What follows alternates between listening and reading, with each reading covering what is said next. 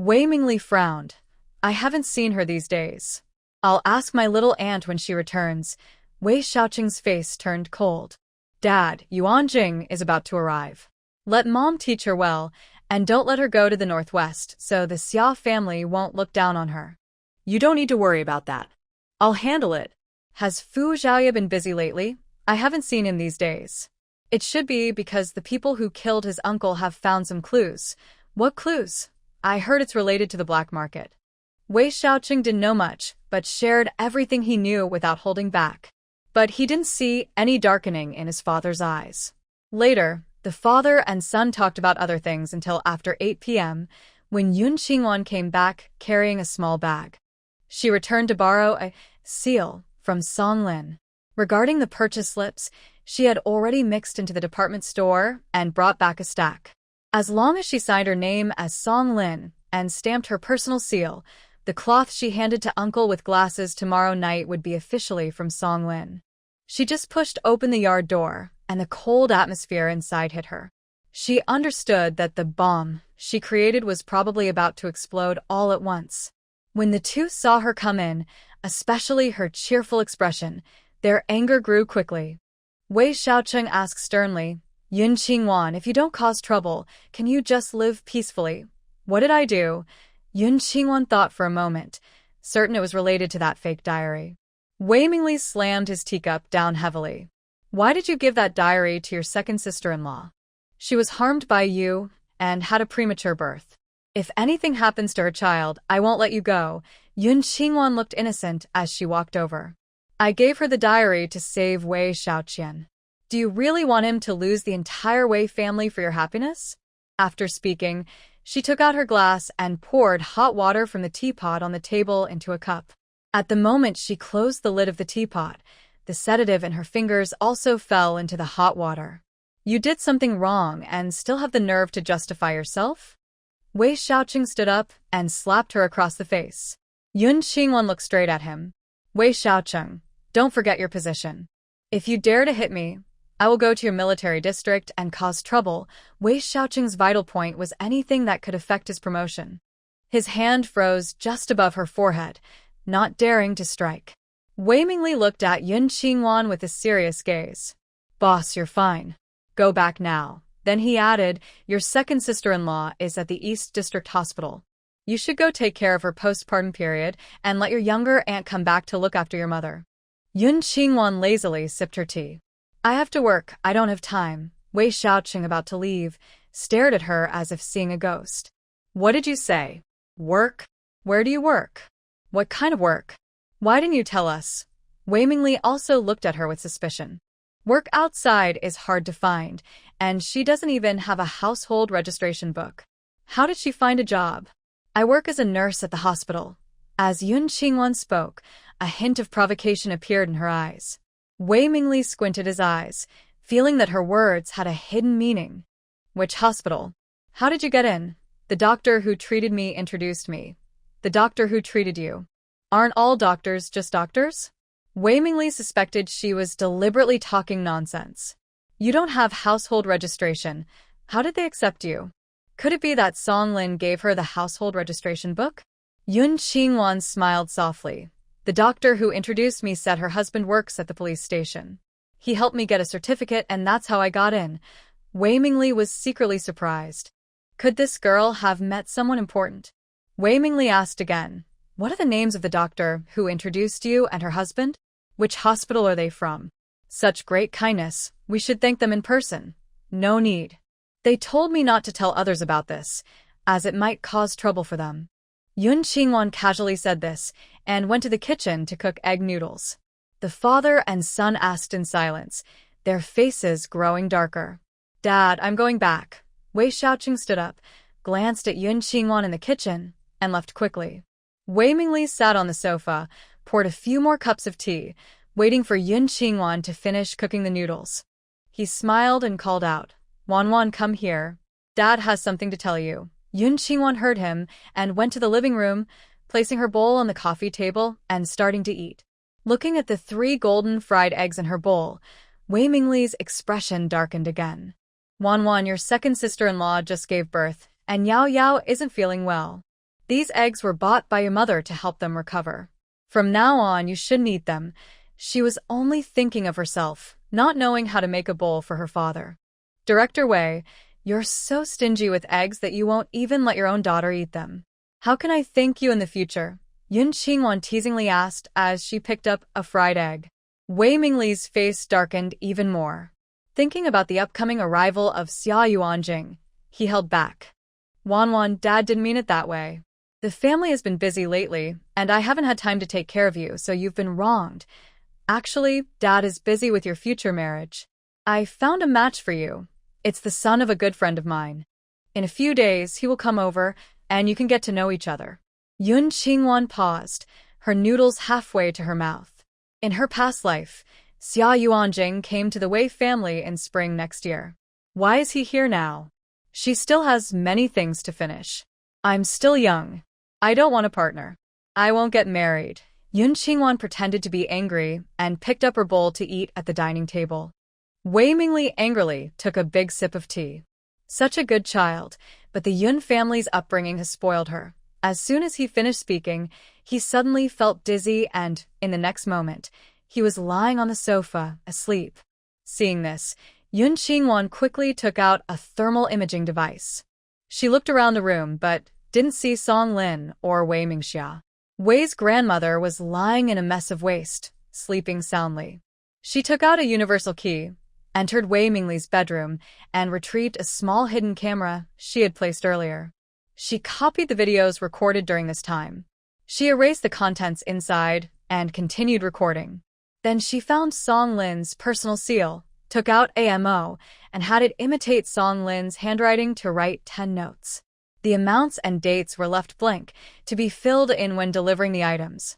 After finishing, she went to the living room, poured out the water from the hot water bottle, and replaced it with clean water. Then she went upstairs to sleep. She turned on her computer to check the videos, but unfortunately, there was no useful information. Song Lin hadn't come back in the past few days. At midnight, Wei Mingli, who had woken up, was puzzled about how he had fallen asleep on the sofa. He got up, went back to his bedroom, and continued sleeping in his bed. By 6 in the morning, Yun Qingwan, who had slept soundly all night, was fully refreshed. She changed her clothes and went downstairs, just in time to see Wei Mingxia, looking exhausted, pushing Wei's grandmother out from behind. Yun Qingwan, you're home. Why didn't you make some food for your grandmother?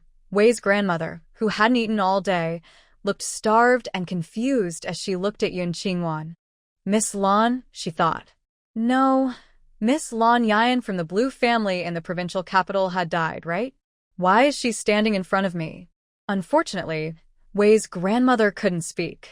The words, Miss Lan, only rolled around in her throat without making a sound. Yun Qingwan met her puzzled gaze, but didn't think much. She looked at Wei Mingxia and asked, Did Wei Mingli not pay you your wages? Yes, he did, Wei Mingxia replied confusedly. Since he paid you, then take good care of her. After saying that, Yun Qingwan turned and walked away carrying a small bag. Wei Mingxia was so angry she stomped her feet. It's just 30 yuan. After taking care of the elders, I also have to look after their daughter-in-law during her confinement. Why am I so unlucky? Stop arguing. Wei Mingli, with his sleepy head, came out of the bedroom. He looked coldly at his sister. If you feel wronged, go back to the countryside. I'll find someone else. Did he go crazy? Why didn't he take a shower before sleeping last night? Wei Mingxia, already feeling upset, sat on the ground and started crying loudly. Sniff, I quit. I work so hard, but I get nothing. You're even more exploitative than the old landlords. This made Wei Mingli so angry he stomped his foot. Don't talk nonsense. Just call your daughter, Kai Xiangyu, to help for a few days. After the second daughter-in-law's month-long confinement, I'll find her a job. Yun Qingwan was about to go to the northwest. She planned to transfer her job to Mingxia's daughter, Kai Xiangyu. When Wei Mingxia heard this, she immediately stopped crying and stood up happily. Big brother, are you serious? What kind of job? That's not for you to worry about. Since I said it, I won't lie. Call her now and tell her to come today.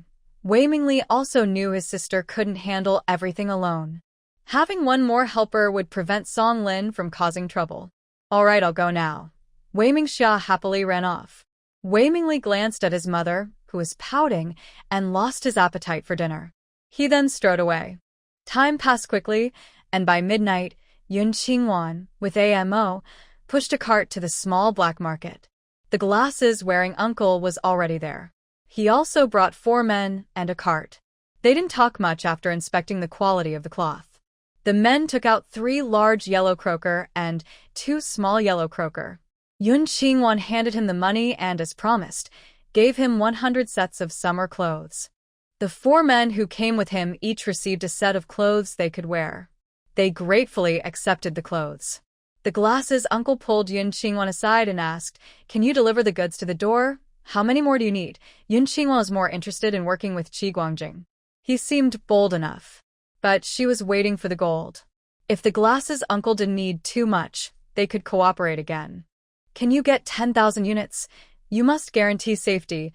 Yun Qingwan has space, so she's not afraid. If anything happens, she can just tear off her silicone mask and quickly change her appearance to escape. As long as the goods are delivered to me, I will handle everything afterward and won't involve you," the glasses-wearing man said confidently. Yun Qingwan nodded. "Okay, on the night 5 days from now, at 11 o'clock, wait for me at your factory gate. I'll tell you the delivery location then. I don't want the clothes. Just send me 100 yards of fabric." The glasses man saw she was easy to talk to and became greedy. "No, I won't just send clothes. I'll give you an extra 100 pieces. Yun Qingwan has many cheap clothes in her space. Sending them out will save space." After agreeing, the glasses man and his companion just took the fabric away when Qi Guangjing led 6 brothers over. Yun Qingwan smiled at them. She and AMO followed them out of the small black market. They arrived at a dark alley in front of a big truck. Yun Qingwan and AMO got into Qi Guangjing's truck. They went to a hidden alley nearby, right next to the small black market. The 10,000 yards of fabric were neatly stacked in the corner, covered with black cloth. Qi Guangjing checked the goods and quickly paid the remaining gold. Yun Qingwan took the gold, put it into a prepared cloth bag, then entered her space. Inside, she unlocked 10,000 cubic meters of space, with 5,000 cubic meters filled with appliances, daily necessities, books, medicines, and other items from the last time. But the quantity was only 1% of the previous amount. Yun Qingwan thought about how she had given the glasses man extra clothes, and Qi Guangjing knew about it, but never mentioned the gifts. But she couldn't favor one over the other. She used her mind to take out a refrigerator, a washing machine, and a color TV, all the oldest models. She placed them behind the fabric. After they finished moving the fabric, they noticed the 3 large appliances. Yun Qingwan patted the color TV. "These 3 appliances are a gift to you." When they heard about the gift, the men following Qi Guangjing were shocked, their mouths wide open. Such good appliances are hard to find domestically. Selling them would easily bring at least 2,000 each. Qi Guangjing paused for a moment, then smiled appreciatively. He took a red string from his wrist, on which was tied a black ancient coin. He handed over some items with both hands. "Brother Jean, be quick. In the future, if you encounter any trouble in Zhongzhou, take this and find me at the little black market." Yun Qingwan sincerely accepted it. "Thank you very much. You're welcome. This cloth, give me 10,000 yards of it." Qi Guangjing then took out a large yellow fish as a deposit. "Let's deliver it in 5 days." Yun Qingwan took the yellow fish and left with AMO. She headed to the market, took out a wooden cart, and went inside with AMO. It was now past 2 in the morning, the busiest time at the black market. Yun Qingwan started buying food again. Some vendors mentioned that an old man used to buy goods as generously as she did. Yun Qingwan just smiled and continued stocking up. The sinister and venomous Su Yuanjing was coming. She had to go with him, eliminate their family, and finally free herself from the fears of that life. Suddenly, she saw a familiar figure walking past her. She looked closely and recognized Song Lin. Song Lin was dressed in black, with a dark scarf covering her head, and her face was painted black to hide her features. She carried a large basket on her back, looking very heavy. Why was she at the black market? Yun Qingwan thought for a moment and guessed. She was here to exchange money. Now, Brother Liao had such a big handle, he would surely blackmail the Wei family to death. Wei Mingli was really good at playing the tough guy. He spent money from Song Lin's foster parents and naturally ordered her around. Even coming to the black market to exchange money, only Song Lin was allowed to come. Yun Qingwan stopped buying goods, pushed the wooden cart with AMO, and quickly followed Song Lin. One in front, one behind, they left the black market. From a distance, she saw Song Lin get into a black car. Yun Qingwan thought quickly and placed a listening device in the car. She took AMO to a dark corner, and they stored the device and the cart into her space. She took out a silent motorcycle and followed them. The black car that Song Lin was in stopped in an alley near Brother Liao's casino. In the next moment, 10 men in black came out of the alley and surrounded the car. The leader, calling himself Brother Liao, held photos of Wei Xiaoqian and Wei Jiniao, looking fierce and intimidating. After Song Lin and Wei Mingli got out of the car, they handed over the basket and then exchanged the photos. He held a telescope and wore headphones connected to the listening device. Listening to their conversation, Yun Qingwan became confused. That's not right. Aren't they people from Brother Liao? Yun Qingwan couldn't recognize all of Brother Liao's people, but she clearly remembered the faces of those who hung around the casino. She quickly took out her phone and snapped pictures of them. After their negotiation, Wei Mingli and Song Lin left. Yun Qingwan didn't follow but kept her eyes on the men in black. She planned to take the money.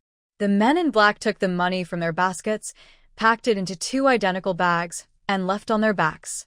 Yun Qingwan followed from afar until they left the city area. They got into a car.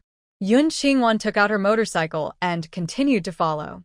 At the same time, she dropped a small recording device into their car to gather more information. Half an hour later, they arrived at the family courtyard behind Wei Mingli's printing factory. One by one, they got out, and finally, the driver also got out. Yun Qingwan's eyes widened. It's Zhang Hongshan, Wei Mingli's close aide and assistant. In her previous life, he did many dirty deeds for Wei Mingli, but he was eventually punished. His children had died early, and Wei Mingli betrayed him, making him a scapegoat. In the end, his whole family was gone. Zhang Hongshan led the men in black into a small courtyard, which was dark and silent. Yun Qingwan approached her car, checked the recording device, and listened. These people were temporary workers at the printing factory. From their conversation, they planned to split the money with Wei Mingli. This meant they were hired by Wei Mingli to pretend to be Brother Liao and trick Song Lin out of her money. But how did they get the photos? Could Wei Mingli and Brother Liao be involved? Yun Qingwan was puzzled. She put on her thermal goggles and sneaked into the courtyard. She used some sleeping drugs on the people inside and installed a tiny video recorder. She managed to take the 10,000 yuan. Afterward, Yun Qingwan stored the money in her space and returned to Wei's house. She still entered by climbing over the wall. She went upstairs, took out her RV, took a shower, turned on the air conditioning, and went to sleep. When she woke up at dawn and came downstairs, she met Wei Mingxia's youngest daughter, Kai Xiangyu. Yun Qingwan, how did you come down from the upstairs? Aren't you living in the backyard? Kai Xiangyu saw Yun Qingwan's clothes and looked at her with jealousy. Where did you get this outfit? None of your business. Yun Qingwan looked at Kai Xiangyu with disdain. This mean woman, in her past life, was the most loyal follower of Xia Yuanjing. She loved him so much she refused to marry anyone else, and was so crazy she gave her miscarriage medicine, nearly killing Xia Yunza. But she failed. Otherwise, she could have killed Xia Yuanjing in her past life. Kai Xiangyu arrived early this morning. She was tall and strong like Wei Mingxia, with decent features, but her skin was dark and red. When she first came to the city, Yun Qingwan was afraid of Wei's family, so she was also afraid of her. Now, she dares to talk back to her and looks at her with contempt. Kai Xiangyu was angry and rushed at Yun Qingwan. Yun Qingwan, you ungrateful thing. Why are you looking at me? Yun Qingwan immediately lifted her foot and kicked her to sit at the door of the living room. Then, She saw the breakfast on the table and smiled as she went over. Song Lin, who hadn't rested well last night, was woken up by Kai Xiangyu this morning, feeling very annoyed. Now, when she saw Yun Qingwan, her eyes looked like they wanted to eat her. Yun Qingwan, you know your second sister-in-law is pregnant and has a bad temper. Why did you provoke her and your second brother to fight? Do you want to hurt her and the baby? Previously, Yun Qingwan had injured the third brother so badly he was disabled, and now she was inciting Yu Kursin to fight with the second brother, causing her to go into early labor. Her poor little grandson was still in danger of life. Yun Qingwan wasn't surprised by Song Lin's reaction, but she knew that her grandson, in the future, would rely on their family power, walk down the street, and directly take away pretty girls. When land was being seized, if others didn't want to sell their houses, he would drive a digger at midnight and tear down their homes. He had caused many deaths. So, why was such trash even born? I already told you, I was worried Xia Xiaoqian would ruin the little family business left to you by the Lan family. Since you don't like me meddling, I won't interfere in the family affairs anymore. How do you know about the Lan family? Song Lin's face showed panic, then turned cold and fierce. Yun Qingwan looked at Wei Posey with a crooked mouth and said, "She told me that you are just like Wei Jinyao." "Shut up, Yun Qingwan. Keep your mouth shut." Song Lin suddenly lost control of her emotions and raised her hand to slap Yun Qingwan's face. Yun Qingwan quickly grabbed her wrist. "You didn't raise me, so why are you hitting me? Or are all those things your mother-in-law said true?" Actually, she didn't say much. She just mentioned that Song Lin was lucky. After the Lan family adopted her, their biological daughter went to fight the enemies and died outside. The Lan family's assets all belonged to Song Lin now. But Song Lin seemed afraid to talk about the Lan family. Does she have some secret about the Lan family that she's hiding? Ugh. It's not my business. I didn't say anything. Wei Posey kept sobbing. Don't involve me in your arguments. Song Lin couldn't pull away the arm Yun Qingwan was holding. She then realized that her daughter was taller than her. Her eyebrows and eyes sharpened, and she looked very much like that person. Early in the morning, "What are you doing?" Wei Mingli came out of the bedroom, breaking the tense silence between mother and daughter. Yun Qingwan let go of Song Lin, took a bowl of porridge, and started eating quietly. Song Lin, unable to vent her anger, snatched the bowl from Yun Qingwan and forcefully threw it on the ground. "Yun Qingwan, I tell you, if you dare to cause trouble for Xiao Yixiao, Xiao Qian, and the others again, I won't let you go." Yun Qingwan was stunned for a moment, then suddenly smiled. "Song Lin, I am also your child. Why are you treating me like this?" Faced with her cold gaze of questioning, Song Lin's lips moved slightly, then she turned her face away. She turned and went into the bedroom, slamming the door shut. Wei Mingli, who had finished washing up, sat at the dining table and looked at Yun Qingwan. "Now that you're not short of money, buy some good nutritional supplements and visit your second sister-in-law to apologize." Yun Qingwan picked up her bowl and filled it with porridge. "All right, I'll go after work tomorrow evening. Please give me my grain and oil book. Our hospital needs to do a survey to increase the monthly quota." When she moved to the city, her household registration was transferred to the provincial capital. As an ordinary citizen, she only received 28 jin of grain each month. Now that she was working, she would definitely get a few more jin. But she needed the grain and oil book to store her own supplies. Wei Mingli was thinking about the 50,000 yuan that would soon be transferred into his private account. She always wore a gentle smile on her face. "Let me deliver your grain book, and I'll also talk to your leader to ask them to take better care of you." Yun Qingwan accidentally spat her porridge onto Kai Xiangyu, who was nearby, seeking revenge but too afraid to act. "I told them my biological parents are dead. If you rush over, they might think you're pretending to be dead." "Yun Qingwan, what are you talking about so early in the morning?" Wei Mingli suddenly looked cold and scolded. "I'm just trying to support you. If you speak so recklessly when you go to your in-laws' house, won't they say the Yun family didn't raise you properly?" "Oh, I see." Yun Qingwan pretended to understand. "Thank you. When I deliver the grain book today, I'll explain to our leader and arrange a time for you to meet." Her words were sincere and flawless. Wei Mingli thought for a moment and decided to give her the grain book. "Yes, tell him I invite him for tea." Yun Qingwan looked at him with a hint of mockery, thinking about how Wei Mingli would soon find out that 10,000 yuan was gone. She happily took another bite of the oil pancake made by Song Lin. I won't be coming home at night these days because I'm working the night shift. She didn't want to come home at night and see Wei Mingli's angry face. However, she still left a tiny camera on top of the living room cabinet. She wanted to see Wei Mingli's helpless pain. Wei Mingli knew nurses often worked overtime and didn't oppose it. After dinner, Yun Qingwan successfully received the grain book from Wei Mingli. Just as she stepped out of the alley, a hoarse honking sound came from beside her. She thought she had blocked someone's driveway and stepped onto the road. The people in the car showed a tender smile and honked again. Yun Qingwan looked back and saw it was Fu Yaozhou. He was still dressed like a bearded uncle, driving a black-green cargo truck. Seeing Yun Qingwan's bright eyes, he smiled warmly. He opened the car door and said, "Let me treat you to some mint jelly." Yun Qingwan didn't expect him to remember. She looked around, ensuring no one she knew was watching. She pushed her bicycle over, looked at the open car door, and climbed in without caring about her image. Should she ask him for help to support her? Before she could react, Fu Yaozhou reached from behind, pinched her slender waist, and helped her into the seat behind the driver's seat. There are 3 paper boxes and a food basket on the seat. Mint jelly is in the food basket. "Try the taste," said Fu Yaozhou. After speaking, he quickly turned around and moved Yun Qingwan's bicycle into the back compartment. Yun Qingwan smiled happily and opened the food basket. Inside, there was a white porcelain bowl and a small white porcelain jar with a lid.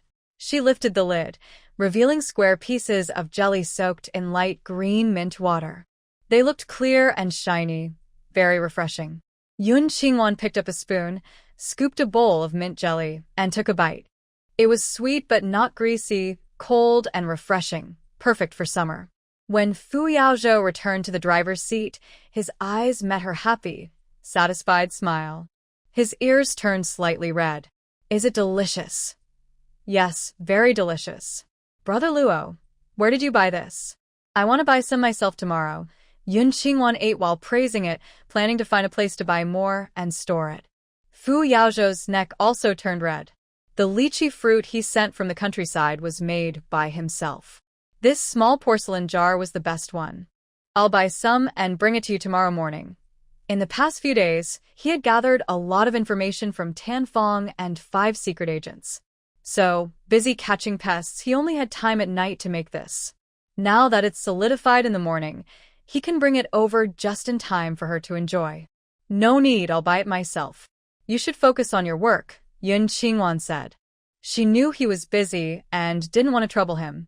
She took a water bottle from her bag and handed it to him. "Drink some water." Last night, Fu Yaozhou made a lot of jelly and ate quite a bit himself. He wasn't thirsty, but he didn't want to refuse. Every time they met, Yun Qingwan would offer him water. The water was especially good. "It's a simple matter. I'll buy it tomorrow morning and bring it here to wait for you," he said. After saying this, Fu Yaozhou felt an inexplicable sense of belonging. His father was 15 years older than his mother. When they married, his father's child with his ex-wife was almost an adult. His mother came from a medical family, beautiful and talented. His ex-wife was an ordinary rural girl, slightly less attractive than his mother, but she was a hero. She bravely sacrificed herself during the war. In his parents' married life, people often compared his father's 2 wives. Some people jokingly say that a father meeting his mother is like a hero meeting a beautiful lady, and even their children are especially lovely. The 3 half-brothers, who share the same father but different mothers, already disliked their mother. Because of these rumors, they became even more rebellious. So, they also disliked him and his sister. The 3 brothers fought hard for their mother's honor and for independence. At a young age, they left their father to build their own lives elsewhere. During those war-torn years, they earned many military honors and brought great pride to their father. They also brought a lot of pressure to him and his sister. People around them often said, "Shi Yaozhou, your mother is a cultured person. You can't let your 3 brothers fall behind." As a child, He felt proud and motivated by these words, using his brothers as examples and inspiration. But gradually, he realized that those words were both encouragement and mockery. So, he became rebellious and restless in school. When he was 13 and just finished middle school, he ran off to join the army, training hard and taking on missions. As an adult, he thought his younger self was naive and funny. Why care about others' opinions and hold a grudge against his family? Later, he focused on his country and the world, dreaming of peace and prosperity. But inside, he always felt a strange emotion, as if something was missing from his life.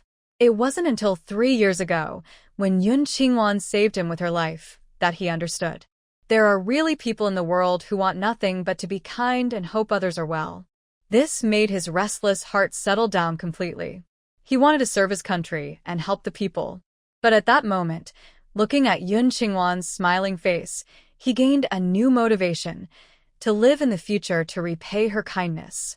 The car started, and Fu Yaozhou's heart felt free and hopeful, like the vast sky and gentle spring breeze. Yun Qingwan didn't want him to be distracted by buying food for her, so she declined, saying cold noodles are too cooling and it's not good for girls to eat too much. Hearing this, Fu Yaozhou slightly regretted not thinking of that. Then just tell me when you want to eat. After saying that, he nodded towards the paper box.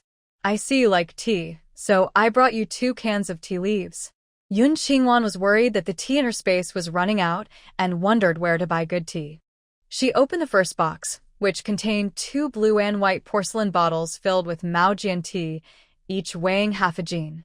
Looking at the shape of the tea leaves and the white fuzzy coating on top, it was clear that this was high-quality Maojian tea. Inside another box was a set of delicate white porcelain teaware with pink glaze and lotus flower designs that looked very lifelike. The third large box contained snacks like cookies, milk candies, and nuts. She didn't look closely and didn't notice that there were also hidden money and tickets underneath. Fu Yaozhou thought that since the Wei family didn't like her, they probably wouldn't give her money. He specifically borrowed 500 yuan, along with some cloth and candy tickets, from his sister, brother-in-law, and nephew for her to use. Yun Qingwan smiled softly and said, "Thank you for the tea you gave me. I really like it. You're welcome." Fu Yaozhou pressed his lips together, smiling shyly and happily. The car quickly arrived at the hospital and stopped in a quiet place. Fu Yaozhou got off his bicycle, took down the 3 paper boxes, tied them up for her, and watched her leave. Inside the hospital, Yun Qingwan discreetly took the 3 boxes. She then brought out 2 more boxes, which contained Suyu's clothes. When they arrived at Fu Shi's lounge, Suyu saw her clothes first and hugged Yun Qingwan, spinning around happily. She unfolded the clothes, each one being her dream outfit.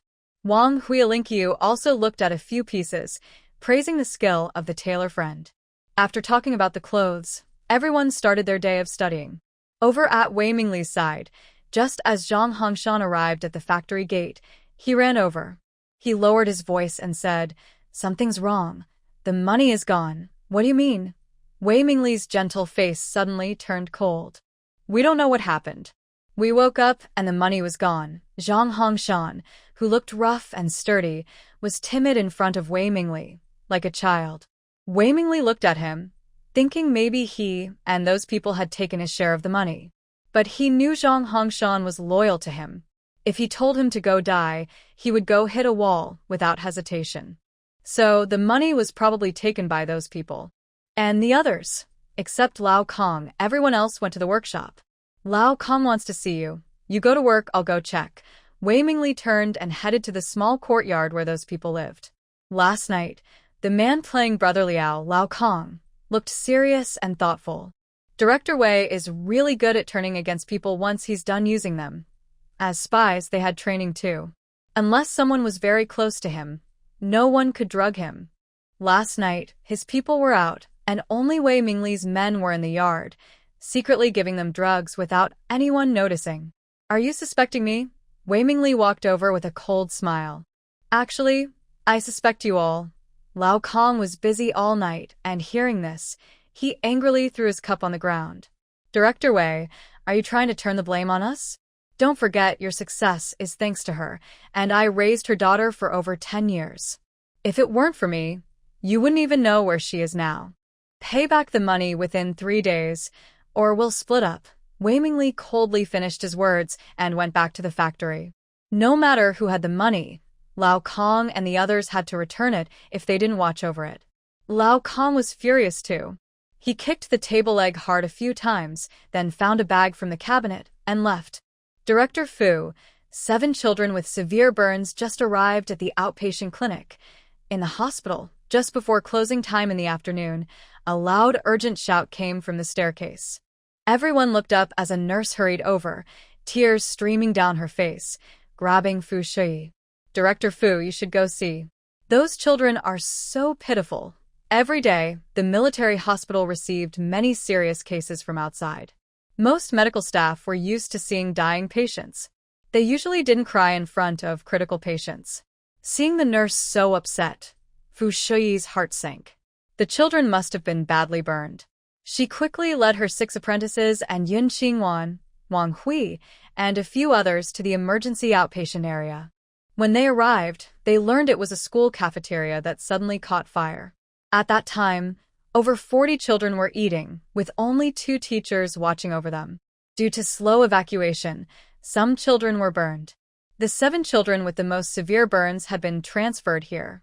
Their bodies were blackened from burns, and their features were barely recognizable. There was also a female teacher who, to protect the children, was crushed by a heavy object and broke her lumbar spine. The emergency room was already crowded with doctors and nurses rushing to save lives. Fu Shui rushed into the crowd, calmly looked over the 8 patients, and immediately directed everyone to organize the rescue efforts. Under her instructions, 7 children and 1 teacher were all given 4 drips and oxygen tubes. The final step was to apply a special burn ointment unique to the hospital all over their bodies. Yun Qingwan's heart was soft. Wearing a mask and gloves, she quietly moved to the front of the crowd and fed each child some spiritual spring water. She gave the most to the brave teacher. Halfway through applying the ointment, the head of medication management, feeling guilty, told Fu Shui, Director Fu, the ointment is finished. Dr. Cui is not at the hospital. We sent someone to his home, but his wife said he hasn't returned. We can't reach him now, and we can't make more burn ointment. Because the burns covered the whole body, a large amount of ointment was needed. The hospital's reserve was only enough for 3 people. Later, they borrowed supplies from another hospital, enough for 2 more children and the teacher, but some were still without ointment. Did he take a day off today, or is he on duty? Fu Shui asked coldly. Is Dr. Cui playing tricks on the hospital again? This morning, he was here, but now we can't find him, someone replied. The head of pharmacy was also frustrated. How could a professional neglect their duties during working hours? Fu Shui looked at the 2 children around 10 years old and the young female teacher, feeling angry. She decided to call teachers and students in the imperial capital to ask for a burn ointment recipe. Yun Huayan, who happened to overhear their conversation, stepped forward and said, Master, I know how to make burn ointment. Fu Shui was surprised and asked, Have you treated large burns in the countryside? Yes, in rural areas, children often get burned. My grandfather has a good recipe that works in 3 days. This recipe was passed down from an old traveling doctor to his grandfather. There was also a scar-removing ointment that, no matter how severe the scar, could leave no trace after a month of use. Nearby, Yun Qingwan looked at her older brother with admiration. She knew he would step forward. In a previous life, these 2 recipes were taken by Xia Yuanjing, who applied for a patent under his name and turned them into branded ointments, earning a lot. Since the he sure by a priceless jade was impossible to keep, it was better to hand it over to the country. Good, you make the medicine. After speaking, Fu Shui looked at the director of the pharmacy and said, Take him to the medicine preparation room and listen to his instructions throughout. Will do. Trusting Fu Shui, the pharmacy director didn't ask much about Yun Huayan. Come with me. Yun Huayan turned around and saw Yun Qingwan's smiling eyes. He knew his sister would support him sharing the prescription. He looked at Chu Nan, Su Yu, and the other 3. Our family's burn ointment isn't a secret. If you want to learn, join us. They all wanted to learn how to treat and help people. Together, they followed Yun Huaiyan and Yun Qingwan to the medicine preparation room. This room was at the back of the hospital, a small brick house dedicated to making ointments. Inside, there were many prepared herbs, tools for boiling medicine, and workers. The pharmacy director told them to stop their work and fully cooperate with Yun Huaiyan. Everyone was surprised and a bit resistant. Why would a young man like him be in charge? Yun Huaiyan was humble. He didn't order them around but led them in preparing and boiling the medicine. He explained clearly what to watch out for during the process. Yun Qingwan, with Su Yu and Ling Qiu, carefully selected herbs from the cabinet, ground them into powder, and mixed them with glycerin, doing each step smoothly. Chu Nan, who had the best memory, took out a small notebook and recorded the recipe and the entire process. To make the medicine more effective, Yun Qingwan secretly added some spiritual spring water into the ointment. After finishing, she asked Sherweigua to deliver the ointment to the emergency room. She and Yun Huaiyan continued making more ointment with the others. Half an hour later, Sherweigua returned and told them that Director Fu said the ointment was better than the hospital's. Yun Qingwan smiled softly. She added the spring water, so it must be very effective. The 7 of them worked until after 10 p.m., finishing the amount needed for the next day. In the front ward, someone was watching. Fu Shui told them to go rest in the lounge and come back for the night shift after midnight. That evening, Yun Qingwan poured her a glass of spring water. After she finished drinking, she followed Yun Huaiyan and the others to the lounge. After a long day of baking in the pharmacy, 6 of them were sweating and nearly exhausted. Once in the lounge, they couldn't fall asleep. Yun Qingwan brought a thermos of hot water and poured large cups of spring water for each of them. After drinking, they finally relaxed and fell asleep peacefully. At 12 o'clock, they woke up on time to care for the 7 burn-injured children and the teacher. Until 6 in the morning, when the 8 patients' conditions stabilized, Fu Shui allowed the 7 to go home. They worked hard all night but also drank healing spring water, so none of them looked very tired. However, they still wanted to sleep. Each of them returned to their dorms and fell asleep immediately. Yun Qingwan went to Fu Shui's lounge and took a nap. She woke up around 8 in the morning. Unable to forget the children, she went to the front hospital ward. At this moment, in the burn patient room, Cui Yin was shouting at the nurses who were applying medicine to the burned children. Who made this medicine? It's just reckless. He had deliberately hidden yesterday, wanting to get back at Fu Shui and show the hospital some strength. He couldn't perform surgery, but he knew how to make medicine, something others couldn't do. Unexpectedly, a young apprentice appeared along the way and created a burn ointment. He heard it worked better than the ointment he made. The young apprentice dared to challenge him, as if he was just clay to be molded and bullied. The more Cui Yin thought about it, the angrier he became. He directly reached out and tore off the white cloth covering the burned children, trying to scrape off the medicine made by Yun Huaiyan and the others. Dr. Cui, you can't do this. The children will be in pain. Dr. Cui, we saw with our own eyes that this ointment is better than yours. Please don't change it. 2 nurses, frightened by his wild behavior, quickly held him back and tried to persuade him. Because of Cui Yin's rough actions, the children also cried in pain and couldn't stop. But the nurse's unintentional words made Cui Yin feel even more humiliated. He turned around angrily and pushed the 2 away. I am the doctor. Whatever I say, you do. Remove the medicine from their bodies. Stop. No one is allowed to scrape. Yun Qingwan knew she would see him today, so she changed into a nurse's uniform but didn't wear a mask. After a cold shout, she quickly stepped forward, pushed Cui Yin away, and took the children's bandages back. Cui Yin staggered a few steps before stabilizing himself. He paused for a moment, then asked in shock, Yun Qingwan, why are you here? She was still dressed as a nurse. Could she be working here? This made Cui Yin think about Fu Zhaoye giving Wei Jinyao a medical apprentice spot, and he kept denying it. No way, that spot was for Wei Jinyao. You have the nerve to impersonate her. I will report you. Yun Qingwan looked at him with disdain. You didn't even check, so why do you assume I'm an imposter? Cui Yin asked angrily. you're not an imposter. How did you get in? Where did your admission notice come from? Yun Qingwan tugged at her clothes. Look carefully. I'm wearing a nurse's uniform. I took care of Wei Jinyao those days. Nurse Yang saw I was careful and diligent, so she kept me here. She was waiting for Fu Zhaoye to reveal the truth. Would Wei Xiaoqing come to her for help, just like he once begged her for rescue? Cui Yin learned from Cui Min that Yun Qingwan had become a nurse at a certain hospital. He never expected she had entered this hospital.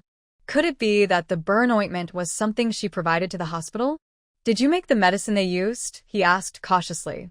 Yes, I have an ancestral family recipe. I already donated it to the hospital for free. Pretty generous, right? Yun Qingwan's eyes sparkled with a teasing smile. Humph, a rustic village bumpkin's crude stuff. You dare to bring it to our military hospital to show off.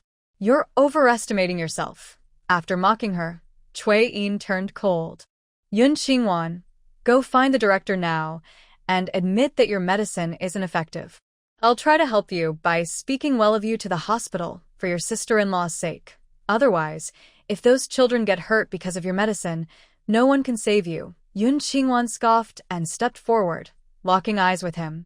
Fine, I'm going to tell the director that you neglected your duties and endangered lives. You're talking nonsense. When did I neglect my duties? Cui Yin felt guilty. Yesterday, you knew there was a burn patient in the hospital, but deliberately avoided coming out. That's unprofessional and unkind. Now that I've created a medicine that can save lives, you're probably so jealous you're panicking. I had to leave suddenly yesterday because of something. Don't blame me. Cui Yin was furious. You're just a country girl who can't even recognize herbs. You mix medicines randomly and caused so many problems. You're the one wasting lives and wasting the country's resources. Yun Qingwan looked at him, calm but firm. Even the medicine I casually prepared is 100 times better than the carefully made one you created. This statement caught Cui Yin off guard. He shouted anxiously, Yun Qingwan, everyone in the province knows that the burn ointment in this hospital is second best in the whole province. No one dares to claim first. And that formula is something passed down from my Cui family. You, a young girl with yellow hair, what right do you have to say my medicine is worse? Cui Yin, angry after speaking, looked at the parents of the children. Your children are using her medicine. If it doesn't work, don't blame our hospital's medicine. The parents of the two children felt nervous after hearing this. They looked at the other doctors who had come to hear the commotion. Doctor, I want my child to use this Cui doctor's medicine today. I only have this one child. I can't lose him. Please, don't give my child any random medicine. Yesterday's medicine was arranged by Fu Shiyi and Yun Huayan made it. Now that she's not here, the doctors aren't sure if they should switch back to Cui Yin's ointment today. Everyone's hesitation made Cui Yin see that they were afraid of Fu Shiyi's power and didn't dare to speak up for him. This made him secretly resent Fu Shiyi even more. He pretended to be sad and sighed, Sigh, people like us with real skills can't survive in such a place of power. The powerful people don't care about cats or dogs. As long as they hold on to her stinky feet, she doesn't care if patients die. She uses those untrustworthy medicines carelessly. You and your children, just accept your bad luck. His words made the parents of the children feel anxious. They all gathered around Cui Yin begging, Dr. Cui, please help our children. We want to use your medicine. Dr. Cui, we don't understand medicine. We only used that unknown medicine yesterday. Please, forgive us and give our children your prepared medicine. After saying this, they voluntarily went to remove the bandages from their children's bodies to scrape off the medicine from yesterday. The doctors and nurses standing nearby became anxious. These children are badly hurt. They can't be casually treated or moved. So, everyone stepped forward to stop it. The children's family members at this moment also lost their reason and started pulling at them. Cui Yin watched this scene and felt strangely pleased. Yun Qingwan wanted to challenge him. She was very confident. Seeing his proud face, Yun Qingwan smirked lightly. Cui Yin, these two children who used my medicine are in better condition, both in breath and state, than those who used your medicine. Now you're spreading rumors that my medicine doesn't work. Why don't we compare? Let's see whose medicine is better. All 7 children were wrapped in white cloth, so their actual condition couldn't be seen. Chui Yin suspiciously looked them over and sneered. All right, then let them continue using your medicine. In 3 days, we'll see how well their wounds heal. If you lose, you will not only leave the hospital but also kneel at the hospital gate and apologize. That's too troublesome. We'll find someone else. We'll burn the arms of 2 of his people, apply our medicines for a day, and see the results before sunset.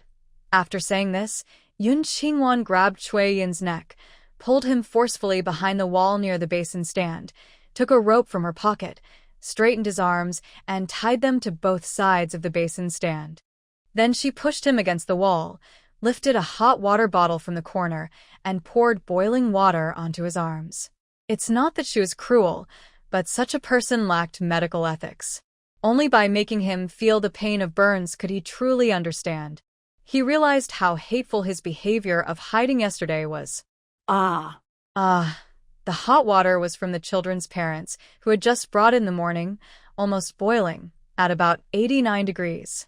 Yun Qingwan poured 4 bottles of hot water, scalding Chui Yin, who screamed loudly but couldn't break free. Everyone in the room stopped and looked at the 2 in shock, forgetting to react.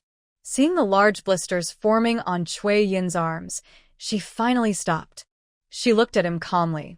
My medicine will treat your left arm, and your own medicine will treat your right arm. By 6 o'clock tonight, if you can heal yourself, I will kneel at the hospital gate, admit my mistake, leave the hospital, and even pay you 3,000 yuan. But if my medicine is more effective than yours, you must apologize to these children with burns and never practice medicine again. Chui Yin, in unbearable pain and unable to speak, listened to the plan. A thought crossed his mind. Wasn't his own arm still under his control? By evening, he could not only send Yun Qingwan away, but also earn 3,000 yuan. It seemed worth it. But did she have money? Yun Qingwan stopped talking big. Didn't you give all your 3,000 yuan to Wei Xiaoqian? He heard his daughter say that Wei Xiaoqian had transferred all the money out. He also gave Yun Qingwan a fake bankbook. She doesn't have it. I do. At that moment, Director Yu Wei to the hospital entered with his team. Nurse leader Yang Guanghua had called him. When he came in, he didn't look kindly at Chui Yin. Like yesterday, when he used the patient's situation to pressure the leader, Chui Yin had done this before. But his family's burn ointment was indeed powerful. Ordinary burns heal in about a week, severe burns in a month, without leaving scars. Because it was a secret recipe of the Chui family, the hospital couldn't force him to reveal it, so they had to tolerate him. But he was becoming more and more arrogant. Just in time, this gambling game was a good chance to teach him a lesson. Chui Yin's restraints had been removed.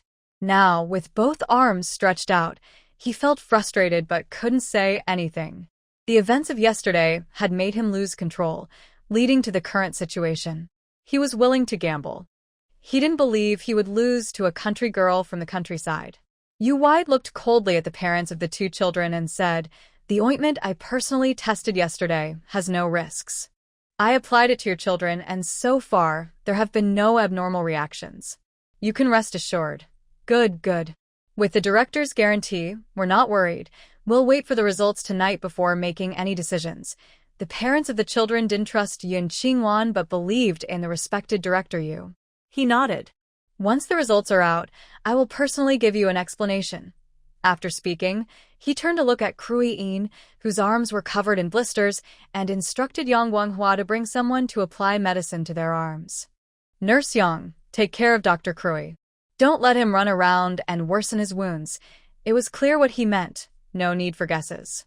Other doctors also kept their mouths shut, afraid they might laugh. They personally helped, using Yun Qingwan's medicine to bandage Chui Yin's left arm. Yang Guanghua used the medicine Chui Yin brought this morning to bandage his right arm.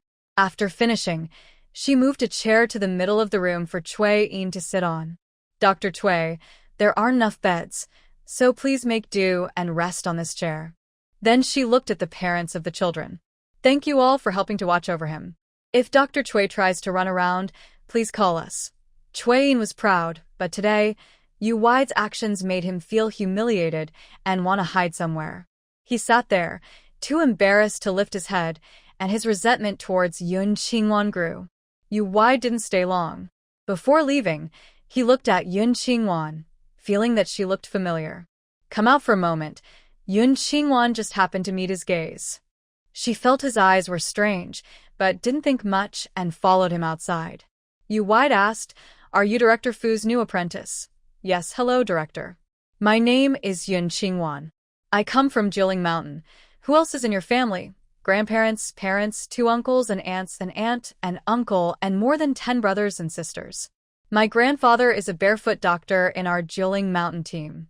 The burn ointment we use has been passed down in my Yun family for generations. We are happy to donate the formula to the hospital to help more people." After she finished, Yu Wei looked disappointed for a moment, then praised her. Good, good. Your dedication is something everyone should learn from and respect. After this burn incident is over, I will give you a big reward. He remembered someone who looked very similar to this girl. But that person had already passed away. She had a daughter who participated in the resistance war when she was young and never returned.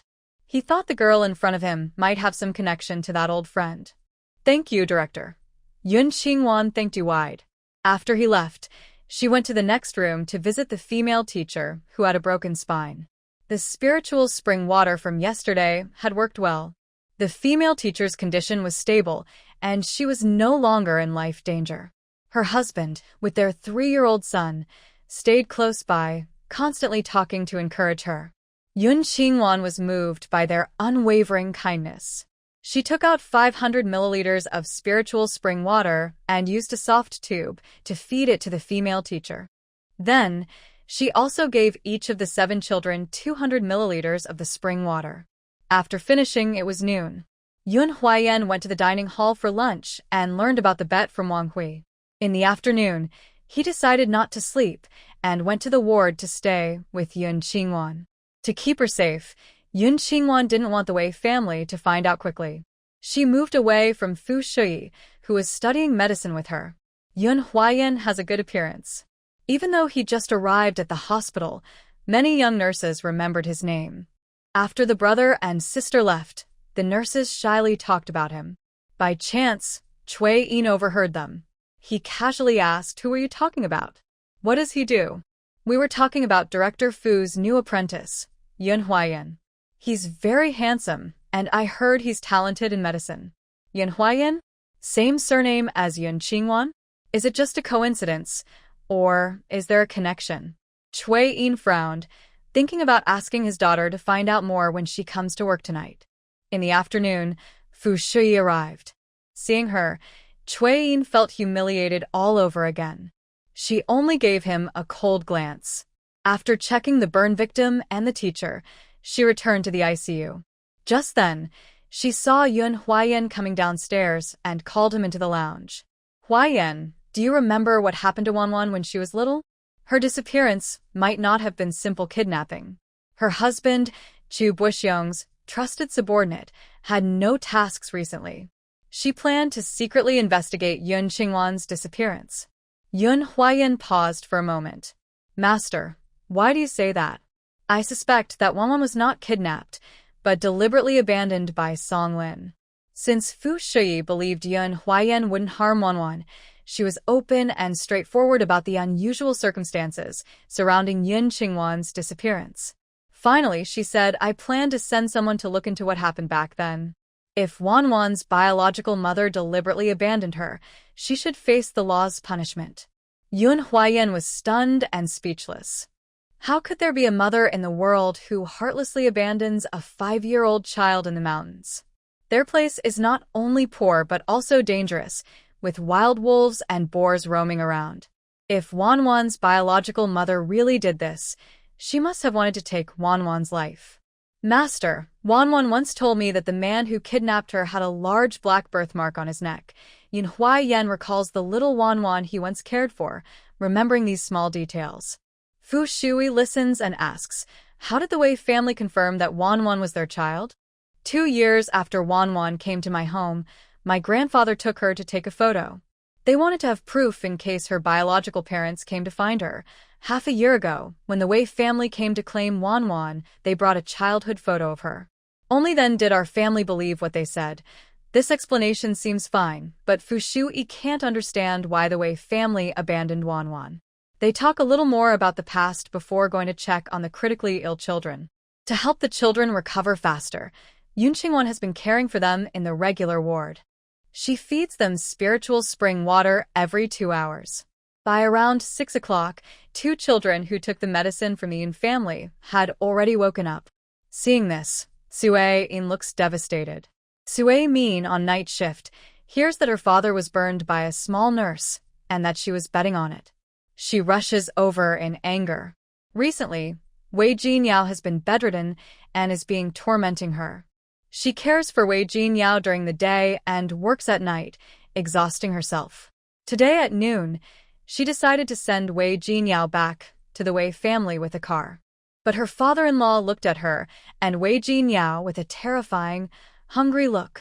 He even scolded her for not taking good care of her sister-in-law. She dared not argue and, feeling angry inside, came to the hospital. When she heard about her father being mistreated, she was furious. Sue Min ran into the ward and saw her father's arms wrapped in white cloth, with tears in her eyes. "Dad, what happened?" "Min, you're finally here. It was Yun Qingwan who burned me. She's working here as a nurse." Sue Tin hurriedly told her what happened. "Dad, are you sure you saw that correctly? How could Yun Qingwan be working here?" Chui Min was shocked and wide-eyed. Yun Qingwan, a country girl from the mountains who never attended high school, was working as a nurse in their military hospital. How could she be qualified? "Girl, that's Yun Qingwan. She randomly mixes medicines for patients and even bets with me. Please help me loosen my arm. I feel terrible." After a day of applying medicine, he felt the burning pain in his left arm had disappeared.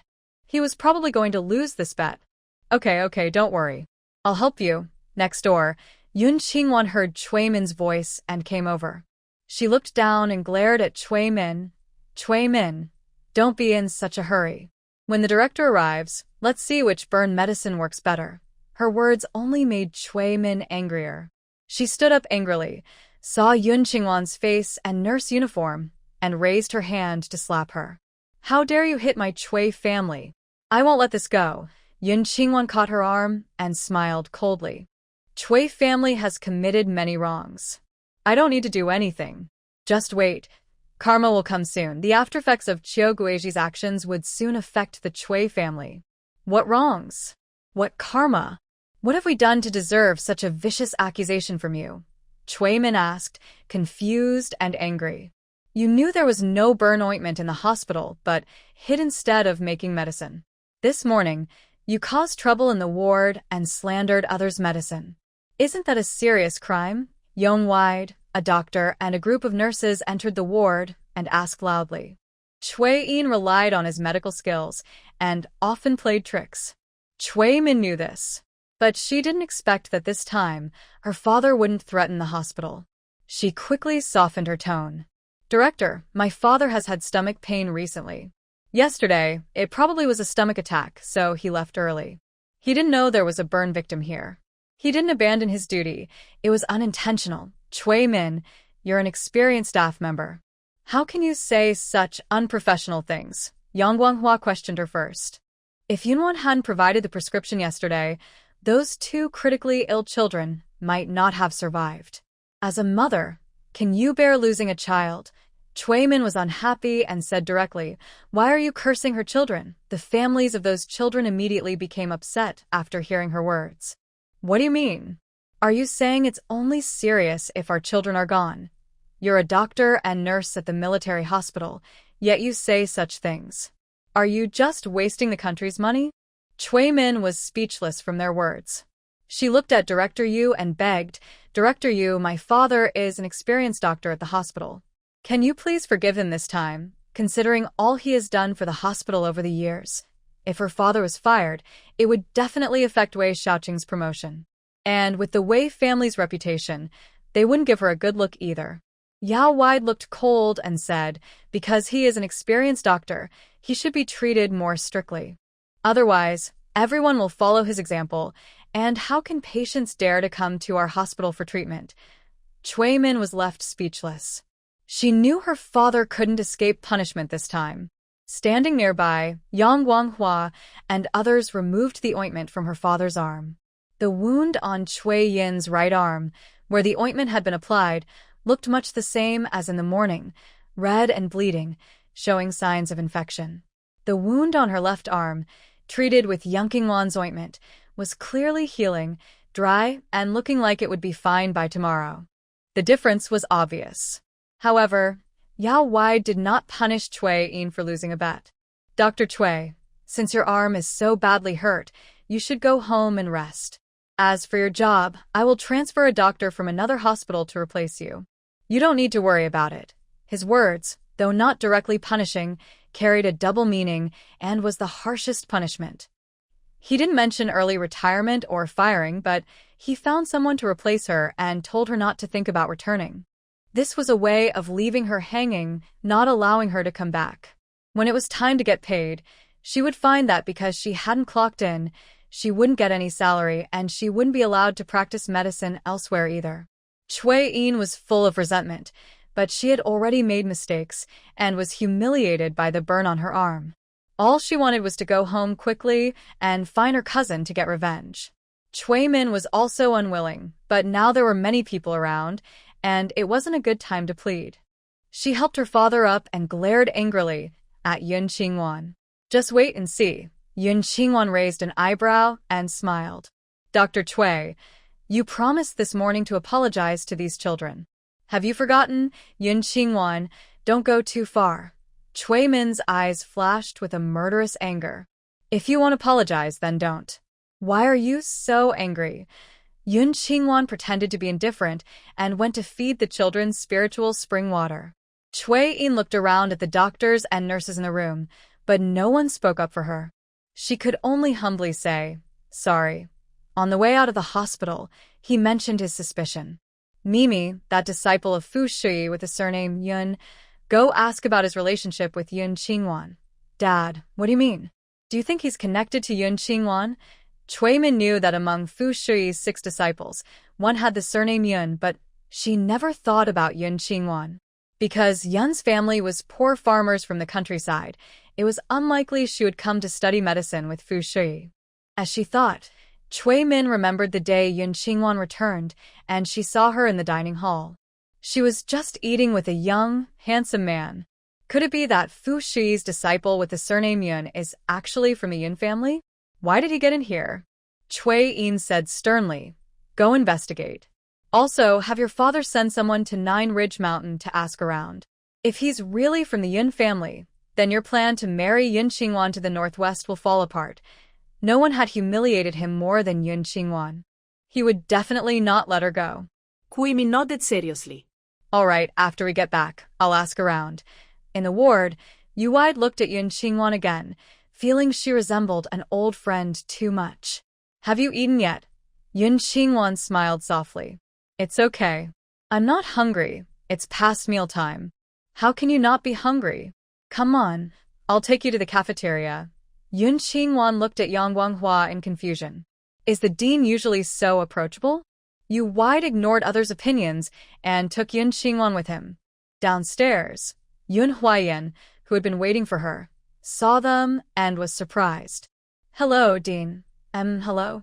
Yu Wide saw the lunchbox in his hand and then looked at Yun Qingwan. Do you know each other? Yun Qingwan took the lunchbox handed by Yun Huaiyan and said, Yes, he is my older brother. That's Yun Huaiyan. You two should go eat. I'm leaving. After kindly speaking, Yu Wide turned and walked away with his hands behind his back. Sister Yin, is she a reincarnation? Yun Qingwan felt he was being strange and followed Yun Huaiyan to the medicine preparation room. Because of a bet, the workers in the pharmacy only followed Chui Yin's prescription during the day. Now that Yun Huaiyan provided a better prescription, they naturally used his first. So, Fu Shui asked them to work overtime tonight and prepare more medicine. Yiling Xiu, Su Yu, Shiweigua, Chu Nan, Fan Yunjie, and others were preparing medicine and learning how to boil medicine from the workers. Yun Qingwan quickly finished her meal and joined in, helping to prepare and boil medicine. Chui Min, who was working the night shift, asked around the hospital, and finally found out that Yun Qingwan was on duty at the intensive care unit at the back. She also learned that Yun Qingwan was not a nurse but a disciple of Fu Shui. She and Yun Huaiyan came from Jiling Mountain and were siblings. Cui Min was stunned. How could that be? Getting a medical apprentice position was very difficult, and Fu Shui carefully selected only the most talented young people. Why would they be chosen? There must be some secret. Cui Min thought, and suddenly remembered the medical apprentice notice given by Fu Zhaoya. Could it be that her mother-in-law gave the medical training spot meant for Yao Yao to Yun Qingwan? It was very likely. Wei Jinyao was her father's illegitimate daughter, and her mother-in-law hated her so much she wouldn't care for her anymore. How could she still favor her? If she also favored her own biological daughter? Her mother-in-law was really confused. Fu Zhaoya liked Yao Yao. How could she ruin Xiaoqing's big event? The more Cui Min thought about it, the angrier she became. She decided to give Yun Qingwan a big lesson. She went to the pharmacy and just happened to meet Yun Qingwan and her group finishing work. Yun Qingwan, did you steal Yao Yao's medical training spot? After saying that, she stared at Yun Huaiyan. Are you from the Yun family? Yun Huaiyan already knew from Fu Shui that the Wei family didn't like Yun Qingwan. Seeing her fierce look, he stepped in front of his sister. Is there something you want? This question was basically confirming her words, which made Cui Min even angrier. How did you come to the hospital? Yun Qingwan walked out from behind her older brother. Of course, Director Fu asked him to come. Then she asked, what about you? Did you secretly take Yao Yao's spot? Cui Min said, it's not stealing, it's more like Song Lin giving me this spot as a gift for being her own daughter. Yun Qingwan stepped closer and lowered her voice, whispering in Cui Min's ear. She said Wei Jinyao is just a fox spirit from outside. How can she give this good thing to outsiders? The good thing she mentioned was a double meaning, and Cui Min understood it clearly. Her anger grew hotter inside. Fu Zhaoya liked Wei Jinyao, and Yun Qingwan, this troublemaker, must not stay in the hospital. Even if your mother-in-law transfers the spot to you, it was originally given to Wei Jinyao by Director Fu. You're still taking her spot secretly. If you go and tell Director Fu that you're pretending to be someone else, I will speak to the hospital and try to protect you from punishment. But if you keep clinging and refuse to leave, don't blame me for reporting you. Then go ahead and report me. Anyway, I've already taken that spot. Director Fu also appreciates my medical skills, especially my Yin family's burn ointment. The hospital director even approved it. I'm not afraid of you reporting me. Since Cui Min knew about it, others in the Wei family would find out sooner or later. It's better to just face it head-on and have a tough showdown. Fine, just wait and see. Cui Min gritted her teeth in anger, glaring at the other apprentices and workers. She pointed at Yun Huaiyan and shouted loudly, don't you know? He has hepatitis. If you come into contact with him, you'll catch it too. Stay close to him, and you might as well be waiting to die. What? He has hepatitis. A few workers who had stayed up 2 nights with Yun Huaiyan, introduced by Cui Yin, heard this. That night, they learned that Yun Qingwan and her group had driven Cui Yin away. They felt very unhappy with the young workers who were giving orders. Now hearing that Yun Huaiyan had hepatitis, everyone was filled with fear and anger. It's over. I don't want to die. Director Fu, how can she keep someone with an infectious disease? Is she trying to kill us? Let's go find the director. If he doesn't kick this person out, we'll go on strike. Shi Weiguo and Su Yu, who had been working with Yun Huaiyan for a long time, didn't believe it. Because Yun Huaiyan didn't look at all like someone with hepatitis. However, Shi Weiguo, who has seen the world, and Yi Lingqiu, who has suffered hardships, could see the emotions of the workers. This matter is hard to settle peacefully. They patted Su Yuchen and Fan Yunji on the shoulders. You watch over them. We will go find the security captain. The 3 nodded and protected Yun Qingwan and Yun Huaiyan. Yun Qingwan turned back, smiled gratefully at them, held Yun Huaiyan's hand, and loudly said to everyone, "Everyone, my older brother did have hepatitis, but he has recovered. He is healthy like everyone else, so you don't need to be afraid." Yun Huaiyan added, "When I came to the hospital, I had a checkup with Dr. Liu in the outpatient clinic. My master, Director Fu, also knows about this.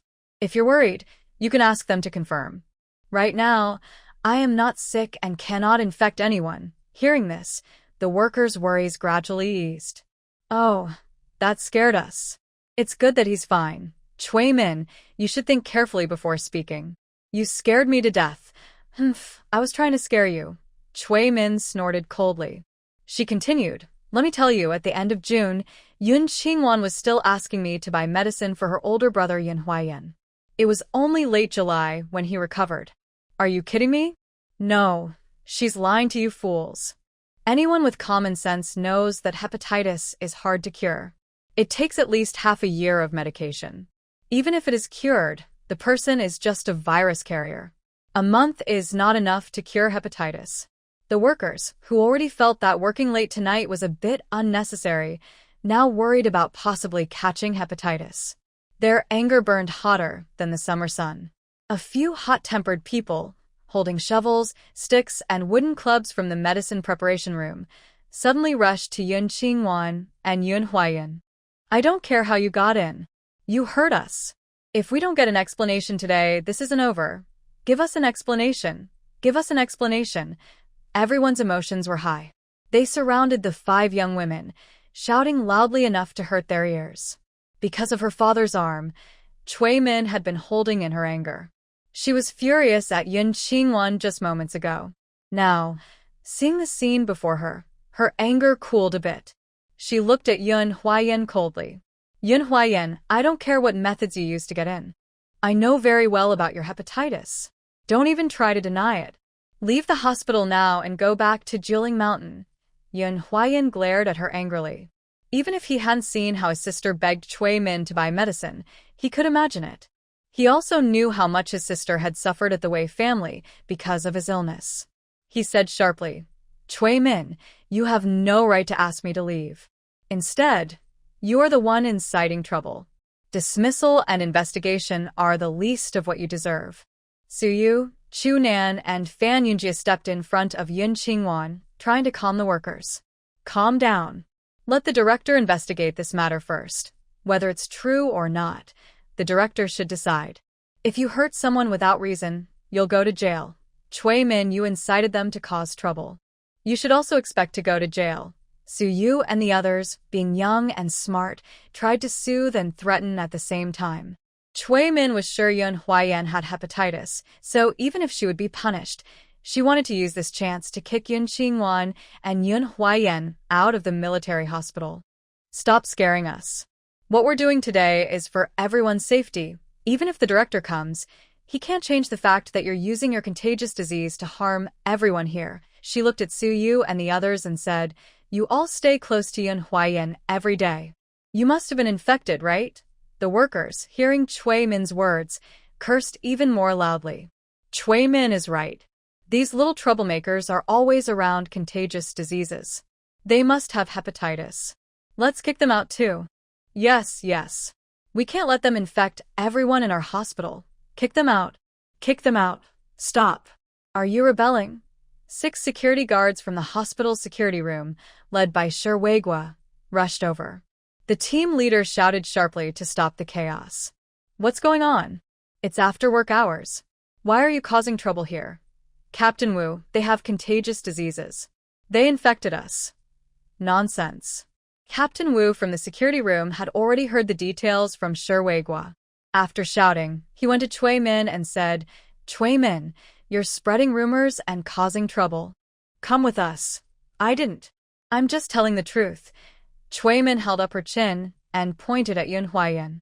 I can prove he really has hepatitis. I buy medicine for his treatment every month, and Nurse Yang knows about it. She hurriedly spoke and looked at Yun Qingwan. Yun Qingwan, you tell the truth. Does your older brother have hepatitis? Did I buy medicine for you? You're right. My older brother did have hepatitis from a blood transfusion. I appreciate that you bought medicine for me for half a year. But my brother is better now. He was already fine before coming to the hospital. The test results are with Director Fu. Otherwise, she wouldn't have accepted my brother as her apprentice. Chui Min didn't believe it. No, that's impossible. How can hepatitis get better so quickly? You must be lying. How can hepatitis be cured in a month? Our mountain has many spiritual herbs. When my brother was picking herbs, he accidentally ate 1,000-year-old spiritual fruit, and he got better. Yun Qingwan naturally wouldn't tell her the real reason. Chui Min didn't believe her answer either, and insisted on seeing the test results. Captain Wu then took everyone to the security office, followed by the hospital director, Fu Shiyi, and Yiling Qiu. Even Dr. Liu, who did the initial tests, came along. They showed the test results. Chui Min looked at them and was stunned. No way. How can such serious hepatitis get better? Captain Wu, take Chui Min to the political department and let her learn about national laws and hospital rules. Yu Wide was very annoyed. Hadn't Chui Min reflected enough after Chui Yin's lesson during the day? Now she was causing trouble again at night? Captain Wu waved his hand, and his men took Chui Min away. Terrified, Chui Min cried and begged, "Director, I was wrong. I won't do it again. I apologize to them. Please let me go this time. Learning about laws and hospital rules is something new staff must do." After 3 days of studying, she lost her position and her salary was cut to 18 yuan a month. Moreover, her punishment would negatively affect Wei Xiaoqing. Yu Wide ignored her. If he hadn't just dealt with Cui Yin, he would have fired her immediately. He then stepped in front of the protesting workers. The workers who caused trouble were fired, and the others were fined and had their salaries reduced. Fu Shiyi told Yun Huayan and Yiling Qiu to go back to the dormitory and rest. She took Yun Qingwan to the lounge, which had 2 single beds. After lying down, Fu Shiyi subtly said, "Wanwan, from now on, you should move into the hospital and stay with Su Yulinkyu and the others. Don't go back to the Wei family." Ajo Zhaoye and others followed Qiu Guiji's lead and found a group of spies. They discovered that Wei Mingli was connected to the spies. Once everything was clarified, everyone in the Wei family would be punished.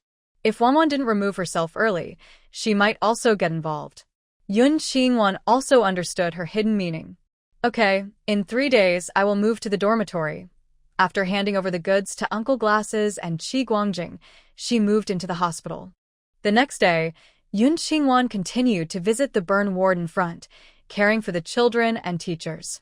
She worked there for 3 days straight. Under the care of Lingquan water, the burned skin of the children began to shed and new flesh grew. The female teacher's spine also healed well. Her numb lower body now had sensation again. Everyone thought Yun Qingwan and Yun Huayan's ointment was effective, but no one realized it was the water they drank daily that saved them. The day to deliver the goods arrived, and Yun Qingwan decided to return to the Wei family that night. Meanwhile, Fu Shiyi was there. When Mingxilin, who knew Fu Yaozhou was alive, held Fu Shiyi's hand and begged desperately, "Shiyi, please let me see Zhou Ji. Just one look. I won't talk to him, I won't bother him." Fu Shiyi sighed, "Silon, go back to the imperial capital. Once Azhou is busy, he will come back." Since her brother died, Mingxilin had returned to the imperial capital. She somehow learned that Azhou was alive and rushed over from the capital. But Azhou didn't want to see her. "No, I just want to see him once." Mingxilin pretended to be coquettish and threw a tantrum. "Sister, just let me see him once." "Mingxilin, you're disgusting." Fu Zhaoye, who was with Mingxilin, got goosebumps all over. Mingxilin was famous in their courtyard as a tough woman, even more so than men. Now, seeing her like this, it was truly hard to look at. Fu Shiyi also had a look of disapproval. She handed 2 lunchboxes to the 2 people. "Tonight, there's braised pork ribs in the cafeteria. Take Silon to eat. About Azhou, we'll talk about it tonight when you get back." After saying that, she quickly walked away. Just then, Yun Qingwan came looking for her, and the 2 talked for a few minutes. After Yun Qingwan told her about going home, she headed to the cafeteria. Fu Zhaoye held a lunchbox and led Ming Silon to get food. When looking for a seat, he saw Yun Qingwan quietly eating in the corner. His eyes lit up immediately. "Wei Jinyao, what a coincidence. You've already started working at the hospital." Fu Zhaoye sat across from Yun Qingwan, with Ming Silon, who followed him, sitting beside him. When she saw Yun Qingwan's eyes, she felt like she had seen her before. But deep inside, a feeling of hostility arose. Although this feeling was strange and hard to explain, she couldn't help but feel repelled by this overly beautiful girl in front of her. She quickly pushed down this strange feeling and cheerfully asked, Who is this? Wei Xiaoqing's sister, Wei Jinyao. She's even prettier than her brother. Really my type. Fu Zhaoye openly showed his liking for Yun Qingwan. He took a bottle of soda from his pocket, opened it, and handed it to her. Are you free tonight? I'd like to take you to see a movie. Yun Qingwan took the soda, smiling shyly. I need to go home and tell my parents. Now that her older brother was studying medicine at the hospital, it couldn't be kept a secret anymore. And since she knew Fu Zhaoye, she couldn't hide that either. After eating, I'll go back with you. Fu Zhaoye's eyes brightened, and he smiled mischievously. No, my parents are strict. If they see me bringing a boy home, they'll scold me. Wait for me at the alley entrance. Yun Qingwan's smile was gentle. Her words and actions showed she was very familiar with Fu Zhaoye. Everyone in the cafeteria was stunned. That proud young man from the capital, usually fierce like a wild beast to girls who approached him, was so gentle to this delicate girl. Did he like this kind of girl? They all kept watching Yun Qingwan.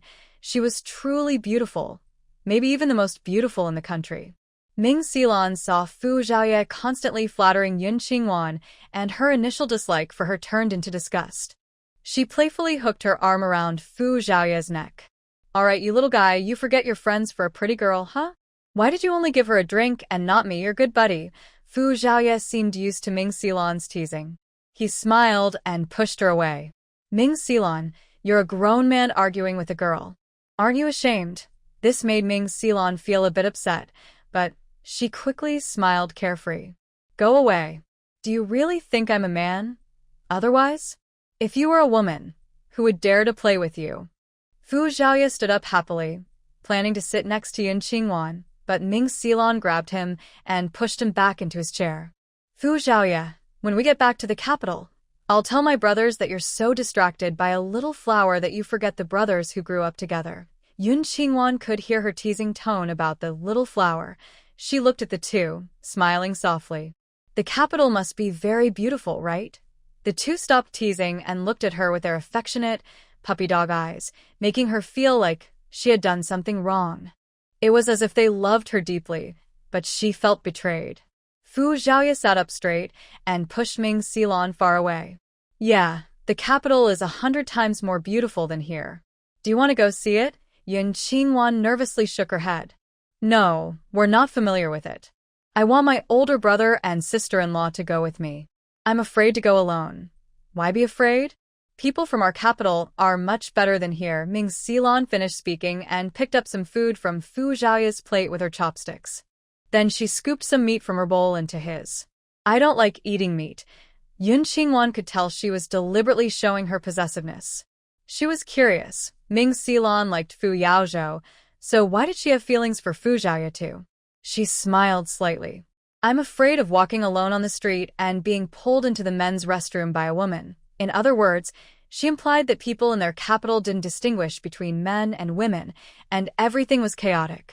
Fu Zhaoye was momentarily stunned, but quickly understood. He looked at Yun Qingwan as if he had discovered a new world. He thought she was a delicate, gentle girl, but unexpectedly, she was like a thorny red rose. Ming Xilan also reacted, clenched her fists, and a cold, sneering smile appeared in her eyes. We men and women in the imperial capital are open and honest, not fussing over small details. Even if we sleep on the same bed, it's just brotherly loyalty and friendship, not the dirty ideas you people have. So, you don't need to be afraid. Yun Qingwan looked into her teasing eyes and nodded, as if she suddenly understood. Oh, I see. Between men and women, it's all pure brotherly love, with no other thoughts. That's really something to envy, unlike here, where people are still stuck in old-fashioned ideas. When men and women get close, others think they're dating. Their minds are so bad, it's disgusting. A string of praise for Ming Xilan and self-criticism lifted Ming Xilan high. She felt like swallowing a fly. She couldn't swallow it, but she also couldn't spit it out. If she weren't so bold, how could she play with Fu Yaozhou? But even so, Fu Yaozhou didn't like her and still missed that mountain girl. Fortunately, Ban Lin had made him forget her. Fu Xiaoya always smiled. He thought Yun Qingwan was not only beautiful, but also like a small hedgehog full of sharp thorns. Anyone who annoyed her would get pricked, and she wouldn't suffer any loss. After 3 days of studying, Cui Min finally gained her freedom. With 2 dark circles under her eyes, she went to the dining hall to get food. As she casually glanced around, she saw Fu Xiaoya looking at Yun Qingwan and smiling. She was so surprised that she almost dropped her bowl. How could Yun Qingwan be with him? Could it be that her mother-in-law told Yun Qingwan her plan and asked her to Fu Xiaoya? All kinds of guesses swirled in Cui Min's mind. She didn't know which way to go. Yun Qingwan, having experienced the end of the world, had long developed a sense of caution.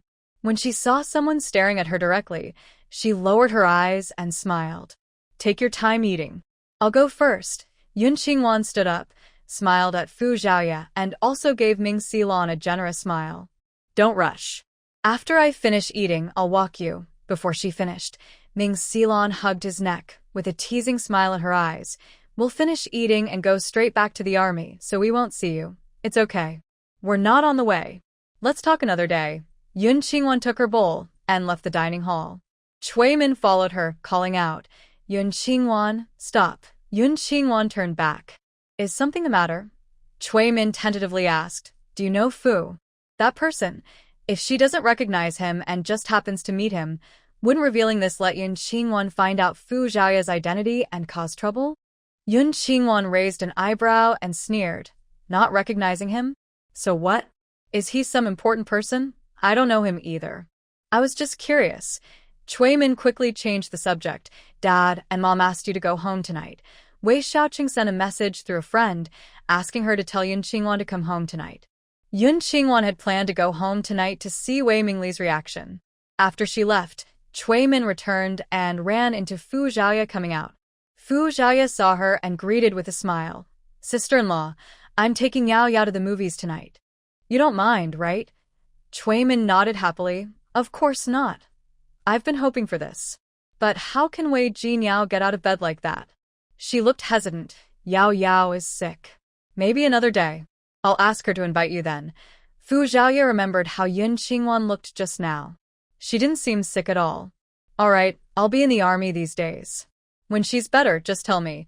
Fu Xiaoya has been busy catching spies lately. He only relaxed yesterday. Since he met such a cute girl, he didn't want to miss the chance, or someone else might beat him to it. That would be a lifelong regret. Okay. Cui Min nodded happily, but inside, she was cursing. Wei Jinyao, that useless girl, kept missing Fu Xiaoya's invitations again and again. If he loses interest, all their plans will be ruined. The more Cui Min thought about it, the angrier she got. She didn't even eat and rushed to the hospital office, found the phone and called Wei Xiaoqing.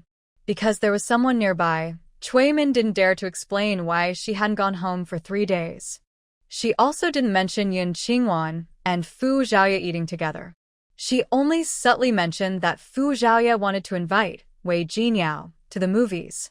After hanging up, Wei Xiaoqing slammed his fist against the wall. He immediately called Wei Mingli and Song Lin, telling them no matter what they do, they must cure Wei Jinyao. Recently, Wei Mingli had suspected that the bleeding incident might have been caused by Yun Qingwan. She, who knows medical skills, gave Yao Yao poison, tricked money from them, and then antidote Yao Yao. It was not difficult. She could definitely treat Yao Yao's weakness.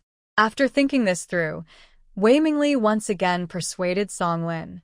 Song Lin, I know no matter how I explain, you won't believe that Yao Yao has nothing to do with me. But the big issue has already reached this point. Can we put aside these misunderstandings and help the boss? These days, Song Lin has also been thinking about recent events. Since Yun Qingwan changed, her youngest son became paralyzed and bedridden. Her adopted daughter mysteriously became an illegitimate child and also got a strange illness.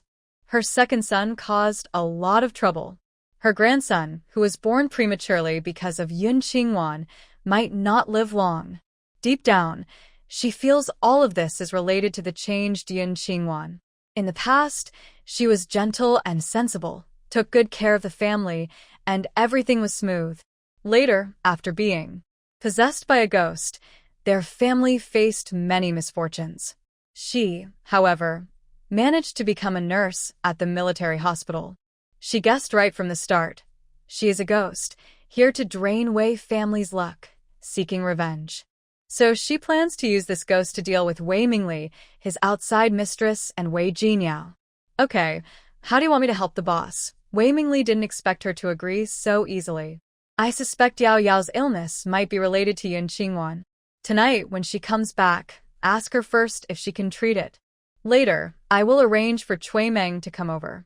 You cooperate with him. Once she behaves and is obedient, she won't go to the Xia family and be scolded for not raising her properly. If he hadn't held back, Cui Meng would have already gone to trouble Yun Qingwan and brought her to the house to scare her. He also explained this to Cui Yin. Yun Qingwan can then stay at home peacefully, waiting for Xia Yuanjing to pick her up. Song Lin nodded. I agree with your plan. You go find Cui Meng. I'll wait at home for her to come back. Yes, it's for Wanyin's good. Don't be soft-hearted. After giving this reminder, Wei Mingli rode away on his bicycle. Meanwhile, Yun Qingwan, riding her bicycle back to Wei's alley, saw the sun still high in the sky. She stepped through the gate and saw Song Lin sitting on the sofa, leisurely drinking tea. She couldn't help but wonder, how would Song Lin feel if she knew Wei Mingli had tricked her out of 10,000 yuan? Seeing her come in, Song Lin patted the seat beside her in a kind tone. Wanwan is back. Come, talk to Mom. Yun Qingwan thought about her fierce appearance and sat across from her with a mocking look. Song Lin smiled gently. I heard from your sister-in-law's father that you entered the military hospital as a nurse. Who introduced you there? Yun Qingwan lowered her eyes and took a sip of tea. It seemed she hadn't told Song Lin about her apprenticeship with Fu Shui. It was Director Yu. When I was taking care of Wei Jinyang at the hospital, he saw me and thought I looked friendly, so he kept me. What? Looked friendly? Song Lin stood up in surprise, staring hard at Yun Qingwan's face. Did he say anything else? Could it be that you knew the Lan family? How come she didn't know? He didn't say much, just that I looked friendly and suited his taste. Yun Qingwan squinted at Song Lin. Why was her reaction so strong? Seeing her probing gaze, Song Lin quickly returned to her normal smiling face, picked up her cup, and took a sip of tea. She continued with a gentle smile. Wanwan, after Yao Yao came home, her health got weaker and weaker. Do you have any ideas? Yun Qingwan paused slightly, feeling a bit resentful. Song Lin, you're so generous. Knowing that Wei Jinyang was Wei Mingli's illegitimate child, she still loved her so much. Truly a good mother.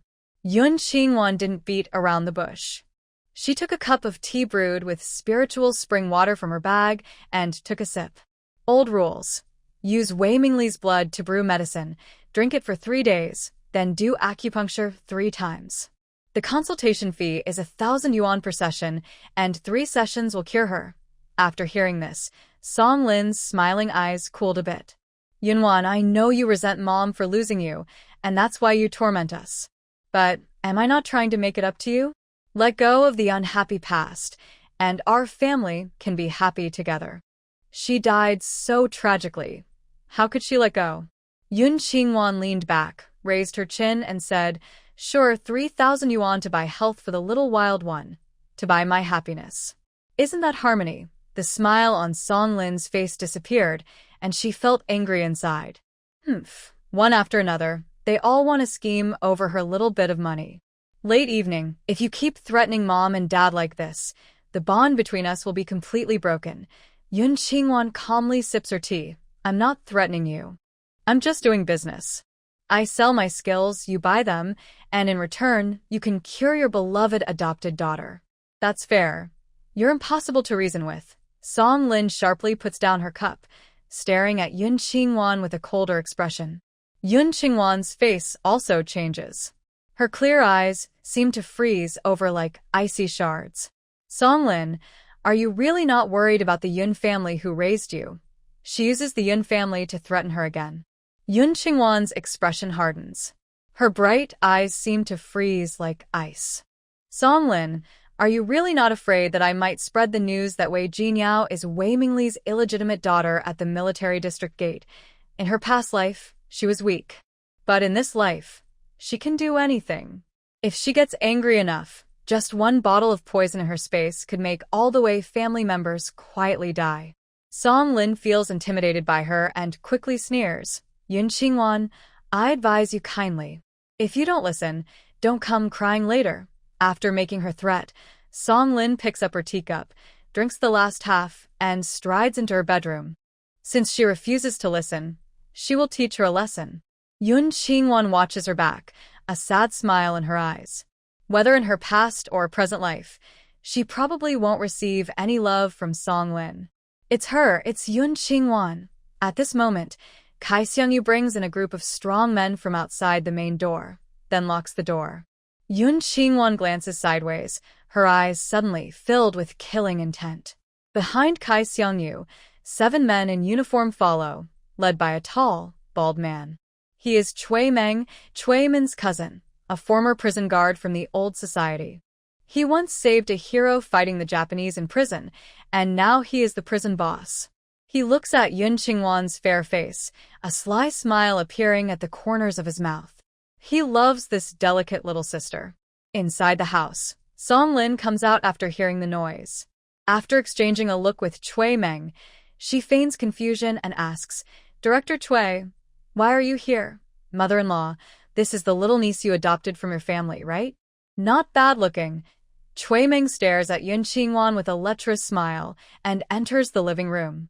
Song Lin genuinely dislikes Chui Meng, her black eyes narrowing sharply. Director Chui, let's get to the main point. Wei Mingli asked him to scare Yun Qingwan, not to tease her. Chui Meng immediately hid his mischievous expression and coldly waved to the 6 people behind him. Take Yun Qingwan away and arrest her. Director Chui, you are arresting my daughter without reason. Isn't that against the rules? Song Lin approached Yun Qingwan, gently patting her head with a caring look in her eyes. Don't be afraid, Mom will protect you. Yun Qingwan didn't move, but felt sick and wanted to. Song Lin, you knew very well what Chui Meng was like, yet you let him arrest me. Aren't you afraid he might hurt your daughter? Huh, you're willing to abandon a 5-year-old me in the mountains. How could you be afraid of Chui Meng harming me? At that moment, all her last hope in Song Lin disappeared. From now on, she and Wei Mingli and Xia Yuanjing were all her enemies, the ones she wanted to get revenge on. Chui Meng's eyes scanned Yun Qingwan from head to toe. Such a beautiful girl, of course. He wanted to take her back to enjoy. Mother-in-law, we received a report saying that your son Wei Shaoi was injured by Yun Qingwan and that she also stole things from the Wei family. Such a serious case. We have to take her back for a proper investigation. After he finished speaking, Kai Seungyu brought tea, and the 7 men each took a cup. Yun Qingwan stared at her cup, secretly putting the same poison into it as Chui Yin. She wouldn't kill Chui Meng and the others immediately, but she could make their stomachs burn with pain every day, unable to eat. In at most 3 years, they would die. After Chui Meng and the others finished drinking, she asked coldly, Which police station are you from? Show me your work IDs. Chui Meng didn't expect her to be so fearless and to question them. Only he had a work ID from the police station. The 6 men with him had secretly taken clothes from their unit to pretend to be police officers. If they were caught, it would be a huge problem. Seeing their nervous, lowered eyes, Yun Qingwan's smile deepened. She had guessed right. These people weren't real police. No work IDs or investigation orders. Then you're fakes. You really have guts. After speaking, Yun Qingwan took out a mini camera from her pocket, played with it like a toy, and started taking pictures of them aggressively. You're talking nonsense. Who said we are fake? Chui Meng angrily slammed the cup, pulled out a gun from his waist, and rushed in front of Yun Qingwan, pointing the gun at her head. He then shouted to the 6 men, Come here, tie her up for me. These 6 men were Chui Meng's friends, hired by him to pretend to be police officers. If this story got out, it would cost them their lives. So, to save themselves, they had to subdue this little girl. They took out ropes, ready to tie up Yun Qingwan. Yun Qingwan remained calm and seated, as if she didn't see the gun aimed at her head. She glanced at the two large doors locked by Kai Seungyu, then used her mind to manipulate space and took away the lock from above. Then, her gaze shifted to the 6 men trying to tie her up.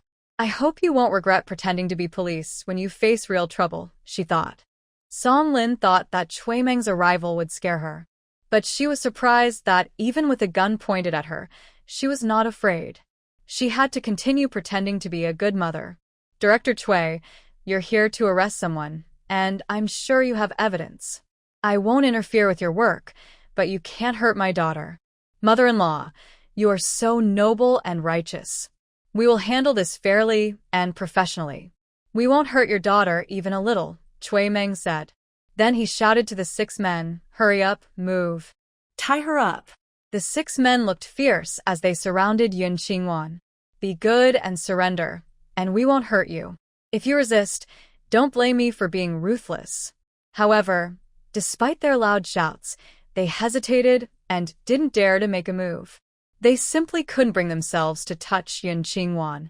At this moment, it was after dinner, and neighbors had come out to enjoy the evening breeze.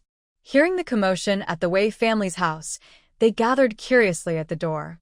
More and more people crowded around, and the big iron gate was pushed open. Yun Qingwan quickly dodged the 6 men and ran to the gate, hiding behind Granny Qin, changing from her previous strong stance. She was crying softly, Granny Qin, help me. Please, save me. Granny Qin was a kind-hearted person. She hurried to protect her and asked, oh no, what's going on? Song Lin glared fiercely at Kai Seungyu. She couldn't even lock the door. What a useless person. She quickly went over and spoke before Yun Qingwan could say anything. Aunt Qin, our family has had some bad luck. The other day, it wasn't those troublemakers who hurt our 3rd son. It was Yun Qingwan, whom we adopted. She also stole the dowry that was meant for my 2nd son's wife from his father's house, as well as my and Mingli's wages. She caused our 3rd son to become paralyzed and bedridden. Now that she has been caught, she still refuses to admit it. She's an orphan, and I don't want to make things difficult for her. I just hope she will go with the police officers and tell the truth. Let's put this matter behind us. Song Lin spoke with great sadness, making those who didn't know Yun Qingwan believe her words. They looked at Yun Qingwan with disdain. Isn't she just a traitor? Director Song and Factory Director Wei pity her and brought her home. She's ungrateful and has done such evil things. She should be taken away and reformed. Oh, she's from the countryside. What good could she possibly be? Aunt Qin, stop defending her. Just let the police take her away. Hearing their accusations, Yun Qingwan secretly sneered. But on her face, she looked wronged and scared. No, I didn't hit 3rd brother. I didn't steal any money either. They are framing me. They want to force me to confess. Boo-hoo. Everyone in the neighborhood knew that Yun Qingwan was a niece from Wei's hometown. Since coming to Wei's house in the past 6 months, Yun Qingwan had been very obedient and didn't even dare to go outside. How could she have hurt anyone or stolen anything? Anyway, Aunt Qin didn't believe her. She had heard clearly about the theft at Wei's house that day. It was those troublemakers who had beaten and scolded Wei Xiaoyi. That's why she called the police. She looked at Chui Meng and loudly said, Comrade police officer, I heard those 7 troublemakers cursing Xiaoyi in the yard with my own ears, and I saw them running away with big bundles. Are you sure you've got the right people? Nonsense. How could we be mistaken? Chui Meng frowned and pointed at the 7 troublemakers walking quickly over. They are the young men who came to visit Wei Xiaoyi that day. If I've wronged Yun Qingwan, you can question them directly. She is skilled in martial arts. She tied me to a big tree, stole something from the house, and made us run with our backpacks. All the jewelry boxes she gave us were empty. 7 troublemakers, talking back and forth, recreated the scene from that day. The onlookers listening to the gossip looked at Yun Qingwan with subtle eyes. Yun Qingwan, however, looked at Song Lin with a mocking smile. Song Lin turned her face away, hiding her anger inside. Yun Qingwan, you caused Xiao Yi to stay in bed, which led to my grandson being born early. Don't blame me for dealing with you. Chui Meng saw Yun Qingwan was silent and became more arrogant. Yun Qingwan, if you tell the truth and admit your guilt obediently, I will consider that you are a first-time offender and won't punish you severely. Suddenly, tears welled up in Yun Qingwan's eyes like broken beads. She looked at the neighbors and said, "Everyone, I am not Wei Mingli's rural niece. I am Wei Jinyao, his biological daughter, who was lost 13 years ago by Song Lin." Yun Qingwan, shut up. When Song Lin heard her about to reveal everything recklessly, she finally stopped pretending to be kind and gentle. Her face was full of rage as she ran over to grab Yun Qingwan. Yun Qingwan, behind the curious neighbors, dodged left and right, continuing to shout. "Neighbors, Wei Mingli and Song Lin hired A to pretend to be police and arrest me. Their adopted daughter, Wei Jinyao, got pregnant by someone. That day, when these 7 troublemakers came to steal, they also assaulted her, causing her to have a miscarriage and bleed heavily. They're afraid I'll tell everyone, so they want to lock me up. Please, everyone help me." Wow, what a big piece of news. The neighbors all stepped in front of Yun Qingwan, glaring at Song Lin, who was trembling in place. They couldn't believe that the seemingly kind and polite Wei family was so dirty behind the scenes. No wonder Wei Jinyao never came back. She had a miscarriage.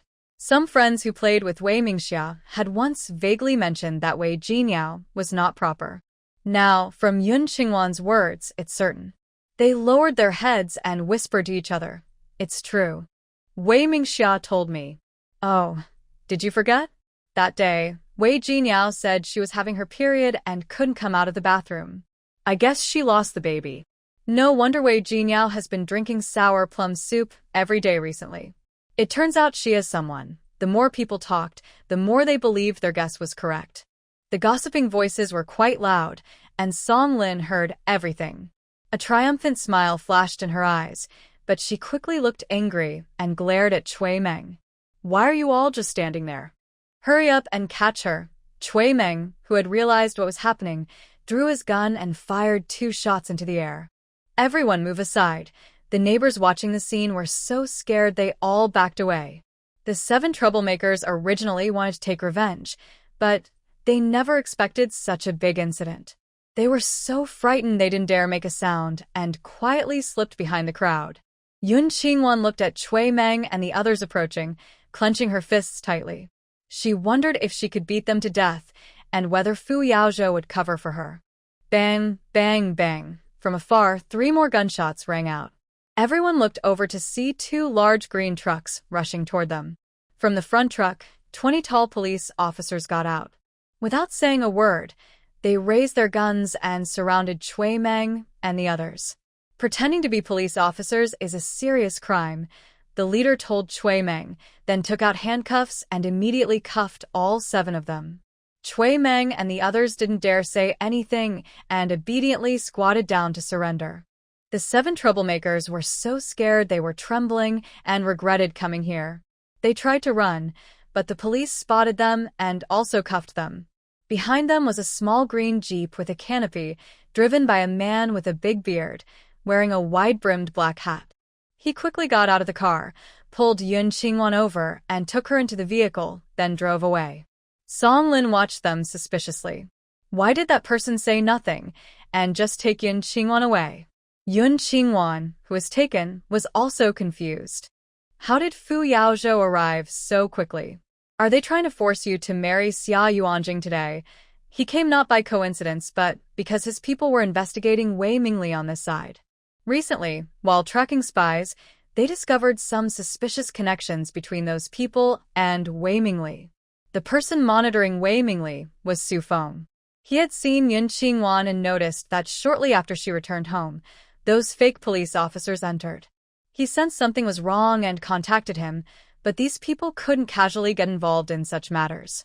He asked his brother-in-law to arrange for police officers to come over. Although he didn't fully understand the cause of the situation, based on his sister's description of Yun Qingwan's current trouble, he guessed that the Wei family was trying to force Yun Qingwan to marry someone using fake police officers.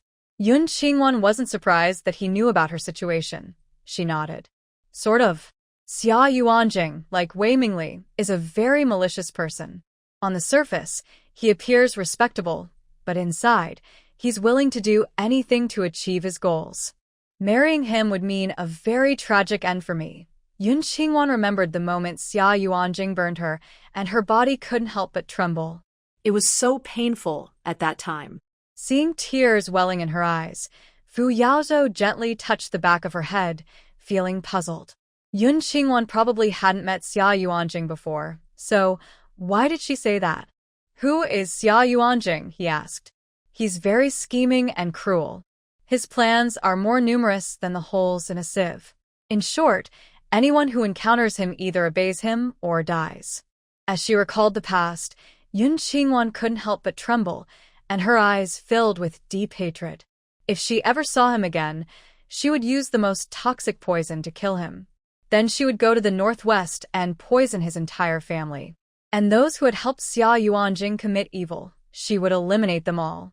Seeing her emotional outburst and her eyes turning red with rage, Fu Yaozhou quickly pulled over to the side of the road and held her shoulder, asking, Yun Qingwan, what's wrong?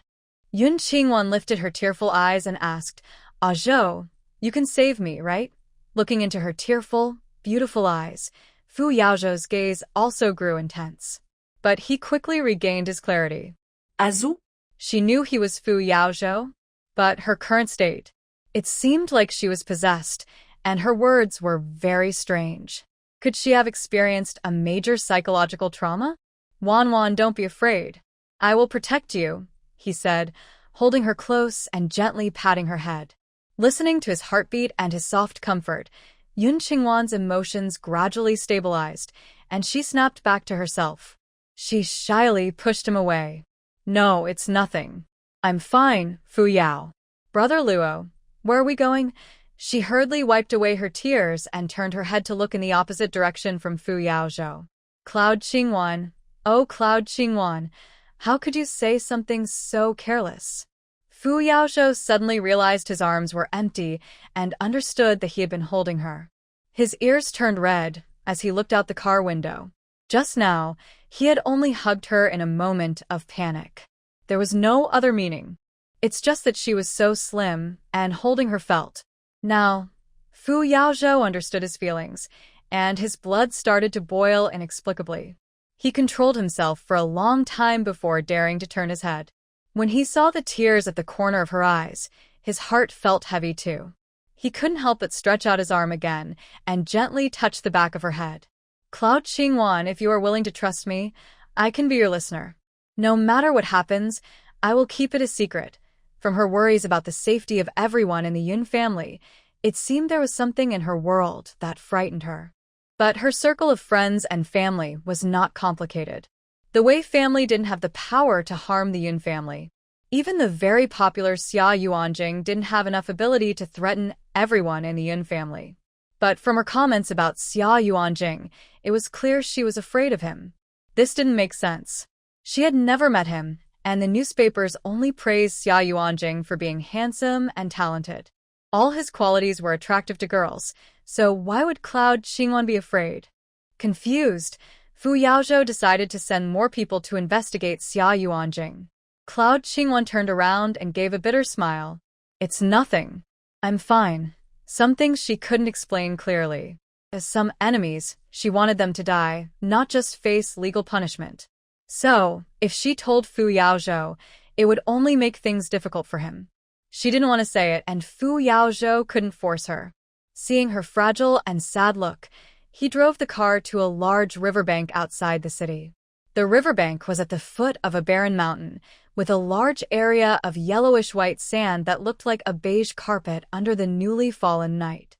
In the evening, she still walked more than 10 miles to fetch water and then served the older members of the Xia family with washing and cooking.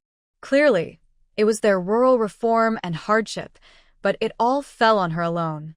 Yun Qingwan, your heart is full of frustration. It will bring you illness. Let out your anger by shouting. After Fu Yaozhou finished speaking, he covered his mouth with his hand and shouted repeatedly toward the distant mountains. Ah, good. Ah, ah, ah. Yun Qingwan imitated him, shouting non-stop at the mountains. When she was tired, she took a sip of spring water to catch her breath, then continued shouting, "Ah!" After more than 10 minutes of this, Yun Qingwan felt her anger really start to fade. She felt completely relaxed. "Brother Luo, thank you for bringing me here. I feel much better now. Yes, I will protect you for the rest of my life. Anyone who dares to make you cry, I will go and teach them a lesson. Haha, don't lie to me. A gentleman's promise is trustworthy. I won't break my word. I believe you." Fuyotsu. They laughed and talked happily. Meanwhile, at the Wei family's place after Yun Qingwan left, Song Lin was also taken away by the police. Witnessing everything, Kai Xiangyu was so frightened she almost lost her soul. She wondered whether she should secretly go back to the countryside. She was afraid of being implicated along with her uncle's family. Finally, she regained her composure and went to the hospital to find Wei Mingxia, who was taking care of Yu Kexing. After explaining what had happened to Wei Mingxia and Yu Kexing, both women felt weak in the knees. "What's wrong with you? Why do your faces look so pale?" Wei Xiaoqian, who had just come back from smoking outside, looked at the three of them in surprise. Kai Xiangyu grabbed his arm quickly. "Second cousin, it's bad. My aunt was taken away, and Yun Qingwan was also taken." Wei Xiaoqian was so frightened he staggered. "Who took my mom and Yun Qingwan?" After Yun Qingwan came back today, a group of police came to arrest her. Kai Xiangyu hurriedly explained everything. Only then did Wei Xiaoqian understand what was happening. He ran out quickly, found a phone booth on the first floor, and called Wei Xiaoqing. The person on the other end already knew what had happened at home. He also learned that Cui Meng had taken responsibility for pretending to be a police officer. But those 7 troublemakers let slip the truth. They said that today's scene to scare Yun Qingwan was arranged by Zhang Hongshan. Fortunately, Zhang Hongshan is Dad's close confidant, so he won't betray Dad. This farce won't put Dad in any danger. As for his mother, Song Lin, she might be charged with knowing about something and not reporting it. She probably will be detained for a month. However, I haven't heard any news about Yun Qingwan. I don't know who took her away. "I understand," Wei Xiaoqing said, annoyed, hanging up the phone. Just after dealing with his father-in-law and Cui Min, his mother and Cui Meng caused another big problem. This year's promotion is definitely out of the question. Wei Xiaoqian asked questions but got no answers, so he went to the printing factory to find his father.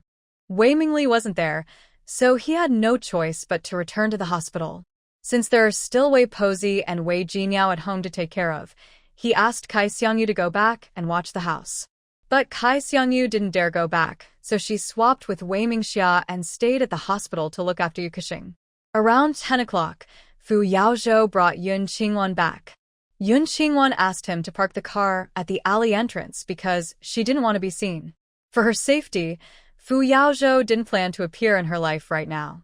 He stayed hidden in the shadows, waiting until she entered the Wei family yard before leaving. Wei Mingxia was helping Wei Posey eat when she saw Yun Qingwan return and was very surprised. "How come you're back? Has your mom returned? I didn't do anything wrong, so why can't I come back?" After saying that, Yun Qingwan strode upstairs. The lock on the door was gone and replaced with a new one. It was clear they wanted to scare her into staying quietly in the backyard wooden shed tonight. She lifted her foot and kicked the door. "Yun Qingwan, stop messing around." That room was originally Yao Yao's Yuyu. Wei Mingxia, who followed, saw her violently kicking the door, trembling as she said, "You can stay in the empty room upstairs." The moment Yun Qingwan kicked open the door, her gaze met the angry eyes of Wei Jinyao, who was lying weak on the bed. "Wei Jinyao, if you can't remember your manners, don't blame me." She grabbed Wei Jinyao's arm and tried to pull her down. "Yun Qingwan, let go of me. My parents told me to stay here, not me." "Wah, it hurts, it hurts." Wei Jinyao was weak all over, leaning against the wall to stand up barely. Facing Yun Qingwan, she had no strength to resist. Wei Mingxia was very anxious nearby and dared not help, knowing she couldn't beat Yun Qingwan. "Wan, how about this? You go upstairs and stay for a night. When your mom comes back tomorrow, we can change things then. Yun Qingwan pulled Wei Jinyao down the stairs and kicked open Song Lin's bedroom door. Tonight, both of them were not home, so they could copy the videos recorded over the past few days. Wei Jinyao, who was thrown onto her parents' bed, cried out in pain. Yun Qingwan, wait and see. When Dad comes back, I won't let you go. Yun Qingwan slapped her twice, looked around, saw the mini camera was still there, left some perfume, and went upstairs. She locked the door, took out the small camper, turned on the air conditioning, took a shower, changed clothes, and went to sleep. Downstairs, Wei Mingxia could only let Wei Jinyao sleep in Song Lin's room, waiting for her older brother and sister-in-law to return the next day to handle it. At 10:30 p.m., Yun Qingwan went downstairs and used perfume on Wei Mingxia and Wei Posey. She took the camera from the living room, copied the videos inside, then cleared it and kept it watching the Wei family. Next, she entered Song Lin's room, copied their videos, and cleared it. Then, she climbed over the wall and left. On the way, she took out a small truck and went to the Glasses uncle's clothing factory. At the factory's back door, the Glasses uncle and his people were already waiting. Yun Qingwan first checked the gold, which was over 90% pure. The amount was just right. She asked AMO to help carry the goods. 1,000 bolts of fabric wasn't much. It would be unloaded soon. She also gave the Glasses uncle some clothes. Brother, do you have more fabric? My friend also wants 1,000 bolts. The Glasses uncle's friend was a manager at a department store, not the one where Song Lin worked. He looked at the clothes and fabric the Glasses uncle gave him, thinking they would sell well. He wanted to buy 1,000 bolts to sell at the counter. Yun Qingwan looked at the space, which was still over 10 million cubic meters, and the supplies unlocked were as many as last time. It would last a long time. The Glasses uncle secretly felt regretful. Yun Qingwan didn't stay long, and quickly took AMO to the small black market to find Qiguangjing. They went to a dark alley behind an abandoned factory. After exchanging 100,000 bolts of fabric and receiving 100,000 grams of gold, she unlocked endless space and resources. She no longer planned to take risks selling goods and refused Qiguangjing's request to place another order. Qiguangjing secretly felt disappointed, but didn't insist. Brother Jean, if you have other goods in the future, feel free to come to us. We can discuss the price, okay? Maybe we'll meet again someday. Yun Qingwan waited to go to Liao Ji's and the Jean family's places. She didn't say much. After they finished inspecting the goods, she left immediately. She first went to Liao Ji's house, which hadn't changed. She copied the footage from the camera inside, and then went to Jean Ji's place, took all the videos recorded by the mini cameras, and cleared the previous recordings. The cellar was much emptier now, with only some nutritional products like fungus and birds' nest remaining. She copied the videos from the ceiling camera and then headed to the underground casino. It was still lively inside. Looking down, she saw that the plush dolls were gone. The camera at the entrance was still there. She copied the footage and quickly left.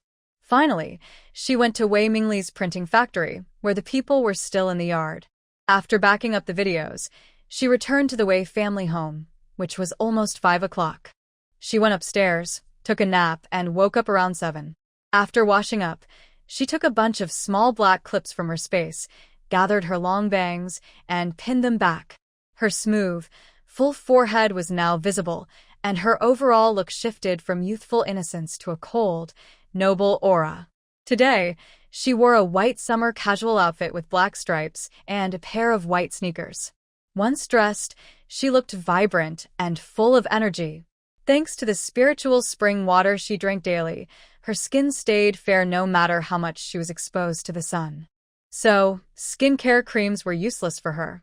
When she went downstairs, she heard Wei Mingxia from Wei Posey's room scolding Wei Posey. Wei Jingyao was still sleeping in Song Lin's room. She went to the kitchen, which was empty of food. She was too lazy to cook and rode away on her bicycle. Halfway, she bought 2 meat buns, holding the handlebars with one hand and the buns in the other, enjoying the morning breeze.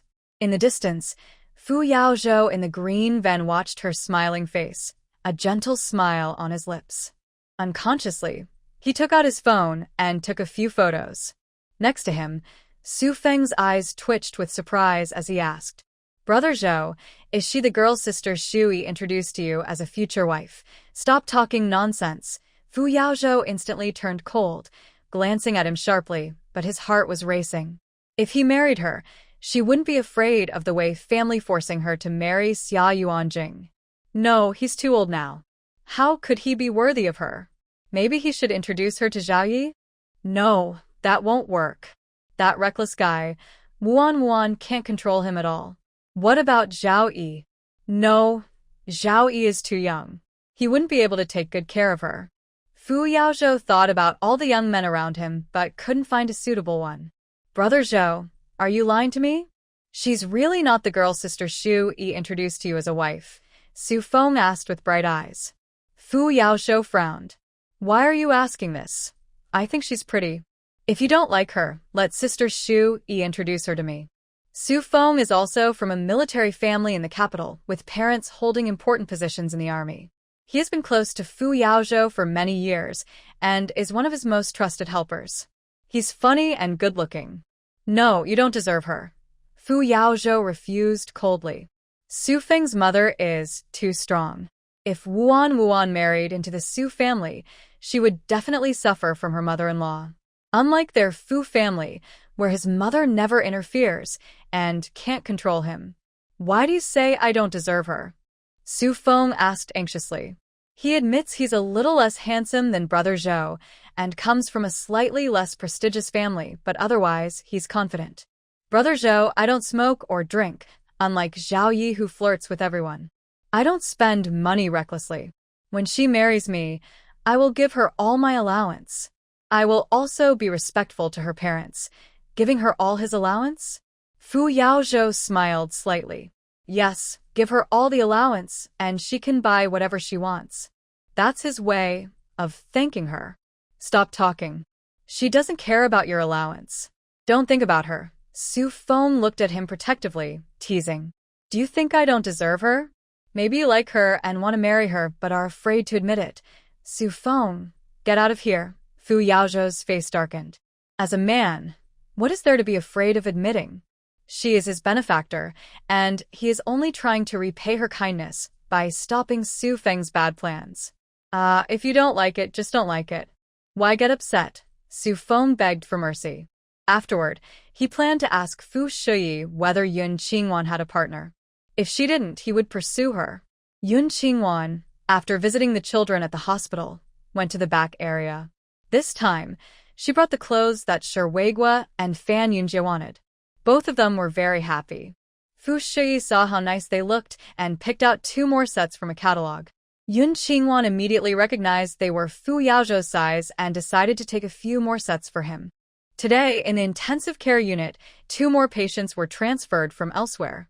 Everyone was busy, and time seemed to pass very quickly. At lunchtime, Yun Qingwan found an empty hospital room. Inside, she took out the videos she had copied and carefully organized them one by one. She first watched the videos related to the Jin family. She was surprised to find that the Jin family was also cowardly. They only allowed Brother Liao to target Yukaxing's family because they feared Wei Shaoqing's status and didn't dare to go after Wei Shaoqian. Fortunately, she found where the Jin family's wealth was hidden from the gossip of the Jin family's wife. Next, she watched the casino videos. The plush doll was taken away by Brother Liao. She also looked at videos from Brother Liao's house. The person who took the photos was an imposter pretending to be Brother Liao. They forced Brother Liao at gunpoint to hand over the photos.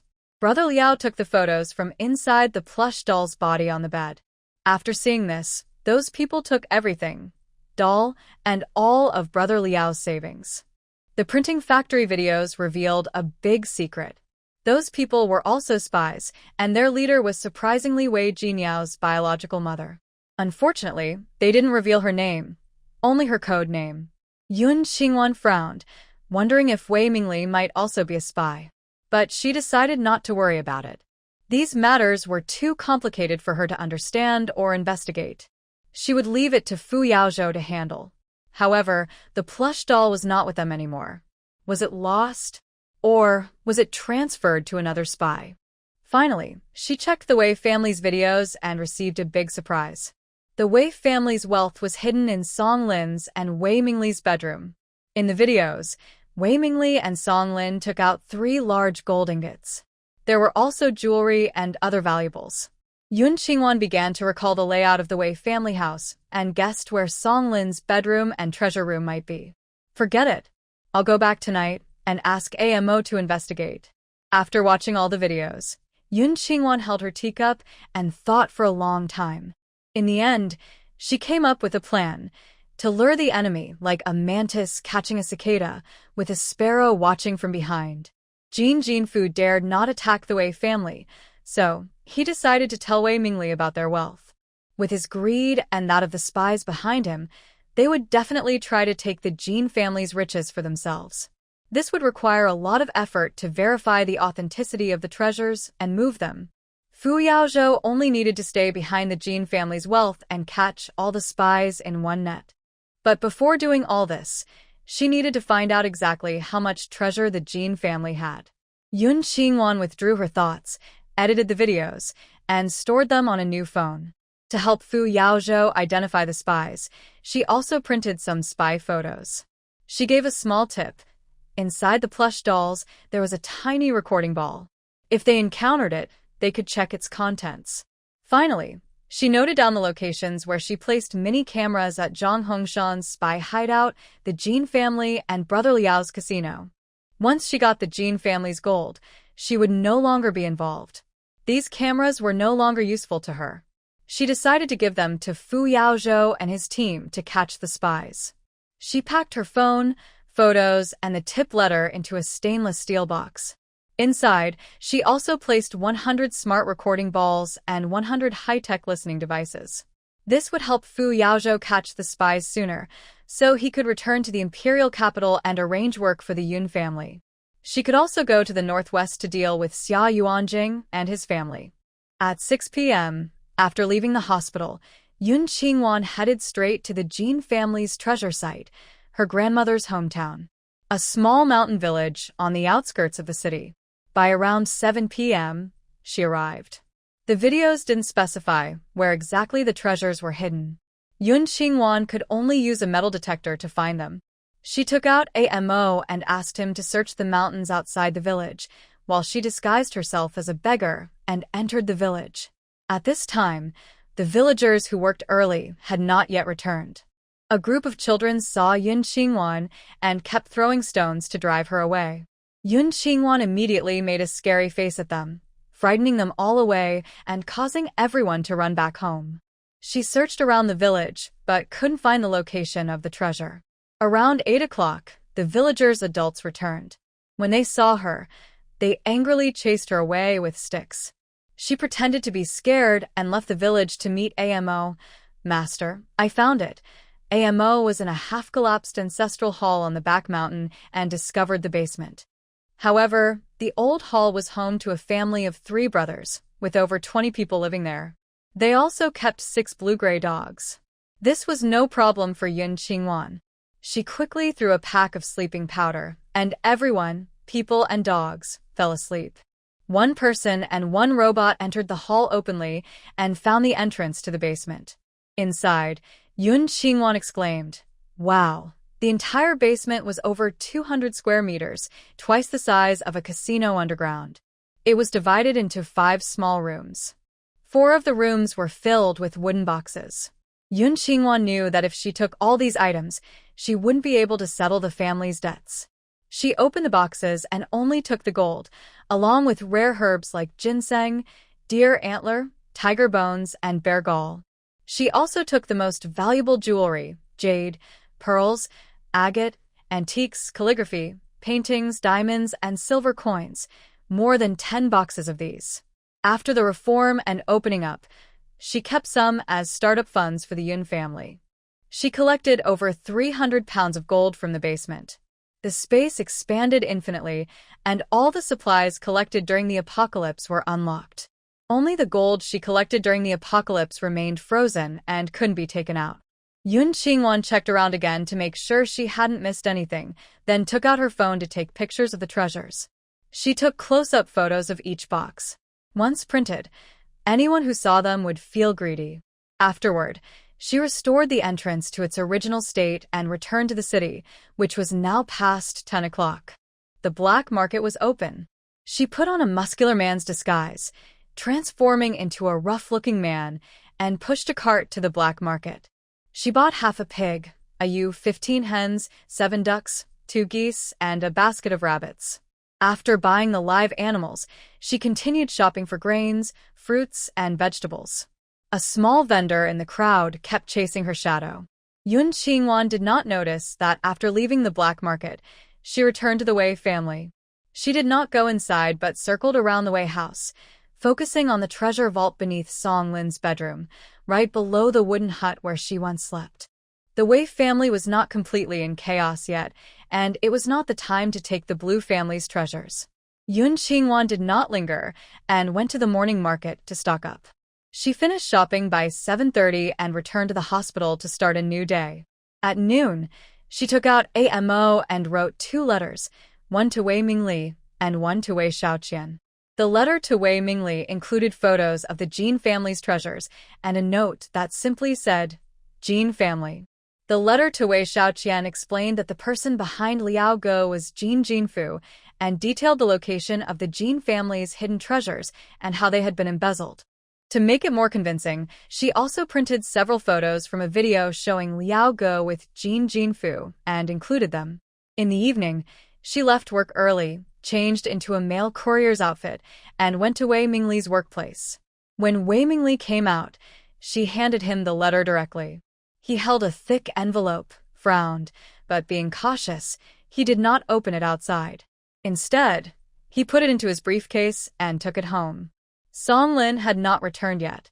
Cui Meng had not revealed that he was pretending to be a police officer. It was Song Lin and Wei Mingli who had asked them to come. However, Song Lin knew Cui Meng was fake and did not stop him or report him, which was a crime of sheltering. He would be detained for a month. Back home, Wei Mingli felt extremely comfortable. Without Song Lin, even the air felt free. He opened the envelope, looked at the photos, and almost stopped breathing. Jin family? Could these be the treasures the Jin family stole? He quickly examined the photos, and some familiar items caught his eye. He was 100% sure that the treasures in the photos were stolen by the Jin family, no doubt. Some of these items had been taken when the Jin family raided Xia Yuanjing's house. But who sent in the photos? How did they know about these treasures, and why did they send them? Could there be some conspiracy or trap? Wei Mingli was always cautious. His first thought was not to claim the treasures, but to consider the purpose of the sender. Yun Qingwan guessed he wouldn't act easily, so she changed into a man's disguise and went to the hospital where Yukuxing was staying. Wei Xiaoqian was smoking in the bathroom. Yun Qingwan pretended to go to the bathroom and suddenly saw him. Second young Master Wei, what a coincidence. What are you doing here? Wei Xiaoqian looked embarrassed and angry. His face was swollen like a pig's head, yet someone still recognized him. Who are you? I've met Brother Liao before. Yun Qingwan hooked his neck and pulled him outside. In his ear, she said, Brother, are you brave enough? How about we do something big together? What do you mean? Wei Xiaoqian was broke and desperately needed money. Yun Qingwan took him to a quiet place and pulled out a letter. My brother found out something. Do you dare to go with us to extort the Jin family? Confused, Wei Xiaoqian took out the letter and photo, trembling all over. Is this real? We've watched that place ourselves. We saw Jin Jinfu put the box inside. If you have someone, why come to me? Wei Xiaoqian wasn't stupid and quickly asked. Yun Qingwan smiled. We're just some small players. How can we compare to the official team of the Wei family's eldest son? With this evidence, we can find Jin Jinfu and make him give us half of the casino. Looking at how useless you are, just wanting the casino isn't enough. We want half of the Jin family's treasures. If he doesn't give it, I'll have my older brother use this evidence to destroy him. Haha, the second young Master Wei is so mighty. So, what's our next step? Yun Qingwan asked playfully, pretending to be naive. Go back and wait for my message. I've planned everything. I'll come find you. Wei Xiaoqian pocketed the letter and photo, sneering at Yun Qingwan. Fool! The Jean family's treasures and casino are only for me. Okay, I live in the Cat Ear Alley in North City. I'll wait for your message. When Yun Qingwan turned around, her smile grew brighter and brighter. Wei Mingli dared not act, but his son dared. The water was stirred up, he would definitely go fishing. After returning, Yun Qingwan called Fu Zhaoye outside the military district in a man's voice. Hello, I report that the Jean family is running an underground casino. The evidence is in the purple flower bed at the gate. Come out and get it yourself. After speaking, she hung up.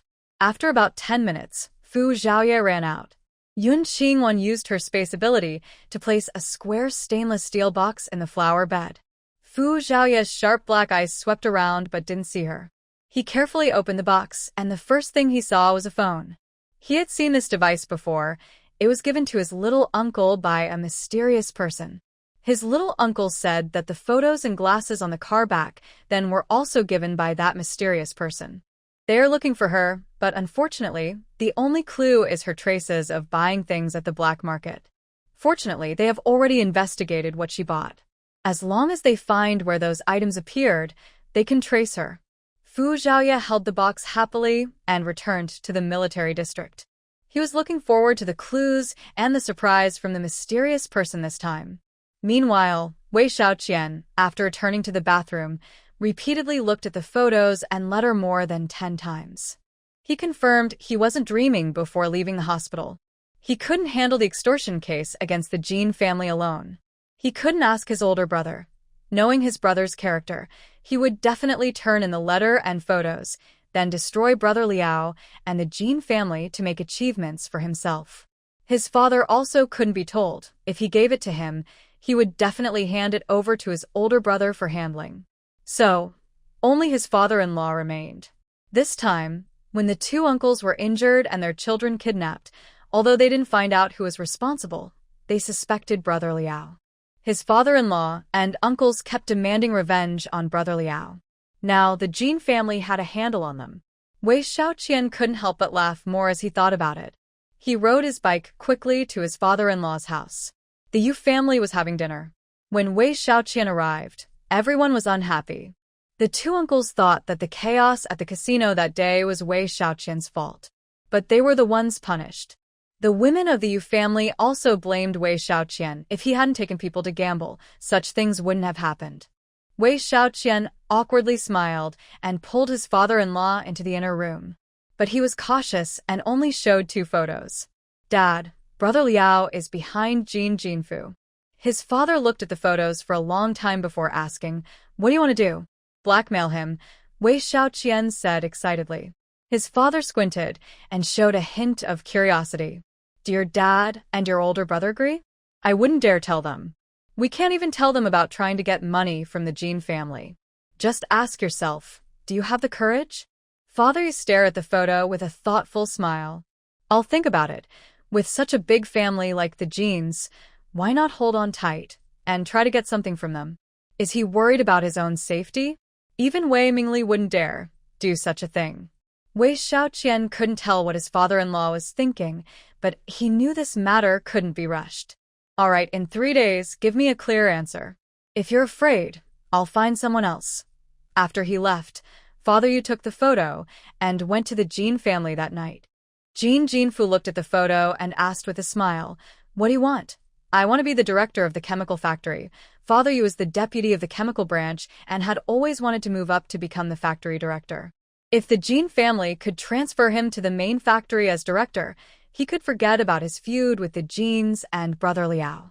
Jean Jinfu looked at him thoughtfully for 3 seconds. "All right, I'll give you an answer in a week." "No, I need an answer in 3 days."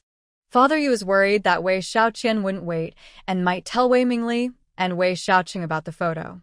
If that happened, his plan would fail. "Okay, go prepare. You'll know the result by the night after tomorrow at the latest." Jean Jinfu's eyes kept a smile, but there was a hidden threat inside. Does he really think he can threaten the Jean family and not be afraid of being haunted at night? Father Yu had lived half his life and was no fool.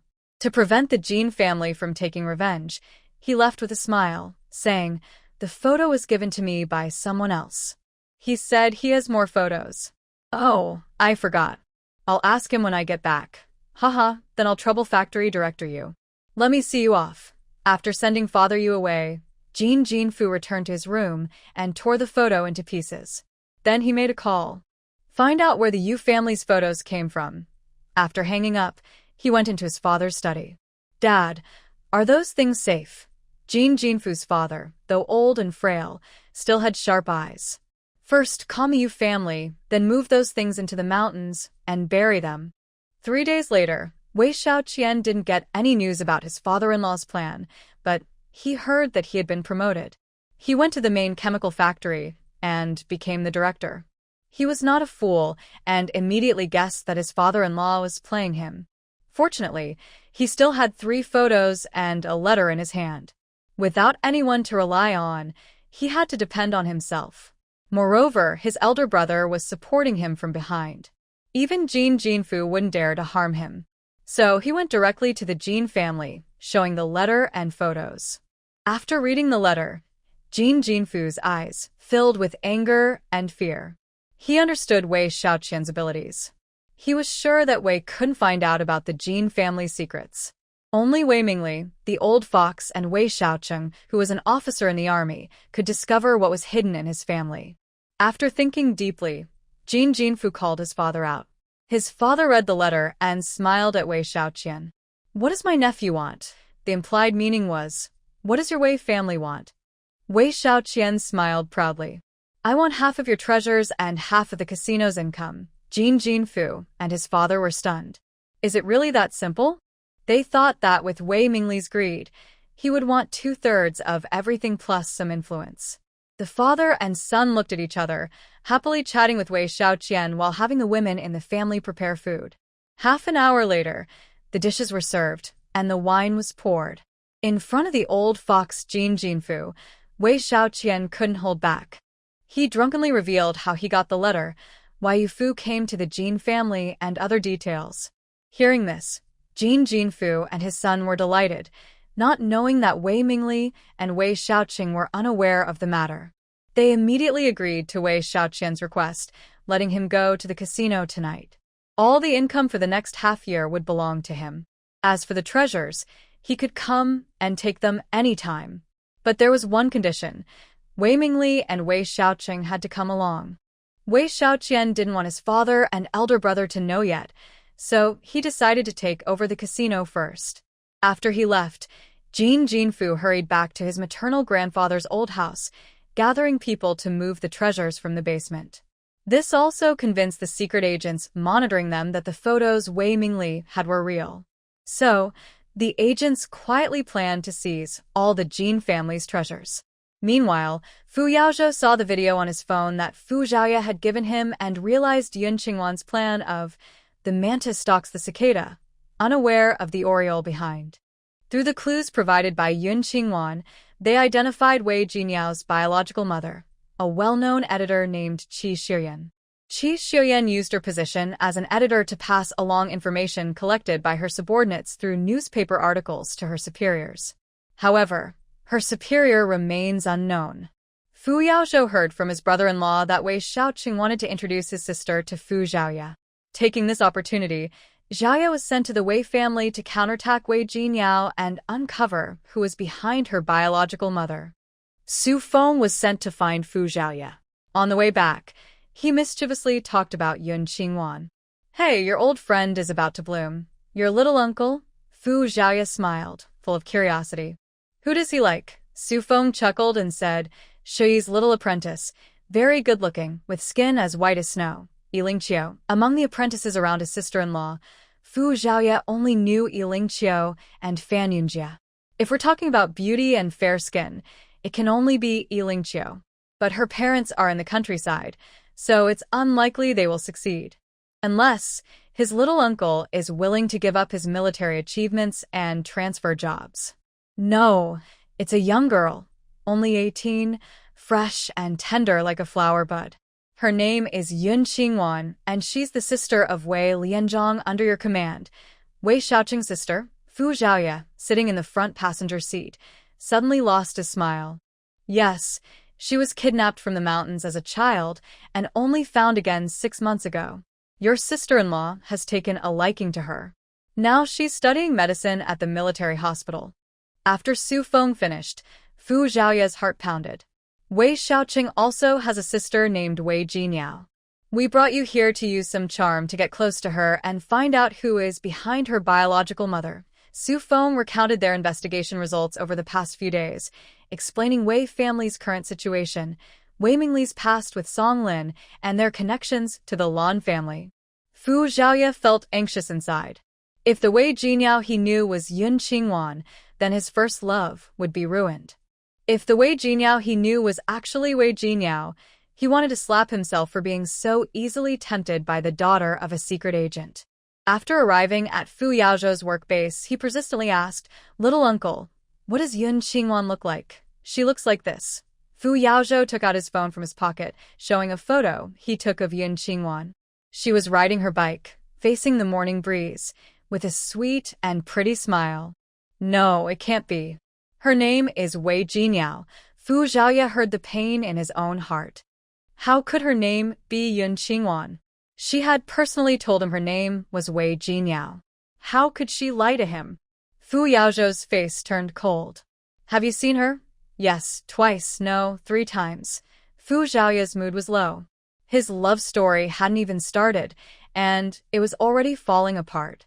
Hearing this, Fu Yaozhou's expression grew colder. I told you, don't go bothering her. This nephew of his had no sense of responsibility when it came to feelings.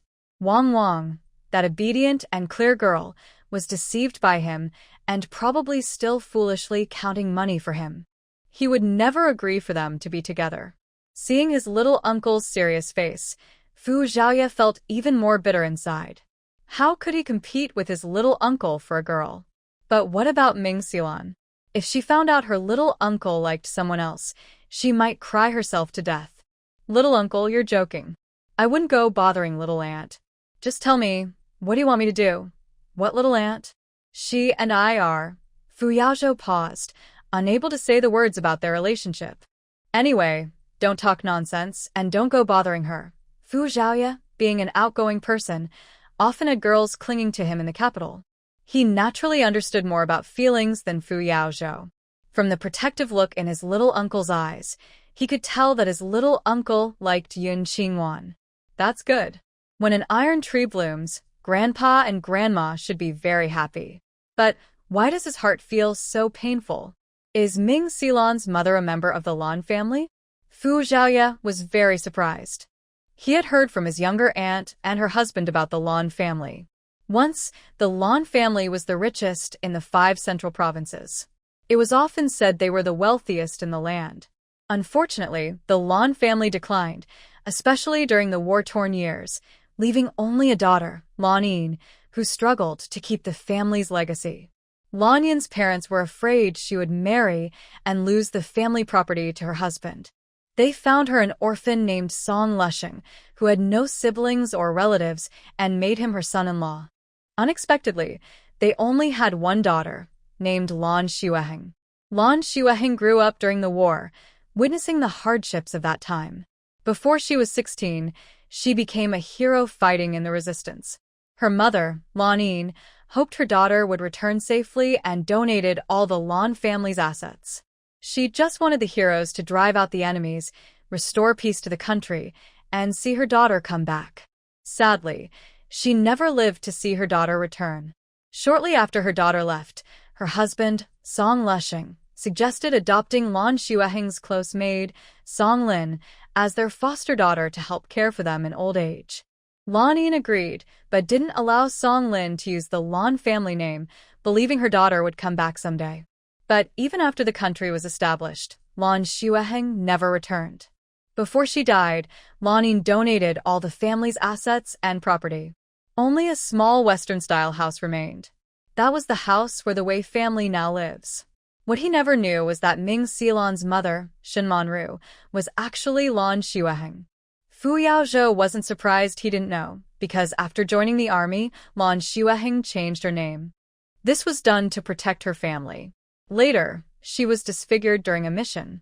Since then, Only Shin Monru's closest family knew she was part of the Lan family. 18 years ago, something happened, and Shin Monru's past became a forbidden topic. Fu Xiaoya tentatively asked, did she really betray? Back then, he heard that all the comrades who followed Shin Monru here had died. After she gave birth to Ming Xilan, she disappeared. People said she had defected. Her husband, Ming Shizhong, was also implicated and nearly lost his position or faced punishment. Fortunately, Ming Shizhong has a talent for weapon development. He was allowed to make amends by working in the wilderness to develop weapons. Fu Yaozhou frowned but did not answer. This matter has been 18 years ago. It's hard to investigate. When you get to the Wei family, see if you can find any clues. Back then, both his father and mother sent people to investigate. There were no clues at all. Shin Monru seemed to have disappeared into thin air. The only person related to that incident was Song Lin, who said she left her child and was then taken away by a group of people in black. Plus, all the comrades who came here with Shin Monru that year were killed. Everyone naturally thought she had betrayed them. Okay, Fu Xiaoya nodded. The uncle and nephew discussed quietly for a while, then Fu Xiaoya left. He happened to see Wei Xiaoqing practicing martial arts. He waved his hand and called him over. The day before yesterday, my sister-in-law said Yao Yao was sick. How is she now? It was just a little cold, no big problem. She's already better. Wei Xiaoqing wore a faint smile but was very anxious inside. Recently, their family has been unlucky and his position as company commander is in danger. Now, the only way to get ahead is to cling to Fu Xiaoya, who is like a big tree. But Wei Jinyao, that unpromising girl, just can't get better. I'm glad to hear that. The night after tomorrow, after I get off work, I'll go see her. Don't prepare any food. I'll eat after I finish my meal. Okay. I'll wait for you at home. Wei Xiaoqing's heart was pounding with excitement. During a break, he called his father to report this matter. He asked him to find a way to cure Wei Jinyao within these 2 days. Wei Mingli had already learned from Kai Xiangyu about Yun Qingwan's conversation with Song Lin that day. He also knew what Yun Qingwan said about being able to cure Wei Jinyao. Because she needed to brew medicine with blood, he didn't mention this before. Now, he had to say something. But he only told Wei Xiaoqing that Yun Qingwan could cure Wei Jinyao. He also told Wei Xiaoqing to find Yun Qingwan himself, as he didn't have time to handle this. After the call, Wei Xiaoqing immediately called Cui Min, asking her to bring Yun Qingwan home. Cui Min had been very annoyed these days. That girl Yun Qingwan not only brought her older brother and Fu Shi to learn medicine but also had her rural grandfather become the godfather of their county's mayor. With the county mayor's protection, no one dares to openly do anything to the Yun family. Even her father-in-law has no intention of dealing with Yun Qingwan. So, is her father just going to let Yun Qingwan bully him? And her uncle, who was sent by her grandparents to scare Yun Qingwan, is now about to face serious trouble. Her grandfather, however, doesn't seem to care. Despite feeling angry, Cui Min still went to the intensive care unit to find Yun Qingwan. Wan, someone is looking for you downstairs. At about 5 o'clock in the afternoon, Yun Qingwan just came out of the ward. A nurse at the nurse's station called her with a phone. Oh, okay, thank you. Yun Qingwan turned and entered the ward. She looked down through the glass window and saw Cui Min standing under the shade of a tree. She tidied up, slung her bag over her shoulder, and went down. Wan, you need to go home tonight. Mom has something to talk to you about. Cui Min looked a bit guilty, afraid Yun Qingwan would find out that Song Lin was still not out. I'm working overtime tonight. I don't have time to go back. Letting her go home would only be to deal with Wei Jinyao. After saying that, she turned around and started to walk back. Cui Min caught up and tried to persuade her. Wan, Mom is sick. Since last night when she came back from the police station, she's had a high fever and keeps calling your name. Please go see her. Yun Qingwan paused, naturally not believing Cui Min's words. She could go back and see what tricks they were playing. I understand. Are you going or not? I'll go at 6. Yun Qingwan left the words and went to the dining hall. After eating, she rode her bike back home. As soon as she entered the Wei family gate, Wei Mingxiao locked the door from behind her. Yun Qingwan glanced back with a light sneer and went into the living room. On the sofa sat Wei Xiaocheng, radiating a fierce aura. He was dressed in military uniform, with a gun at his waist. Seeing Yun Qingwan, he coldly said, "Treat Yao Yao well. If you stop stealing her medical school spot, I won't bother you about it." Yun Qingwan stepped over and sat on the sofa opposite him. "That spot was originally mine." "Why should I care?" Wei Xiaocheng didn't bother with false politeness like Wei Mingli. He directly pressed hard. "Yun Qingwan, I don't care what trouble you're causing. Just go and treat Yao Yao's illness. Otherwise, Yun Huayan won't have much time left." No matter how Yun Huayan ended up studying medicine with Fu Shuyi, he thought it was easy to kill a common person with no background. "All right, 1 gram of gold per shot, 3 shots in total. Bring it to me now, and I will treat Wei Xiaoyao." Yun Qingwan crossed her arms and looked at Wei Xiaocheng with a challenge.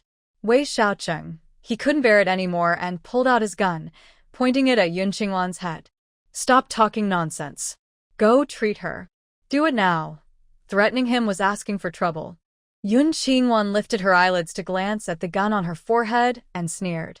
"Captain Wei, the gun the country gave you isn't for pointing at the people." Faced with her fearless eyes, Wei Xiaocheng became angry and embarrassed. He moved the gun to his black bag near Yun Qingwan's leg and fired a blank shot with no bullets. "I'll give you one more chance. Go treat Yao Yao." Because of the incident with Chui Min at the hospital, he was publicly criticized in the military. And with Chui Ming's matter, if it was linked back to his father, he would be finished. Now, he had to rely on the Fu family to avoid being implicated and demoted. Yun Qingwan shifted slightly to the side, not blinking once. She patted her leg and looked at him with a cold smile. "Why hide? Just hit me honestly. That's what real men do." Wei Xiaocheng's hand trembling slightly as he held the gun. She was truly unafraid of death. At that moment, the door was knocked loudly. Wei Xiaocheng regained his composure and put away his gun. He looked at Wei Mingxia, who was trembling at the door. "Open the door." Wei Mingxia hesitated and ran to open it. "It's Chui Min." Behind her, Fu Zhaoye was also there. He carried 2 mesh bags, one with pastries, the other with fruit. Wei Xiaocheng was surprised to see him. Why did he come so early? He turned back and glared at Yun Qingwan. "I promised you, as long as you cure Yao Yao, I will give you 3 kilograms of gold, not a single gram less." Yun Qingwan looked forward to Fu Zhaoye revealing the truth, expecting Wei Xiaocheng and Chui Min to beg and flatter. She entered the room where Wei Xiaocheng was sleeping. Wei Jinyao on the bed looked at her with a dull gaze. "Late sister, I was wrong before. From now on, I won't compete with you anymore. As long as you cure me, I will leave the Wei family immediately and won't fight over dad, mom, or brother with you." She also knew Yun Qingwan could cure her. Now, she could only show weakness and coax Yun Qingwan. After Yun Qingwan healed her, she married Fu Zhaoye and planned to seek revenge on Yun Qingwan again. "No need, I no longer need them," she said. Yun Qingwan directly used a silver needle to her forehead. As she cried out in pain, she fed her a pill that could keep her alert for 24 hours. In the living room, Fu Zhaoye was already drinking tea prepared by Chui Min. "Captain Wei, your home is quite nice. Is this building something your family left behind?" Wei Xiaocheng modestly replied, "It was left to my parents by my mother's foster father." "Is it the same as the daughter of the once rich Lan family in Zhongzhou, who married the son of the Shin family?" When Fu Zhaoye asked this, Wei Xiaocheng looked uncomfortable for a moment.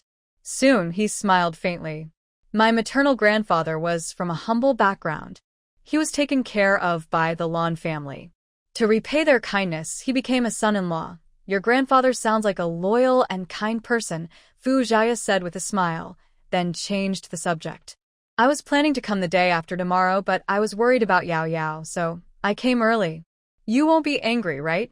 "Captain Fu, you're joking." "I'm happy just to see my sister. I haven't even had time to be upset," Wei Xiaocheng said. "May I see Yao Yao?" "Of course." Wei Xiaocheng looked at Chui Min. "Go help Yao Yao come out." Okay. Chui Min ran into the bedroom. Wei Jinyao was changing clothes, looking energetic as if she had never been sick. "Yao Yao, are you really okay now?" "Yes, sister-in-law. I'm fine. Wei Jinyao was so happy, she almost cried. After speaking, she looked at Yun Qingwan reading a book by the desk. My sister healed me. Cui Min cast a dark glance at Yun Qingwan but soon smiled. Thank you, Wan Wan. Outside, Yao Yao has someone to meet. Don't go out yet. Yun Qingwan didn't look up and kept reading. Cui Min took Wei Jinyao out, first helping her clean up in the bathroom before bringing her to the living room. Fu Zhaoye's dark eyes darkened, and a bitter smile appeared on his lips. Comrade Wei Jinyao. Hello, Captain Fu. Wei Jinyao blushed. She had seen Fu Zhaoye from afar several times at her brother's place before. She never expected him to be so handsome up close. Fu Zhaoye suppressed his disgust. Are you feeling better now? Okay, I'm ready. I can go to the movies with you now, Wei Jinyao said eagerly. I'll come to pick you up tomorrow afternoon. It's getting late, so you should rest now, Fu Zhaoye said, unable to continue acting and feeling nauseous. Inside the room, Yun Qingwan was lost in thought. Why didn't Fu Zhaoye expose her? She thought for a long time and suddenly understood. Because Wei Jinyao's biological mother is a spy, they want to gather information from Wei Jinyao. Since that's the case, she decided to help them and completely cure Wei Jinyao. Yun Qingwan, thank you so much, Wei Jinyao said proudly as she opened the door and entered. Remember, you still owe me for my work. The future heir of the Fu family liked her. There probably isn't another girl as lucky as her in the whole city. Don't be so proud.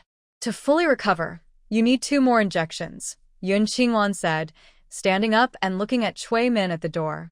I've changed my mind. If you want me to fully cure Wei Jinyao, each injection will cost 10,000 grams of gold.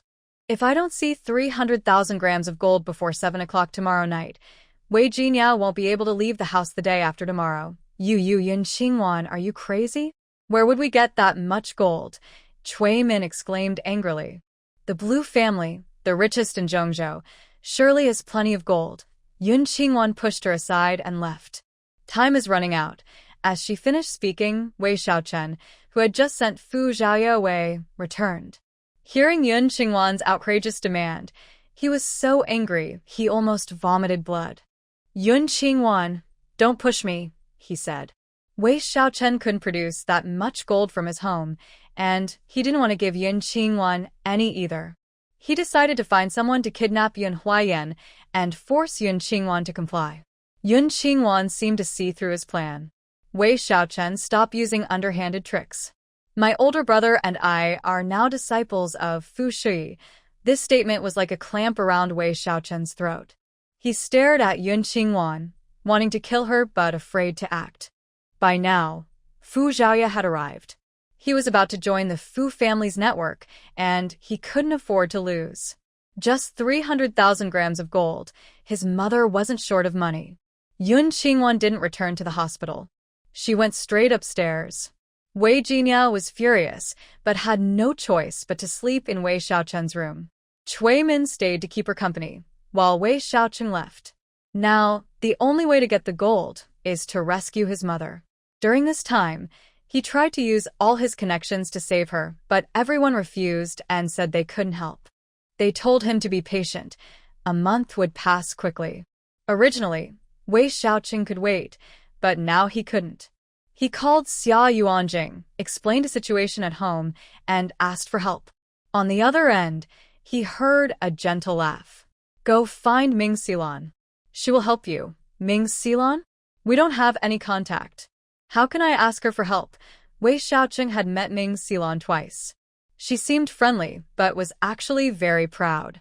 Tell her that the girl who saved Fu Yaozhou 3 years ago is Yun Qingwan. What? Yun Qingwan saved Fu Yaozhou.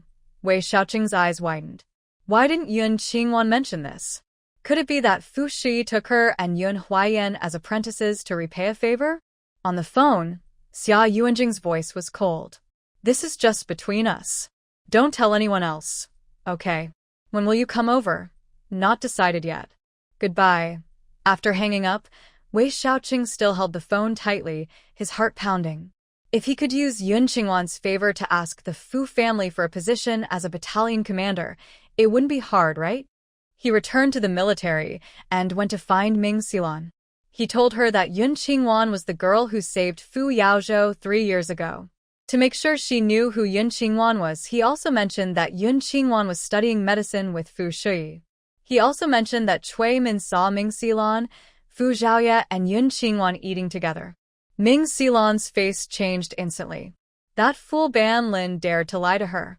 The girl who saved Zhou Ge not only survived but also went to study medicine with Shui Jia?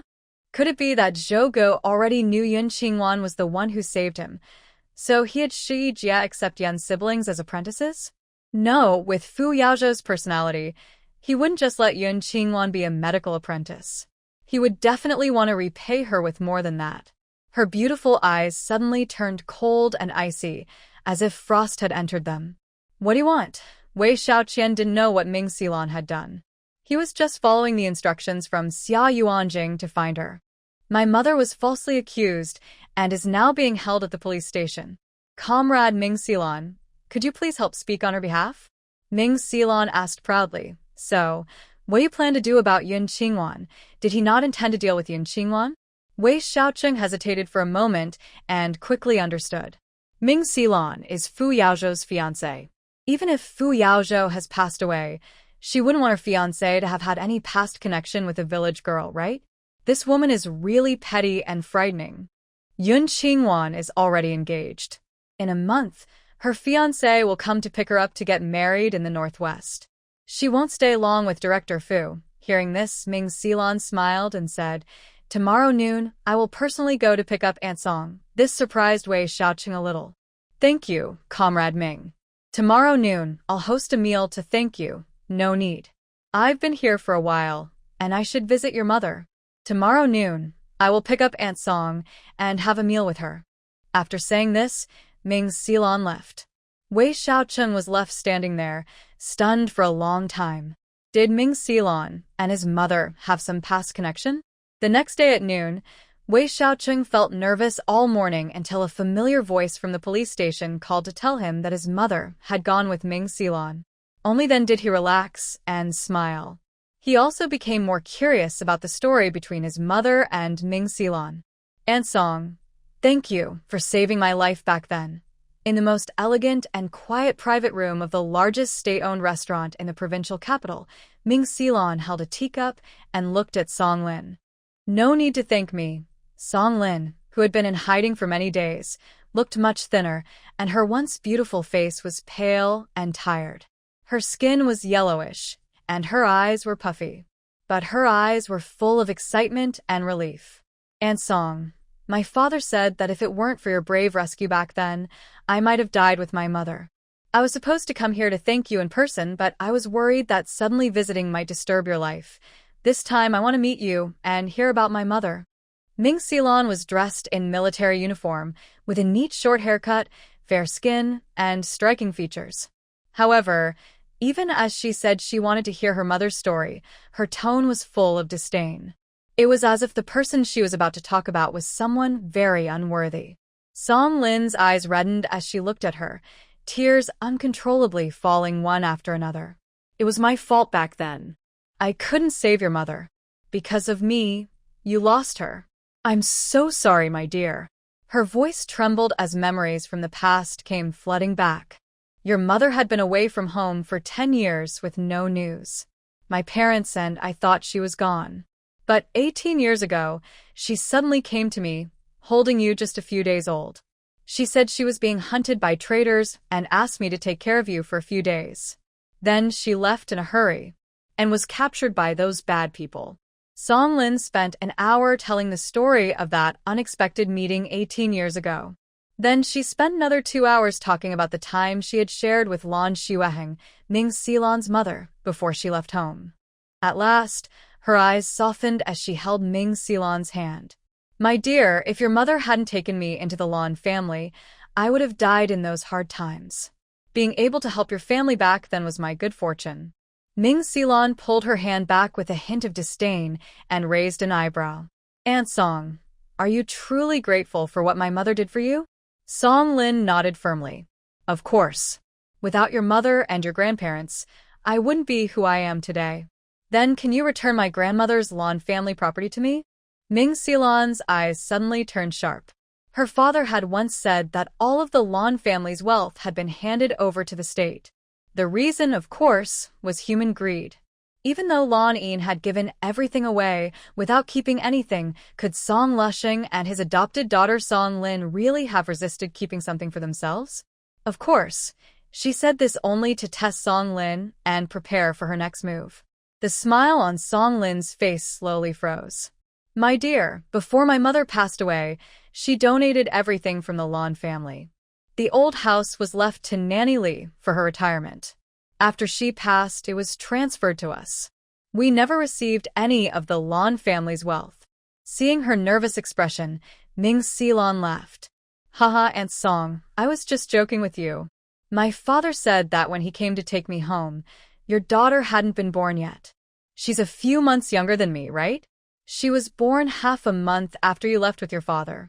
She's now studying medicine at the military hospital. There was a faint uneasiness behind Song Lin's gentle smile. Ming Xilan chuckled softly. We've met before. Her name is Yun Qingwan. She's very beautiful. Why did you let her go so easily back then? She was grateful that Yun Qingwan had saved Fu Yaozhou 3 years ago, but she couldn't accept that Zhouji kept thinking about her. Songlin was confused about how the topic came up. Back then, I was careless and let the kidnapper take her away. Miss, when did you see her? She was studying medicine at the military hospital with my future sister-in-law. She's quite favored there. Ming Xilan held her teacup, looking at Song Lin with a meaningful expression. Your Wei family is very good at raising daughters. To climb higher, you raise both adopted and biological daughters together. Is it in your nature, as a humble servant, to be so scheming? This sarcastic remark was clear to Song Lin. And indeed, the Wei family did exactly that. However, Yun Qingwan was not used to climb into the Fu family. She explained, my daughter, Wanwan, is going to the northwest to get married. She won't try to join the Fu family. As for Yao Yao, she can't climb up either. She had a premarital pregnancy and was involved with some troublemakers, which caused her to bleed heavily. She can't have children now and can't even get out of bed. She can't marry into the Fu family. Cui Min had said that Ming Xilan couldn't marry Fu Yaozhou and might be with Fu Zhaoya. So, she definitely wanted to help the young lady. Her words made Ming Xilan happy. She smiled and poured a cup of tea for Song Lin. Auntie Song, don't be nervous. I spend every day in the military, mingling with rough men. Those words earlier had no other meaning. Please don't take it to heart. She then mentioned, I heard that in the northwest they are working on desert greening and need many talents for construction. Your daughter Yun Qingwan is already an adult. Sending her to the northwest early would be good for the country. Having lived most of her life, Song Lin finally understood Ming Xilan's true purpose. But she didn't understand. Why was Ming Xilan so opposed to Yun Qingwan? Could it be that Yun Qingwan was seducing Fu Zhaoya beside Fu Shi? That little troublemaker should be kept at home all the time. Young lady, you're right. When my son-in-law comes back from the northwest, I will let her go. Good. 7 days should be enough, right? After 7 days, she must go to the northwest. Ming Xilan's face was sharp and cold. She took an envelope from her pocket and threw it in front of Song Lin. You can't do it? Your whole family should go to the northwest. Lancelin smiled on her face, but her attitude was very arrogant. Song Lin felt a little scared, just like she was afraid of Wei Mingli. She picked up the envelope and opened it. Inside was a photo of a fierce-looking man. There was a large black mark on his neck. Her pupils trembled, and she looked up at Ming Xilan in horror. How did she know? Ming Xilan left a cold smile. I'm waiting for your good news. If Yun Qingwan goes to the northwest within 7 days, I will promote Wei Xiaoqing to battalion commander. After saying this, she left. A sense of fear and sadness grew in Song Lin's heart. At the same time, a fierce thought appeared. At 6 p.m., Yun Qingwan, carrying a small bag, just stepped out of the hospital gate when Song Lin ran over stumbling. Wan. Instinctively, Yun Qingwan reached out to steady Song Lin's trembling body, but thinking of Cui Meng, She turned cold and took a few steps back. What are you here for? Aren't you supposed to be locked up for a month? Why are you out? Van, I'm sorry. It's all my fault. I shouldn't have listened to your dad's lies and brought Chui Meng home to bully you. I'm sorry, I was wrong. Sorry, my dear, sorry. Song Lin cried, tears streaming down her face, and slapped her own cheek hard. The moment she saw Chui Meng, Yun Qingwan completely lost hope in Song Lin as a mother. But now, seeing her like this, she couldn't help but feel soft-hearted. Enough. If you have something to say, just say it. Nothing much. I just regret it. I regret being blinded by greed and trusting your dad's lies. Wan, I want to make amends. I want to compensate you. Come home with me. Yun Qingwan, being kind-hearted, softened her heart, but she was not stupid. She would never believe Song Lin again. Stop pretending. I will cure Wei Jinyao, as long as you are ready with the money. All right. Mom still has some savings. I will give you a dowry, and I won't leave a single cent for them. After saying this, Song Lin took Yun Qingwan's hand and walked toward a small car in the distance. It was rented. Yun Qingwan didn't refuse and followed her into the car. Song Lin asked warmly all the way home, holding her hand more and more affectionately. Wan, go upstairs and wash up. Change your clothes. Mom will cook you a sweet soup. Her gentle and caring attitude made Kai Xiangyu and Wei Posey feel strange. But this afternoon, they had been warned by Song Lin not to bully Yun Qingwan and to be nice to her. Kai Xiangyu quickly said, Wan, go upstairs and wash up. Come down for dinner. Yun Qingwan looked at the two of them with a meaningful gaze. Then she calmly went upstairs. Song Lin also turned to go to the kitchen, her smile gone from her face. Instead, there was a look of cruel madness. She went to the stove, stirred the silver fungus soup boiling there, took out a packet of medicine powder from her pocket and poured it in, then added several large spoonfuls of sugar. Mom, what delicious thing are you making? Wei Jinyao's sweet voice sounded behind her, startling Song Lin, who dropped the aluminum rice spoon she was holding. She hurriedly picked it up, washed her hands in a basin of water, then turned around and smiled. I'm making silver fungus soup for you and Wan. Go upstairs and call your sister down. After dinner, she needs to get her acupuncture. Song Lin petted Wei Jinyao affectionately, just like before. But Wei Jinyao felt uncomfortable for no reason. Since she was recognized as her father's illegitimate daughter, she had sensed that Song Lin no longer loved her. Now her behavior was really strange. Could it be that she was trying to curry favor with her because she saw Fu Zhaoya wanted to marry her for her son's future? Yes, that was it. After understanding all this, Wei Jinyao looked at Song Lin with disdain. Once she became the young mistress of the Fu family, she would make Song Lin and Yun Qingwan beg for mercy, like dogs in front of her. She turned and went to the dining table, looking at Kai Xiangyu. Go upstairs and call Yun Qingwan down. Kai Xiangyu nodded obediently, then turned her face away with a look of disgust and rolled her eyes. A wild child born of a fox spirit. How arrogant. As she went upstairs, Yun Qingwan had already changed her clothes and come down. When she arrived, Song Lin served a large bowl of silver fungus soup and placed it in front of Yun Qingwan. Wan, this is the silver fungus soup I made for you and Yao to nourish your bodies. She then poured another bowl for Wei Jinyao, which still had less than half a bowl left, and poured it all into Wei Posey's bowl. Kai Xiangyu, watching eagerly from the side, looked aggrieved, and her eyes welled up with tears. Why wasn't she allowed to eat? Wei Jinyao shot her a glance, feeling proud as she stirred and ate, but when she looked at Yun Qingwan's bowl, she became annoyed again. Why does she deserve more than me? Yun Qingwan looked at Song Lin, and a memory of her knocking over her bowl the other day flashed in her mind. Could it be that Song Lin has also been reborn? Impossible. If she had been reborn, she wouldn't be so kind to Wei Jinyao. She picked up a small spoon, took a bite, and put it in her mouth. Wow, this is so sweet.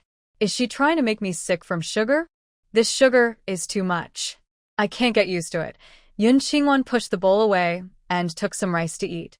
Wan, if you don't eat, I will. Song Lin reached out her arm to stop her, but Kai Xiangyu quickly took the bowl. Before she could lift it, she started eating directly. A shadow flickered in Song Lin's eyes, and she quickly apologized, looking regretful. Van, I'm sorry. It's my fault. I wanted to make it up to you. Next time, I will put less sugar. Yun Qingwan glanced at her without speaking. She ate a small bowl of plain rice, then happily enjoyed some delicious dishes. After the meal, Song Lin didn't wait for her to speak. She pulled her into the bedroom and took out a small cloth bag from under the bed. Wanwan, I know you hate me. It was my fault back then. I didn't take good care of you, so I lost you. These golds are the last of the Lan family's belongings. I give them all to you. Whether you take them back to the Yun family or hide them yourself, I won't ask. Please forgive me, Mom, okay? Song Lin spoke while crying and confessing, her tears flowing freely, looking very sincere. Yun Qingwan looked down at the more than 10 large gold ingots, which probably weighed about 20 jin. Compared to the gold and silver buried in the backyard, they were just a drop in the ocean. She looked up and asked, "And Wei Jinyao's illness? Is it treatable?" Song Lin was stunned. "Of course it is. Once she's cured, I will send her away. From now on, you will be the only treasure in this family. Then take the gold." Yun Qingwan raised an eyebrow at Song Lin. "Yesterday, I agreed with Wei Xiaocheng, 3,000 grams of gold. If it's even 1 gram less, I won't make a move. Wanwan, I really don't have any more." Song Lin looked like she was pushing herself to the limit, tears shining in her eyes. "Wanwan, I've given you all the family assets. There really is no more gold. All right, for your sake, I won't argue." Yun Qingwan picked up the cloth bag and secretly left a fragrant sachet inside the room. "Get ready, little wild one. I'll come down soon. You don't give it to me, so I will take it myself." After going out, she returned upstairs, took out a gold ingot, and looked at it for a while. Her consciousness entered a space where she searched through a pile of fake goods for a long time. She found tens of thousands of boxes of fake gold ingots. This was something she discovered while searching for gold during the end-of-world chaos. At first glance, she was very happy, thinking she had found real gold, but then she realized it was fake. Inside were cement blocks shaped like gold ingots, wrapped in a layer of gold-colored foil, shiny and golden, almost like real gold. Since her space was large enough, she didn't throw them out. Today, they finally came in handy. If she wanted to secretly take all of Song Lin's gold, the best way was to replace it with similar fake gold. She took out a fake gold ingot and compared it with a real one. They looked exactly the same. Yun Qingwan's smile deepened. She put all the real gold from the sack into her space, then took the same number of fake gold ingots, put them into the sack, and stored it in a cabinet. Then she went downstairs to the room where Wei Jinyao was. Wei Jinyao was holding a bouquet of roses, happily spinning around. "Big sister, this is what Brother Fu bought for me. Isn't it pretty? This afternoon, we went for coffee and had small cakes. He's taking me to see a movie tomorrow." She was showing off with a teasing look. Yun Qingwan sneered and grabbed her hair, pressing her onto the bed. "Stop acting spoiled. Your life is still in my hands." With a sharp silver needle, this time Yun Qingwan gave her a real medicine pill. She wanted to help Fu Yaozhou and the others catch the spies early, so he could arrange a job for Yun family sooner.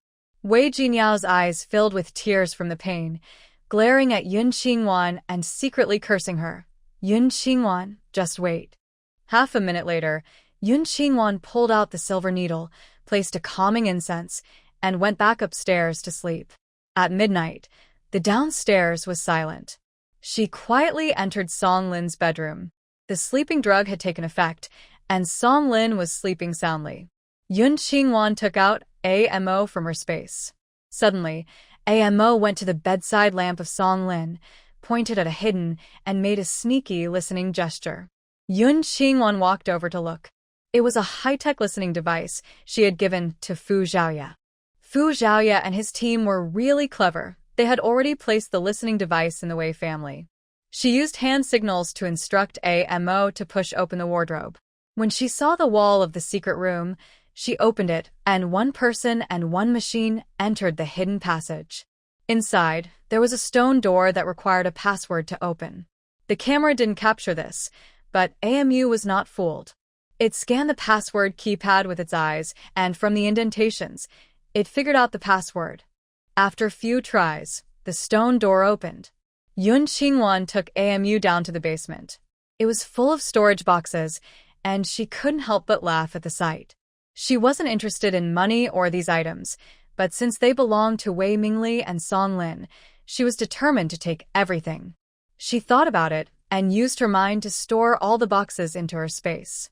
Then she took them out one by one and opened them.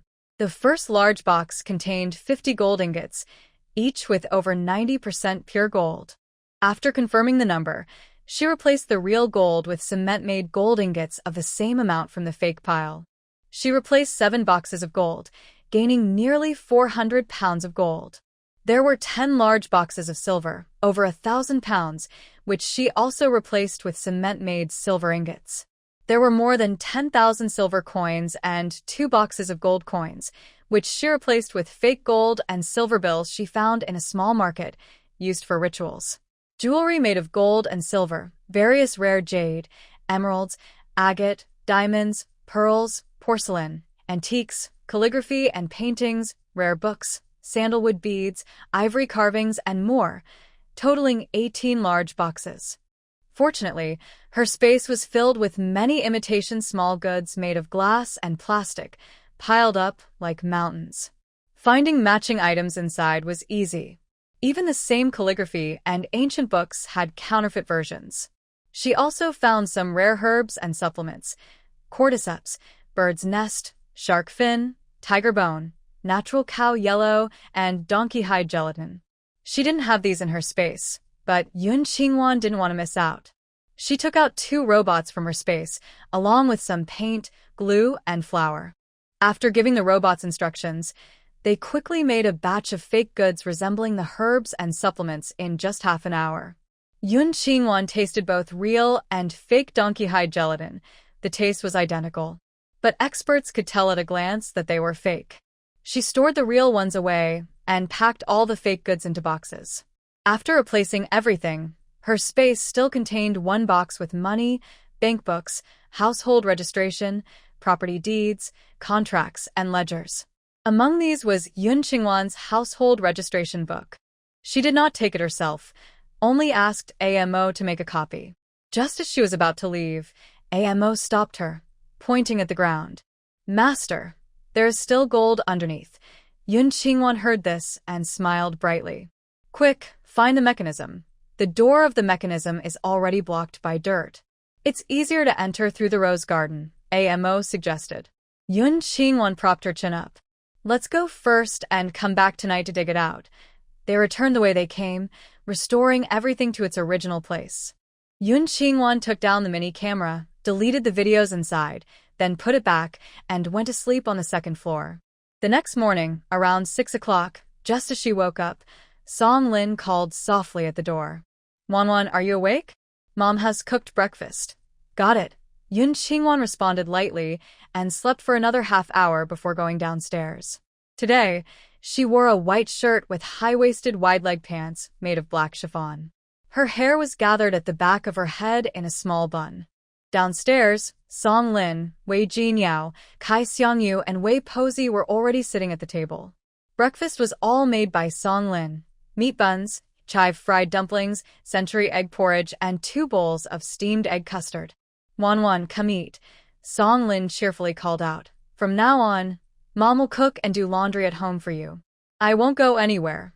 When she was taken away, her job as procurement director was gone. All of this was caused by that terrible Yun Qingwan. Wei Jinyao rolled her eyes in jealousy at Yun Qingwan. "Mom, since you lost your job, you can take care of second sister-in-law and her children. Your second brother is useless because I was too good to them. From now on, I won't care about him. They can live however they want, as long as they don't come back and bother me." Song Lin finished angrily, then placed a bowl of golden egg custard in front of Yun Qingwan, her tones suddenly gentle. "Baby, eat quickly." Yun Qingwan glanced at the egg custard in front of Wei Jinyao, smiled, picked up her spoon, and took a few bites. It tasted pretty good, so she ate a few more bites. However, as she ate, Her stomach started to feel uncomfortable. Her body, nourished by spiritual spring water, was especially sensitive. If harmful substances enter the intestines, they react quickly. She looked at the egg custard in shock. Song Lin had poisoned her. She lowered her head and gave a cold smile. She took an ordinary energy bead from her space and swallowed it, then finished eating the remaining egg custard. She also ate some of the buns, dumplings, century eggs, and porridge on the table, while secretly taking a few items into her space. This included the egg custard in Wei Jinyao's bowl. She wanted to see what trick Song Lin was playing. I'm full now, I need to go to work. Yun Qingwan rubbed her full stomach and walked away happily. Song Lin smiled warmly, saw her off at the door, and even introduced her to the neighbors, claiming Yun Qingwan was her real daughter. She was establishing a good image as a caring mother. Yun Qingwan rode her bike, her face full of sarcasm. Wan. At the hospital entrance, she met Lu Yuzhen. They hadn't seen each other for nearly a month. Lu Yuzhen was almost 1.7 meters tall, with a slim figure, sharp features, and skin as white as snow. Wan, that fortune teller wasn't lying. Look, I really have grown taller. The reason the fortune teller is called a fortune teller must be because she's extraordinary. Yun Qingwan looked at her. Did you come to the hospital to pick up medicine for your brother? No, I came specifically to see you. I need your help to buy medicine for my brother. Lu Yuzhen pulled Yun Qingwan into a corner and took out 3 large yellow fish from her bag. Please help me buy a special medicine for my brother. She had stolen these from home. If it could cure her brother, she would tell her parents the truth. If it didn't work, she would say she stole the money to buy it and would never betray Yun Qingwan. Yun Qingwan took some gold bars. I'll deliver the medicine to your house in 5 days. Okay, I'll wait for you at home. See you in 5 days. Yun Qingwan waved goodbye to Lu Yuzhen and pushed her bike into the hospital. Fu Shui happened to arrive at the same time. The two of them chatted happily and headed to the intensive care building. Shui Wan, Yu Wide, who was on the morning shift, saw them approaching and waved happily. Uncle Yu, you're not feeling well. Why are you up so early? Fu Shui stopped her bike, supported Yu Wide's arm, and took his pulse, her worry deepening. I'm almost 70. There's nothing I can't face, Yoida joked with a smile, looking at Yun Qingwan with affection. Child, I heard you're not actually from the Yun family but from the Wei family, is that right? Yun Qingwan nodded. Yes, I am Cui Min's younger sister-in-law. I was taken away when I was 5 and abandoned on Jiling Mountain. The Yun family adopted me. Then your mother, Song Lin, is she a foster daughter of the Lan family? Yoida looked a bit serious. After asking, he explained, Lan Yin, the head of the Lan family, was the richest person in the 5 central provinces before the founding of the country. Before he died, he donated all his wealth to the nation for the war effort. He's a remarkable red capitalist. My biological mother, Song Lin, is indeed a foster daughter of the Lan family, as you said. But I never heard about the Lan family from Song Lin. The things you mentioned, my grandmother Wei told me. How old are you this year? Yoida asked again, thinking maybe she was the reincarnation of Sister Yin. He was an atheist, but he believed that such a kind sister, Yin must have a next life. I'm 18, born on the 10th day of the 12th lunar month. Yun Qingwan finished speaking, feeling a sudden pang of worry. Would director you want to talk about marriage? Director, I'm still young and not planning to find a partner. Huh? Haha, it's not about finding a partner. You should go to work. I'll have a chat with your master. Yoida waved his hand with a smile and took Fu Shui away. Sister Yin had been gone for over 20 years. She was only 18, so the time gap was too big. Yun Qingwan blushed shyly and turned to enter the building. Fu Shui, who followed Yoida, asked in confusion, Uncle Yu, do you know the Lan family? Yoida sat on a small bench in the garden, reminiscing about the past. When I was young, I was taken in by Lan Yin, the head of the Lan family, for a few years. She helped pay for my medical studies when I went north to learn medicine. Later, I followed the anti-war troops and traveled all over, hearing about her generous donations. Over 20 years ago, when the troops passed through Zhongzhou, I visited her and learned that her daughter had gone to the battlefield. I wanted to find her, but unfortunately I never found Lan Xueheng. Yoi sighed heavily at the end. Such a good Lon family, and now there's no one left. After hearing the story, Fu Shui lowered her voice to avoid making Yoi feel regretful. Uncle Yu, the Lon family still has descendants. Shen Manru's daughter, Blue Xueheng, is Ming Xilon's mother. After joining the revolution, she changed her name to protect her parents. Later, she was disfigured during a mission, and everything from her past was erased. Although the story of Ming Xilon's mother, Blue Xueheng, is taboo, it can still be talked about. After finishing, Fu Shi sighed and said, "My mother told me that the first time she saw Auntie Manru, it was like seeing a fairy descend from heaven." Later, when Annie Manru was disfigured during a mission and went through other hardships, no one remembered her original face or her connection to the Blue family. Shin Manru is Blue Xueheng. Yu Wide was shocked, his eyes wide.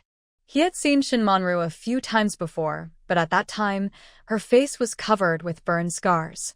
He never thought of her as sisterine. As for Shun Manru's past, he knew some of it. While on a mission here, she was betrayed by a traitor, which exposed her location. During her escape, her baby was born early. She had no choice but to leave her child with a family and run away herself. Unfortunately, she was caught by agents and disappeared. Her comrades who followed her were all killed by the agents. Later, the authorities learned from a traitor that she had defected.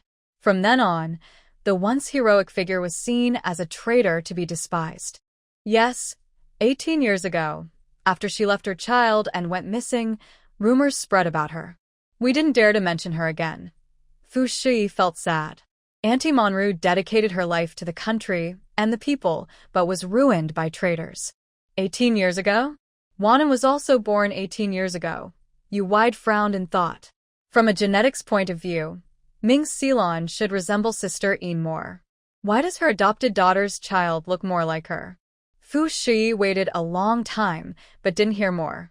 She couldn't help but ask, "Uncle Yu, what are you trying to say?" Yu Wide asked anxiously. "Shui, back then, did Sister Shin Manru give her child to Song Lin?" "Yes, my mother said that Annie Manru protected her family very well during those years. If she had gone into labor, she wouldn't have looked for her adopted sister. She left in a hurry, probably to protect Song Lin's family. Fortunately, Song Lin was loyal at that time and did not let those spies discover Xilon, thus protecting her life." "Back then, did Song Lin just have a daughter?" "Yes, that's right. According to my mother's investigation, Song Lin was pregnant at the time.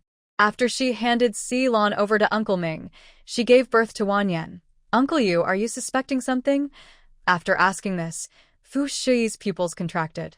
Could it be that Uncle Yu thinks Song Lin swapped Aunt Manru's child? That's impossible. When Uncle Ming came to pick up the child, Song Lin was still heavily pregnant. Yao Wide also looked confused after hearing this. Was he overthinking? Wan Yen and Lan Yin look very similar. Their features, body shape, and size are about 80% alike. Their backs are almost identical. From a genetics point of view, they must be related. Are you suspecting that Wan Yan is actually Aunt Manru's child? But Song Lin hadn't given birth yet at that time. Fu Shi stared in disbelief. My mother also suspected Song Lin and even came here to investigate herself. The result was that Song Lin had no issues at all. Moreover, Song Lin gave birth to Wan Yan at home. By then, Xilon had already returned to the imperial capital, so swapping the children was impossible. Yao Wide looked serious, always feeling that Yun Qingwan was connected to Lan Yin. This matter isn't hard to investigate. I'll look for some old acquaintances of the Lan family to see if they have photos of Lan Yin and Lan Xueheng. We can compare them. Yes, and have Bai Sheng send someone to check if there was anything unusual during the time Song Lin gave birth to Wan Yan 18 years ago. Alright, but this must be kept secret and not spoken about openly. Fu Shi also looked serious. If there was some hidden truth from back then, it could reveal the real story behind Aunt Manru's injustice. Yao Wide nodded. I understand. Time passed quickly. By noon, after lunch, Yun Qingwan found a quiet place and asked AMO to test the food she had collected in the morning. The buns, fried dumplings, and porridge were fine, but her and Wei Jinyao's egg custard contained a substance that could make the brain become dull and confused. The poison was quite strong. In just 7 days, she and Wei Jinyao would become muddle-headed fools. Yun Qingwan thought of last night's snow fungus soup. When Kai Xiangyu brought it over to eat, Song Lin reached out to stop her, but held back. At that time, she thought Song Lin was reluctant to let Kai Xiangyu eat. Now, it seems she regrets not having a chance to eat. Yun Qingwan felt cold and bitter inside. She was abandoned when she was a child, and now she is being poisoned and tricked again. Is Song Lin really her biological mother? If not, then what is the story behind the childhood photos? Yun Qingwan recalled her past life and this one. Wei Posey often told her that when Song Lin gave birth to her, Wei Mingli was still working as a reporter at a small newspaper in another city and had not been transferred back. She stayed with Song Lin in the provincial capital, but not in this area. Instead, they lived in a simple tiled house next to the shopping mall where Song Lin used to work. The reason for living so modestly was that Song Lin's adoptive mother, Lan Yin, donated all her family property to the country's war effort before she died. The current Wei family was left by Lan Yin for the old housekeeper to retire in. After her death, it was transferred to Song Lin. Wei Posey said that before she was born, the old housekeeper was ill and called Song Lin to stay with her for half a month. After she returned, another half a month passed. When she went out shopping for groceries, Song Lin was alone at home and gave birth to a daughter named Wei Jinyao. 3 years later, the old housekeeper passed away and the house was transferred to Song Lin. Wei Mingli was also transferred from another city to work as deputy director at the provincial printing factory. The family happily moved into the small Western-style house, now owned by the Wei family. A year later, Yun Qingwan was kidnapped by a kidnapper. If Wei Posey was not lying, she was most likely Song Lin's biological daughter. Then why does she treat her 3 brothers so well, but be so cruel to her? Also, Song Lin clearly knew that Wei Xiaoqing wanted to use Wei Jinyao to curry favor with Fu Zhaoye, and she always supported it. Now, why does she want to kill Wei Jinyao? Does she no longer want to be connected to the Fu family? Yun Qingwan was puzzled. Forget it. No matter how Song Lin plays her tricks, I won't die from her poison. I'll just wait for the Wei family to fall apart. Thinking about the evening, Song Lin would definitely prepare a table of poisoned dishes for her to eat. After work at 6 o'clock, Yun Qingwan didn't eat in the cafeteria.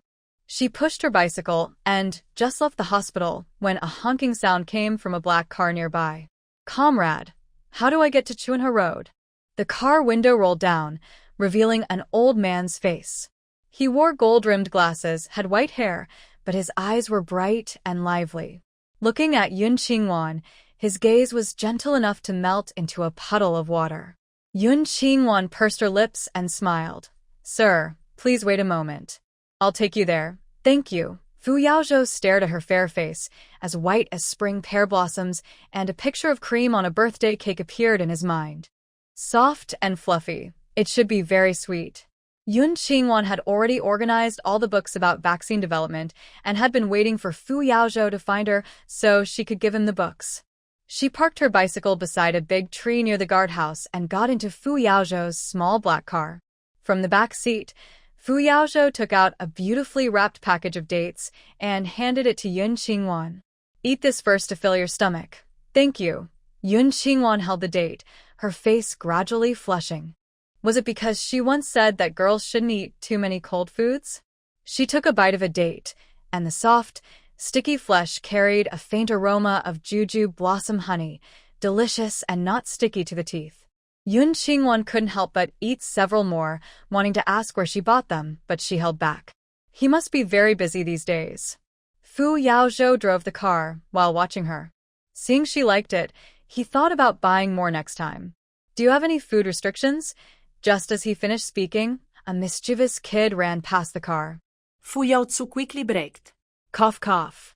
Suddenly stopping caused the seed in her mouth to slide into her airway, and she couldn't help coughing. Seeing this, Fu Yaozhou hurriedly pulled over to the side of the road, patting her back. "Quick, press your stomach and cough hard. Don't cough, cough, don't worry, I cough, cough." Yun Qingwan kept coughing while trying to comfort him, tears uncontrollably streaming down her face. Fu Yaozhou was annoyed and secretly blamed himself for buying dates with pits left inside. Yun Qingwan's throat felt uncomfortable, but she couldn't cough it out no matter what. She calmed herself, trying to gather her energy to move the seed into her space. However, since it wasn't in her line of sight, she couldn't retrieve it. She quickly scanned the spacebook and found an illustrated guide explaining the Heimlich maneuver. Brother Luo, cough, cough, cough, I have an emergency book in my bag, cough, cough, cough, please take it out. It has. Cough, cough, cough. Fu Yaozhou looked full of guilt and worry. Hearing her words, he quickly took out a colorful book from her black bag. The cover read, Detailed Heimlich Maneuver Instructions. He immediately flipped it open and glanced through it quickly. But he wondered, is this method too rude? Yun Qingwan struggled to cough and couldn't make a sound. Her pretty face turned bright red from holding back. Seeing her teary eyes, Fu Yaozhou felt even more guilty. He sped up, drove into a side street, and stopped in an alley with no one around. He got out of the car, went to the passenger side, and carefully helped Yun Qingwan out from inside. His ears turned red as he reached around her waist from behind, and, following the instructions in the book, pressed firmly on her belly, pushing upward. The chestnut seed still didn't come out. Yun Qingwan felt worse and leaned into his arms. Her skin was flushed, and her body was weak, caused by difficulty breathing and her embarrassment. She had never thought of him as a man before. Now, wrapped in his broad chest, even though she knew he was helping her, she still felt shy and uncomfortable. Seeing her like this, Fu Yaozhou became more anxious. He tried several times and finally, the chestnut seed was expelled from her pink lips. Her breathing became easier. Yun Qingwan's legs were still weak. She leaned into him, like a soft-cooked noodle. Fu Yaozhou didn't dare to let go. He bent his waist, picked her up horizontally, and placed her in the passenger seat. Her teary eyes gradually brightened. Brother Luo, thank you. Her misty, beautiful eyes, washed by tears, became clearer and more charming. Fu Yaozhou forgot to loosen his hold on her. Her steel-like arms, resting behind her back and under her legs, suddenly felt numb and warm. He had never realized how slender and soft a girl's waist could be.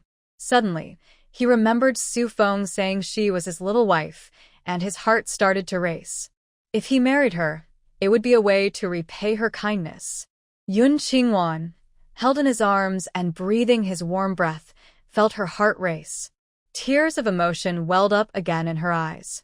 Brother Luo, thank you. I'm fine now. You can let go of me now. Fu Yaozhou reluctantly pulled back his arm, took a handkerchief from his pocket, and gently wiped away her tears. His gaze was tender and full of affection as he said, Don't be polite. Let's go eat. Ah?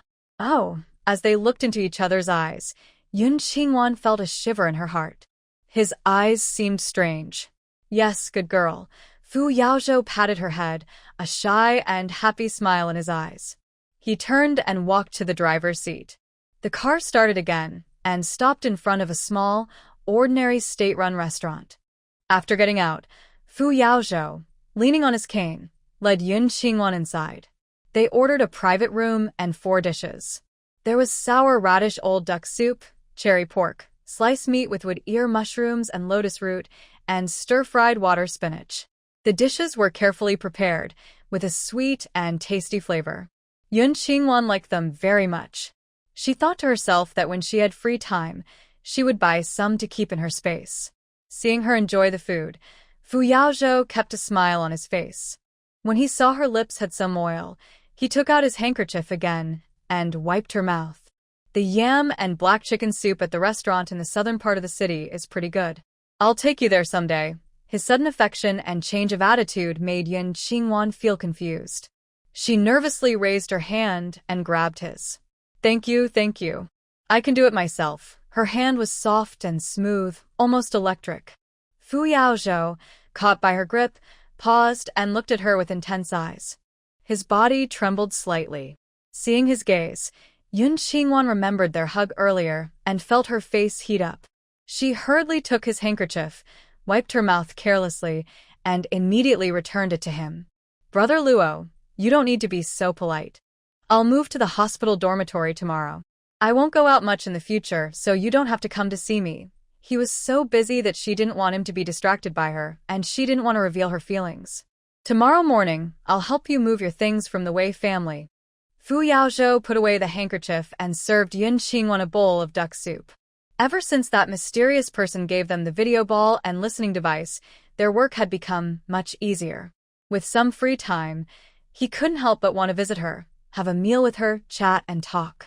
Tomorrow morning, he planned to take her to the west side of the city to try local breakfast specialties, sweetwater dumplings and pork roll pancakes. There's no need to trouble you. I don't have many things and I can carry them on my bicycle. Yun Qingwan had seen Fu Yaozhou in many different moods, but she had never seen him so enthusiastic before. However, she didn't plan to move into the hospital. Going out late at night was too inconvenient. Isn't your car still at the hospital? I'll come to pick you up tomorrow morning, Fu Yaozhou said.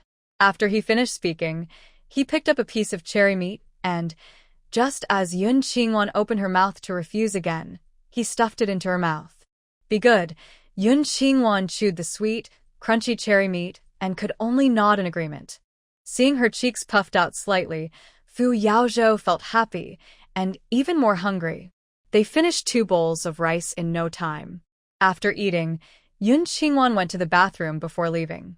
She took out a small robot from her space and dressed it up as a beggar, then input a set of commands. Next, she packed the medical books about vaccine research into a large bag and had the robot beggar carry it. Afterward, she took the robot out and placed it in a nearby alley. When Fu Yaozhou opened the car door, the beggar robot, carrying the bag, suddenly ran out and stopped Yun Qingwan. Kind girl, someone asked me to give you this bag. They said you'll give me 30 yuan, the robot said. Yun Qingwan pretended to be confused and looked at the bag. What's inside? I don't know. Someone who couldn't be seen clearly told me to give it to you, the robot replied. The beggar dropped the bag. Hurry up and give me the money. Okay, don't worry. Yun Qingwan quickly took out 30 yuan and handed it over. Old sir, here's the money. You can keep it and you can take this too. I don't dare to keep it. Thank you, the robot said, then ran off in a wild manner. Fu Yaozhou sensed something was off and chased after him. As he entered the alley, the beggar was gone. He quickly returned and grabbed Yun Qingwan, who was about to open the bag. Wan, stay aside. I'll open it. Yun Qingwan stepped back, and Fu Yaozhou used his cane to open the bag. The books inside were revealed. The top book's cover read, Hepatitis Vaccine Development and Manufacturing. His sharp, phoenix-like eyes suddenly lit up with a smile. Again, that mysterious person. He quickly flipped through a few pages. The medical knowledge inside was so impressive that even he, an outsider, was stunned. Cloud Qingwan came to his side and looked into the burlap bag. Wow, it's a book about making vaccines. Yes, Wan. Let's go back. Fu Yaozhou picked up the bag, placed it on the back seat, and started the car with Cloud Qingwan. Halfway there, they entered the road, where Cloud Qingwan was returning to Wei's house. She grabbed his arm. Brother Luo, please take me home first. I told my family I would come back for dinner tonight. She needed to go back and have Song Lin give her and Wei Jinya poison. Fu Yaozhou glanced at her. You have feelings for the Wei family. The relationship between Wei Mingli and the secret agents was already certain. When things come out, everyone in the Wei family would be involved. If Wanwan had feelings for them, it would be very complicated. Brother Luo, I am Yun. I have nothing to do with the Wei family. When they abandoned me, they showed no human kindness. Bringing me back was for their own purpose. I only hate them and have no feelings for them.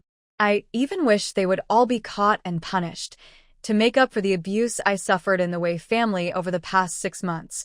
As she spoke, tears welled up in her eyes, making Fu Yaozhou feel distressed. He gently rubbed her head. Don't worry. Those who do evil won't have a good ending. Tomorrow, you'll be in the hospital, and you shouldn't go back to the Wei family. Okay, I trust you. Cloud Qingwan nodded with a smile. Since Fu Yaozhou said so, it probably meant their plan was almost finished. Fu Yaozhou smiled affectionately, then took her to the entrance of Wei's alley.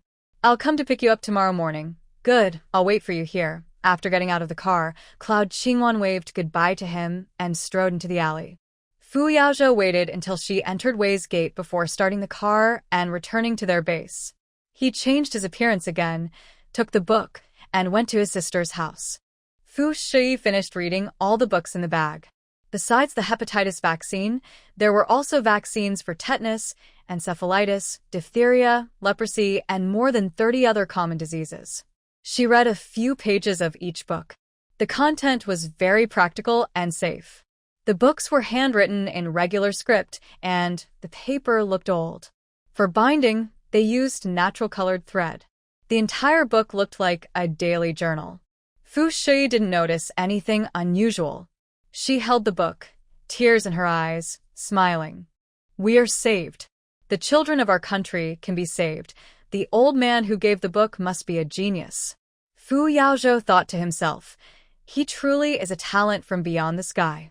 Although his idea was quite wild, he couldn't explain the origin of the powder used on the camera and recorder. Once this matter is over, he must find her and hire her as a national treasure. Azu, I have something important to tell you. Look at these photos. Fu Shi took out 5 black and white group photos, 2 of which had already turned yellow. Among the 5, the most beautiful girl looked almost exactly like Yun Qingwan. Fu Yaozhou took the photos, his eyes filled with shock, and pointed at the girl who resembled Yun Qingwan.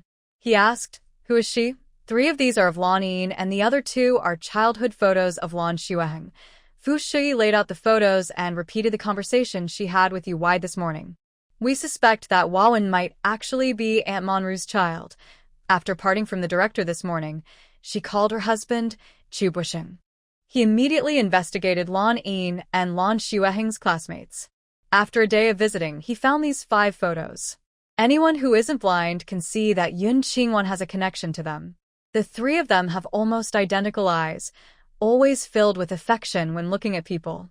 The only difference is that Lan Xueheng's features are more heroic and confident. Yun Qingwan's face resembles Lan Yin more, gentle and delicate. But Lan Yin has more resilience, a commanding presence, and a sharp edge. Yun Qingwan gives off a gentle, youthful, and soft beauty impression. Therefore, people who don't know Lan Yin and Lan Xueheng well, when they see Yun Qingwan, only find her familiar and won't think of the 3 as related. Fu Yaozhou's face was as calm as a tranquil lake, but inside, he was tumultuous, even feeling a hint of joy. He remembered that when he was young, Aunt Monru was pregnant, and his mother joked that if she had a daughter, she would be his wife. If she had a son, they would be brothers. Later, Ming Xilan was brought back and stayed at his house for a while. But he really couldn't develop any feelings for her. He also refused to let his family talk about marriage, nor did he want to accept the adults' jokes. If Yun Qingwan really was Aunt Monru's child, he would definitely protect her and care for her for a lifetime. This was a promise she made before she was born, while lying on Aunt Monru's belly.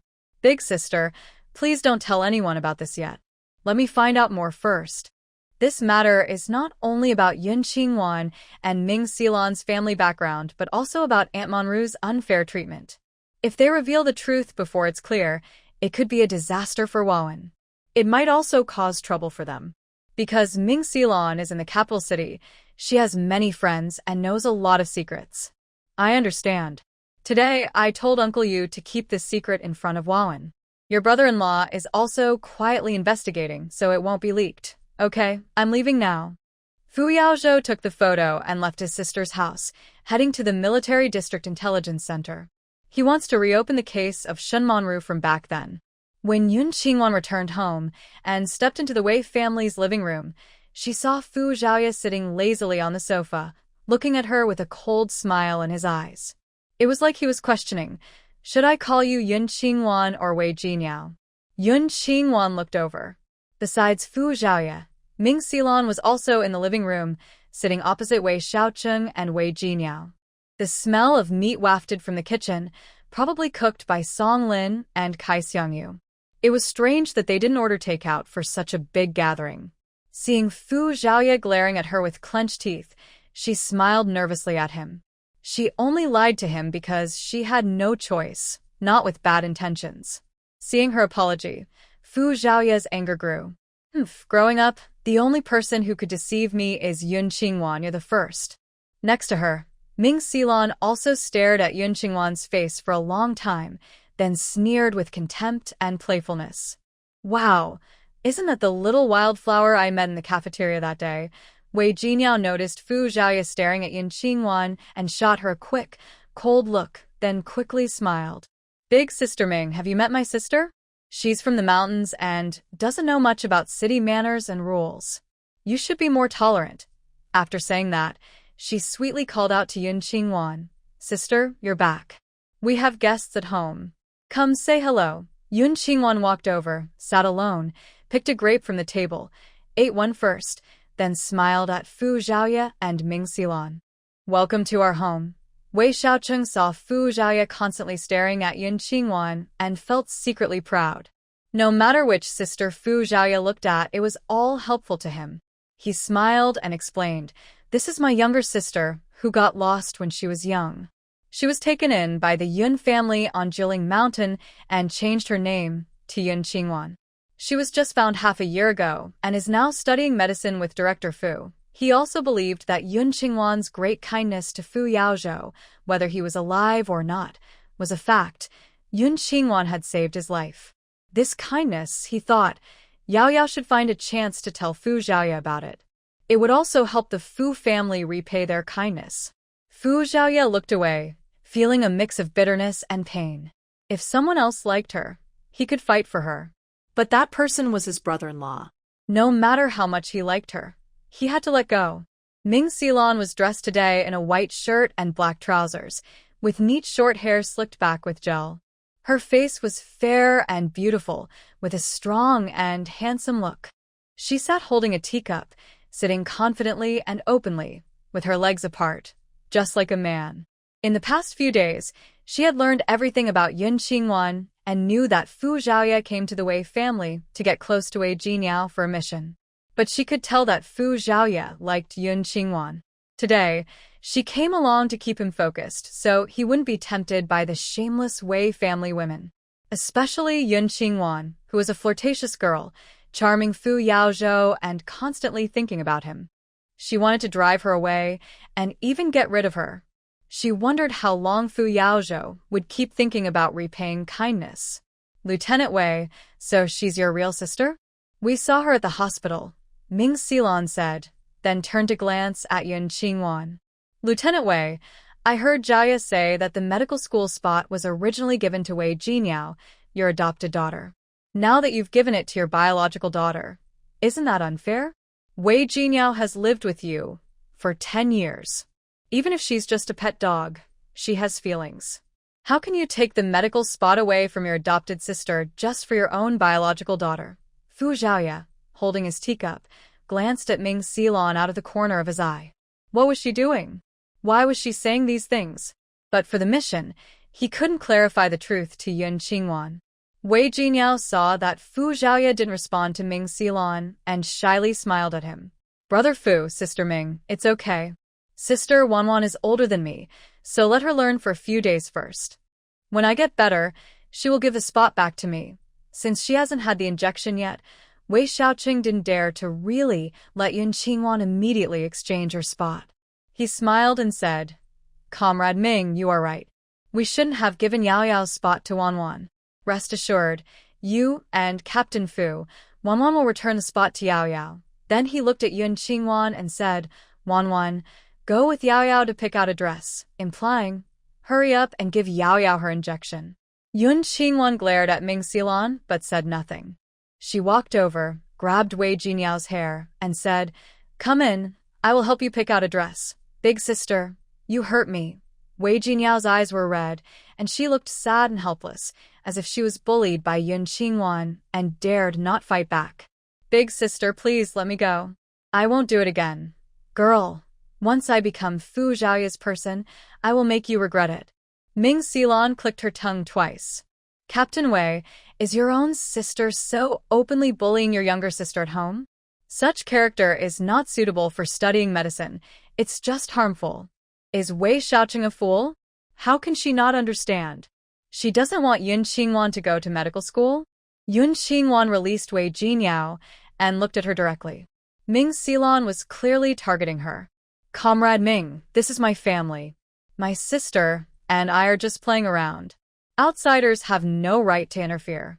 As for the medical spot, there's no clear instruction that it must go to Wei Jinyao. So, how can you be sure that it's for Wei Jinyao and not for me? Your family? You're just a group of squatters. Ming Xilon sneered and put down her cup. If she wanted this courtyard, the Wei family would have to give it up willingly. Yun Qingwan, don't go to the hospital tomorrow. I will talk to Director Fu Shiyi and return the original spot to Wei Jinyao. She planned to stay with Fu Shiyi one more day. If Zhou Ge saw her, he would have more chances. Once they met and recognized each other, Zhou Ge would definitely want to repay her with his life. Otherwise, why would he keep sending Ban Lin to find her over the past 3 years? Wei Jinyao heard this and smiled so broadly her teeth showed. Yun Qingwan, you took my medical spot, but I don't need to say anything. Someone will naturally help me get it back. Wei Xiaoqing knew Ming Xilon didn't like Yun Qingwan because of the life-saving favor from 3 years ago. Unfortunately, if Fu Yaozhou had not died, Wanan could have used her life-saving favor to blackmail him into marriage. Maybe she could have even moved to the Imperial City. But now, she had to follow Ming Xilon's words. Wanan, since Comrade Ming has said so, stay at home tomorrow, and Yao Yao can go learn medicine from Director Fu. Stop joking, Ming Xilon. You can't just change jobs like that. Fu Zhaoye, who had been silent, suddenly interrupted. When I go back, I'll clarify things with my little aunt and then we'll switch again. Yun Qingwan, I'm sorry. Once everything is over, I will make it up to you. Yun Qingwan knew he came to the Wei family not really to pursue Wei Jinyao but for a mission. So, she cooperated a little. Switch if you want. Who cares? She glared fiercely at Wei Jinyao and went upstairs. Wei Jinyao followed closely behind. Sister, don't be angry. I've already given you my room. I really don't want to leave this job. Please don't blame me. When they reached the second floor, Yun Qingwan coldly turned back. Stop pretending. Sister, I don't want to pretend either. Everyone's been supporting me. Wei Jinyao was confident. If you can't cure me today, tomorrow I'll tell Brother Fu that you poisoned me. When he gets angry, Song Lin won't be able to protect you. Ha fool. Yun Qingwan took out a silver needle and stabbed it into her pain point. You don't know who's really harming you, and you're ungrateful to the one saving you. You're so stupid. What do you mean? Haven't you always been the one hurting me? Wei Jinyao gasped in pain. Mom said it was you who deliberately hurt me, that's why I bled. Mom said? Haha. Maybe it was Mom herself. Yun Qingwan's meaningful expression made Wei Jinyao stiffen. What do you really mean? Nothing much. Yun Qingwan withdrew the silver needle, took a small bag from the cabinet, and casually picked out a few clothes. Wanan, dinner's ready. Come down quickly to eat. At this moment, the warm call from Song Lin came from downstairs. Yun Qingwan grabbed Wei Jinyao by the collar, and they both went downstairs. Fu Zhaoye, Wei Xiaoqing, Ming Xilon, and others were eating alone at the main table in the living room. The last seat was reserved for Wei Jinyao. Song Lin took Yun Qingwan to the dining table, where a bowl of rich carp soup was already prepared for her. Wanwan, this fish head soup is very good for your health. Drink more, she said. Yun Qingwan looked at Cui Min and Kai Xiangyu across from her. They also had fish soup, but it seemed only her bowl was poisoned. She smiled sadly. When she stood up to pick some vegetables, she blocked Song Lin's view. She swapped her bowl with Song Lin's. As she ate the vegetables, she picked up the fish soup and sipped it slowly, glancing at Song Lin's face out of the corner of her eye. Sure enough, Song Lin's eyes showed excitement she couldn't hide as she drank her own fish soup. Yun Qingwan also smiled. She ate a few bites casually, then went to the living room to eat fruit and nuts, quietly taking some into her space. Fu Zhaoye was taking Wei Jinyao to see a movie tonight, so they finished dinner quickly. Before leaving, he gave Yun Qingwan a longing smile and took Wei Jinyao away first. Ming Xilon drove herself here. Before leaving, She looked deeply at Song Lin and then strode to her car and left. After they had gone far, Wei Xiaoqing chuckled loudly. Mom, pick up Jinyao's things. Tomorrow I'll pick her up to stay with me. I'd love that, she replied. Song Lin smiled and held Yun Qingwan's hand. My daughter is only Wanwan. From now on, I only love her. Cui Min glanced at the two, feeling annoyed and jealous. In the past, her mother-in-law spoiled Wei Jinyao, but now her eyes were full of Yun Qingwan. These daughters-in-law are just like weeds. Mom, I'm going home first, Cui Min said, pushing her bicycle and leaving. She didn't want to stay and clean the kitchen. Song Lin responded with an then took Yun Qingwan into her bedroom, where she took out a bunch of pastries. Wanwan, take these home and eat them slowly. Don't let Jinyao see. That little wild girl makes me so angry, she said. Yun Qingwan's heart was calm. She took all the food and left. Song Lin followed her, becoming gentler and happier. After Yun Qingwan entered her room and closed the door, she looked at Wei Xiaoqing sitting in the living room. Come with me, she said. Wei Xiaoqing was waiting for his father. He wanted to have a serious talk with him. Now, the news about Wei Jinyao being an illegitimate daughter was spreading. His father hadn't come home for days. If someone reported him, it would be a disaster. His future was completely ruined. Mom, is there something you want to say? Wei Xiaoqing, who followed Song Lin into the room, sat quietly in the small office area. Find a private place. I plan to divide those things among you three brothers. From now on, you should each make your own way. Yun Qingwan, that wicked woman, came to seek revenge. She must send her 3 sons out of this home. She came alone to settle the old debts. Mom, what are you talking about? Wei Xiaoqing looked at his mother in shock. Now the youngest is bedridden, and the second is always at the gambling table. If you give those things to them, they'll be gone in no time. That's none of your business. I have my own plans. Go back now. Don't wait for your dad. He's also a cold-hearted man. Back then, Cui Ming's matter was caused by him, making her the villain. When she was caught, he didn't come to save her or even look at her. She knew he was heartless, but she didn't expect him to be this cold. Mom, Dad only made a mistake that any man might make. Don't cling to it. A happy family is the key to everything thriving. Although Wei Xiaoqing didn't like his father having an affair outside, he only blamed him for not hiding it well. As for the affair itself, he thought it wasn't a big deal. Who can work on the same land forever without getting tired? Song Lin let out a sad, mocking laugh. You go back now. When you've found a good place, come and take your share. She never expected her eldest son to stand on her side. Mom, let me handle the second and third brothers' shares too, so they won't be taken early. No need. I've already arranged everything for them. Did Song Lin not understand her eldest son's thoughts? The second son was a bit reckless, but his wife was strong. She trusted that with her help, they could hold on. As for the third, she had already found a woman from the countryside for him. When they have children, and with what she's given them, they'll be safe and sound for life. Wei Xiaoqing saw that his mother wouldn't agree, so he could only keep quiet. Rest early. I'm leaving now. The family's small estate must not be divided like this, especially not equally. Those 2 useless ones would only waste everything if they got it.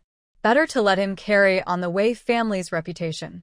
Song Lin saw Wei Xiaoqing off at the door, then took a walk outside, chatting with neighbors enjoying the cool evening, before returning to her house. She woke up around 10 o'clock, carried 2 baskets from her bedroom, tied them to the back of her bicycle and went out. In the dark, someone was watching Wei's family, listening to Su Feng, who heard everything Song Lin and Wei Xiaoqing said, including what Yun Qingwan told Song Lin last night. At this moment, there was no need to guess what was inside those 2 baskets. He arranged for a teammate to follow quickly.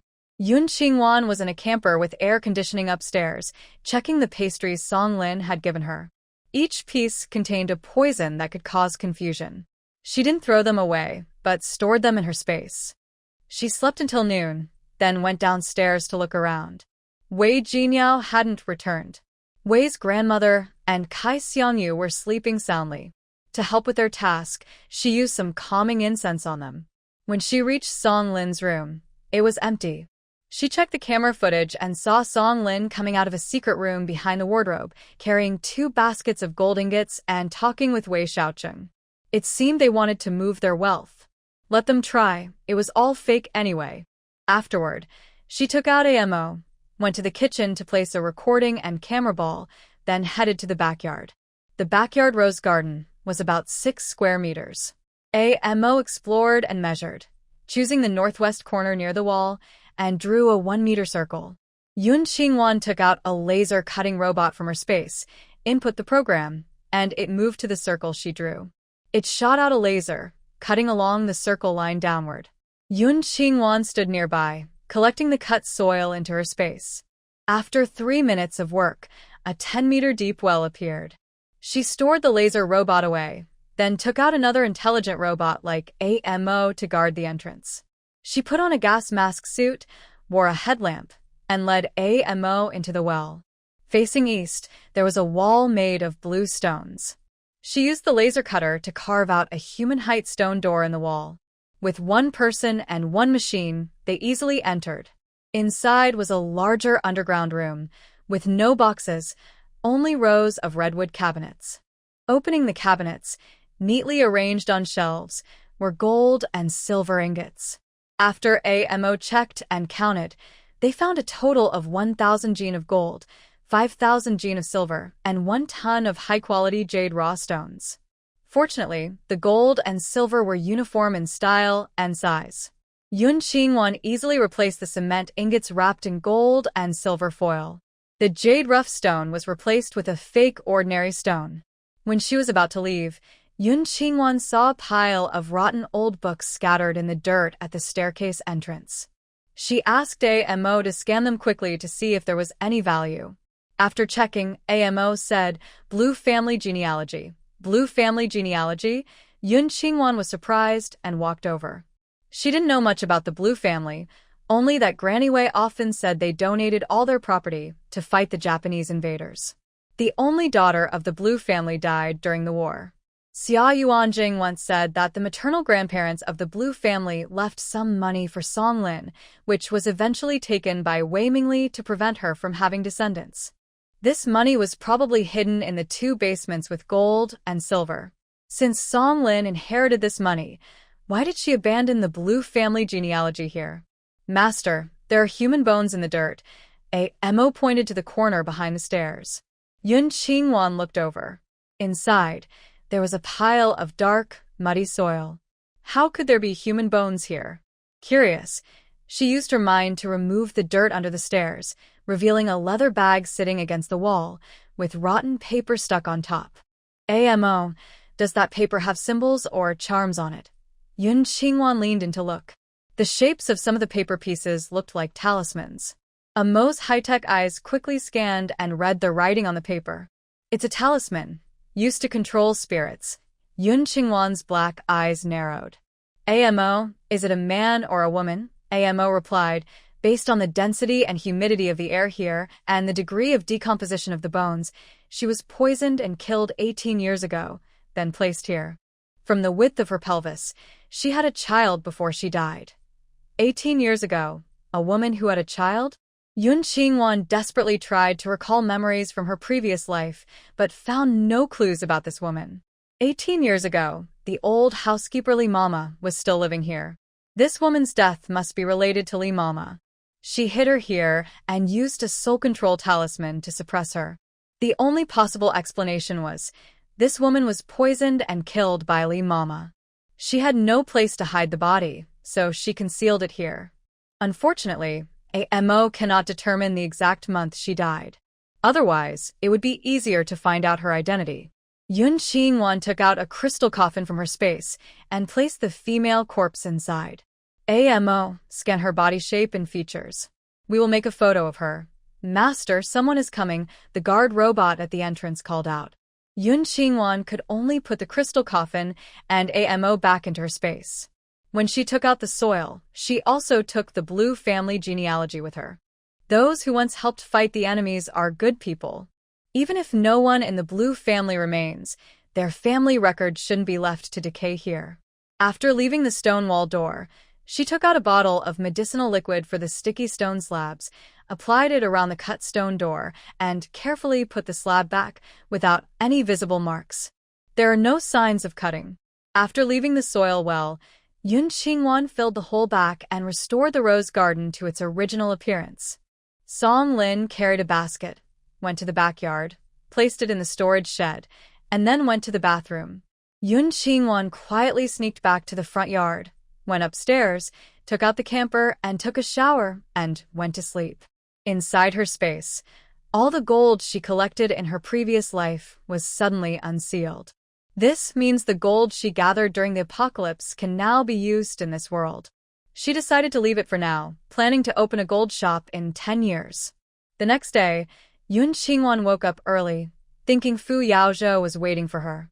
She changed into a light green, waist-cinched dress with a Peter Pan collar, made of silk chiffon, very flowing and fresh. She also took a mo out of her space, styled her hair into a sweet look, clipped a small diamond hairpin, and replaced her black leather bag with a small white backpack. She stood in front of the mirror and smiled happily. She realized that even with 2 lifetimes of memories, her current mindset was still the same as when she was 18. Loving beauty, enjoying dressing up, longing for happiness, and dreaming of the future. When she went downstairs with her bag, Songlin was cooking in the kitchen. She silently left without making a sound. At the alley entrance, across the street, Fu Yaozhou looked at her with admiration. On this summer morning, she looked like a tall, elegant willow tree, beautiful, pure, and full of vitality. Her skin was so fair it seemed to glow, smooth and shiny, like white jade soaking in water. Her eyes sparkled brightly, misty, and full of unspoken feelings. Below her elegant nose, her pink lips make people feel thirsty. As he looks at her, Fu Yaozhou's eyes become moist. This is his little wife. Before she was born, he lay on Aunt Monru's belly, calling out repeatedly, "Sister, come out quickly. I will protect you forever." He never expected she would face so many hardships. 1-1. My intuition tells me you are Aunt Monru's child. The small round ball back then was you, and we are childhood sweethearts too. Fu Yaozhou looks at Yun Qingwan with a firm tone, his eyes soft like spring water. Wanwan has saved his life twice, and she is his childhood sweetheart. Marrying her is certain. The car turns around and stops in front of Yun Qingwan. She gets in smoothly. "Brother Luo, have you been waiting long?" Today, Fu Yaozhou still looks like an older gentleman. Seeing Yun Qingwan's beautiful appearance, he thinks about changing his look next time to see her. "No, I just arrived too." He casually takes out a glass bottle of fresh milk and offers it to her. Yun Qingwan takes it but doesn't dare to drink. Although it won't choke her if she accidentally spills it, her beautiful outfit this morning would be ruined. Fu Yaozhou drives gently, looking at her tenderly. "Does the Yun family treat you well? Can you tell me about your life there?" Yun Qingwan looks at him in surprise. Why is he suddenly asking this? Sure. When I first went to the Yun family, I was only 5. I don't remember some things clearly, but the Yun family was really kind to me. Back then, we had no food at home, but I always ate full at every meal. Whenever my little uncle brought meat, after it was cooked, my grandparents would serve me a big bowl first. She talks endlessly about how good the Yun family was, her eyes full of gratitude. Fu Yaozhou feels even more grateful to the Yun family. He plans that after this matter, he will return to the capital, investigate what happened back then, and arrange a job for the Yun family. When they arrive at a breakfast shop in the southern part of the city, Fu Yaozhou doesn't let Yun Qingwan get out. Instead, he takes a metal lunchbox and an enamel cup and goes down to buy 2 servings of sweet water balls and 4 meat pies. Over the years, he has been on missions constantly, eating too many things that hurt his stomach, and now he has a stomach illness. Last night, I gave him medicine that cured all his illnesses, but his appetite still hasn't improved. He has no desire to eat anything. Recently, seeing Yun Qingwan happily eating has made him want to eat too. That's one reason he's been thinking about eating with her. The car stopped by the roadside. After finishing breakfast, they set off again to the hospital. Yun Qingwan got out of the car, carried her bag, and quietly put it away inside the hospital. Seeing it was still early, she decided to go for a walk in the residential area behind the hospital to look for an empty house to rent. To the west of the military hospital is a neighborhood with small 2- or 3-story houses. The houses are pretty, and the alleys between them are wide enough. The alleyways are lined with lush evergreen trees, and there are a few hibiscus trees in the middle. Yun Qingwan asked several families if they had any houses for rent, but no one was offering any. Fuyuzu, who had brought her back, returned to his work base. He changed into different clothes and, passing by, saw her from afar asking around. He stopped his car and asked some passers-by about her. He found out she was looking to rent a house and got angry. She is a young girl alone. How could she live outside by herself? He pressed the accelerator hard and, in just 10 seconds, was right in front of her. Yun Qingwan was startled by the sound of the car and turned around, seeing him. She instinctively wanted to run away, but under his commanding gaze, she obediently got into the car. "Why haven't you left yet?" he asked. At this moment, Fuyuzu looked like a rough worker with a big beard, his eyes fierce. "Why are you renting a house outside?" he asked. As expected of someone who catches spies, he quickly found out she was looking for a house. She said softly, "I don't want to live with others. I want to live alone. Don't worry, I'm very strong. I can punch a tiger to death. No one can hurt me." She spoke more quietly. "Please don't tell my master, okay?" Seeing her cute, pleading expression, Fuyuzu swallowed hard. He licked his lips, feeling a strange fire inside, wanting to taste her pink lips. But if she lives outside, would it be easier for him to see her? Let's have breakfast together in the morning, go shopping and watch a movie in the evening, and chat. At night, with his protection, she can sleep peacefully and soundly. Yun Qingwan waited for a long time but didn't hear from him, so she gave up on renting a house. "Brother Luo, I'm sorry. I won't rent anymore. I'll go back to the hospital dorm now. It's not impossible to rent. You go back to work and I will rent it for you." Fu Yaozhou looked a bit uncomfortable. "It's rented now, I'll tell you." Yun Qingwan looked at him happily. "Really? Then my master will know. You'll help me keep it a secret." "Yes, go back now." Fu Yaozhou looked calm on the outside but was nervous inside, not sure how to tell his sister about this. Yun Qingwan happily got off the car, went back to the hospital, and headed to the lounge behind the intensive care unit. Inside, everyone was happily discussing books about vaccine research. "Master, where did you get these books? They really open my mind. Master, these data are even more advanced than those abroad. It's incredible. Master, can we establish our own vaccine research institute?" When Yun Qingwan entered, Fan Yunjie, Yi Lingqiu, Shi Weiguo, and others looked excited, talking non-stop about Fu Shui.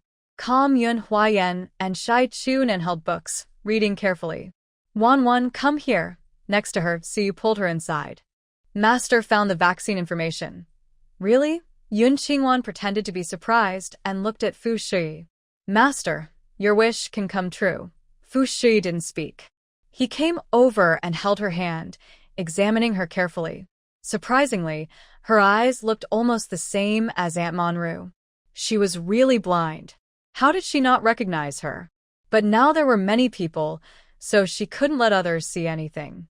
"Yes, I've already applied to the higher-ups for a separate yard for us to do vaccine research." Fu Shui smiled with tears in his eyes. Her brother said these books were manuscripts from a demoted medical professor who is no longer alive. The feasibility of the content could only be tested by them. She read all night last night, and these data are definitely workable. "Master, why not directly establish a vaccine research institute? Recruit talented students, do research, and also train new talent." Yun Qingwan smiled and suggested, "Once the school is built, we can also set up a dedicated vaccine factory. Then I can take out the pharmaceutical equipment from the space. As for the source, Fu Yaozhou would surely help her find a good excuse." Her words shocked all 8 people in the room. Is she thinking too big? Actually, Fu Shui also had this idea. Specialized skills are important. She believed that vaccines are not just for one generation but are needed for many generations. The country should train a group of experts to study vaccines and also have people to pass down the research results. Building a school is the best way. Our hospital's funds are limited. It's no problem to set aside a yard for vaccine research, but building a school will take 3 to 5 years. After saying this, Fu Shi shook her head regretfully. Yun Qingwan's suggestion wasn't random. Funding isn't a problem. Once the Jin family's assets are confiscated, just 5 boxes will be enough to start the Vaccine Research Institute. She can provide the research equipment, and once the results are out, they can build a factory to produce. It could be profitable in just half a year. But she couldn't reveal the Jin family's wealth.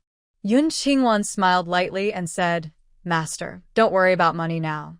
Let's first plan and envision. If we have money later, we can act immediately." Fu Shi felt there was a deeper meaning in her words. That makes sense. First, we'll set up a lab to verify the data. I'll also bring up the school at the hospital. If it succeeds, you'll be the first teachers. Everyone work hard. Su Yushir and Wei Guo listened excitedly. They had hoped to have a stable, respectable job after studying medicine, but now they were asked to start a school and teach students. Their burdens suddenly felt heavier. It was truly amazing. The 6 apprentices, along with Wang Hui, looked energetic and full of fighting spirit. In the following days, the 6 of them stayed in the lounge reading medical books. Yun Qingwan went with Wang Hui to the ward. She preferred interacting with the outside world rather than working in the lab, feeling safer that way. Yun Qingwan, the security room, called. "Your mother is here to see you." By 10:30, a nurse at the reception called her, holding the phone. After thanking Yun Qingwan, she went straight to the gate. Song Lin, sweaty, stood under the shade of a tree. On a resting chair behind her, there was a food basket. Seeing Yun Qingwan come out, she happily waved her hand. "Wan, Mom brought you some food." Yun Qingwan walked over with a look of mockery. "You can take it back." "I'm not hungry, Wan. Are you still angry with Mom?" Song Lin looked apologetic as she opened the food basket and took out a medium-sized enamel cup, handing it to Yun Qingwan. "Look, this is pork stomach and red date soup that I spent the whole morning making for you. It's very good for girls. Sit down and eat." After saying that, Song Lin took out 2 bananas, a plate of sweet and sour shredded potatoes, and rice, placing them on the chair. She looked cautious. "Wan, I just want to make it up to you. Please don't dislike me, okay?" Yun Qingwan sneered, holding the enamel cup and eating heartily. In reality, she was eating from her space.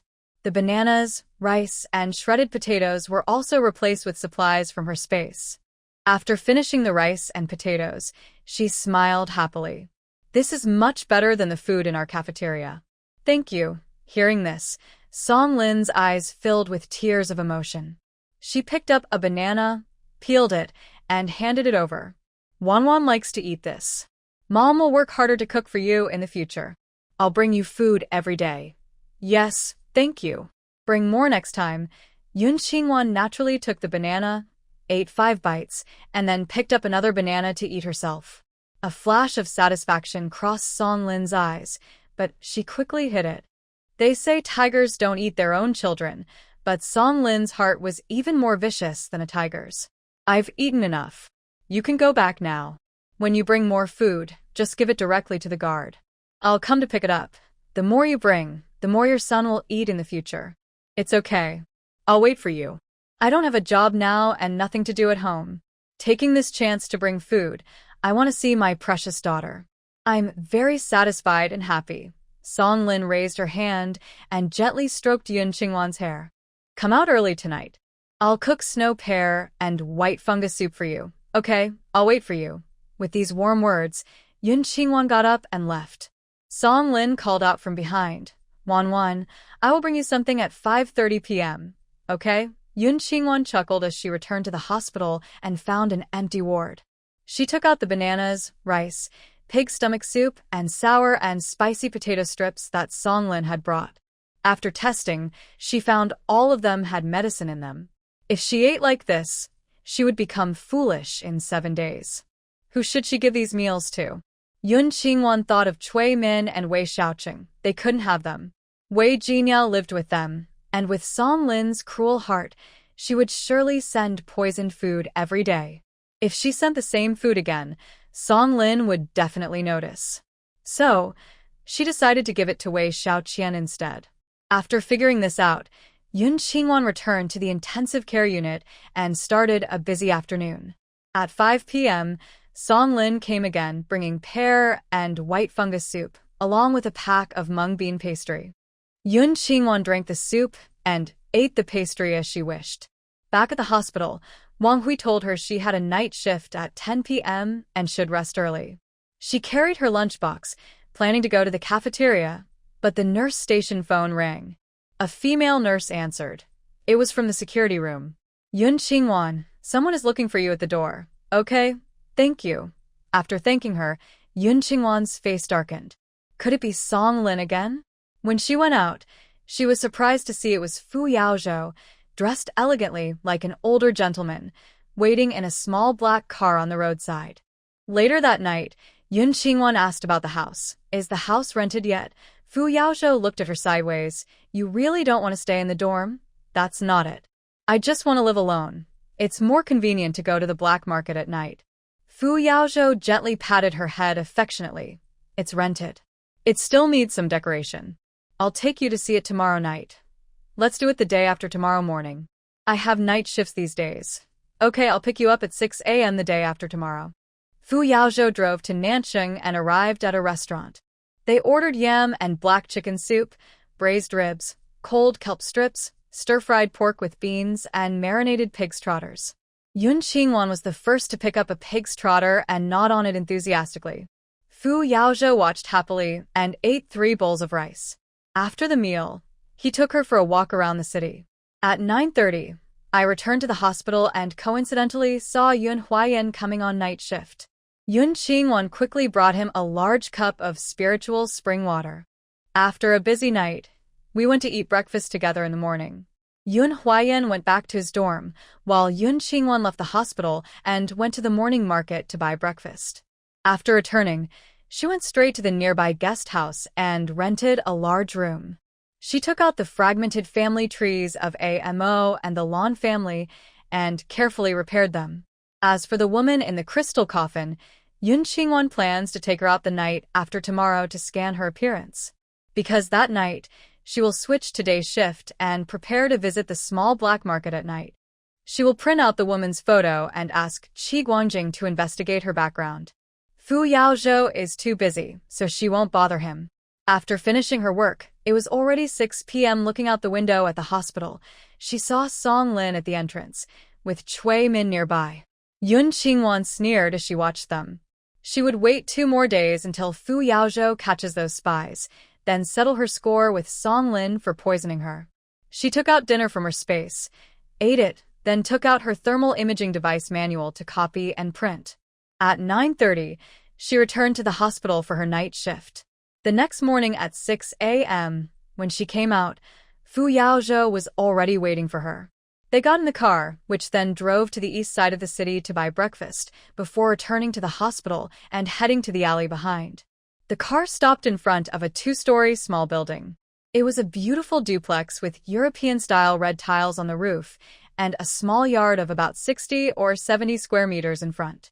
A thick yellow wooden fragrance surrounded the wall, with blooming flowers that looked like a mountain of gold. Yun Qingwan sniffed the floral scent and looked up at the second-floor balcony, where a purple vine was climbing. She liked it even more. Fu Yaozhou smiled as he took out the key and opened the door. Come in and take a look. Yun Qingwan entered the yard, looked around, and saw that the small courtyard was neat and tidy. On the right side, along the wall, were 4 1-meter square vegetable plots planted with scallions, water spinach, chili peppers, and wood ear vegetables. On the left side, against the wall, were a wash basin for washing vegetables, a laundry basin, and a small shed for coal and firewood. They entered the first floor of the small building, which was furnished with a lot of redwood furniture. On the central coffee table, there is a set of brand new blue and white porcelain tea sets and 2 white porcelain jars filled with tea leaves. On the dining table to the left, lilies are growing in a glass vase, giving off a gentle fragrance. In the corner of the wall nearby, there is a newly bought refrigerator. That's the kitchen over there. Let's go take a look. Fu Yaozhou led Yun Qingwan to the kitchen next to the dining room. It was spacious and bright, with a stove and floor all covered in tiles. 2 new cabinets stood side by side, filled with pots, bowls, and utensils, all clean and tidy, clearly recently purchased. In the kitchen, besides the traditional clay stove for burning firewood, there was a new coal stove, a gas tank, and a small new water basin. Behind the kitchen was the bathroom, next to the wash basin and shower area. The walls were spotless white, as if unused. A new washing machine was placed in the corner of the staircase on the second floor. Behind the living room on the first floor, there was a small study with 2 shelves of books along the wall.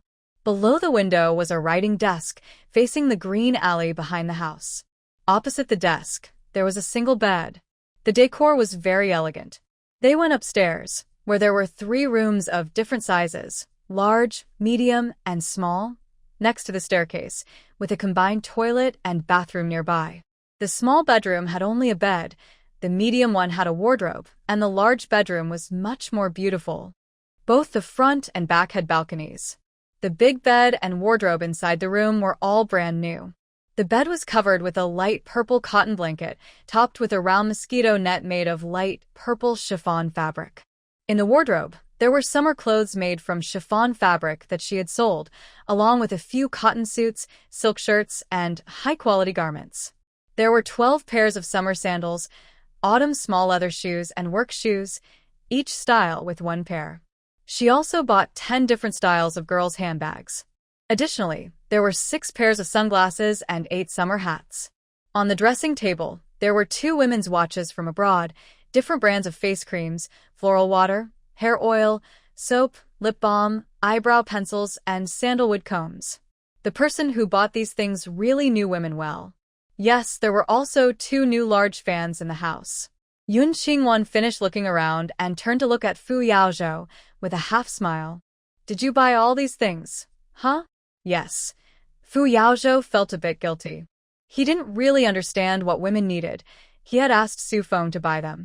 I heard that Xiao Zhaoye went with him to the friendship store to pick out something. But he paid for it. You're pretty good at this. How much did you spend? I'll pay you back. Yun Qingwan's eyes, like peach blossoms, held a teasing smile.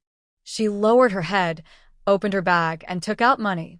What do you mean I'm good at this? Fu Yaozhou pinched her waist, lifted her onto the dressing table, and looked at her with intense eyes. I've never bought anything for another woman before. From now on, besides you, I won't buy anything for anyone else. All my money is for you to spend. Huh, I don't care about that. Yun Qingwan pushed him away disdainfully, quickly took the money from her bag, and looked sincere. We have no relation, no connection. I can't take your money. This is for rent and to add to this house. If you don't want to give it, I won't stay here. After speaking, she took out a bundle of money and stuffed it into his arms. The money you left in the food last time, I can't take that either. You can take it back. Fu Yaozhou looked at the 2,000 yuan in her arms, surprised. Where did she get so much money? He thought about how he was now Luo Qing, unable to reveal that his actions were to repay kindness. But if he didn't reveal his identity, she definitely wouldn't accept him. He could only reach out and pat her head. Go to sleep. We'll talk about the money later. There's food in the fridge. You can cook lunch yourself. Tonight, I'll take you out to eat. He put down the money and turned to leave. He still had work to do. Yun Qingwan upstairs, smiling, chased after him. She leaned on the balcony, watching him close the door and drive away. Then she took out Amu, the housekeeper. She took out the small camper in the storage space, turned on the air conditioning, took a shower inside, and had a good sleep. She woke up around 1 p.m. She went downstairs, opened the freezer in the fridge's lower compartment, which was filled with chopped chicken, duck, fish, seafood, salted meat, and sausages. The amount wasn't large, but everything was there. The upper refrigerated area had some fruits, vegetables, milk, tofu, honey, canned goods, and eggs. Yun Qingwan took a braised duck leg, steamed a pot of rice, and stir-fried some bok choy. When she set the meal on the table, she noticed a note under the vase with lilies. She pulled it out and saw it read, "At 6 p.m. at the alley entrance, under the parasol tree. Don't be late. Yun Qingwan angrily threw the note into the space. She had given Fu Yaozhou so much high-tech equipment, and using it now to catch spies was like a low-level attack. It was not surprising that he was so free. After dinner, Yun Qingwan took out 2 electric feather-removing machines for high-tech robots, 6 large gas tanks, 6 big pots, 10 large steel basins, and 100 ducks, chickens, and geese. She and AMO led 4 robots to scald and pluck the feathers from all these birds, then cut them open and clean them. After cleaning, they cut the meat into pieces and used 300 large ceramic pots for soup, 1 bird per pot. She added spring water and various ingredients like pickled radish, seaweed, dried mushrooms, goji berries, red dates, yam, and tender corn.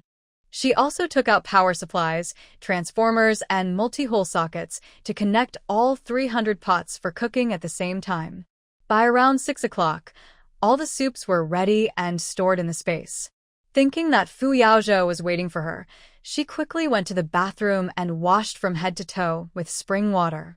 She changed into a light purple cotton casual outfit, put on a wide-brimmed sun hat, carried a moon-white backpack, and set out. As she stepped out of the alley, she saw a large truck with a green canopy across the street. The driver inside was dressed in a white shirt and black trousers, wearing a big hat, so her face was not visible. She jogged over, and the person inside got out and opened the passenger door. When Yun Qingwan approached, he grabbed her waist and helped her into the passenger seat. He closed the door, turned back to the driver's seat, and didn't speak. He drove straight ahead, out of the city, until they reached a deserted riverbank, where he stopped. He took off his hat and smiled warmly. Yun Qingwan, let's get to know each other again. I am Luo Qing, also Fu Yaozhou. Thank you for saving me. He knew Yun Qingwan recognized him as Fu Yaozhou, but only by revealing his identity could he use his life-saving kindness to make her accept everything about him. Fu Yaozhou, with no concealment on his face, was stunningly beautiful. Because he drank spring water every day, his skin was as white as cold jade. His features were sharp and well-defined, with smooth bone structure. His pink lips were full and his captivating phoenix eyes, paired with thick black eyebrows, made him look majestic, like a king proud of ruling the world. At this moment, his eyes sparkled with gentle, tiny lights, and his smile, like a spring breeze, made her feel enchanted and lost in admiration. Yun Qingwan looked directly at his various smiles but had never felt this way before. She was at a loss and a little shy. She looked away and stared straight ahead at the glass in front of her. No need to be polite. Fu Yaozhou, with his long fingers, held the steering wheel, feeling slightly nervous. He glanced sideways at her fair, smooth face, and a tingling sensation spread from his shoulders. He took out a square purple velvet box from his side. Just for you. Su Feng said that girls like pretty stones, so he suggested giving Yun Qingwan a gemstone as a gift. So, he specially went to the friendship store and bought this set of purple jade. He thought one suited purple best. Yun Qingwan took the box, opened it, and inside were 2 bracelets, 2 rings, 2 necklaces, 2 pairs of earrings, a teardrop-shaped pendant, and a good luck charm. They were made from high-quality, oily, full purple jade, with good transparency and bright, eye-catching colors. From the overall color and luster, it was clear that this entire set of jewelry came from the same piece of purple jade. Her space was not short of such fine items, but she still couldn't help but feel happy. This is too valuable. I can't accept it. It's just a few stones. Compared to your life-saving kindness, it's nothing. Please take it. Okay, thank you, Brother Luo. Brother Fu, don't be polite. Just call me Brother Luo. These are only for home decoration and shouldn't be worn outside. Since she liked it, he planned to bring all his colorful stones from his home when he returned to the capital and give them to her for her to enjoy. After getting out of the car, Fu Yaozhou took some things from the back seat and placed them on the beach. Yun Qingwan turned her head to look at the 2 food baskets and 3 paper boxes on the back seat. They were all filled with food. Was he bringing her for a picnic? She looked outside and saw Fu Yaozhou tying a rope between 2 trees. She frowned in confusion, unable to guess what Fu Yaozhou was planning. After a moment, He tied the rope and spread out a white cloth. Yun Qingwan finally understood. They were going to watch a movie outdoors. She looked around at the wilderness, relieved that there were no residents nearby. Fu Yaozhou was still busy setting up the movie projector and generator, then took out a small table and 2 chairs from the car. He finished his work and walked over, opening the car door with a shy smile. "What kind of movies do you like?" Today, he had planned to take Young Qingwan to the movies. When buying tickets, he heard that the theater was very hot inside. So he thought about bringing her to the military area where there was a projector, generator, and screen. They could watch a movie on the beach while enjoying the breeze, which would be very relaxing. Now, it was already dark. There was an orange light bulb on the ceiling of the car, casting a warm glow on the man's handsome face. It looked like a rare treasure, shining brightly and captivating. Young Qingwan looked at him and remembered the sweet times they had shared. Her smile deepened. "Are there any love stories?" "I want to watch a romantic movie." Her soft voice was full of hope, just like the innocent words of a child to someone they liked. Van, I'm hungry." "I want to eat beef pastry. Can you make it for me?" Fuyuzu clenched the car door handle, his veins bulging. A tingling sensation spread through his body, making him feel uncomfortable. He was feeling very hot. He didn't know why. But after hearing Young Qingwan's words, his whole body felt weak, as if electricity had run through him. His ears itched painfully, and he wanted to hear her say it again. After a while, he finally replied, yes. He hurriedly ran to the projector to find a romantic film. Young Qingwan looked into the paper box. Inside were salted peanuts, 5-spice sunflower seeds, salted broad beans, crispy peas, pistachios, pine nuts, ginkgo nuts, cashews. There was also beef jerky, mung bean cakes, lotus seed pastries, sweet triangles, apples, peaches. The quantities varied, some only a few ounces, others up to half a kilogram. Young Qingwan couldn't hide her smile. She took a piece of beef jerky and put it in her mouth. Fuyuzu didn't know her preferences, so he prepared a little of everything. Seeing her smile, he felt happy too. He found the movie and came back, taking the food basket. He laid out the dishes on the table and brought out 4 bottles of chilled soda. Young Qingwan also got out of the car. Seeing the roast duck, sweet and sour ribs, shredded meat wraps, plain steamed buns, stir-fried green beans with minced meat, stir-fried spinach, and a porcelain bowl of mint jelly, she asked with a surprised smile, "How did you think of watching a movie outdoors?" "This place is cool. You eat first, I'll go start the movie." After saying that, he didn't rush to leave. Instead, he took a packet of insect repellent powder from his pocket and sprinkled it around the table. He then turned on the machine, and a large portrait appeared on the screen. It was a wartime love story, but there was no romantic tension between the characters, only comradeship and mutual support. Yun Qingwan wasn't very interested in the movie. Her eyes kept drifting toward him. Until he looked at her, she shyly lowered her head. Fu Yaozhou, being very perceptive, could easily tell she was secretly watching him. His little inner voice was excitedly jumping around. His little wife was watching him. Just like before she was born, whenever she heard he was coming, she would happily kick inside Aunt Monruth's belly. Maybe now she's also happily thinking about everything he's done for her?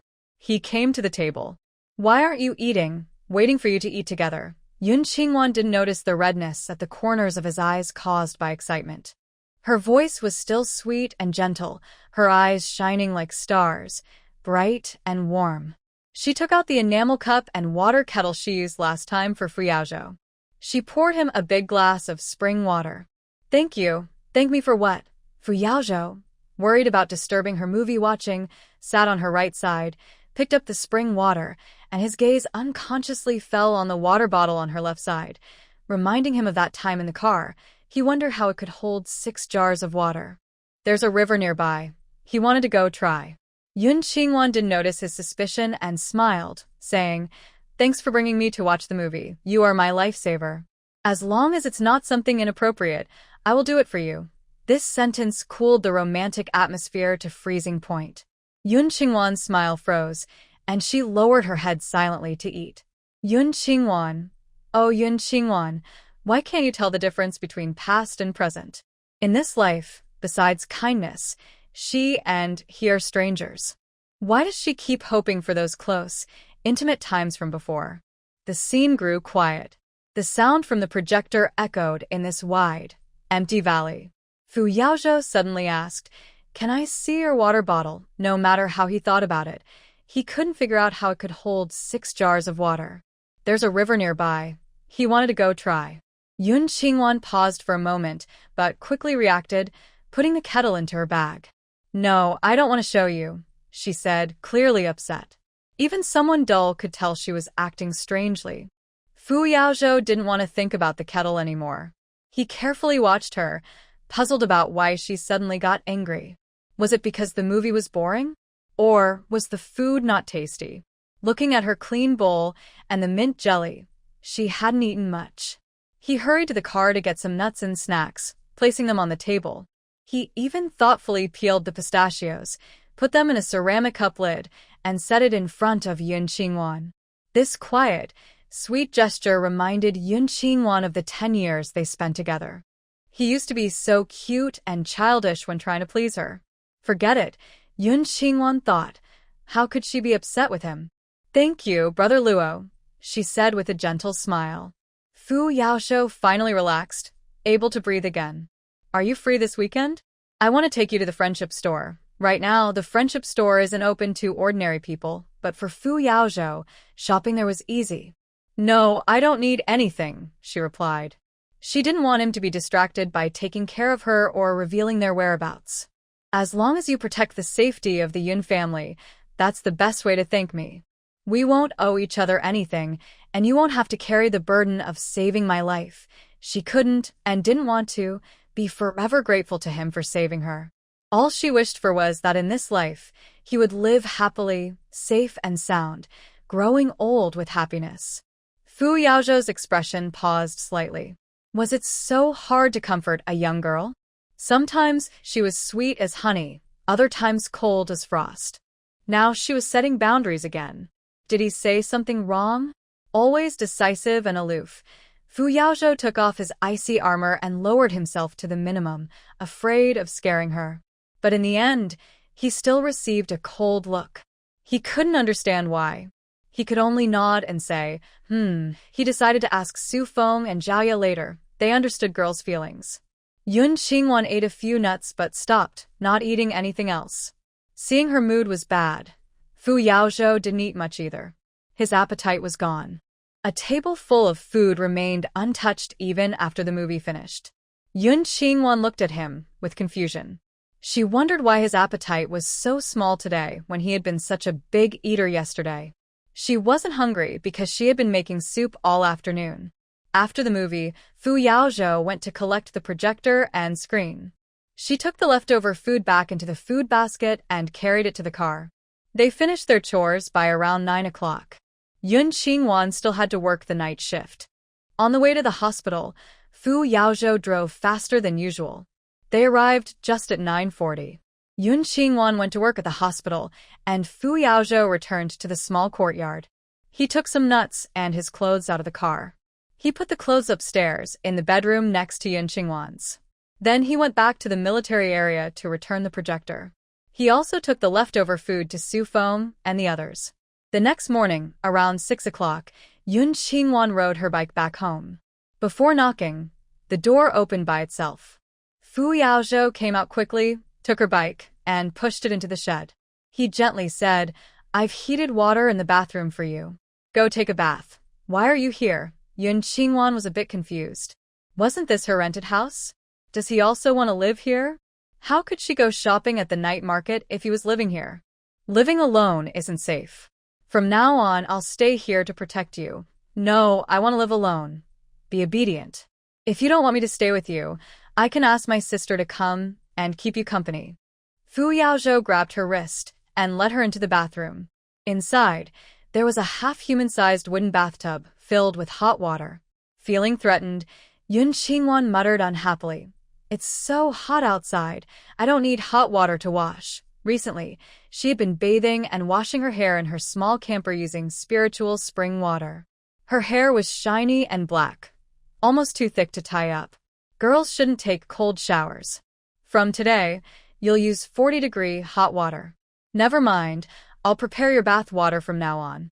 Fu Yaozhou pointed to the basket hanging on the wall. Your clothes are ready. Be careful when you come out, don't slip. As he turned to leave, he also warned sternly, no more cold water. When you finish washing, don't pour out the water. I'll check it. Yun Qingwan felt like she had shot herself in the foot.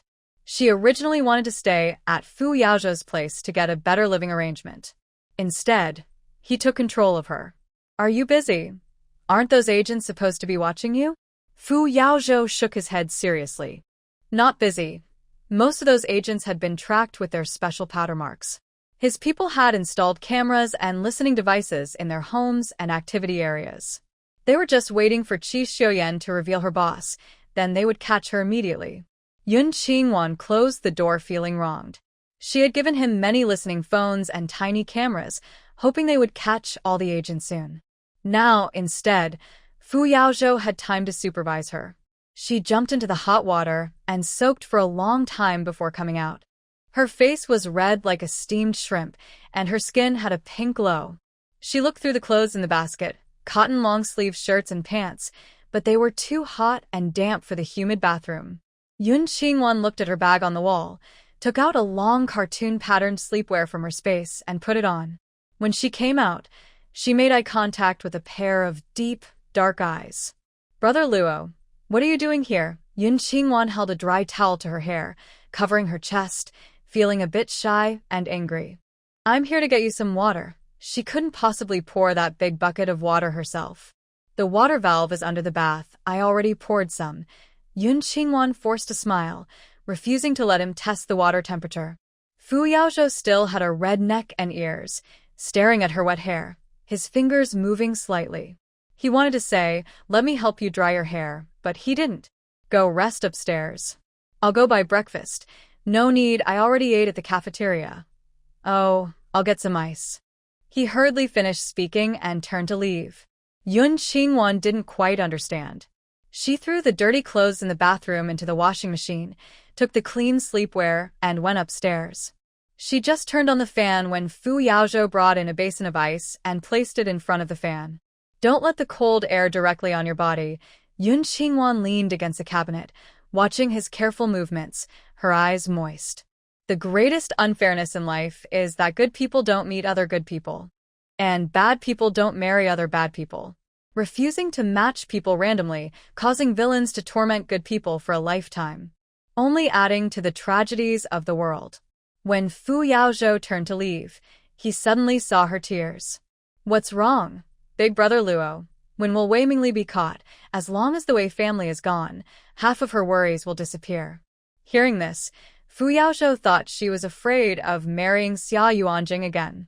He took the dry towel from her hand and gently dried her wet hair. Wan, don't be afraid. I won't let you marry Xia Yuanjing. He can't force you either. With me here, no one can pressure you. I will protect you and your family. In the quiet room, only the sound of 2 fans humming. Yun Qingwan said nothing, letting him dry her hair. It felt like going back to the years in the mental hospital from her past life. Fu Yaozhou also liked to carefully dry her wet hair like this. She smiled slightly, looked up at his tall figure, her eyes full of dependence and gratitude. Looking down at her smiling face, Fu Yaozhou's heart beat faster, his palms sweaty, and his lips felt heavy, as if they wanted to kiss her. His only thought was, this is his little wife. A drop of sweat fell from his forehead, accidentally landing in Yun Qingwan's left eye.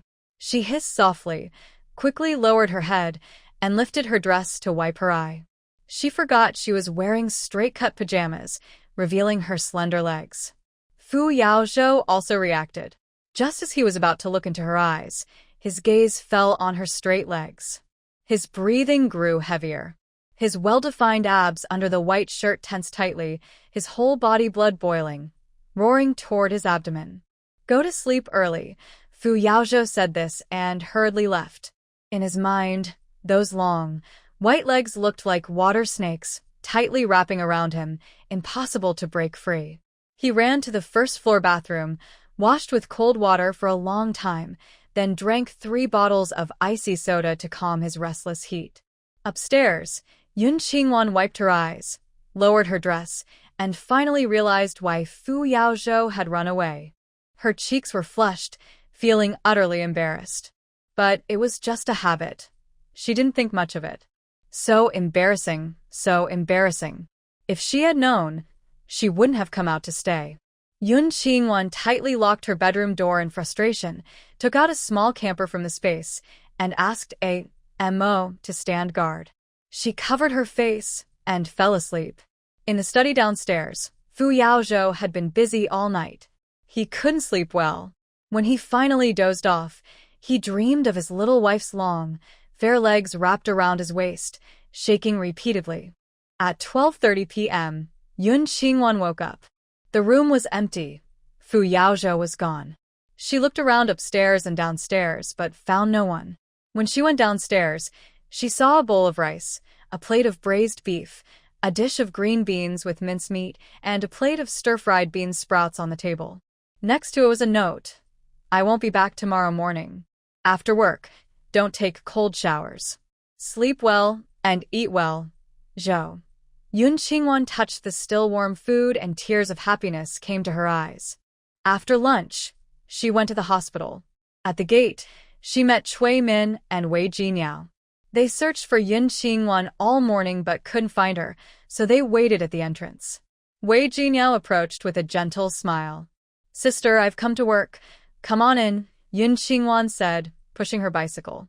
She looked closely into Wei Jinyao's eyes, which were cloudy, probably affected by Song Lin's medicine.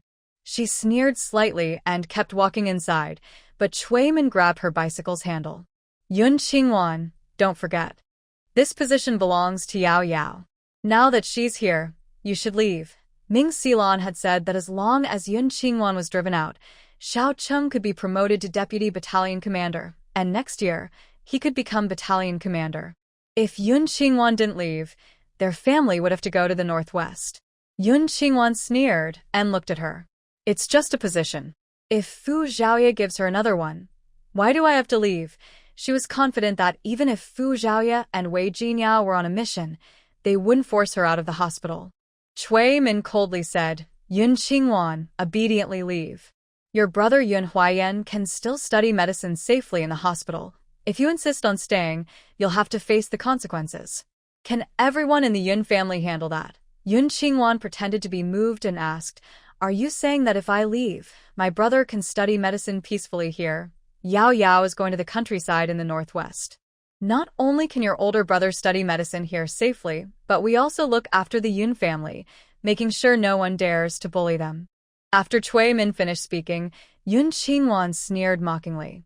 She was losing control, so I changed my approach and forced her to go to the northwest. Your Wei family's guarantee isn't very convincing. If you can find someone important enough to make me believe I can leave without harming everyone in the Yun family, I will agree. For a moment, Cui Min was at a loss. She couldn't think of anyone influential enough to guarantee this. Yun Qingwan was originally Fu Shiyi's apprentice. I heard, Director, you also favored her and her brother.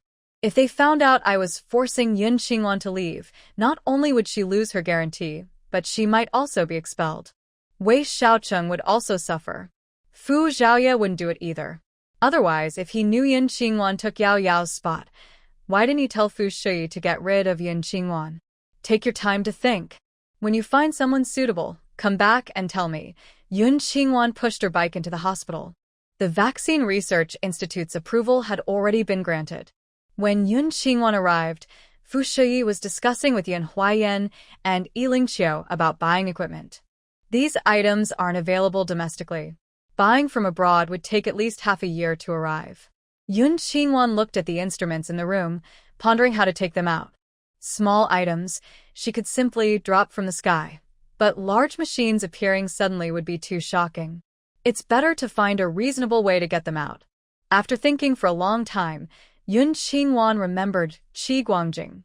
Giving him the goods, he would surely have a way to deliver them to Fu Shiyi. After work at 10 p.m., she returned to the small courtyard. Fu Yaozhou hadn't come back. She quickly changed clothes and went to the black market. Once there, she found a secluded spot and took out the crystal coffin and the printer. Qi Guangjing could give her a black ancient coin as a token, which meant he had a large underground organization behind him. Asking him to find information about the woman shouldn't be difficult. At first glance, it looked familiar. But then, Yun Qingwan's eyes widened in shock.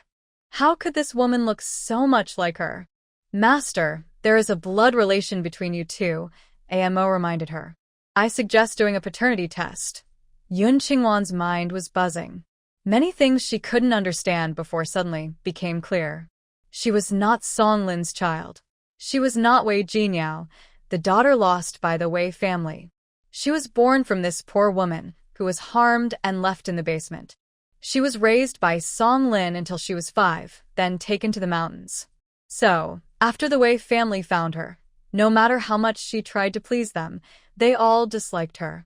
They insulted and beat her, and she took the blame for Wei Jinyao's arranged marriage. They ignored her abuse and mistreatment by Xia Yuanjing, all because she was not a biological member of the Wei family. Based on her instincts, Yun Qingwan guessed her true background. Tears streamed down her face uncontrollably. She took out a paternity test kit from her space and asked AMO to do the test on her and the woman. She reached out and gently touched the woman's skeletal remains. AMO worked quickly, taking a strand of the woman's hair that hadn't decayed and comparing it with Yun Qingwan's hair for DNA testing. Half an hour later, the results came back. Master, this woman is your biological mother. Yun Qingwan felt a sharp pain in her heart. Her legs went weak, and she collapsed onto the crystal coffin, staring at the female corpse inside. Tears flooded her eyes. Mom, Mom, Mom. No wonder her past life was so full of suffering. It turned out she had mistaken the thief for her mother. She never knew her real mother was right under Wei's house. She died so tragically, and she deserved it. Yun Qingwan never expected that she was not only not part of the Wei family, but her biological mother was also lying in the basement, sealed with a soul-suppressing talisman. Perhaps her mother wasn't poisoned by Li Mama, but was killed by Song Lin. But who was her real mother? Why did Song Lin treat her this way? Where had Song Lin's daughter gone? Full of questions, Yun Qingwan printed 10 copies of her mother's photo, then stored the coffin and the test kit in her space. She dressed up once more as Jean and pushed a wooden cart and went to the little black market. After so long, everyone still remembered her. Qi Guangjing received news of her arrival and came out with his younger brother to greet her. He wanted to ask if he could get another 100,000 yards of cloth. After meeting Yun Qingwan, Qi Guangjing took her to their temporary rest area and mentioned the matter of the cloth. Yun Qingwan was here with a request, so she agreed. I also have something to ask for your help with, she said. Go ahead, Qi Guangjing replied. My friend asked me to get 100 pieces of medical equipment from overseas, but because of her identity, she can't directly hand over the goods. Do you have any way to help? Help her do what? Deliver it to the military hospital. I only have one request. You can't reveal your identity or mine. I'll cover the costs, which will probably require 10 large trucks to carry everything. When Yun Qingwan mentioned the military hospital, Qi Guangjing frowned unconsciously. It's not too difficult, but the fee isn't small, he said. I don't have money, but how about 10 foreign-made color TVs? She was reluctant to part with her food and money, but she was willing to give other things in her space as payment. Of course, that's fine. Qi Guangjing stood up happily. More than that, just one TV is enough. The last time he sold a TV for 3,000 yuan each, 10 TVs would be 30,000 yuan. The fee she offered, 1,000 yuan, was enough. Not too much. I have one more request, Yun Qingwan said. She took out a photo of her mother. This is a person who once helped my friend. The photo was taken 18 years ago. She's in her 40s now. We met in a hurry back then and didn't leave her name or address. I'd like you to help find her. If you can't find her, knowing her background is also okay. Qi Guangjing took the photo and looked at it for a while. As long as she has lived in our province, it shouldn't be too hard to find. But I can't guarantee success. You know, that famine took many lives. I understand. If I really can't find her, I thank you anyway, Yun Qingwan said. She patted the 6 cardboard boxes on the wooden cart. These 6 TVs are my reward for helping find her. No matter the outcome, I thank you. I only have one request. Keep this search secret. Don't worry, Brother Jean. We always work carefully. But this gift is too generous. We only need 2 TVs. We'll pay for the other 4 ourselves. That's too formal. The person in the photo means more to my friend than 6 million TVs, 6 old-fashioned televisions, no different from a penny's worth of candy. If only I could find out my mother's background and origins, it would be very valuable to her. Qi Guangjing listened to her and didn't pretend to be tough. He promised to find out who was in the photo. After Yun Qingwan said goodbye to them, she pushed a wooden cart around the black market, buying all the chicken, duck, fish, meat, and grains from head to toe. Fu Yaozhou, who had been secretly watching her among the crowd, turned away to see Qi Guangjing. He pulled out a gun, showed his identity, and made Qi Guangjing tell him about Yun Qingwan's background. Qi Guangjing is a man of integrity and refused to say anything. People like Fu Yaozhou who do this kind of work are not afraid of stubbornness. He directly listed all of Qi Guangjing's details, the people behind him, their families, and their public jobs. He also mentioned their activity areas, the goods they bought and sold illegally, the times, places, and amounts of several big transactions. Finally, he said, "Don't worry, I won't hurt her life." From the investigation files his subordinates had, Fu Yaozhou found that the cloth and electronics sold by Jinan to Qi Guangjing were not things that should exist in this world. Moreover, both Jinan and the man in black clothes that night were eager to buy grains and were equally generous. Therefore, he believed that Jinan was the man in black from that night. He was also the person who gave them the photo, the signal powder, the miniature recorder, the eavesdropping devices, the small cameras, the wealth of the Jin family, and the clues about Qi Xiuyan. So, no matter her background, because of the things she provided, he wouldn't hurt her. In the end, Qi Guangjing couldn't resist Fu Yaozhou's threats and revealed all the transactions in the black market and the reason for finding the person. He took out a photo, and Fu Yaozhou recognized it immediately. It's Lan Xueheng. What was she doing with Lan Xueheng? Could it be that she isn't an outsider from another world, but someone from this world? Absolutely impossible. There is no one in this world who can conjure a car out of thin air, and those miniature recorders are not from this world either. Could it be that, back then, Lan Xueheng was taken away by aliens? Is this Jinan, her alien companion, or is she coming here to investigate what happened years ago? Fu Yaozhou's thoughts drifted further and further away, becoming more and more absurd. Finally, he took all the photos and looked coldly at Qi Guangjing. Don't investigate this person. What happened tonight must stay secret. Whether Ming Xilan was replaced by Song Lin or not, she was definitely not a Ming family child. If Wei Mingli, Qi Shuyuan, and the spies behind her found out, they would definitely try to contact her. If she wavered in her stance and leaked any secrets she knew, it would be a big loss for them. Especially him. Spies already thought he was dead. If they found out he was still alive, all their plans during this time would be ruined. So, the matter of Aunt Monru must wait until he captures all the spies here and deals with the Wei family's accomplices before bringing it up again. That would be the safest. Therefore, the issue of Shin Monru and Lan Xueheng cannot come to light yet. No matter how brave Qi Guangjing was, he wouldn't dare to fight against the government officials. He could only agree honestly. Before leaving, Fu Yaozhou warned him again. Day after tomorrow, I'll go with you to pick up the goods. I'll prepare a set of documents for you. Don't investigate further. He wanted to see clearly whether she was a man or a woman. Qi Guangjing nodded. He knew that if he refused, the person in front of him would directly bring the army to attack them and Jinan. Fortunately, the goods from Jinan's friends were handed over directly to him, saving him some trouble. You should prepare 10 large trucks.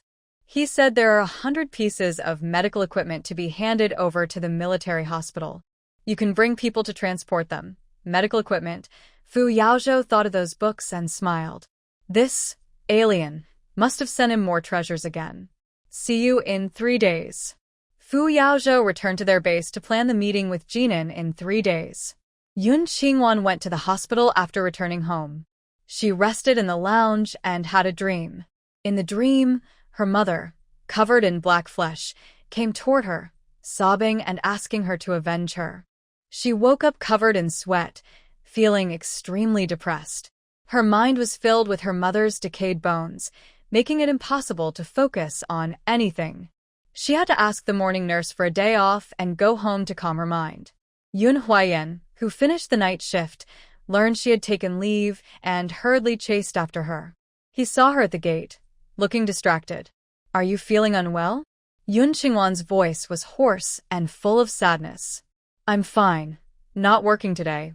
I'll stay with you and go back together." Yun Huayan wore the light green shirt Yun Qingwan gave him and light blue trousers. His handsome features and tall figure looked like a graceful bamboo, bright and eye-catching. People coming in and out of the door kept glancing at them. Yun Qingwan didn't want to be the center of attention, so she pulled him to her small rented yard. When she opened the yard gate, she said, "This is my place." Yun Huayan looked worried. "Is it safe for you to live alone outside? I'll move in with you. No need. You stay at the hospital."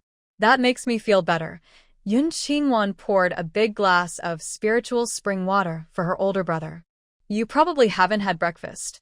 I'll cook some noodles for you." "I'll cook," Yun Huayan said, finishing his water and heading to the kitchen.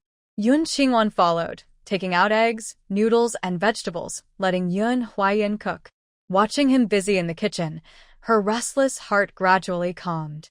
She went over and leaned on his back, softly and happily saying, "Big brother, I am not a child of the Wei family. I am not one of those bad kids from the Wei family." Because of her conscience, she could never harm her blood relatives from the Wei family. Now, that was different. She was no longer part of the Wei family, and Song Lin was still her mother's murderer. She no longer needed to despise herself for losing her humanity in her quest for justice. Yun Huayan thought he had heard wrong. He turned around, confused. "Wan, what did you say?" Yun Qingwan was firm and happy. "I am not a child of the Wei family. I was not born by Song Lin. The only person she trusted enough to share her secrets with was Yun Huayan. Moreover, this wasn't really a secret. She wanted to find out her and her mother's true background. She wanted Song Lin and Wei Mingli and their children to die." Yun Huayan was surprised. "Not a child of the Wei family? What's going on? How do you know this?" Yun Qingwan took the chopsticks from his hand and stirred the noodles in the pot. "I haven't figured it out yet. When I find the answer, I'll tell you." Yun Huayan turned around, smiling as he pinched her nose. "All right. No matter who your parents are, you are my family's treasure. My most adorable sister. Yes, thank you, big brother." Yun Qingwan affectionately leaned on his chest, absorbing the warm and sincere feeling of family love. Yun Huayan's ears turned red, and his hands hanging by his sides were a bit awkward. Unconsciously, memories from childhood appeared in his mind. When he took Wan out to pick wild vegetables, the villagers often joked, "Xiaoyan, you're out again with your wife to pick wild vegetables." At that time, he was very angry, feeling they insulted him and his sister. He firmly declared, "Don't talk nonsense. She's not my wife. She's my sister, born to my parents." But as he grew older, he became more selfish and no longer wanted to be a good brother. "What are you doing?" Fu Yaozhou, who had been busy all night, originally didn't plan to come back. But he had left something in his study yesterday morning, and since he was thinking about his wife all the time, he couldn't help but return. On the way, he remembered she had worked a night shift, so he bought millet porridge, egg pancakes, 3 flavor buns, and jujube and snow fungus soup. As soon as he stepped into the yard, he heard voices from inside the house. He thought he had entered the wrong house. Now, seeing the two people embracing, jealousy surged, and his dark eyes grew cold. Yun Huayan frowned and looked at him with a commanding gaze, causing him to lower his head uncontrollably. Soon, a man's dignity made him lift his face to meet Fu Yaozhou's gaze bravely. "Who are you?" "This is a private residence. How can you enter so casually?" Having vented his emotions, Yun Qingwan heard Fu Yaozhou's voice and stepped back from her brother. Feeling guilty under Fu Yaozhou's scrutinizing look, she hesitated. She blocked her brother's view and said, Mr. Luo, this is my older brother Yun Huayan. Brother, this is Mr. Luo, the owner of this courtyard. She truly didn't know how to explain Fu Yaozhou's identity. Hearing owner, Yun Huayan's brow furrowed even more. This person didn't seem easy to get along with, and his gaze at her sister was strange. He nodded at Fu Yaozhou and asked, Hello. Do you need something? This morning, Fu Yaozhou was dressed as a worker with a beard, looking serious and a bit sad. Earlier, he was called Brother Luo, but now, in front of her brother, he was just Mr. Luo. The closeness or distance was obvious. Fu Yaozhou placed breakfast on the table. Wanwan, I bought you breakfast. Brother Yun, right? Come and eat some too. Forget it. My future brother-in-law is still indirectly my lifesaver. I won't mind him holding my wife. What? Brother Yun? Yun Qingwan carried noodles from the stove and looked at Fu Yaozhou in surprise. She couldn't tell that her older brother was much younger than him. Mr. Luo, my brother is only 20 this year. Just call him Yun Huayan. His name is Yun Huayan. Fu Yaozhou smiled faintly. Wanwan thinks I look old. Actually, he cared about his age too. Wanwan was 7 years younger than him. If Aunt Monru hadn't promised to marry the little round ball in her belly to him, he really wouldn't be worthy of her. But he's lucky. He has a good mother who pre-ordered Wanwan for him. The more Fu Yaozhou thought about it, the more proud he felt. Yun Qingwan was stunned by his question and looked at his weathered face. How could that be? You're not old at all. As fellow men, Yun Huayan immediately saw that Fu Yaozhou had feelings for his sister. He was very opposed. He pulled Yun Qingwan outside. Wanwan, you should move to the hospital to live. I don't feel comfortable with you living alone outside.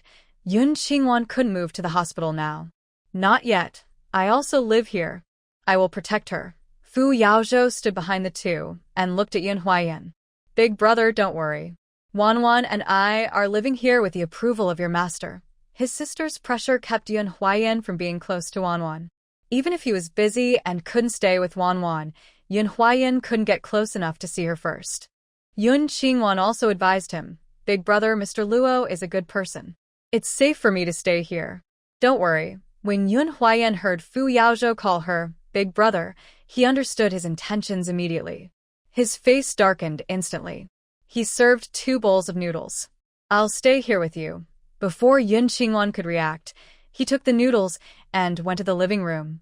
Fu Yaozhou directly pulled Yun Qingwan to the living room and handed her a porcelain cup. Snow fungus soup, nourishing your face. I bought it especially for you. Yun Huayan, hearing this, put back the noodles he was about to serve Yun Qingwan. Yun Qingwan was holding a large enamel cup, smiling. She couldn't finish her food, so she took out a bowl and divided the food into 3 parts evenly. You two were busy all night last night. Take some to rest. Fu Yaozhou frowned. Her words sounded a bit strange. But his wife didn't show favoritism. That was good. Yun Huayan looked a little disappointed. The man in front of him, Mr. Luo, was definitely not just a landlord. When did they meet? Yun Qingwan lowered her head to eat. The cool, smooth silver fungus soup went down easily, and her bad mood eased quite a bit. After the meal, Fu Yaozhou had work to do and couldn't stay long. He went to the study on the first floor, picked up his belongings, and shamefully packed away the sheets, quilt covers, and clothes he had left hanging. He laid a new blanket and let Yun Huayan stay inside. Finally, he gave a few instructions not to use cold water and hurriedly left. Yun Qingwan went upstairs to the second floor, got 4 sets of clothes for Yun Huayan, 2 pajamas, slippers, leather shoes, cloth shoes, socks, underwear, and more, each 4 pieces. She also took 2 towels, toothpaste, toothbrush, face basin, and other toiletries. She took down 1 fan. After arranging everything for her older brother, she went back to the second floor and took a nap. At noon, Yun Huayan was the first to wake up. He cooked rice, made a pot of duck, simmered chicken soup, and stir-fried 3 dishes. When Yun Qingwan came down, the food was already on the table. They ate, then took another nap. Around 3 o'clock, Yun Huayan rode his bicycle, bringing Yun Qingwan with him. When they passed the hospital entrance, they saw Song Lin. She was sitting on the steps by the roadside, holding a food basket, looking eagerly at the hospital entrance. Next to her were a few cleaning ladies, talking to her. She went to great lengths to poison her. Yun Qingwan stared at her intently, patting Yun Huayan's waist. "Big brother, wait for me a moment. I want to talk to Song Lin." Yun Huayan also saw Song Lin. He knew she had been bringing food to Wanwan these past few days. But now, knowing that Wanwan was not Song Lin's daughter, he couldn't understand her purpose. Wanwan, Song Lin saw the two and ran over happily. "Wanwan, Mom finally waited for you." The old ladies also followed her. "Little girl, why are you so late? Your mom has been waiting for hours to bring you food." "Oh dear, did you go out to play with the young ones and forget that your mother brought you food?" Kids these days only care about having fun and don't think about how their parents feel. The talkative aunts, after listening to Song Lin complain all afternoon, now felt angry and pointed fingers at Yun Qingwan to blame her. Yun Qingwan clenched her fists, thinking about the charm her mother wore. But she didn't have all the facts yet, and she didn't know her mother's background. She had to wait 2 days. "Wanwan, these rice cakes were steamed by me this morning. Try one and see how they taste." Song Lin opened her food basket, which held 3 beautifully shaped desserts. There were fried lotus flower pastries, milk and cornmeal pudding, and steamed red bean rice cakes. She noticed the medicine she had put earlier, which seemed to work well against Wei Jinyao, that little troublemaker, but didn't seem to affect Yun Qingwan. Today, she changed the medicine and increased the dose. She didn't believe poison could kill this ghost. Yun Qingwan took the basket and said, "You can go home now. I'll eat later." "Woo-woo, Wanwan, I know I was wrong. Please forgive me. Look, I worked so hard making these. My hands are burned. Just try one." Song Lin reached out, pretending to be pitiful. The older women around were almost furious. "I say, little comrade, how can you have no sense of filial piety? Even if your parents make big mistakes, they are still your parents. Are you going to cause trouble your whole life? With such a good mother, you should be happy. Come on, have a piece and cheer up your mom." Yun Qingwan picked up a piece of pudding, and suddenly, she took a drop of poison from her space, something used in the apocalypse to fight zombies, and dropped it onto the dessert. Once inside the body, it would be quickly absorbed. After entering the bones, it would multiply rapidly, causing the bones to rot into mud. She had never used this poison on a normal person before, so she didn't know how long Song Lin could hold out. She smiled and handed the pudding to Song Lin. "You try a piece first." "No, I'm not hungry." Song Lin kept shaking her head. "Wanwan, my dear, you eat. Come on, try my cooking." "What's wrong? Do you dislike my kindness? Or are you secretly poisoning me?" Yun Qingwan asked coldly. "How could I poison you? How could I possibly harm my own daughter?" Song Lin's eyes darkened, thinking that eating a piece wouldn't kill her. Then she took the milk cake, put it in her mouth, and said, It's tasty and not spoiled. Wanwan, you should try some too." Watching Song Lin swallow the milk cake, Yun Qingwan smiled happily. She opened her food basket, which conveniently had these 3 kinds of cakes stored inside. She quickly swapped the cakes and started eating eagerly. She also made sure Yun Huayan ate some. Song Lin watched with excitement, trying to hide her smile as her heart fluttered. After they finished eating, she went over to Yun Huayan. "Yun family nephew, you've been in the city for a while, but I haven't invited you to visit our home. I'm really sorry. Tonight, why don't you come over for a simple meal at my place?" Tonight, Yun Qingwan would take her medicine again, and she was almost acting foolish. "No need, we still have work tonight." Yun Huayan replied coldly, then he and Yun Qingwan rode away quickly on their bikes. Song Lin smirked quietly, watching them go. No one could stop her from protecting her child. As Yun Qingwan looked at her face, she thought to herself, "Song Lin, we are no longer related by blood, and now you even hold a grudge for killing my mother. I won't hold back anymore." After being disturbed by Song Lin, the brother and sister went to a nearby mall to buy some daily necessities, then returned to their small courtyard. They reheated the leftovers from lunch, ate, and then went to the hospital. After working the night shift, Yun Qingwan didn't want to go home. She had worked a day shift and then a night shift in a row. She was so tired she didn't want to sleep. When she closed her eyes, she saw her mother's dark, decayed body. On the third morning, Yun Huayan went to work the day shift, and she returned alone to the small courtyard. Today, she planned to visit Lu Yuzhen's house. After changing into clean clothes, she took out 2 sets of suitable clothes from her space, packed them in a box, and headed to Lu's home. Last time, Lu Yuzhen had given her the address. Riding her bike into the morning breeze, she didn't ask for directions and easily found Lu's father's factory, where he worked. Lu Yuzhen had prepared for this meeting for a long time. At 6 in the morning, after buying groceries, she was waiting at the factory gate. Seeing Yun Qingwan's figure, she ran over excitedly. Wan Wan. Wan Wan. Yun Qingwan stopped in front of her. This factory is quite impressive. Of course. It's the biggest factory in our province. Lu Yuzhen said with a smile, then took Yun Qingwan's bike. These days my dad and the others are planning to expand. They're going to set up a motorcycle production workshop. Motorcycles will definitely sell better than bicycles in the future. Your father is very foresight, Yun Qingwan said. However, she felt confused inside. She remembered that Lu's motorcycle factory only started in the late 1980s. How could it be so much earlier? He's not that clever. He's a talented young man who suggested making motorcycles, Lu Yuzhen explained, blushing as she thought about seeing him soon. Her heart was pounding uncontrollably. Seeing her dreamy expression, Yun Qingwan guessed that the talented young man she mentioned was probably a technician at the factory. She didn't ask more. They went to the family courtyard of the mechanical factory. At Lu's house, only Lu Yuzhen's older brother, Lu Yuhui, was home. He was only about 1.6 meters tall, rarely went out, and had very pale skin like snow. He looked thin and weak, a man in his 20s who seemed more like a 14 or 15-year-old middle school student. When he saw Yun Qingwan's bright and beautiful features, he didn't dare to lift his head or speak. However, Lu Yuzhen had already told him about the special medicine. When he saw the green pill Yun Qingwan took out, he didn't hesitate and swallowed it immediately. Little sister, you should send Comrade Yun away quickly. He had been suffering from this illness for so long that he no longer wanted to live. Even if the medicine was poisonous, he wouldn't regret taking it. But he didn't want to drag his sister's friend into trouble. Lu Yuzhen had bought a lot of food in the morning, planning to have Yun Qingwan stay for lunch.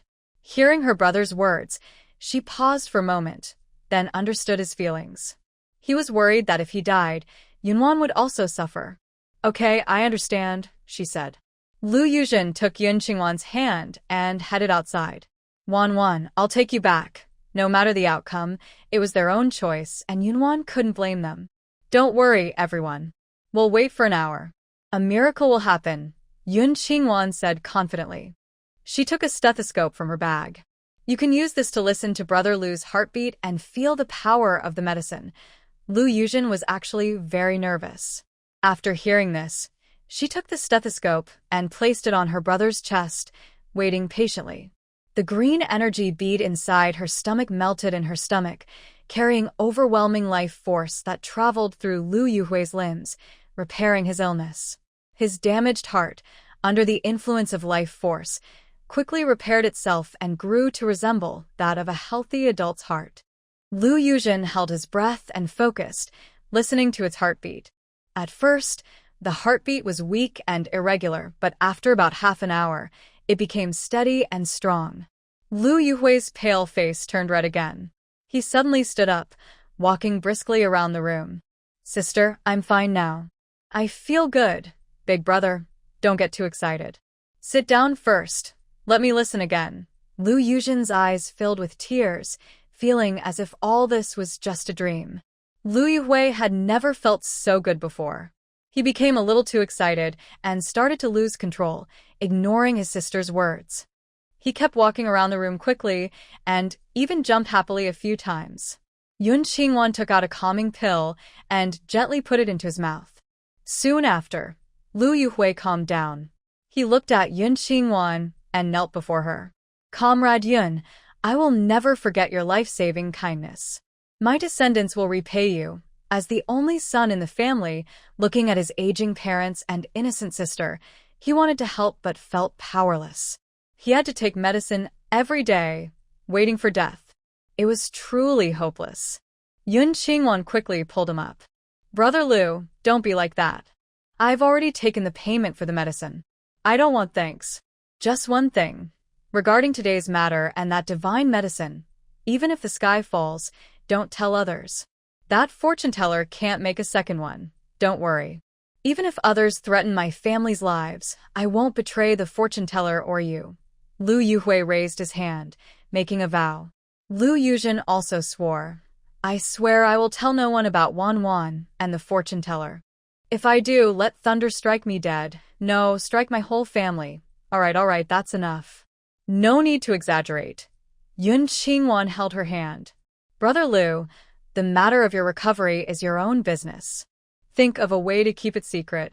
I'll be leaving now." Lu Yuzhen hurriedly held her back. "No, it's almost noon. Stay and have lunch at my house. My parents won't be back, just us three." Lu Yuhui also urged her. "Your life was saved, and I can't repay you yet. Let me cook you a meal today." Usually her parents and sister went to work, and he took care of cooking at home. She also developed good cooking skills. Yun Qingwan looked at the time, which was just past 10 o'clock. She politely declined, saying, "Maybe another day. I really have something to do today. I'll come by once I'm free. All right, I'll see you out." Lu Yuzhen understood that such a great act of kindness couldn't be repaid with just a meal. She accompanied Yun Qingwan out of the residential area. When they reached the gate of the machinery factory, an elderly woman with white hair suddenly grabbed Yun Qingwan.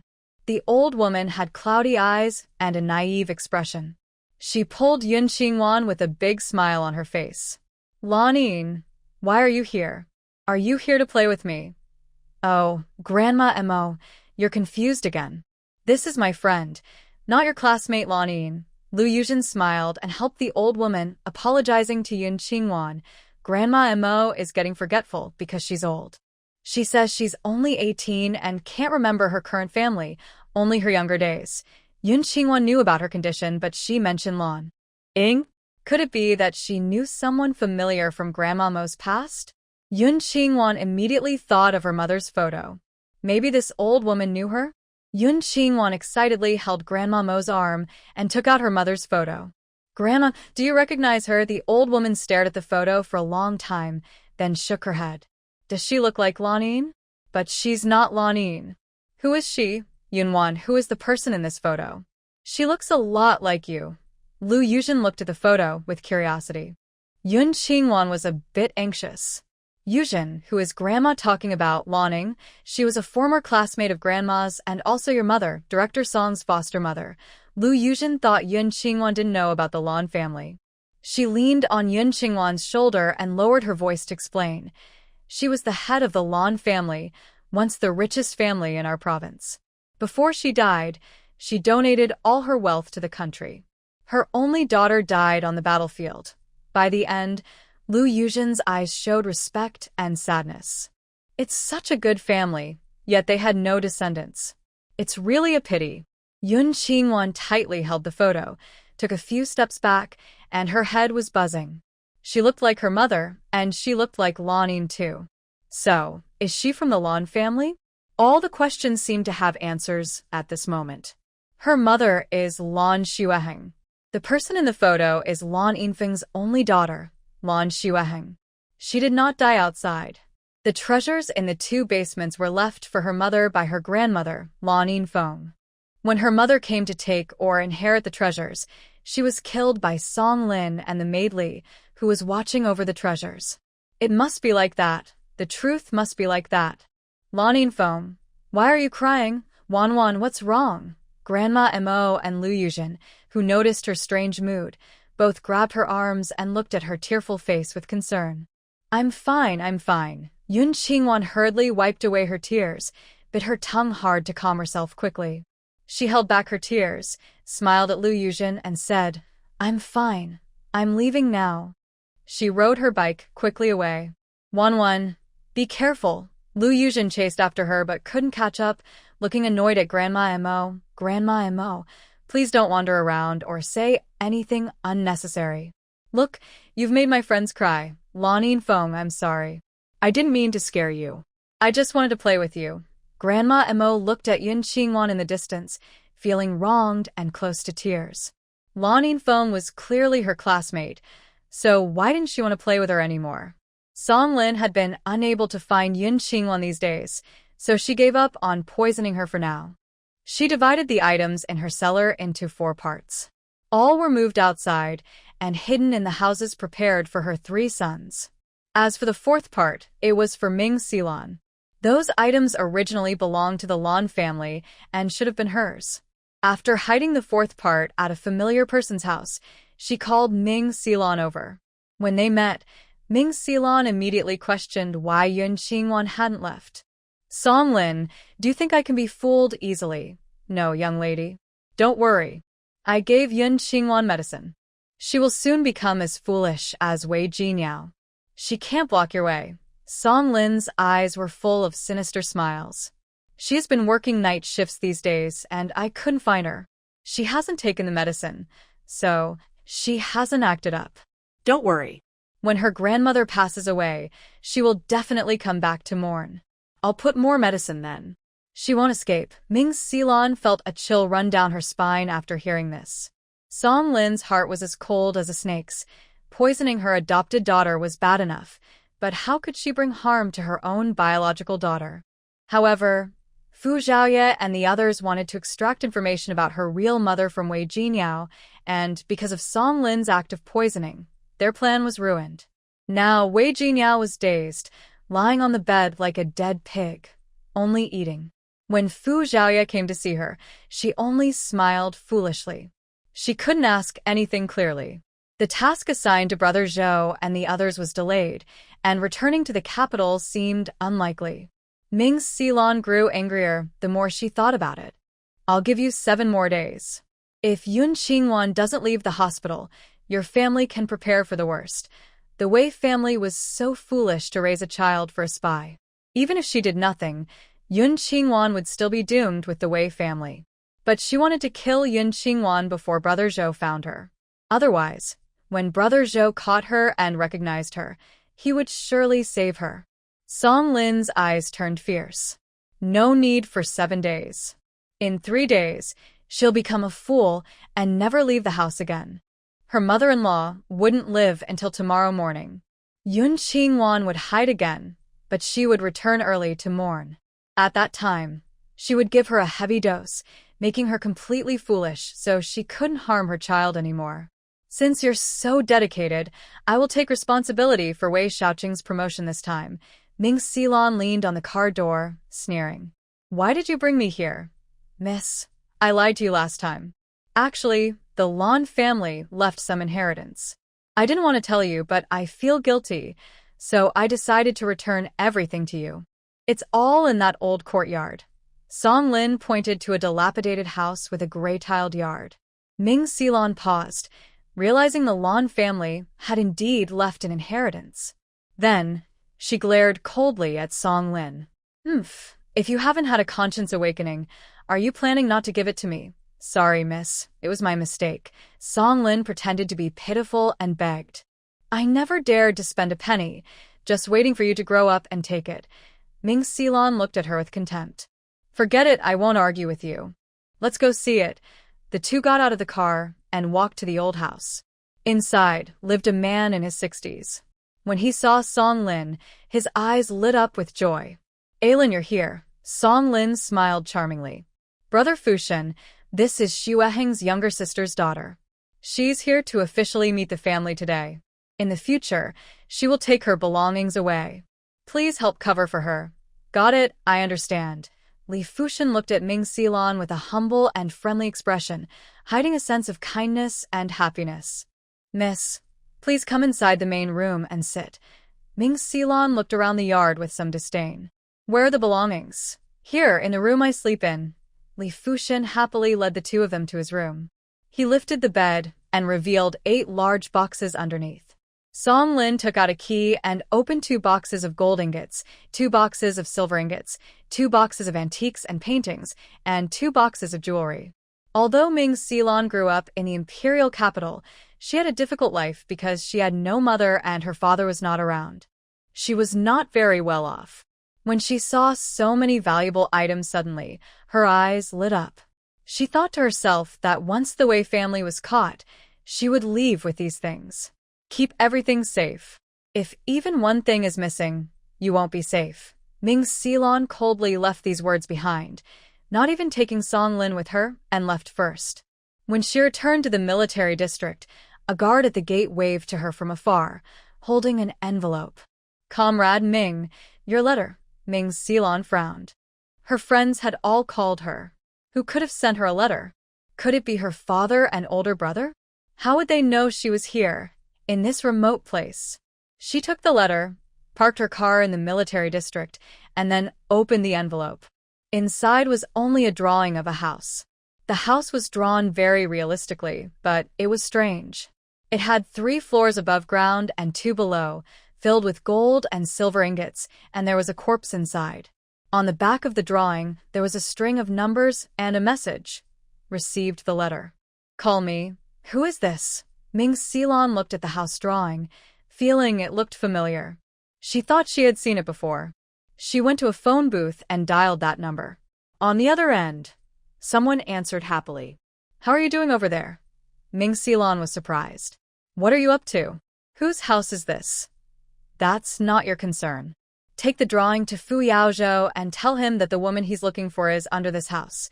Fu Yaozhou wasn't looking for Yun Qingwan. Ming Xilon suddenly stopped speaking and angrily said, "Are you trying to trick me?"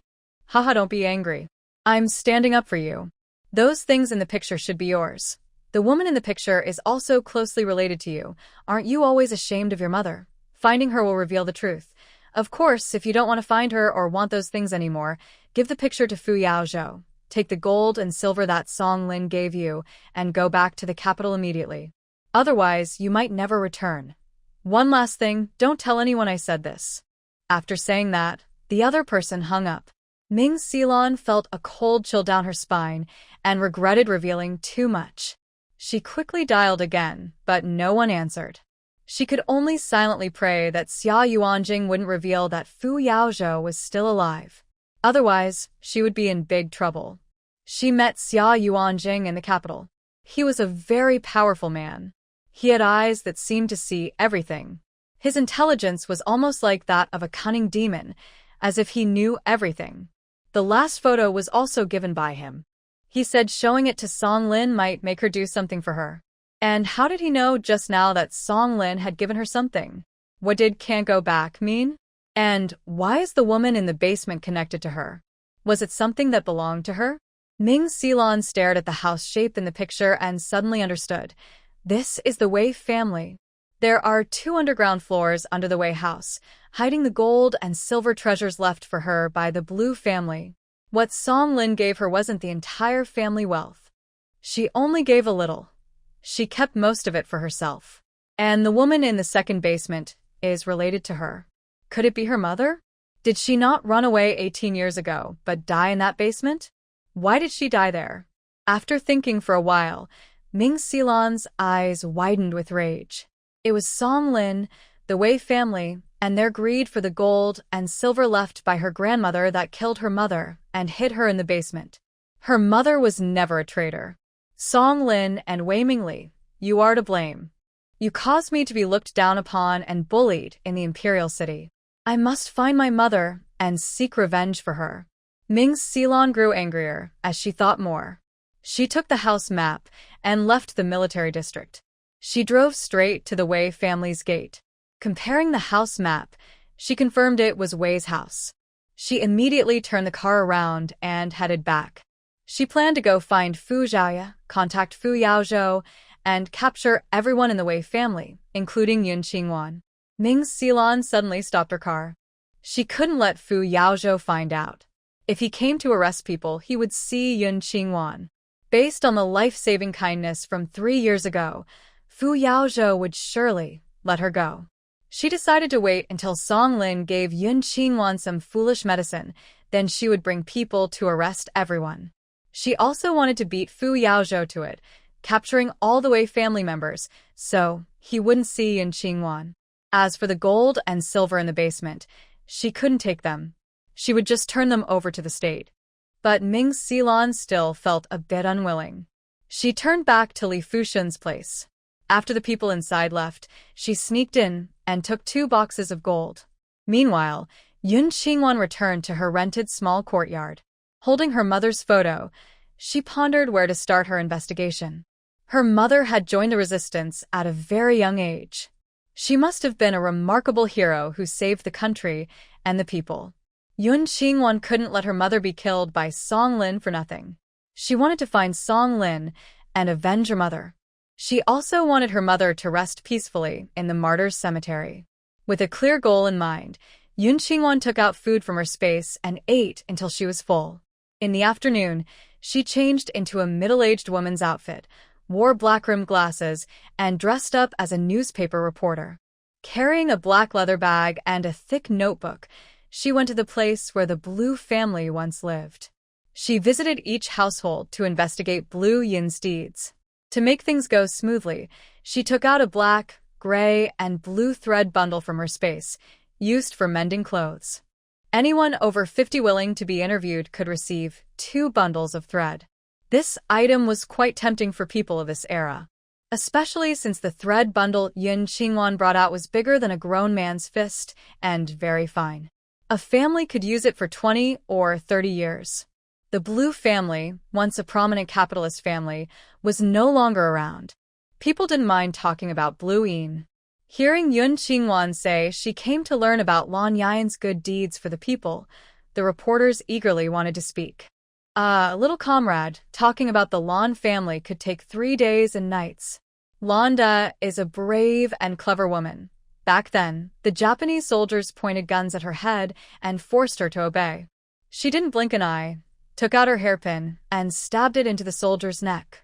We had no food, but the Lan family provided us with grain. We had no clothes, so they shared fabric from their shop. The items in their store are always the cheapest. Yun Qingwan held a notebook and wore a small recorder on her chest, recording everyone's praise for the Lan family. During the interview, she also took out her mother's photo and asked if they recognized her. Yes, we know. That's Lan Da's daughter, Lan Xueheng. This girl is like the heroine Mulan in the stories. It's a pity she died young. She fought off the Japanese soldiers for us, but didn't get to enjoy a peaceful life herself. It's unfair. After hearing their sighs, Yun Qingwan's eyes filled with tears. She and her mother were undoubtedly part of the Lan family. She then asked about her maternal grandfather, Song Lusheng. The opinions were mixed. Some said he was grateful and sincere to the Lan family. Others said he was scheming and secretly hid many things from the Lan family. An elderly woman sitting next to Yun Qingwan spoke mysteriously. I heard from the old maid of the Lan family that Song Lin was born to Song Lusheng's mistress outside. Later, she didn't get a proper status, so she sent her 7-year-old daughter, Song Lin, to the Lan family. The young lady, Lan Xueheng, felt sorry for her and took her in as a maid. When the young lady disappeared, Song Lin took her place and became the Lan family's young lady. Lan Yan donated all her money, but she didn't want to give the Lan family's belongings to her adopted daughter, who was born outside. Yun Qingwan was surprised to hear this. No wonder she was so angry when she called Wei Jinyao a wild child. So, she herself was a wild child. Madam, can we still find the servants from the Lan family who worked there? The old lady thought for a moment. Before Lan Yan died, she only trusted Li Mama. Everyone else was dismissed before the founding of the country. We don't have any of her servants here. An old man nearby interrupted, saying, That day I visited relatives, I saw Li Mama's nephew, who lives in a blue-tiled courtyard in the west part of the city. He used to work at the Lan family, so he can probably tell you some secrets about the Lan family. Yun Qingwan frowned. Does Li Mama have another nephew? Could he be connected to my mother's death? Big brother. What's the nephew's name? What does he look like?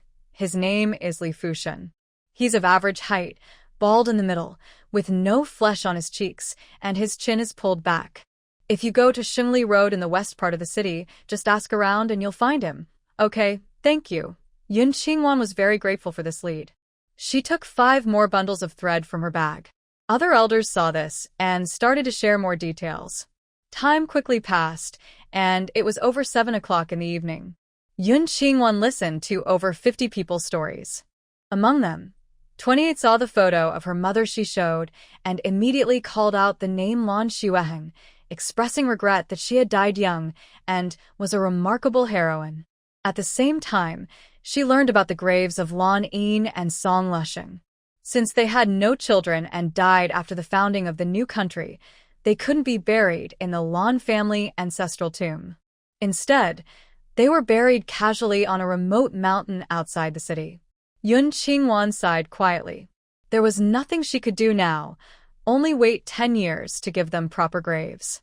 With a full heart, Yun Qingwan went to the black market. She wandered around and found a remote place suitable for trading goods. She took out her small caravan, took a shower, changed clothes, and rested for 3 hours. By midnight, she went to see Qi Guangjing. Qi Guangjing had prepared everything early. Besides himself and a truck loaded with goods, the 30 brothers and 10 large trucks that came with him were all brought by Fu Yaozhou. They waited outside the black market on the street. When Qi Guangjing saw Yun Qingwan approaching from afar, he led Fu Yaozhou to meet her. Brother Jinan, here is the information about the person you asked for. Qi Guangjing handed the file bag prepared by Fu Yaozhou to Yun Qingwan. She opened it and looked inside. The contents were similar to what she already knew, even less than what she knew. She felt a little disappointed. Thank you. Qi Guangjing couldn't help but glance at Fu Yaozhou. Don't mention it. I didn't do much. I'll pay you for the TV. No need, just a few TVs. Let's go deliver the goods. After Yun Qingwan finished speaking, her gaze fell on the one-eyed man wearing a stand-up collar vest beside her. She gave a gentle smile.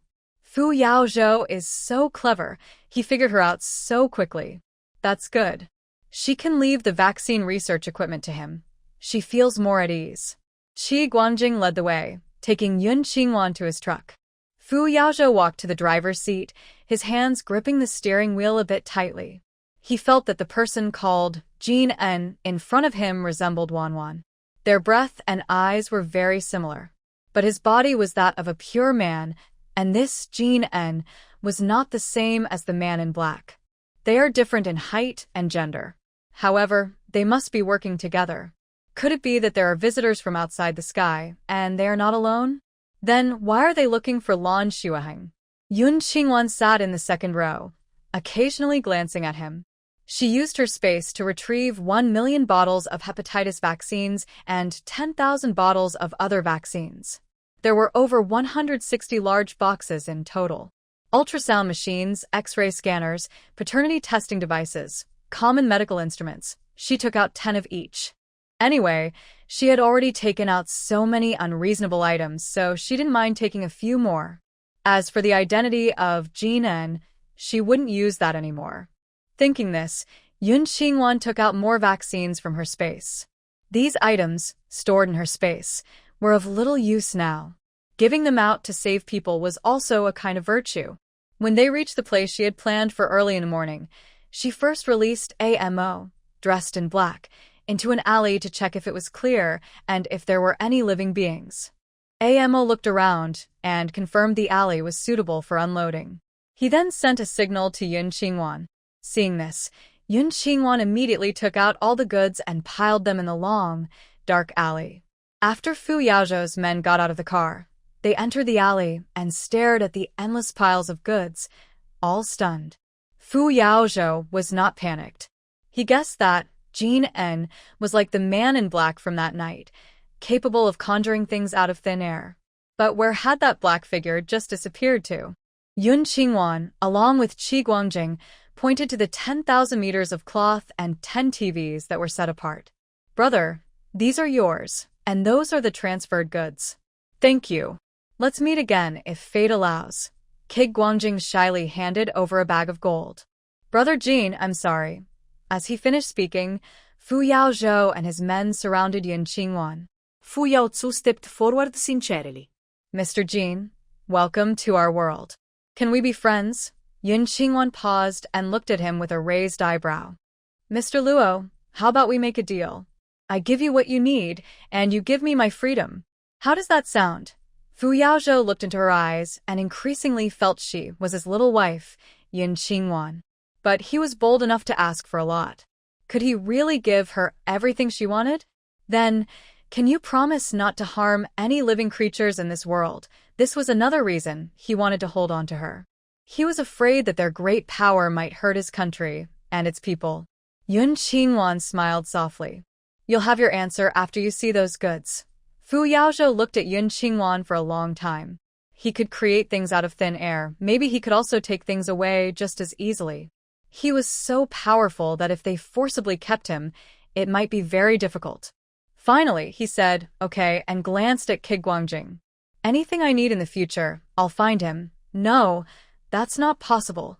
Kid Guangjing quickly refused. I'm going south and won't be coming back. Even if he didn't fully understand the silent exchanges between the two, he knew he shouldn't interfere in their matters. Now that he was face-to-face with Fu Yaozhou, Yun Qingwan didn't want to rely on Kid Guangjing to deliver goods anymore. Mr. Luo, if you need anything, I will deliver it myself. No need to involve others. This statement made Fu Yaozhou give up on trying to stop Yun Qingwan. He understood he couldn't stop her. However, Yun Qingwan still had one thing she needed Fu Yaozhou to help her with. She pointed to a truck nearby. Mr. Luo, let's go to the car and talk. The moment she received the file bag, she knew these documents were given to her by Fu Yaozhou, not Kid Guangjing. And he had selectively provided some answers. Fu Yaozhou nodded. All right, Cloud Qingwan first went to the truck. When she got on, she revealed her high-heeled shoes under her pants. Fu Yaozhou's pupils shrank. Was her height fake? Could he be wrong? Was the person in front of him the she from that night, the old man in black? After getting on the vehicle, they sat side by side. Fu Yaozhou once again felt the sensation of Cloud Qingwan sitting next to him. He asked, what is your purpose in finding Lan Xueheng? Cloud Qingwan replied, a friend's request.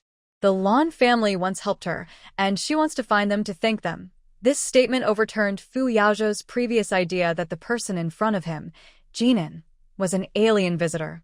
Are you from this world? Cloud Qingwan smiled in surprise. He actually thought she was an alien. No, I come from the future. I traveled through time using a time machine to get here.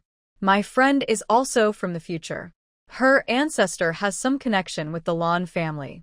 She asked me to find Lan Xueheng to repay the kindness from back then.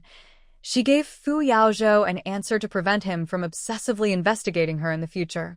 Fu Yaozhou was stunned. From the future? Using a time machine to travel? He couldn't understand it at all. He tentatively asked, you mean the future is a different world? Cloud Qingwan nodded. Yes, more than 100 years from now. The devices I gave you are also high-tech from that time. So if you try to catch me or lock me up, you won't succeed. I can disappear at any time and travel back. This sounded very unbelievable. But Fu Yaozhou inexplicably believed her. He also understood why those mysterious markings, powders, and listening devices were so advanced. He was curious. Why was the person in front of him helping him so much? Why are you giving me this for free? He asked, taking out his phone. It was also a test to see if the person in front of him was the she from that night, the one in black, and whether the magical objects that appeared randomly were given by her. Cloud Qingwan looked into his eyes and said, because you helped my friend's daughter, Yun Qingwan. She needed what I have, so I gave it to her. The reason I gave it to you is to protect her. This explained why she was always present whenever magical things appeared.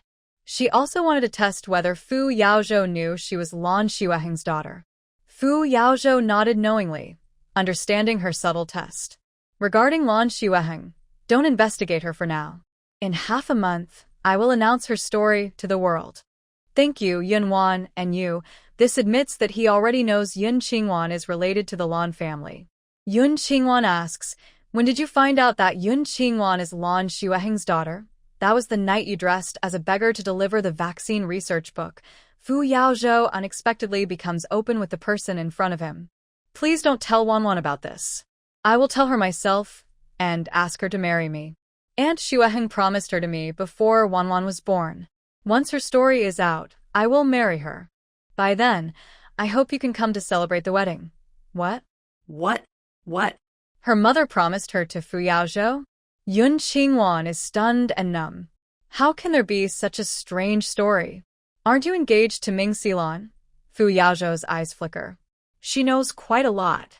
Does she know about Aunt Monru being related to Lan Shuaheng? Those are just rumors. I have nothing to do with Ming Xilon. I have been engaged to Yun Qingwan since childhood, and she saved me twice. She is not only my fiancé, but also my benefactor. Fu Yaozhou looks at Yun Qingwan's surprised eyes, as if he sees her clearly. He says everything he dared not say in front of her now. Yun Qingwan's heart races from his gaze. Her neck and face turn red under her headscarf, and she sweats profusely. She doesn't have the courage to ask again how her rescue was, so she shifts the topic back to her mother. Since you're so honest, I won't hide it either. I found out that Lan Shuaheng's body is in the Wei family's basement. She wants to clear her mother's name and have her name engraved on the hero's monument. Only Fu Yaozhou can do that. Only by giving him her mother's remains and letting him verify her identity officially can her mother be avenged. Wei family's basement. Fu Yaozhou is shocked and straightens up. No wonder his parents couldn't find Aunt Monru. She was secretly harmed in the Wei family. He knows there is a basement under the Wei family house. And he also knows Song Lin moved everything from the basement. However, their people secretly checked those items, and all of them were fake. He suspected that Song Lin was behind some trick. But now it seems that those fakes might be connected to the person in front of him. Otherwise, how would he know Aunt Monru was in Wei's basement? Yun Qingwan looked serious and a little resentful. Wei's basement has 2 levels. After Blue Snowhang was poisoned, she was buried in the lowest level. I hope you can clear her name. If you can't, I will do what is right. I can do it. Fu Yaozhou looked at her seriously. Blue Snowhang was my mother's best friend. We have been investigating her death all these years. But this is complicated. Please don't interfere for now, to avoid alerting the enemy. I swear on the Fu family name that I will clear her name. Recently, they used listening devices and cameras to fully monitor the movements of spies like Qi Xiuyan. Also, the huge treasure of the Jin family acted like a magnet, tempting Qi Xiuyan's followers. News from the capital said a group of suspected spies was heading this way. Once they arrive, they will fall into the trap I set. So, nothing must go wrong now, especially with Ming Xilon and the Wei family. Any mistake could ruin all their efforts. Yun Qingwan nodded. Although she didn't know Fu Yaozhou's plans, she knew this was a critical moment for catching spies. She wouldn't cause trouble. I brought 10 sets of DNA testing kits. You can compare Blue Snowhang's DNA with that of Blue Een and Song Lushing using hair or bones to confirm her identity. Instructions are in the box.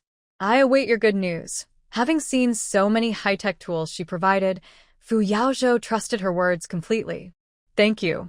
I will hide your identity, but please don't reveal yourself to avoid attracting spies and danger. Thanks for the reminder.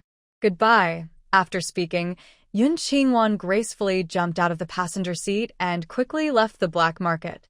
She went around to the back alley, took out a cordless, smart crystal coffin from her space, and quietly placed it among the goods. She thought for a moment and took out another 100 air conditioners. From now on, she wouldn't need to bring out the small RV to cool down.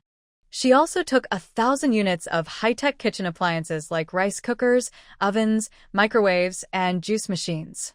She packed some of the best small kitchen gadgets into a large box labeled Evening Special.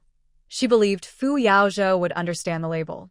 Now that Fu Yaozhou knew her background, he didn't send anyone to watch her. Instead, he went to the alley. Seeing the cloth, he didn't trouble Qi Guangjing. He only left 2 color TVs.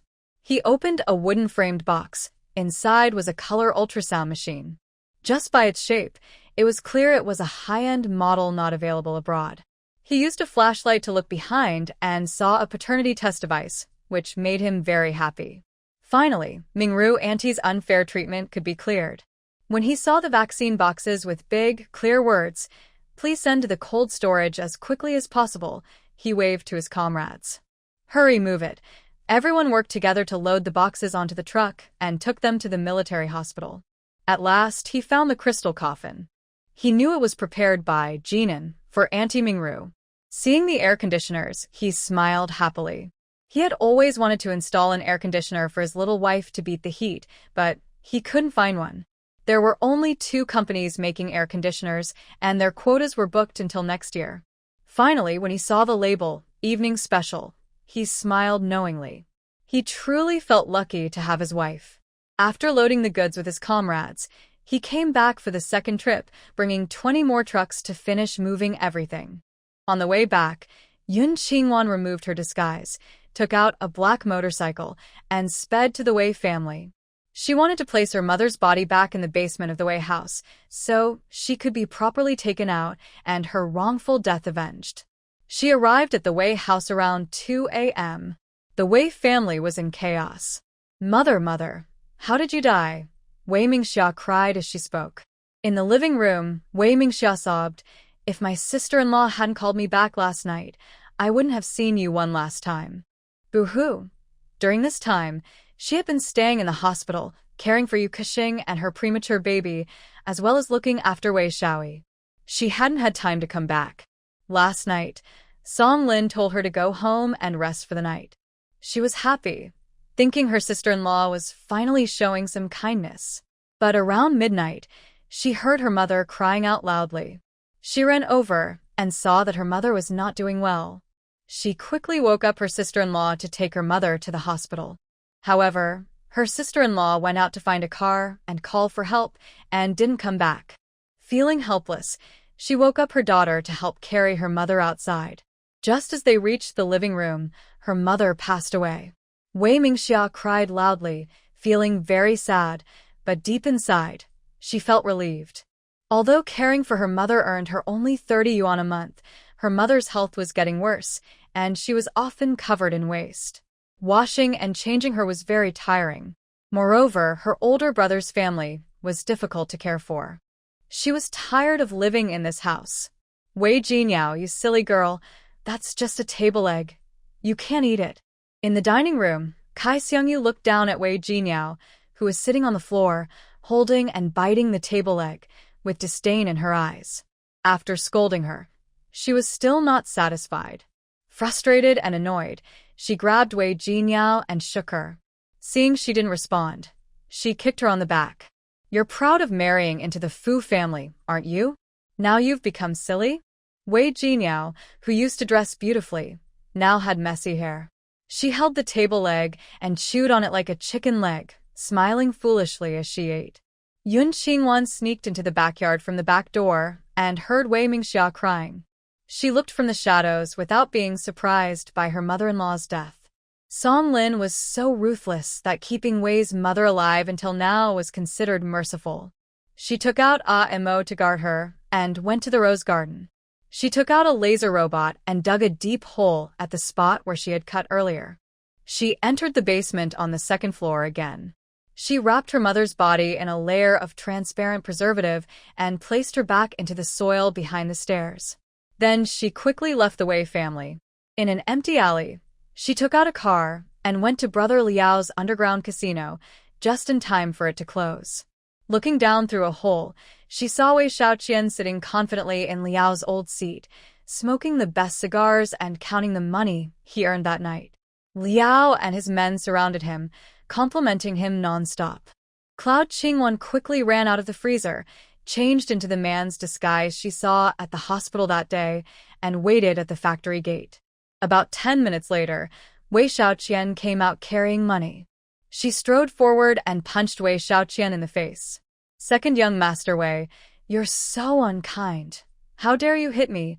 Wei Shaoqian staggered a few steps before steadying himself. He looked up and saw her disguised as a big man's face, then chuckled. Brother, is that you? Who's your brother? Give me back my stuff. As she spoke, Cloud Qingwan reached out to grab the money bag he was carrying. Brother Liao and others also came out. Seeing this, they wanted to help Wei Shaoqian. Cloud Qingwan pointed fiercely. If you dare to lay a hand on me today, my brothers will dig up the Jin family's grave tomorrow. Stop talking, we're all brothers. Stop. Wei Xiaoqian was worried she might reveal something, so he said, Jin Jinfu won't give me the casino anymore. He waved to Brother Liao and the others. Go back. I want to talk with my brother. These people, originally forced to serve Wei Xiaoqian, immediately dispersed after hearing that. After they left, Wei Xiaoqian looked at the brightening sky, then pulled Cloud Qingwan toward a nearby street. Come on, brother. I'll treat you to breakfast. Let's eat and chat. If you don't give me an explanation, I won't stop bothering you. They turned a corner and saw a vendor selling steamed cakes. Let's eat here. Cloud Qingwan waved at the cake seller. Some food, I'm hungry. The seller quickly set up a folding table and chairs, brought out 2 bowls of rice, 2 plates of stir-fried shredded potatoes, for bananas, a bowl of pork stomach and red date soup, a pear and snow fungus soup, a fried lotus flower pastry, a milk and cornmeal pudding, a steamed red sugar cake, and green bean pastry. Cloud Qingwan looked at Wei Xiaoqian. Second young Master Wei, you're not worried about spending money, are you? Why would I? Master, how much is it? Wei Xiaoqian generously took out 10 yuan and handed it to the seller. Is that enough? The seller, tall and handsome, took the money, packed 4 portions of the cakes in oil paper from the steamer, and placed them on the table. Comrade, I don't have any change for you. Wei Xiaoqian heard this and felt annoyed. What? No change? That's not enough. Pack all the remaining pastries for me. The vendor continued packing, wrapping all the pastries in the steamer with oil paper, totaling 6 packages. Yun Qingwan, with a cold, spiteful smile, poured the rice in front of her into her plate of shredded potatoes, mixing and eating eagerly. Wei Xiaoqian looked at her with disdain, took the large bowl of pear and white fungus soup, and drank half of it gracefully. Then he picked up the rice and shredded potatoes, ate a few bites, and then drank 2 large sips of the pork stomach and red date soup. Brother, you should drink too. You've already touched it with your mouth. How can I drink? Yun Qingwan, looking fierce, grabbed the banana in front of her and shouted. Wei Xiaoqian quickly took the other 2 bananas and placed them in front of himself. These were all bought with his own money, and he wouldn't let her take them cheaply. Thinking this, he picked up his chopsticks and poked forcefully at the 4 types of pastries. What kind of weird stuff is this? Looks terrible. Yun Qingwan finished her banana and the food on her plate, then put down her chopsticks. Wei Xiaoqian, I won't ask for much. Just give me all the money in your sack. Once you do that, this will be over. If not, I'll go to the police and report you, so you won't get a single penny. Wei Xiaoqian didn't know her background, but he thought that if she knew where the Jin family's valuables were, he had to do something. Losing the treasures of the Jin family and his casino's profits, he couldn't afford that. After thinking for a long time, he gritted his teeth. Write me a note, swear an oath, and promise not to mess with me again. Then I'll give you the money. Ha, negotiating with me? You're asking for death. Yun Qingwan suddenly stood up, clenched her fists, and swung at Wei Xiaoqian's face. Fine, I agree. I'll give you the money. Wei Xiaoqian, fearing for his life, hurriedly handed her the sack. There's still some money from a few days ago inside. Can you leave some for me to use tonight for the game? Leave it? You won't need it anymore. Yun Qingwan opened the sack. It contained over 10,000 yuan, a jumble of bills, including 2 watch tickets and 3 bicycle tickets. There were also 30 or more ordinary items like gold rings, jade bracelets, and silver ingots, but they were just common objects worth little. Wei Xiaoqian, our grudges are now settled. Song Lin, if you can harm the only descendant of the Lan family, then don't blame me for eliminating your child completely. Watching her carry away the sack, Wei Xiaoqian didn't think much about her words. You won't need it in the future. He angrily finished all the food on the table. Finally, he couldn't eat the last 2 milk cakes, so he wrapped them in oil paper and packed them up. Carrying the 10 large packages of pastries, with his round belly, he cursed as he left. After he was gone, Yun Qingwan stepped out from the shadows, tidied up the table, chairs, steamer, and stove, and took them into her space. She then drove to the west of the city with the stall owner, AMO. At this time, it was around 5 o'clock, and the elderly who couldn't sleep started to come out one after another. Through their conversations, Yun Qingwan quickly learned the exact address of Li Fushen's house. Master, there are cameras in the yard. When they arrived at Li Fushen's house, a mo suddenly covered Yun Qingwan's face and pulled her into a shadowed corner. Yun Qingwan narrowed her eyes, realizing that Fu Yaozhou and his team had already found out about Li Fushen. With Mo's help, she located the camera, stored it in her space, then took it out and connected it to her phone to check the footage. She uncovered a shocking secret. After Song Lin brought those gold and silver items here, she interacted quite closely with Li Fushen, even fighting on the bed. From Li Fushen's calm reaction upon seeing the items Song Lin brought, it was clear he knew she possessed many treasures. And he showed no signs of wanting to steal them. Then, Song Lin brought Ming Xilan. Yun Qingwan, after hearing their conversation, looked at Amo in shock. Amo, Ming Xilan's mother, Shinmanru, is my mother, Lan Xueheng. Yun Qingwan didn't know much about Shinmanru, Ming Xilan's mother. When she was in the mental hospital, the strange old man who taught her medical skills once said that Fu Yaozhou's mother and Shinmanru were close. But no one had ever told her that Shinmanru was actually Lan Xueheng. Does this mean that she is the real Ming Xilan and Ming Xilan is the real Wei Jinyao? Thinking about Fu Yaozhou's words about their arranged marriage, her suspicions became even clearer. Amo, who has no human emotions but is the most intelligent robot, suggested very rationally, "Let's do a paternity test." Yes, a paternity test will reveal everything. Yun Qingwan put the camera back without entering. Since she allowed Fu Yaozhou to lead the investigation, she saw no need to cause suspicion. For safety, Yun Qingwan circled around the back of the house and saw Li Fushen's face through the window. She took a hair-like robot from her space and placed it on top of Li Fushen's head. Even if Li Fushen noticed something was wrong and tried to run, she could easily find him.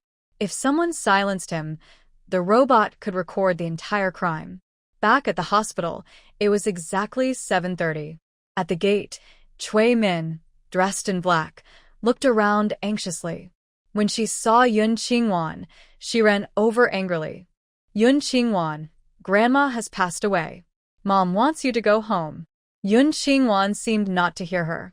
She bypassed Cui Min and continued walking toward the hospital. "Yun Qingwan, how can you be so cold? Grandma has died, and you show no reaction at all." Cui Min shouted loudly, her eyes full of resentment. They were just one step away from using Wei Jinyao to connect with Fu Zhaoye. However, Wei Jinyao was confused and lying in bed, refusing to get up. When Fu Zhaoye visited her, she foolishly bit his neck. Fortunately, Fu Zhaoye was not angry and arranged for her to be checked at the hospital. It was discovered that Wei Jinyao had been poisoned with a drug that caused her to become mentally dull. Last time, when Wei Jinyao had heavy bleeding, her in-laws accused Yun Qingwan. This time, they were even more cruel, poisoning Wei Jinyao to make her mentally dull. Yun Qingwan truly feels she deserves to die. It was during working hours at the hospital entrance, with people coming and going. Hearing Cui Min shout, people who knew her gathered around. "Cui Min, what's wrong? Why are you shouting?" Cui Min immediately looked aggrieved. "My grandmother in my husband's family has died. Yun Qingwan is the only granddaughter. Asked her to come back and see her one last time. She refused." People who didn't know Yun Qingwan felt angry. "Hey, young lady, your grandmother has passed away. How can you be so heartless? Miss, that's your only grandma. Please go and see her." Oh, how could there be such a cold-hearted granddaughter?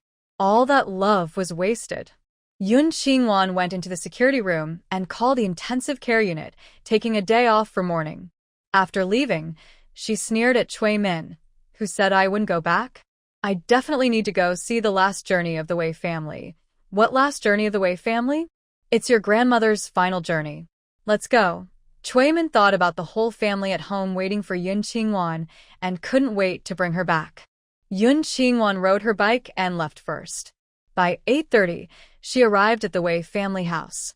Inside, it was quite lively. "Dad, Mom, Big Brother, Xuqing, I really didn't go out gambling last night. Look, I bought these pastries early this morning for you. They're still warm. Please have a piece to fill your stomach. Wei Xiaoqian learned this morning that his grandmother had passed away after returning to the hospital, and his mother had already taken his wife and children home. He looked at the pastries and secretly felt glad that he could take them home to comfort his family. Grandmother Wei passed away early in the morning. Wei Mingli and Wei Xiaoqing received the news and rushed home around 4 o'clock. They didn't have time to eat anything. This morning, they cleaned up the wife and mother, dressed her in a longevity outfit, and waited for the coffin to be ready to be carried back to their hometown for burial. Now that things had calmed down, smelling the pastries made their stomachs growl. 10 packs of pastries were quickly finished. Hee hee, haha, pastry, I want to eat pastry. Wei Jinyao's silly laughter was accompanied by the crying of a baby, sounding like a cat. It was Yukaxing's premature baby, who had been in the hospital all this time. When Yun Qingwan entered, she saw Grandma Wei lying neatly dressed in the middle of the living room. Wei Mingxia knelt beside her, wiping tears while eating pastries. Yukaxing sat on the sofa nearby, holding her son, eating green bean crisps, and looking at Wei Jinyao on the opposite sofa, who was nibbling on red sugar rice cakes with a disdainful smile. Yun Qingwan felt a bit regretful. So many pastries were shared among so many people, and the medicinal effect was weakened. Sigh. Wei Xiaoqian's life was quite tough. He managed to escape a disaster. Next to Wei Jinyao was Wei Xiaoi, who was paralyzed and leaning to the side, watching Wei Jinyao with deep affection, just like before. He had been resting in a regular hospital for some time and only returned today. The moment Yun Qingwan entered, his eyes shifted from warm to cold, shining with a fierce light. Yun Qingwan, you're doomed. My hand can write now. After Grandma is buried, I will write everything about you hitting me and tell Dad and Big Brother. I want them to punish you severely. Wei Xiaoqing, sitting on the left chair, was dressed in black. His eyes were always deep and serious as he looked at Wei Jinyao. His hatred for Yun Qingwan had reached its peak. How could she be so cruel, poisoning Jinyao again and again, ruining his chances to move up? Now, seeing Yun Qingwan, he was furious and wished he could punish her. Shangshou, sitting at the top, had dark circles under his eyes and looked very tired. He wondered why the pastries brought back by his second son were exactly the same as those given to Yun Qingwan and Wei Jinyao. Next to him, Wei Mingli looked calm but was secretly anxious. Recently, he and Qi Xiuyan had taken control of the Jin family's power. All the treasures in the basement of the Jin family were now in their hands. Once people from the capital arrived, they could move all the treasures away. He didn't get much, but he had made a big contribution this time. Qi Xiuyan's superiors promised to promote him to the chief editor of the provincial newspaper after this matter was settled. That position was more powerful and respected than being the factory director. However, yesterday he received news that Fu Yaozhou was not dead. Fu was secretly setting a trap, waiting for all the spies to fall into his plan. He immediately thought of the photos from the Jin family. The mysterious person who sent him those photos was the one he showed to Qi Xiuyan. That led to the big treasure hunt plan. Now it was clear that the mysterious person was Fu Yaozhou, who faked his death and hid in the dark, planning everything. The Jin family's treasures were the bait for their trap. Wei Mingli felt more and more regretful. He was clever and strategic all his life, but in the end, he was played by a young man in his 20s. Qi Xiuyan and his people couldn't escape now. He would be the one who led the spies into Fu Yaozhou's trap. Qi Xiuyan's allies would never forgive him. It was too late to join Fu Yaozhou now. He had set up this big plan, so he must have known his relationship with Qi Xiuyan. He was probably not as well informed as Fu Yaozhou. Wei Mingli looked up at Yun Qingwan and showed a strange smile. Luckily, he heard his eldest son say that his own daughter saved Fu Yaozhou 3 years ago. This kindness saved his life. That should be enough, right? Wan, you're back. Are you hungry? Mom will make you a bowl of noodles. Seeing Yun Qingwan, Song Lin's eyes flashed with madness. She supported herself on a chair, gritting her teeth to endure the pain from her bones, and forced herself to walk to the kitchen. Mom, you're so sick now, you shouldn't worry about her. Chui Min went over and helped her mother-in-law. She wondered in her heart, what kind of illness did her mother-in-law have? Why are her bones turning black underneath her skin? No, she's my daughter. How can I not care about her? Song Lin struggled and went into the kitchen. Chui Min looked annoyed. She thought, you deserve to be exhausted. In the living room, Wei Xiaoyi supported himself on the back of the sofa and stood up. He picked up the ashtray from the table and angrily threw it at Yun Qingwan. Whoa, go die, just go die. His strength wasn't much, and the ashtray landed about a meter in front of him on the ground. Wei Xiaocheng glanced sideways, glaring at him with dislike, and looked darkly at Yun Qingwan. Why did you poison Yao Yao? I never poisoned her. Yun Qingwan walked over, casually found a chair to sit down, and looked at Wei Xiaocheng. Everything needs proof. Why do you say I poisoned her? Chui Min jumped in first and angrily scolded. Isn't it you? Only you have been jealous that Wei Jinyao took everything from you. Earlier, you gave her medicine that caused heavy bleeding. Now, seeing Captain Fu liking her, you gave her a foolishness-inducing drug. You just can't stand to see your older brother do well? Yu Keqing followed and sneered. Yun Qingwan, you've been studying medicine with the Yin family since you were young. You've learned quite a bit of crooked and evil poison techniques, haven't you? Wei Xiaocheng was already furious. Hearing their words, he suddenly threw the teacup in his hand, stood up, and tried to choke Yun Qingwan. Yun Qingwan, if I don't teach you a lesson today, I am not your older brother. Yun Qingwan didn't want to show her fighting skills in front of the Wei family. She glared at the claws reaching toward her. With a flick of her hand, she pressed a dagger against Wei Xiaocheng's chest. Tell me, do you dare to stab? How dare you? Wei Xiaocheng quickly stepped back a meter, his heart pounding, his face flushed with anger. Yun Qingwan, you actually hurt your own older brother. You also attacked me. Yun Qingwan played with the dagger in her hand and glared at Wei Xiaocheng. Who told you that I was the one who poisoned Wei Jinyao? Besides you, who else would harm her? Wei Xiaocheng shared the same thoughts as Chui Min, and his mother had also hinted multiple times that Yun Qingwan was responsible for Wei Jinyao's 3 accidents. Yun Qingwan sneered and looked at the kitchen. Wei Xiaocheng, how did someone like you become a company commander? Do they not test your intelligence at your military district? Yun Qingwan, you deserve a beating. This time, Wei Xiaocheng grabbed the wooden stick that Wei Xiaoyi had dragged over and swung it at Yun Qingwan. Today, he had to control this stubborn girl, otherwise, she would not help the family after she got married. Everyone stopped fighting. Wei Mingli stood up and blocked Yun Qingwan. Your grandmother is still lying there. You guys aren't sad, but instead, you're making noise here. If outsiders hear this, what will they think? That wicked woman, Song Lin, truly deserves to die. While he was away, she moved all the things from the basement. She completely disregards him. And she even dared to poison Wei Jinyao. If Qi Xiuyan hadn't been busy with those treasures, he wouldn't know how to explain this. She doesn't value their marriage. If he gets caught this time, he'll take her down to with him. His shout made the whole house fall silent. Chui Min and Yu Keqing also realized that the father-in-law's support for Yun Qingwan meant he thought the adopted daughter was useless, and that the biological daughter could be used. Wei Xiaocheng, stopped by his father, also sensed something different. Only Wei Xiaoyi looked at Yun Qingwan with fierce eyes. How dare she poison Yao Yao? She deserves to die, she really does. Wei Mingli looked at Yun Qingwan with a smile. How is your medical training going? Are you getting along well with your classmates? Wei Xiaocheng, now grown up, saw Wei Jinyao become useless, but there was still one more active piece. Not to mention, she learned medicine with Fu Shui. Just the fact that she saved Fu Yaozhou could bring her many benefits from the Fu family. Yun Qingwan looked at his cunning face and nodded with a smile. Very well.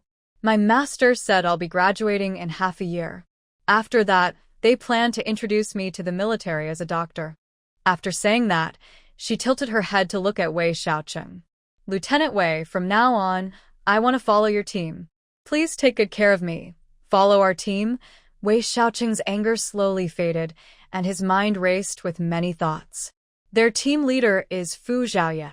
Could it be that Fu Shi has her eyes on Yun Qingwan? Does she want her to build feelings with Fu Zhaoye? If so, Can he still continue to rely on the Fu family? Wanwan, the egg noodles are here. Come and have a bite. The car will arrive soon, and we'll go back to your dad's hometown. Song Lin brought a bowl of egg noodles, topped with 2 golden fried eggs. Although everyone had just finished snacks, the smell of fried eggs made them swallow their saliva. Yun Qingwan looked at the noodles and then at Song Lin, a gentle smile appearing on her lips. I ate breakfast on the way here. These noodles are for your sons. They are men, and they'll have plenty to do when we get back to the hometown. They should eat more. Eat first. I'll go cook another portion for them. This is a special meal I made for you. Hurry and eat. Song Lin picked up chopsticks, grabbed a fried egg, and offered it to Yun Qingwan's mouth. Eat, good girl. Hurry up and eat. Yun Qingwan stood up and took a step back. I'm really not hungry. I can't eat. She looked at Wei Xiaoqing. Lieutenant Wei, you're the eldest son. You'll be busy all day today. Eat more. Wei Xiaoqing felt this made sense. As the eldest son of the Wei family, and the most promising, his mother should prioritize him. He reached out to take the bowl. Mom, Wanwan has already eaten. Don't pressure her. Let me have the noodles. No, you can't eat. Song Lin retreated a few steps quickly. Behind her, Wei Xiaoqian reached out and took the noodles. I'll eat. Give me some. No, you can't eat. Song Lin tried to grab them, but her back pain flared up. She suddenly fell to the ground, looking up at her second son, who was happily eating the eggs. She shouted urgently, Don't eat. It's poisonous. She used a syringe to inject poison into the sweet eggs. If Yun Qingwan ate the eggs, she would be completely fooled. What? Poisoned. Yu Kexing was the first to stand up. Wei Xiaoqing looked shocked. Mom, what are you talking about? Didn't you make the noodles? How could they be poisonous? After taking so many poisonous drugs that make people foolish, Wei Xiaoqian's effects have kicked in. His mind is no longer clear, and he can't listen to Song Lin's words. He holds a bowl, runs to the yard, and with a silly laugh, before everyone reacts, he finishes eating the eggs and then devours a bowl of noodles. The porcelain bowl falls to the ground. Wei Xiaoqian turns around, staring blankly at Wei Mingxia, Kai Xiangyu, Cui Min, Wei Xiaoqing, and Yu Kexing, who is holding a child, all smiling foolishly. Yummy. Eggs are so good. I want more. His whole state is exactly like Wei Jinyao, dull, simple, and silly. The 5 people turn to look at Wei Mingli, who sits calmly, and Song Lin, who is desperately crawling toward Yun Qingwan. Some are confused, while others seem to guess something. Monster. You are a demon. You're not Yun Qingwan. You're possessed by an evil spirit. I will beat you to death. I want to kill you. Song Lin leans on a chair, trying to stand up, but her bones feel like they are being gnawed by countless tiny insects, causing her terrible pain. Yun Qingwan pulls a few strands of her hair back and steps back, then smiles warmly at Wei Xiaoqing. Lieutenant Wei, do you understand what's happening now? Wei Xiaoqing, who has become a company commander, is not too naive. He looks angry, pulls Song Lin roughly up, and throws her onto the sofa, pointing at Wei Jinyao. Why did you poison her and Wanwan? Of course, it was to help the young lady marry into the Fu family as she wished. But she won't tell this secret. Song Lin glares at Wei Mingli with hatred. I bore you and raised you, yet you brought home a wild child from outside for me to raise. How can I not hate? It's all your fault, Wei Mingli, all your fault.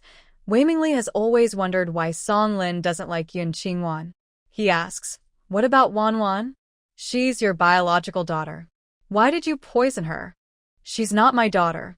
She's a ghost. A ghost here to collect debts. Song Lin's eyes are bloodshot as she glares at Yun Qingwan. I know you're not Yun Qingwan.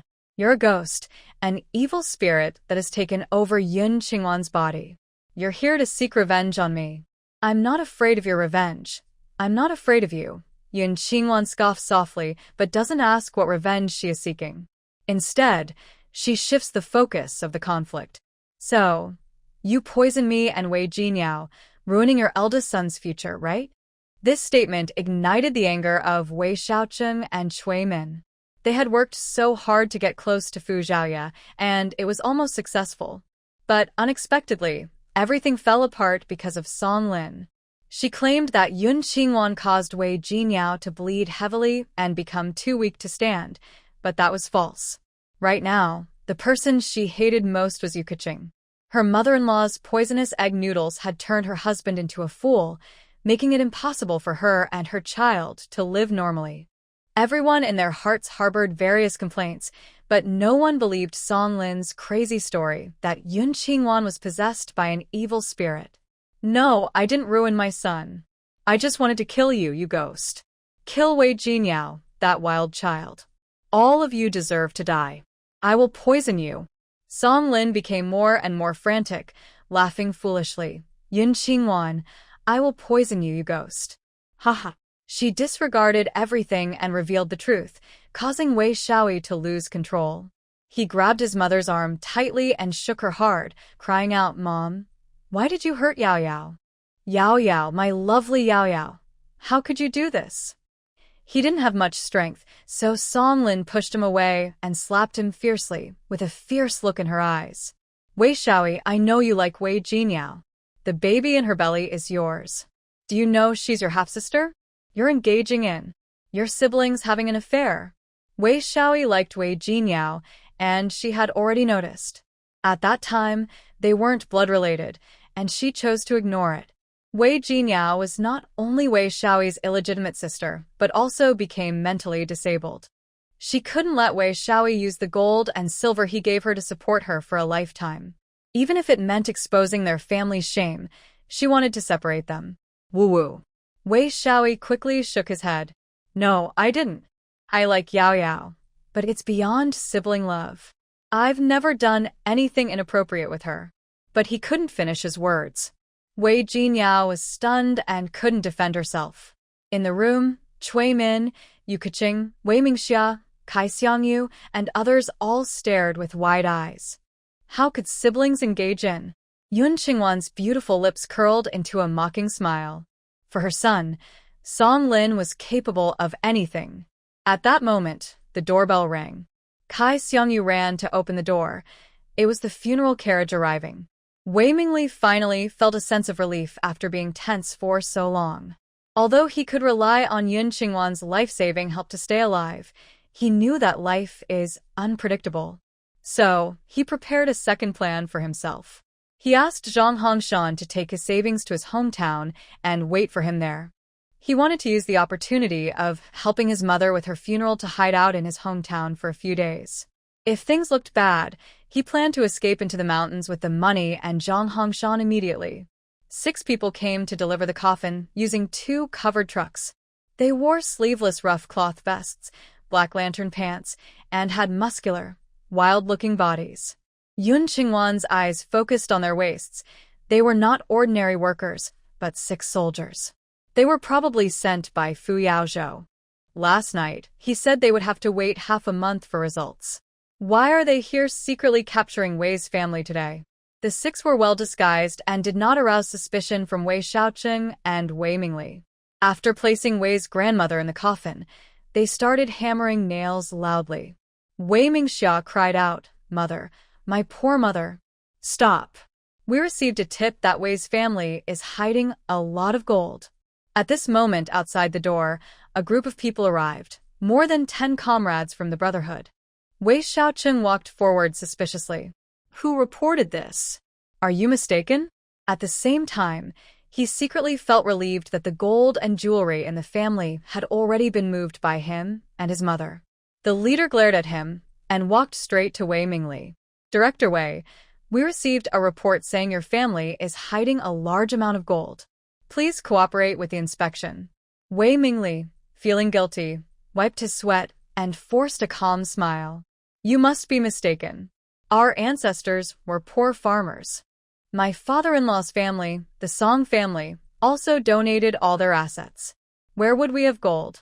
We'll find out once we search, the leader said coldly before waving to the others. Song Lin felt a headache, but remained clear-headed. She and Wei Shaoqing secretly felt grateful that they had sent away the valuables from the cellar. As for the lower level, even Wei Mingli didn't know about it, and outsiders definitely wouldn't. Wei Shaoqing, Cui Min, Yu Kexing and Wei Xiaoyi also secretly felt happy that they each hid their own share of the family's belongings. Otherwise, today not only will the money be lost, but they will also be in big trouble. More than 10 men searched upstairs and downstairs. They only found a bag of gold ingots in the cabinet of the room where Yun Qingwan was sleeping late. The Wei family members looked very shocked. They all stared at Yun Qingwan, puzzled about why she was so foolish to leave the gold in the room. They also felt regretful. Why didn't they think of taking her gold away? The leader placed the gold in front of Wei Mingli and said, "Director Wei, give us an explanation." Wei Mingli forced a calm smile and looked at Song Lin. "What is going on?" Song Lin stared at Yun Qingwan intently. "I don't know. That room has always been Yun Qingwan's sleeping place. She even changed the lock. She usually keeps it locked when she goes in and out. I don't know where she got the gold." Yun Qingwan sat on a chair, holding a glass of tea. She heard this and chuckled softly. "Song Lin, isn't this yours? Wei Jinyao's medical fee. Don't you remember? I didn't do it. It has nothing to do with me. You brought it back from outside." Song Lin lost control of her emotions. She grabbed a nearby chair and threw it at Yun Qingwan. A member of the committee quickly held her back. "Don't hurt anyone." Yun Qingwan blinked with a smile, looking very serious and innocent at the leader. "These golds were really given to me by Song Lin. She said she was sorry and wanted to compensate me. She also asked me to cure her adopted daughter's illness. I knew I couldn't take this gold, so I didn't dare to hand it in. I just left it in the cabinet." The leader listened and looked at Song Lin. "Song Lin, do you have anything else to say in your defense?" "I am not defending myself. We don't have any gold. Yun Qingwan brought it back from the countryside. It was given to her by her foster parents. You should quickly arrest her and send her to prison." Song Lin yelled hysterically at Yun Qingwan. Chui Min and Yu Kexing exchanged glances and agreed. "I can prove that all these golds were brought by Yun Qingwan from the countryside. They have nothing to do with our family, comrade. These golds are definitely from the mountains. Please arrest her quickly." The leader seemed to believe their words. He looked coldly at Yun Qingwan. "Come with us and explain clearly where these golds came from. They came here because someone had given instructions. Whoever's room the gold was found in, that person will be taken away." She still had to stay up all night to send her to the northwest desert. Yun Qingwan finally understood that these people were coming for her. She was anxious because she had no excuse to leave. The leader was surprised to see her cooperate. The Wei family members secretly breathed a sigh of relief and felt a little happy. They could finally deal with Yun Qingwan, especially Song Lin, who thought Ming Xilan's plan was very clever. Last night, Ming Xilan told her that today, no matter if Yun Qingwan was foolish or not, she would send people to take her away and force her to go to the northwest. She also showed her a house map, asking her to watch all the gold and silver inside, promising she wouldn't pursue the matter of the corpse. She didn't know how Ming Xilan knew about the second basement, but she was willing to cooperate with her to get rid of the evil spirit Yun Qingwan. Outside the alley, Ming Xilan sat in the car waiting, and when she saw Yun Qingwan come out with the people from the guild committee, a victorious smile appeared on her face. She originally planned to bring people directly to arrest all the Wei family members and find her mother in the basement. But she was afraid she guessed wrong and lost a lot of gold and silver for nothing. So she found Song Lin, using a scheme to frame others, which would both send Yun Qingwan to the northwest and get back the Blue family's assets that rightfully belonged to her. Yun Qingwan followed the guild committee people out of the alley onto a busy street. Just as she was about to cross the road, her comrade, holding gold, suddenly lost footing and fell hard. The gold ingots she was holding scattered everywhere, with one breaking into 2 pieces. Gray cement was exposed, and everyone was stunned. Pedestrians on the street also gathered around to watch. One of the guild committee members picked up half of the ingot and brought it to the leader. "Director, this gold ingot is fake." Others gathered to look, and they saw that the outside was covered with a layer of gold-colored paper that looked like gold. They couldn't tell what material it was, but it definitely wasn't real gold. After examining, they quickly picked up the intact gold ingots to check. The outside was pure gold, with no sign of being fake. When they forcefully dropped it on the ground, and it broke, the truth was revealed. A member with a dagger on his hand cut open all the gold ingots, revealing they were filled with cement. The leader angrily looked at Yun Qingwan. What is going on? That person promised that no matter how much gold he received, it would belong to him alone. Yun Qingwan still looked innocent and said, "These were all given to me by Song Lin. I don't know anything else. Does the Wei family still have gold?" The leader was unwilling to be deceived. That person was someone he couldn't afford to offend. Killing the Wei family would be an easy task. Yun Qingwan still shook her head and said, "I don't know. I've only been with the Wei family for half a year. They only treat me like a maid. If Director Fu Shui from the military hospital hadn't noticed my talent for medicine, I'd still be working as a servant there." After hearing this, the leader's heart burned with anger. That person was just playing him like a fool. "Can I leave now?" Seeing that they all remained silent, Yun Qingwan asked with a gentle smile. Now that the gold was fake, her comrades in the Brotherhood couldn't arrest anyone anymore. When Yun Qingwan asked this, everyone suddenly lost their plans. They all looked at the leader, waiting for his decision. The onlookers also watched the leader. Some well-meaning people said, "Oh, this girl looks like she's been tricked. You should let her go. Maybe someone is deliberately framing her. Comrades, it's obvious someone is harming her. You can't arrest her." The leader's face darkened like he had been smeared with ink. If they entered his territory, everything would be up to him. But now, in front of everyone, he dared not take her away and force her to go to the countryside. Moreover, she had mentioned her backer, Fu Shui, which he couldn't handle. After some thought, the leader looked at Yun Qingwan and said, "You can leave now." Yun Qingwan smiled brightly and turned to walk away. Ming Silon, who had been watching everything, clenched her fists in anger. "Idiot, useless, completely worthless. Humph. Yun Qingwan, you want to escape?" Impossible. "As long as the Wei family is caught, you'll be considered an accomplice. You can't run away."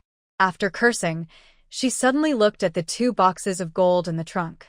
Could the one Song Lin gave her also be fake? She turned around, climbed into the back seat, and opened the boxes, carefully examining the gold ingots. The more she looked, the more fake they seemed. She refused to give up.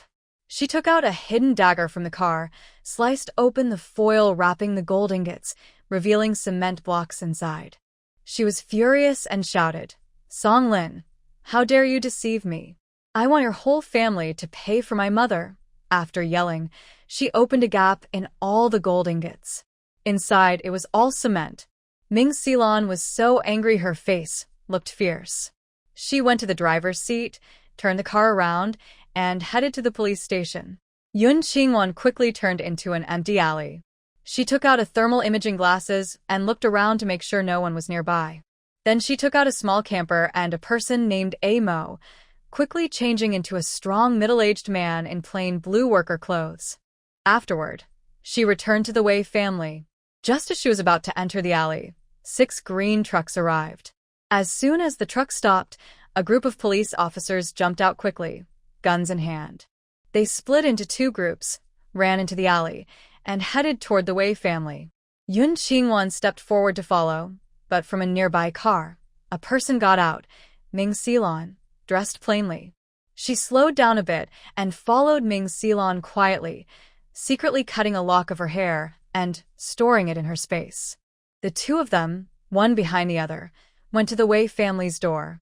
At that moment, the Wei family and 6 pallbearers were lifting Wei Posey onto a car at the door. Neighbors on both sides watched with puzzled looks at Wei Jinyao and Wei Xiaoqian, who kept smiling foolishly, wondering why the siblings looked so silly. Suddenly, police appeared at both ends of the alley, surrounding everyone at the Wei family's door. They asked everyone to show their ID. The neighbors at the Wei family's door quickly showed their IDs and were allowed to leave. A few who couldn't produce proof were naturally detained. Wei Mingli, still standing in the yard, looked pale and hopeless. He thought to himself, "It's over. What's going on? Why are you here at my house?" Wei Xiaoqing looked at the police coming to arrest him, his attitude firm. These fools didn't know he was in the military?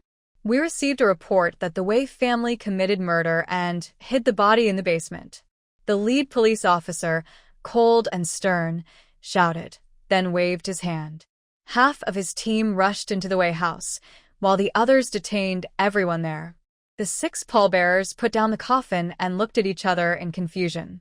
Fu Tuan arranged for them to secretly change the route while taking the Wei family back to their hometown, then control the situation at the base. Once all the spies were caught, they would publicly try the Wei family. Why are the police so bold to come here? But before they could think further, a large group of police entered the house. They searched everywhere and found a tunnel behind the cabinet. They couldn't open it, so they took Wei Mingli and Song Lin inside and asked them to open the door. Wei Mingli and Song Lin didn't dare resist. They obediently opened the secret door. Since there was nothing inside, opening it didn't reveal anything new.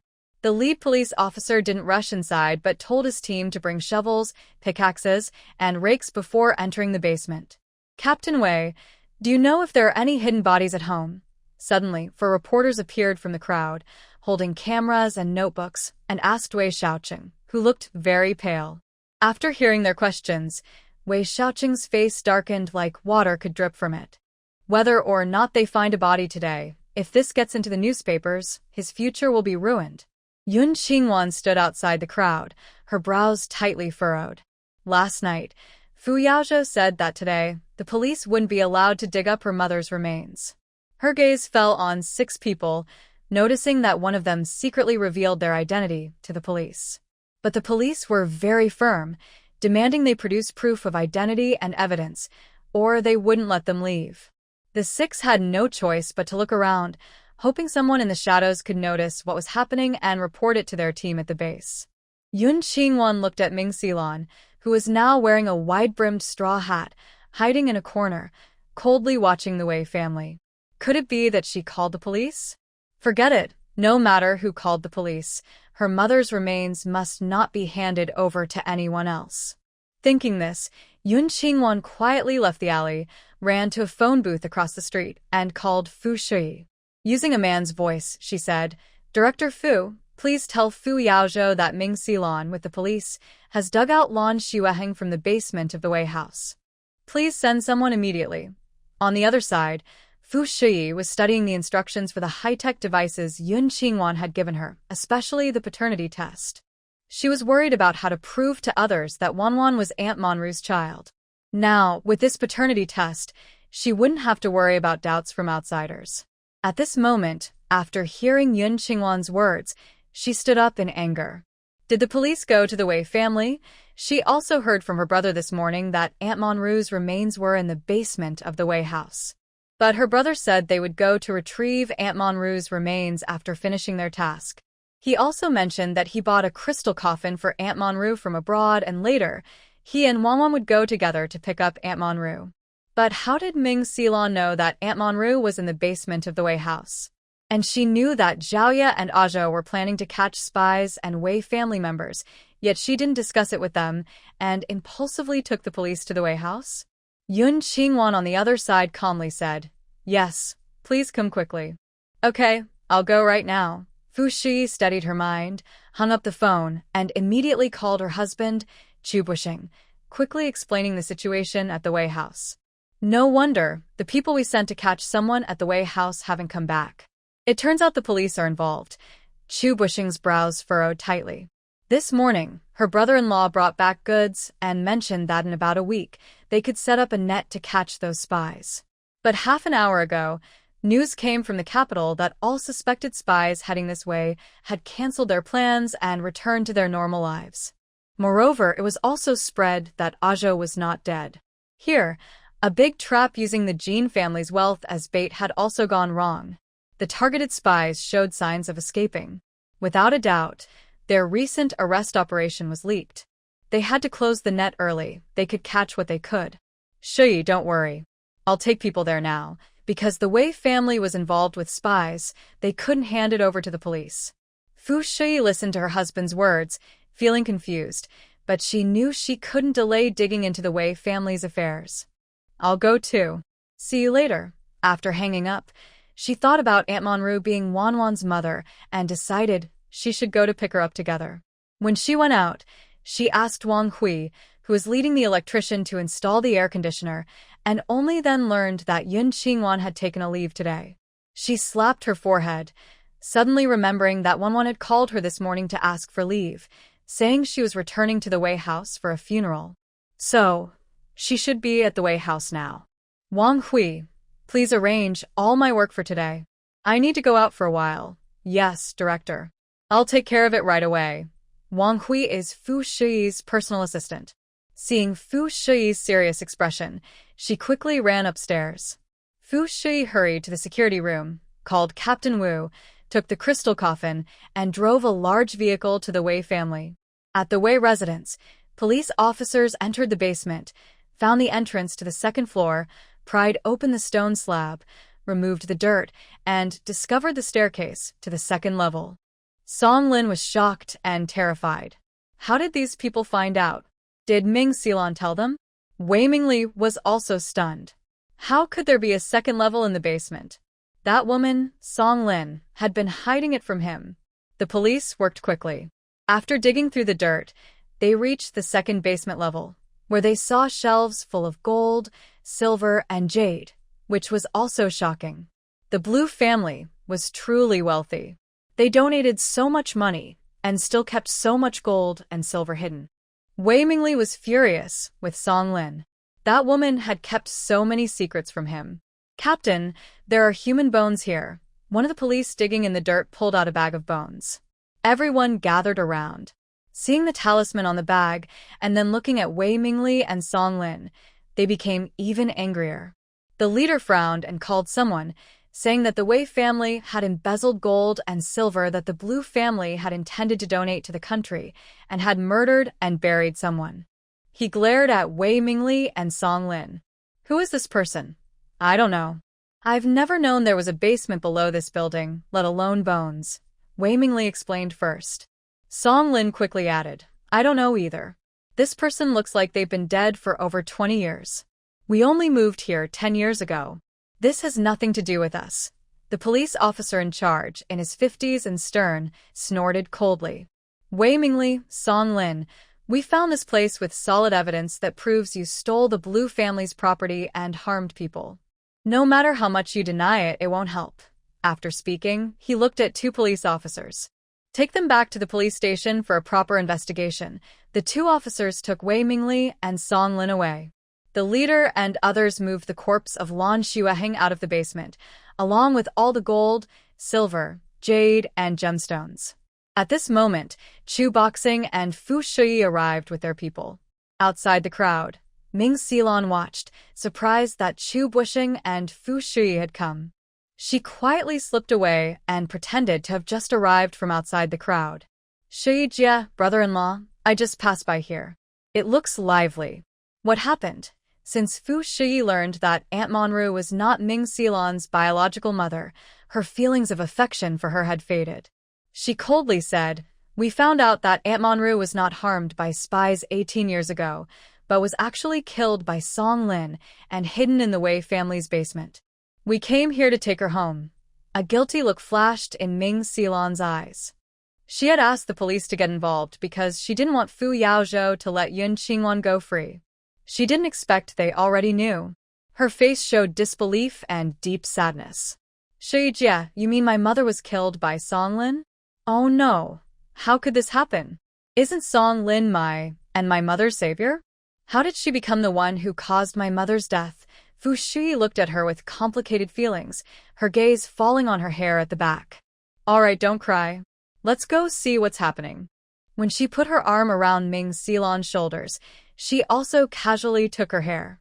Chu Busheng, with soldiers and a crystal coffin, had already gone to the Wei family's gate. He approached, saluted, and clearly stated his identity. Hello, I am Chu Busheng from the military district. We have found the remains of Comrade Shin Monru, who disappeared suddenly 18 years ago. Please hand her over to us, so we can take her back to the military district for identification. His soldiers quickly opened the crystal coffin, reading the instructions on it, and placed the bones of Lan Shuaheng inside. The leading captain, a war hero, had never given up investigating Shin Monru's disappearance. Now, hearing that these bones belonged to Shin Monru, he was very shocked. Commander Chu, how are you sure this person is Comrade Shin? This is classified information. We can't say for now. Once we take the bones back for testing, we will give everyone an explanation. Chu Bushing looked at the Wei family's yard, where the Wei family members, already terrified, huddled together. Please also hand them over for questioning. The detained Wei Xiaoqing and Cui Min felt overwhelmed. They couldn't believe that the bones in the basement of the Wei family were actually Shin Monru's, who had disappeared 18 years ago. Their Wei family was finished. They were all doomed. The most painful person was Wei Mingli.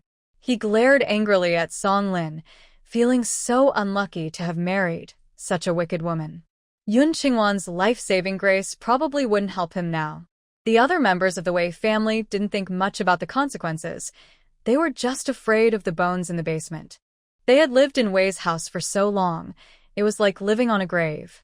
It was very frightening. Only Wei Jinyao and Wei Xiaoqian played happily with mud and stones on the ground, laughing all the time. Song Lin looked completely lifeless. The moment she decided to poison Yun Qingwan, she no longer wanted to live. Now, with another piece of evidence against her, what did it matter? At this moment, Ming Xilan and Fu Shui arrived. Ming Xilan went to the crystal coffin, shed a few tears, then looked angrily at the Wei family members who were too scared to speak. Bring back my mother. You heartless people. Why did you kill her? Director Fu, Commander Chu, is this really the missing Shin Monru from 18 years ago? Why is she in the Wei family cellar? What connection does she have with the Wei family? Four reporters pushed forward, asking the questions everyone wanted to know. Faced with a crowd of onlookers, Chu Boxing thought for a moment. Since it was already exposed, hiding it anymore was pointless. Plus, the authorities over in Ajo were already making arrests. The Wei family's effort to catch spies seemed insignificant now. He stepped forward and said loudly, 18 years ago, Shin Monru was here on a very difficult mission. She was betrayed by a traitor, chased by spies, and during the retreat, her baby was born early. She gave her baby to Song Lin, but Song Lin killed her and hid her body in the Wei family's basement. This was his guess based on the information he had, but he believed the facts from that time were probably not far off. One of the four reporters asked further, Shin Monru was a hero in our country's resistance. Why did Song Lin kill her? Could Song Lin also be a spy? Today's events were sudden. Chu Boxing had found some clues about that time, but not enough. He had some personal guesses about what he just said, but he couldn't say unverified things. So, he shouted loudly, "We will investigate this matter."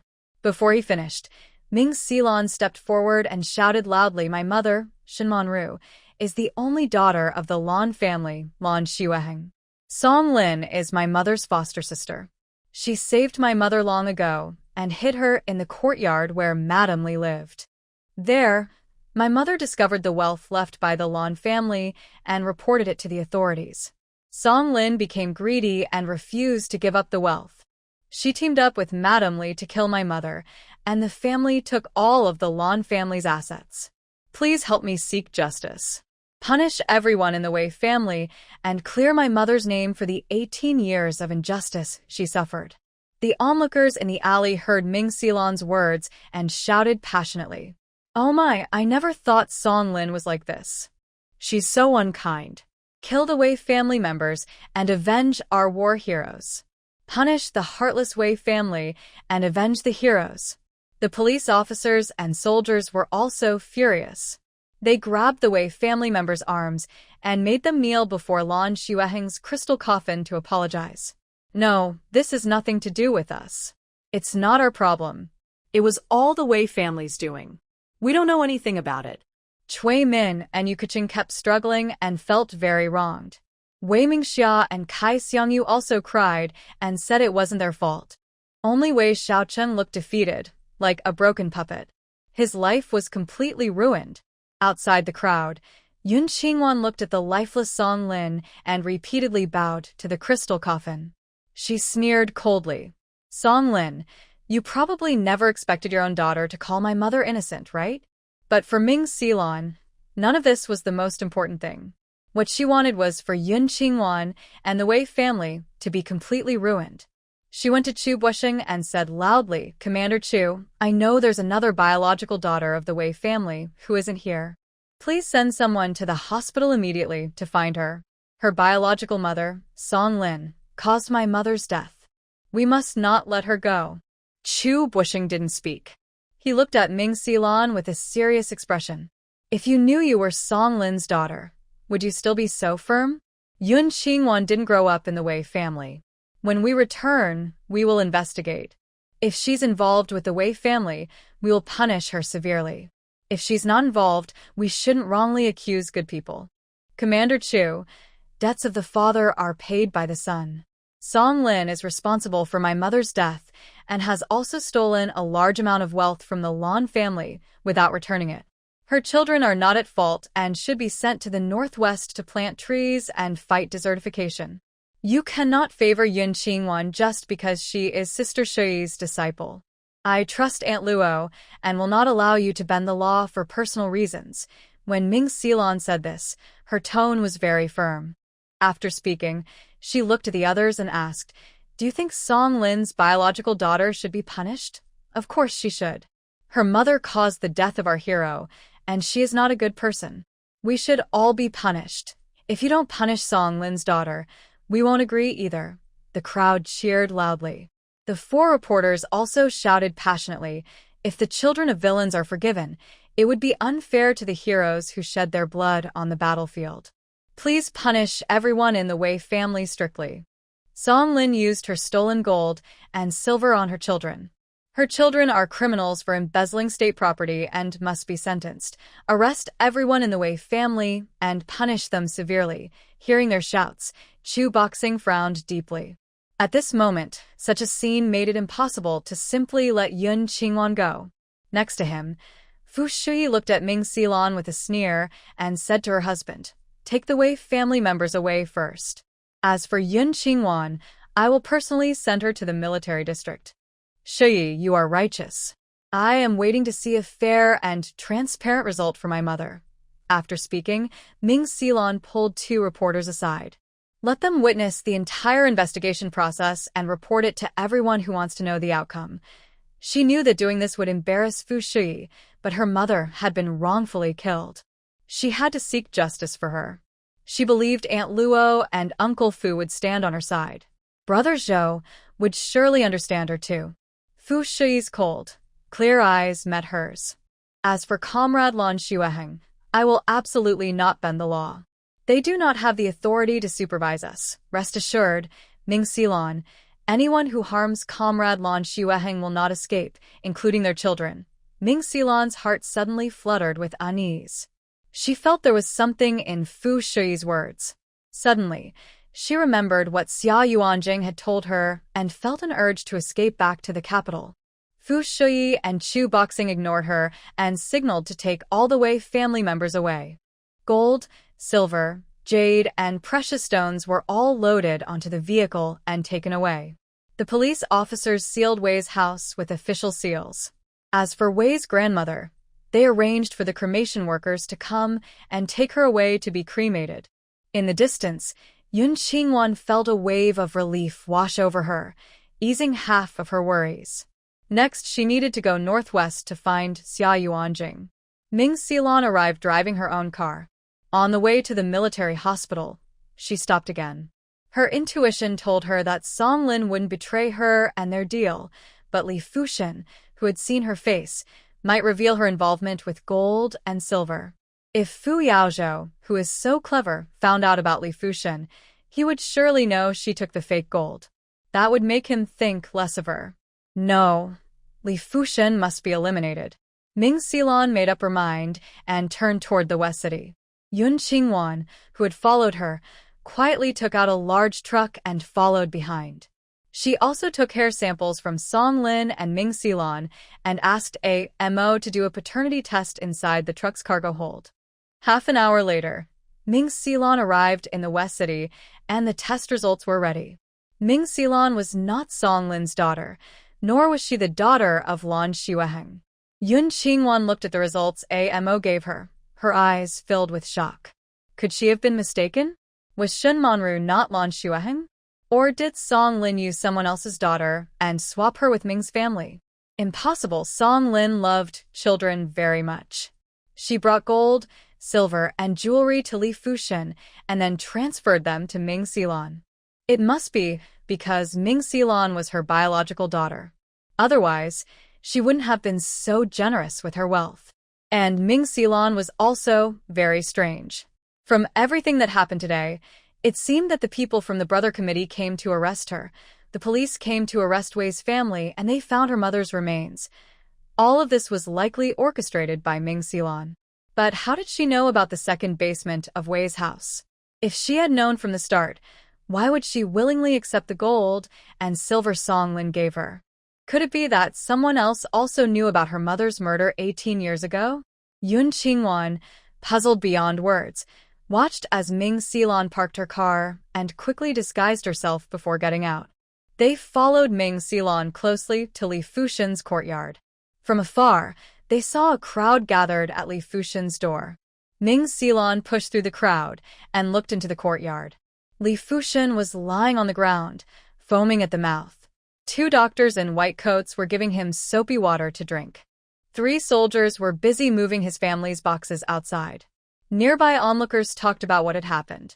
In the morning, 3 soldiers came to take Li Fuxin away. He ran and hid in the kitchen, then drank rat poison. The soldiers quickly called a doctor from a nearby clinic, but Li Fuxin had drunk too much poison, and it was very dangerous. Most likely, he couldn't be saved. They also said Li Fuxin had stolen from a grave and, afraid of being caught, took his own life. Ming Xilan's eyes showed a hint of a smile. She thought Li Fuxin was quite clever. She quietly left. Yun Qingwan came over and waved to the people in the yard. You're not using the right way to give him soapy water. The 3 soldiers and 2 doctors looked at her in surprise. What's wrong with what we're doing? Yun Qingwan went inside, took a piece of soap from her bag, and brought a water bucket from the yard. She crushed the soap hard and stirred it vigorously, creating a lot of fine bubbles. Open his mouth, I'll pour it in. She also took out a funnel and handed it to the 2 doctors. The bottom of the funnel was connected to a soft rubber tube about 20 centimeters long. The 2 took it. One held his mouth open, and the other inserted the tube and supported the funnel. When Yun Qingwan poured the soapy water into Li Fuxin's mouth, she also accidentally gave him some high-quality stomach medicine.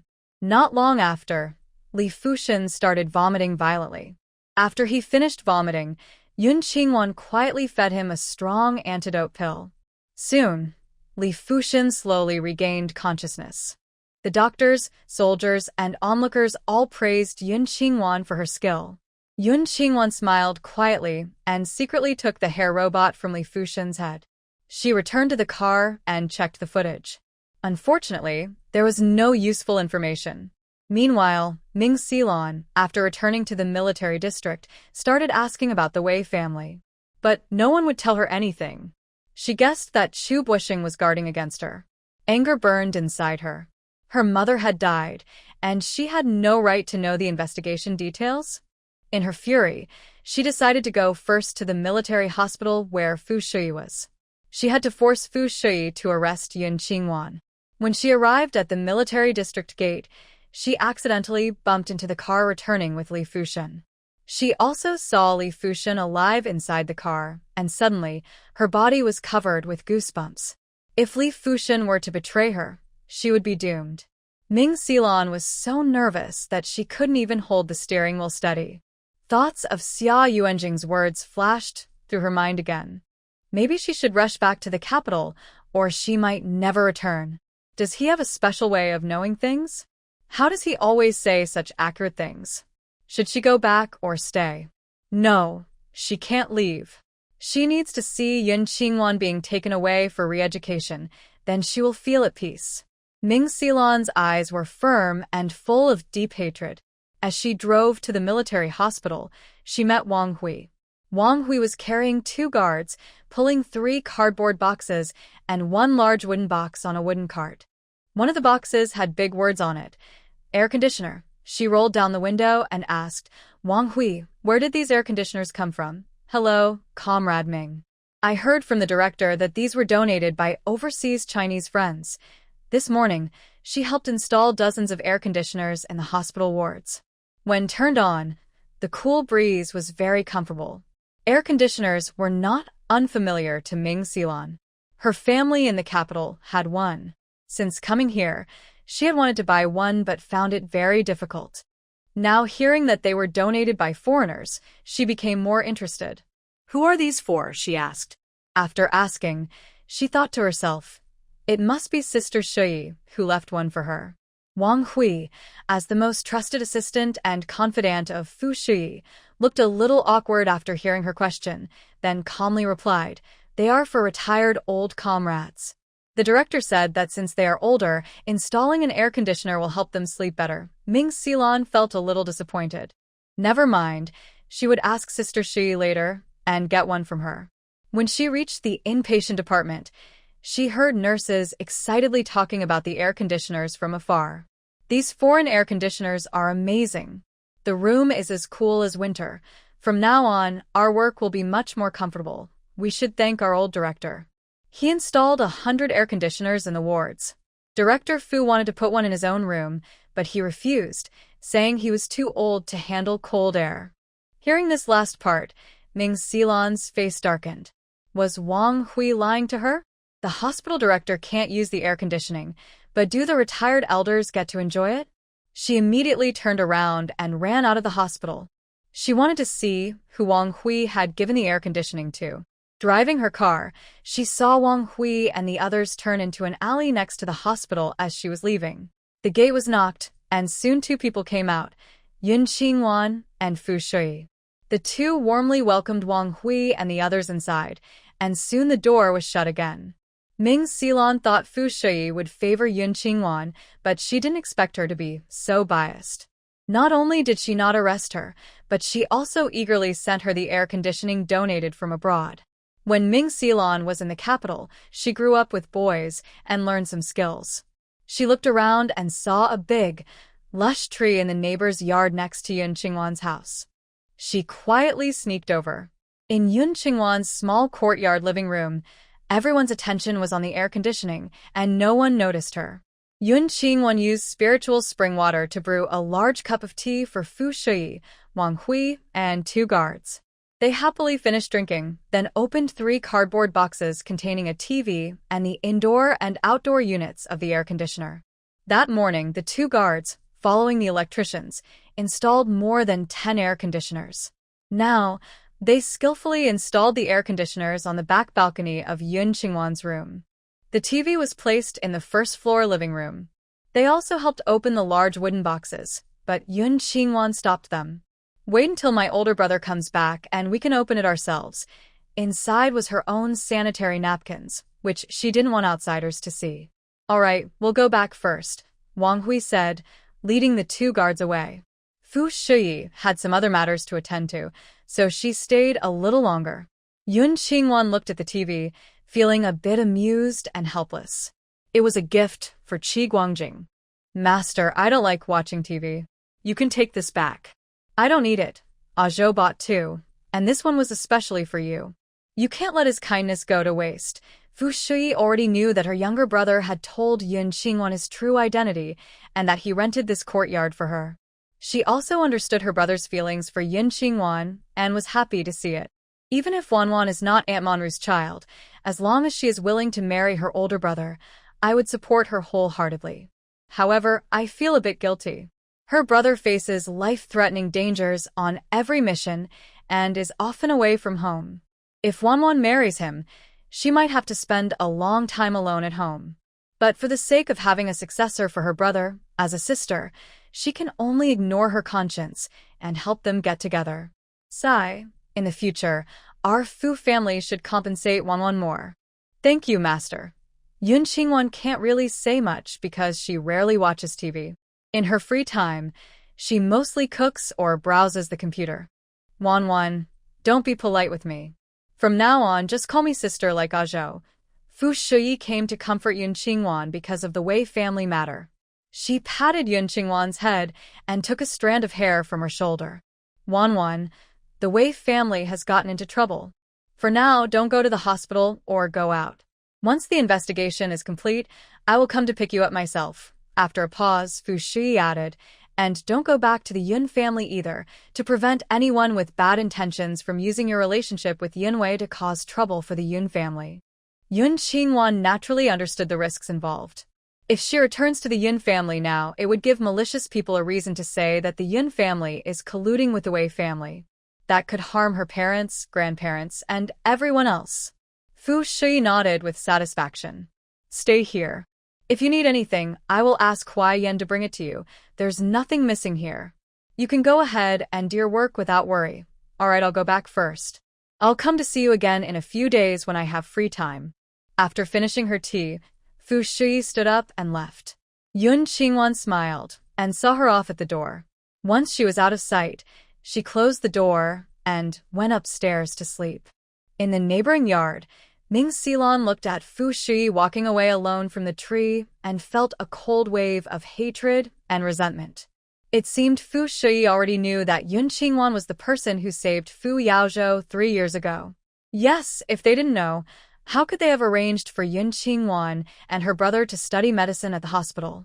Especially considering Fu Shi's apprentices, none of them had no background. How could ordinary people possibly study medicine under her? Yun's family has no close ties to her. The only reason she came to study medicine here was because of the life-saving help she received 3 years ago. Ming Xilon kept thinking and realized she was a fool. Today, she desperately forced Chu Bushing to catch Yun Qingwan. She thought, in Fu Shi's eyes, she must look like a complete fool. Fu Yaozhou also found out that Yun Qingwan was the person who saved him 3 years ago. He must be very happy. Finally, he found the person who saved his life. How should he thank her? She, who was promised to Fu Yaozhou even before she was born, has never been looked at seriously by him. Only once, when she was practicing martial arts with a group of boys in the courtyard, he stepped forward to give her some advice. She was happy for a long time after that. Since then, she mixed with the boys, learned martial arts, and trained hard just to get a few more looks from him. But she never expected that he would be seriously injured and return to the capital 3 years ago, and that his best friend, Ban Lin, would go looking for a peasant girl. He said the peasant girl was his lifesaver and wanted to thank her. His friends teased him, asking if he wanted to marry her. She clearly remembers his icy face, smiling gently. Although he didn't say it outright, his intentions were obvious. He liked that girl. It was just a brief encounter with her as a lifesaver, so why did he fall for her? As her childhood fiancé, she felt so hurt and ashamed. Ming Xilon jumped from the tree onto the alley outside the courtyard, feeling heartbroken. Why should she lose to Yun Qingwan, that peasant girl? Her anger and hatred grew stronger. Ming Xilon decided to sneak into the courtyard tonight to teach Yun Qingwan a lesson. She returned to her single room at the military district, opened the door, and a small note fell from the. It read, "If you don't want to die, hurry back to the capital." Who wrote this note? Why does he, like Xia Yuanjing, think she will die if she stays here? Ming Xilon's heart suddenly felt anxious. More precisely, since Fu Shi firmly said she wouldn't let anyone who harmed her mother go, she had been inexplicably afraid. Should she stay here and wait for Fu Yaozhou, or return to the capital? Thinking of the living Li Fuxian, Ming Xilon finally decided to let Yun Qingwan go and return to the capital. Because Xia Yuanjing is so powerful, she seems like a wise and all-knowing deity who can accurately understand people's minds and predict events before they happen. She trusts him and also trusts this note. Moreover, even if Fu Yaozhou is with Yun Qingwan, she can still separate them. Only by returning to her territory in the capital can she control everything. After thinking this through, Ming Xilon went back to her room, quickly packed her clothes, and called a guard who could drive to take her to the train station. Yun Qingwan, after waking up from a nap, opened the wooden box. She first took out a large pack of sanitary pads, 10 packs of wet wipes, and 10 packs of tissue paper. Then she took out a rice cooker, microwave, oven, blender, range hood, bread machine, induction cooker, and various pots, pans, steamers, and soup pots. She also took out many small tools like bowls, chopsticks, spoons, spatulas, aluminum foil, oil-absorbing paper, and cloths. Thinking about how she was alone with the air conditioning while her older brother was downstairs in the heat, she felt it wasn't right.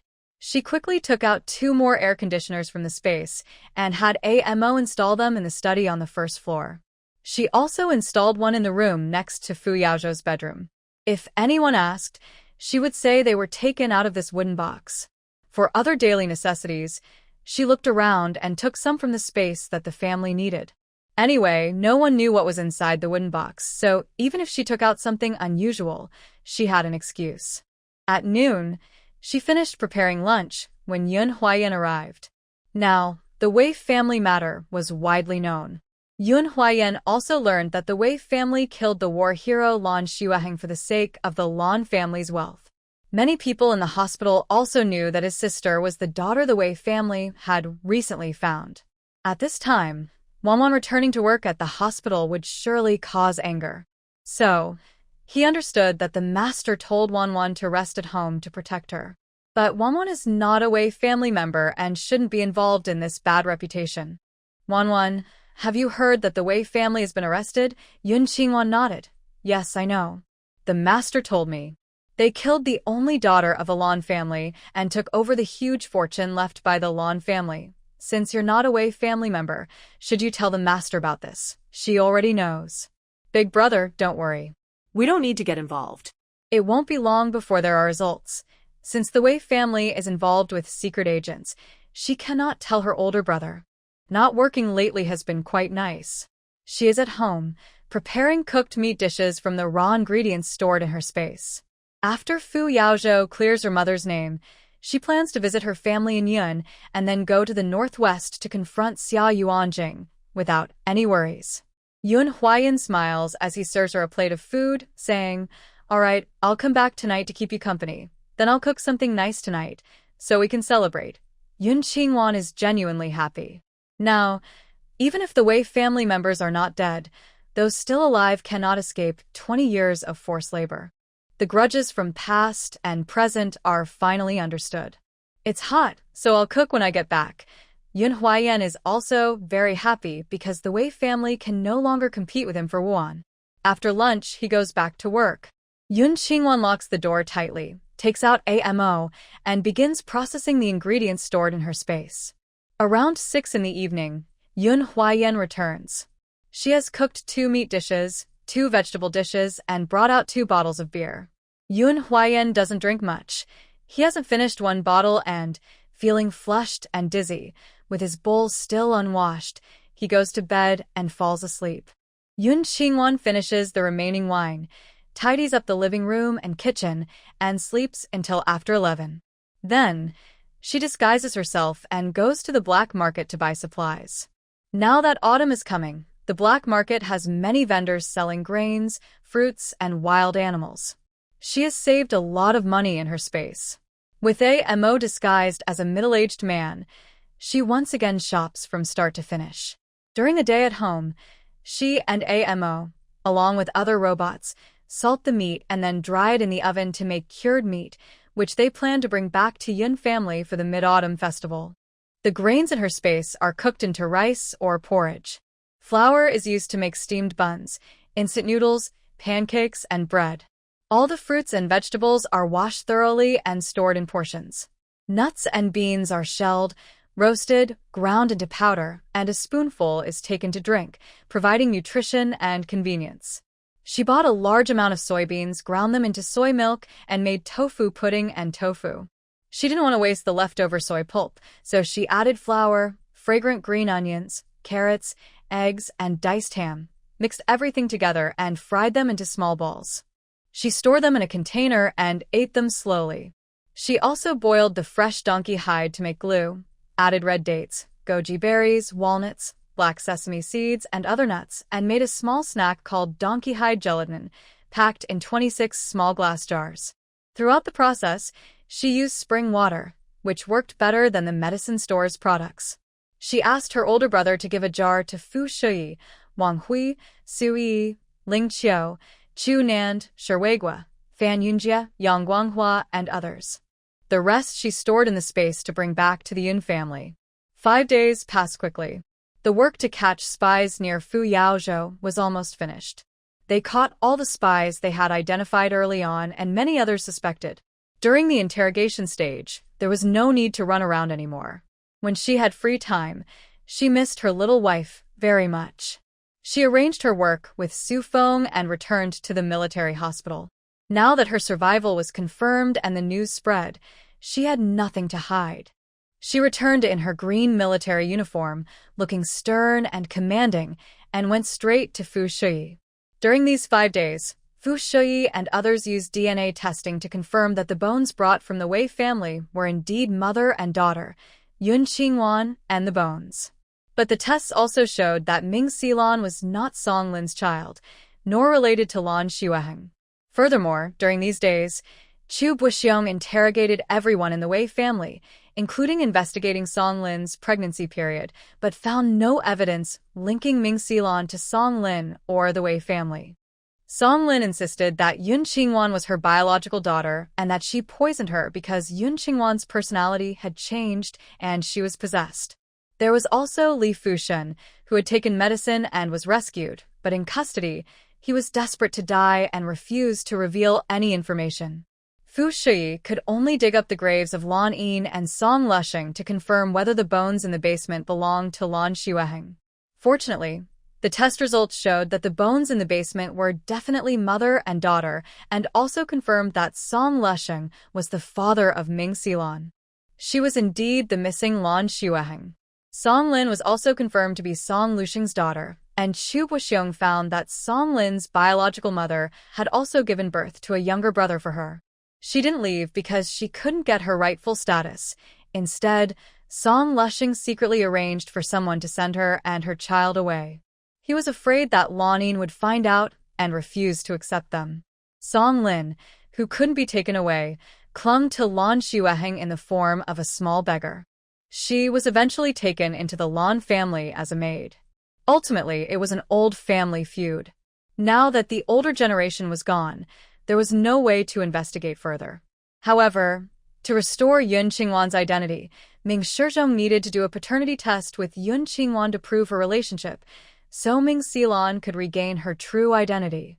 As for Ming Xilan, she was neither Song Lin's child nor Lan Xueheng's, making the situation even more complicated. Chu Boxheng had already sent a telegram to Ming Shizhong, asking him to come and retrieve Lan Xueheng's remains and to recognize Yun Qingwan as family. Fu Shui handed her brother the recent paternity test results, her face full of anger. Some days ago, Song Lin came to bring dinner to Wanwan.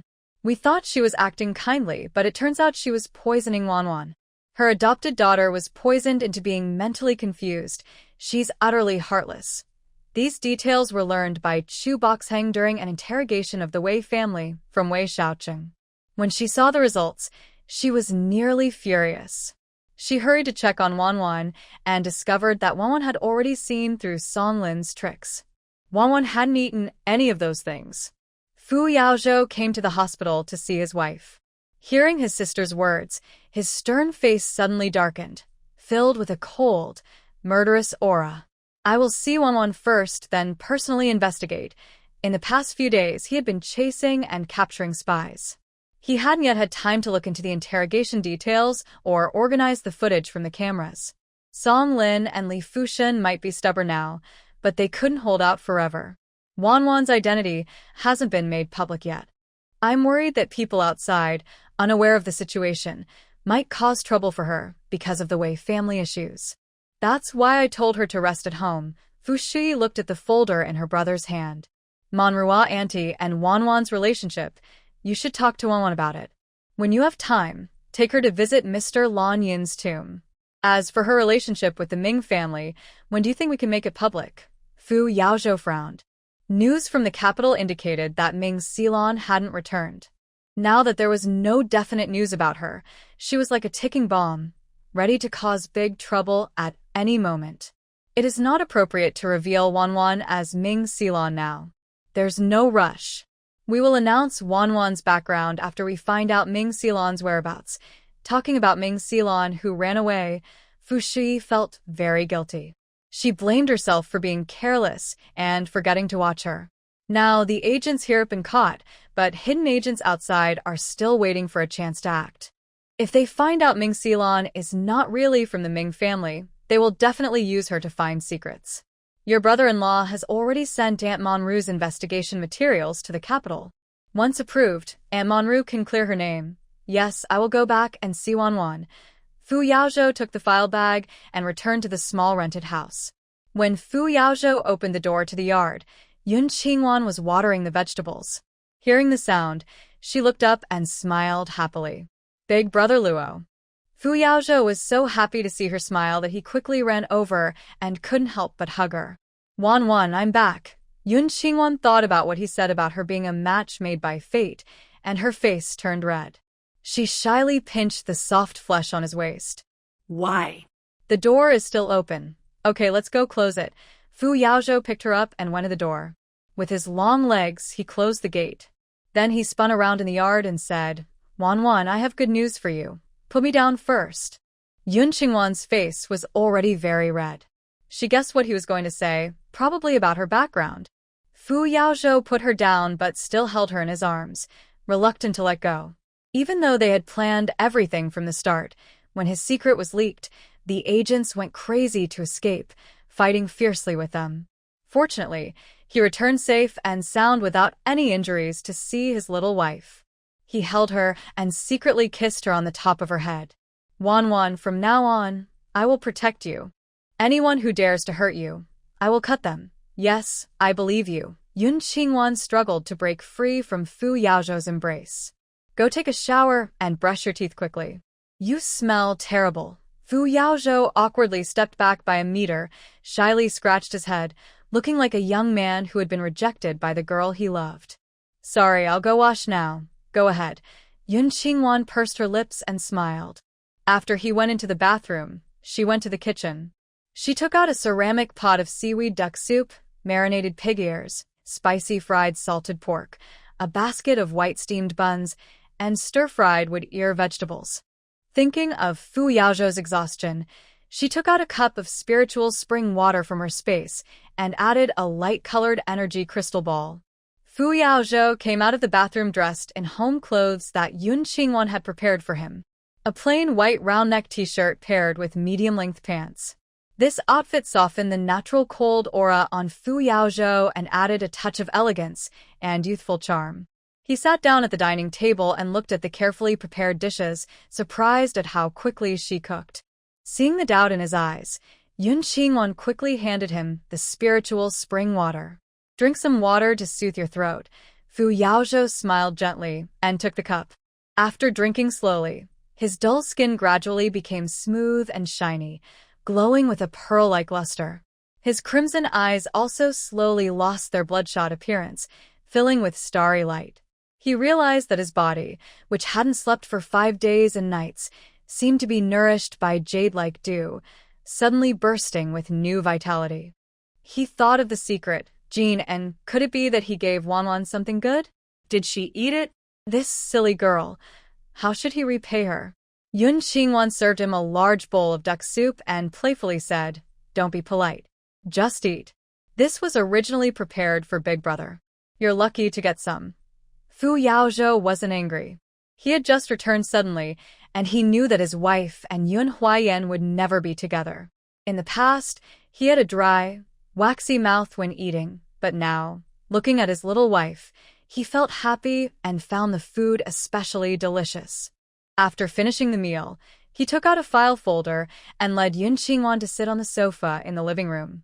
He looked serious and said, Wanwan, you're not Song Lin's daughter. You have no connection to the Wei family. Yun Qingwan didn't show much surprise, only a bitter smile. I figured as much. Any normal person wouldn't treat their biological daughter like that. Unfortunately, in her previous life, although she had doubts, she lacked the ability to verify everything. Fu Yaozhou looked at her sad and tearful smile, feeling very distressed. He reached out and gently patted her head. Wanwan, you are actually the only descendant of the Lan family. You are Lan Shuaheng's daughter, a true Ming Si Lan. This was a big revelation. Yun Qingwan widened her eyes in surprise. Are you joking with me? I'm not lying to you. Fu Yaozhou was amused by her expression and gently tickled her nose.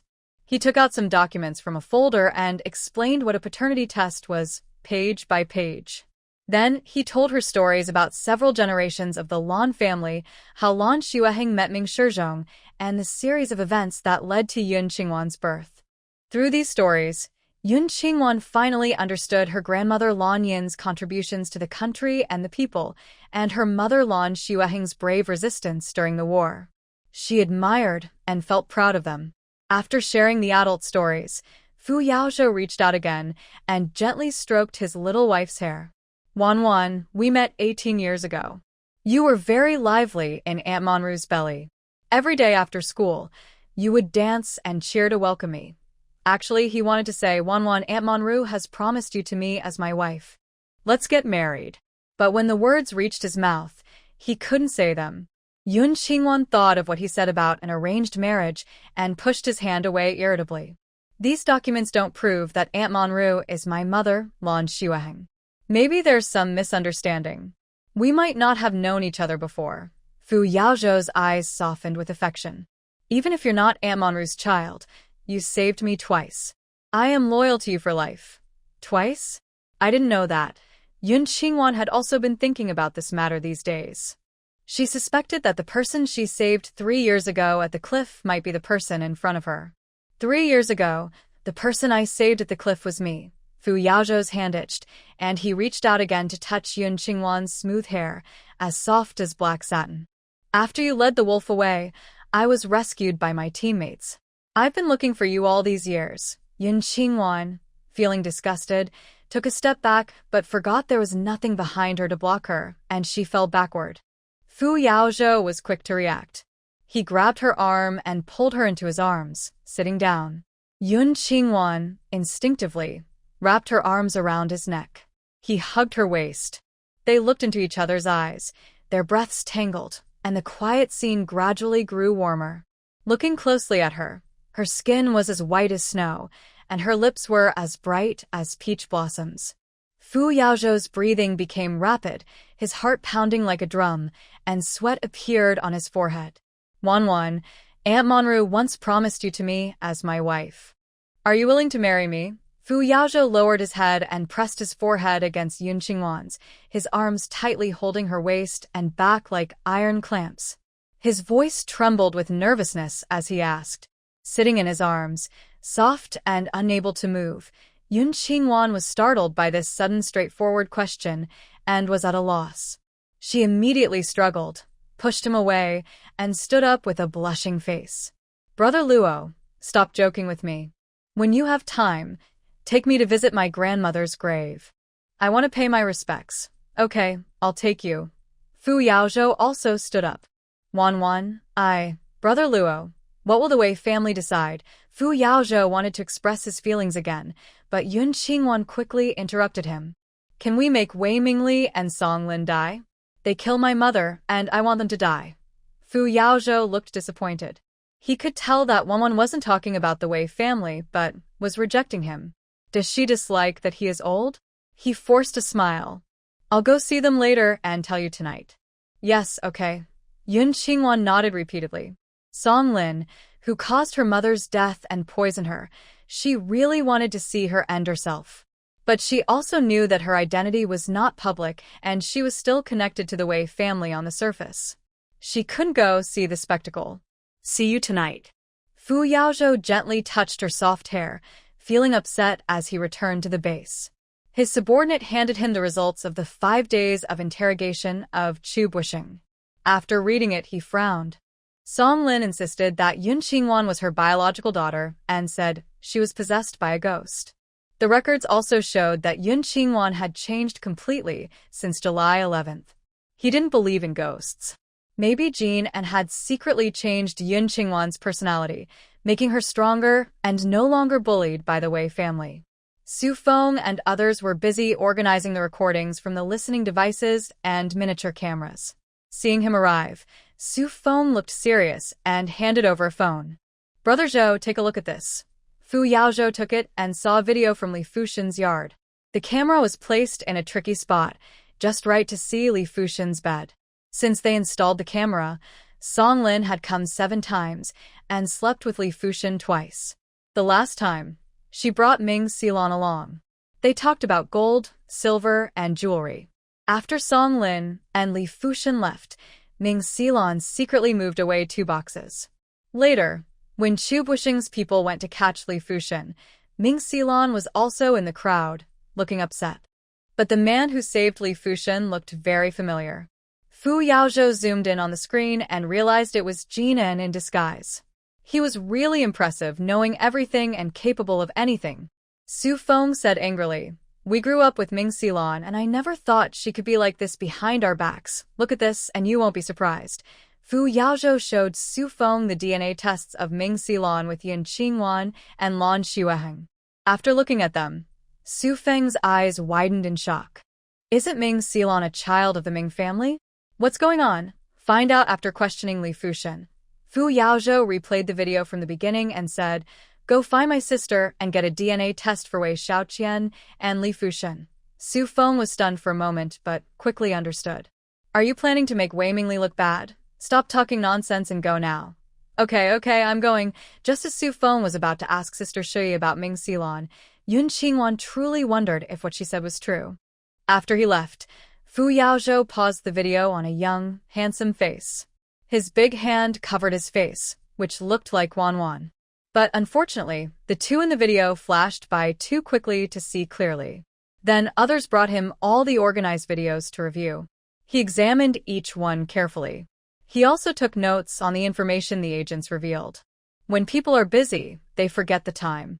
Around 8 p.m., Su Feng brought 2 plates of food and placed them in front of him, jokingly asking, "Brother Zhou, what's wrong? Did you argue with your little wife? Tell us so we can laugh." Seeing the food, Fu Yaozhou looked at his watch. It's already past 8.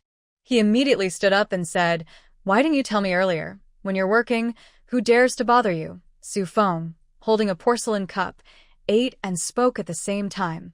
"Let me tell you, Yun Qingwan's marriage to you is quite sad. She has to stay alone in an empty house for at least 360 days a year.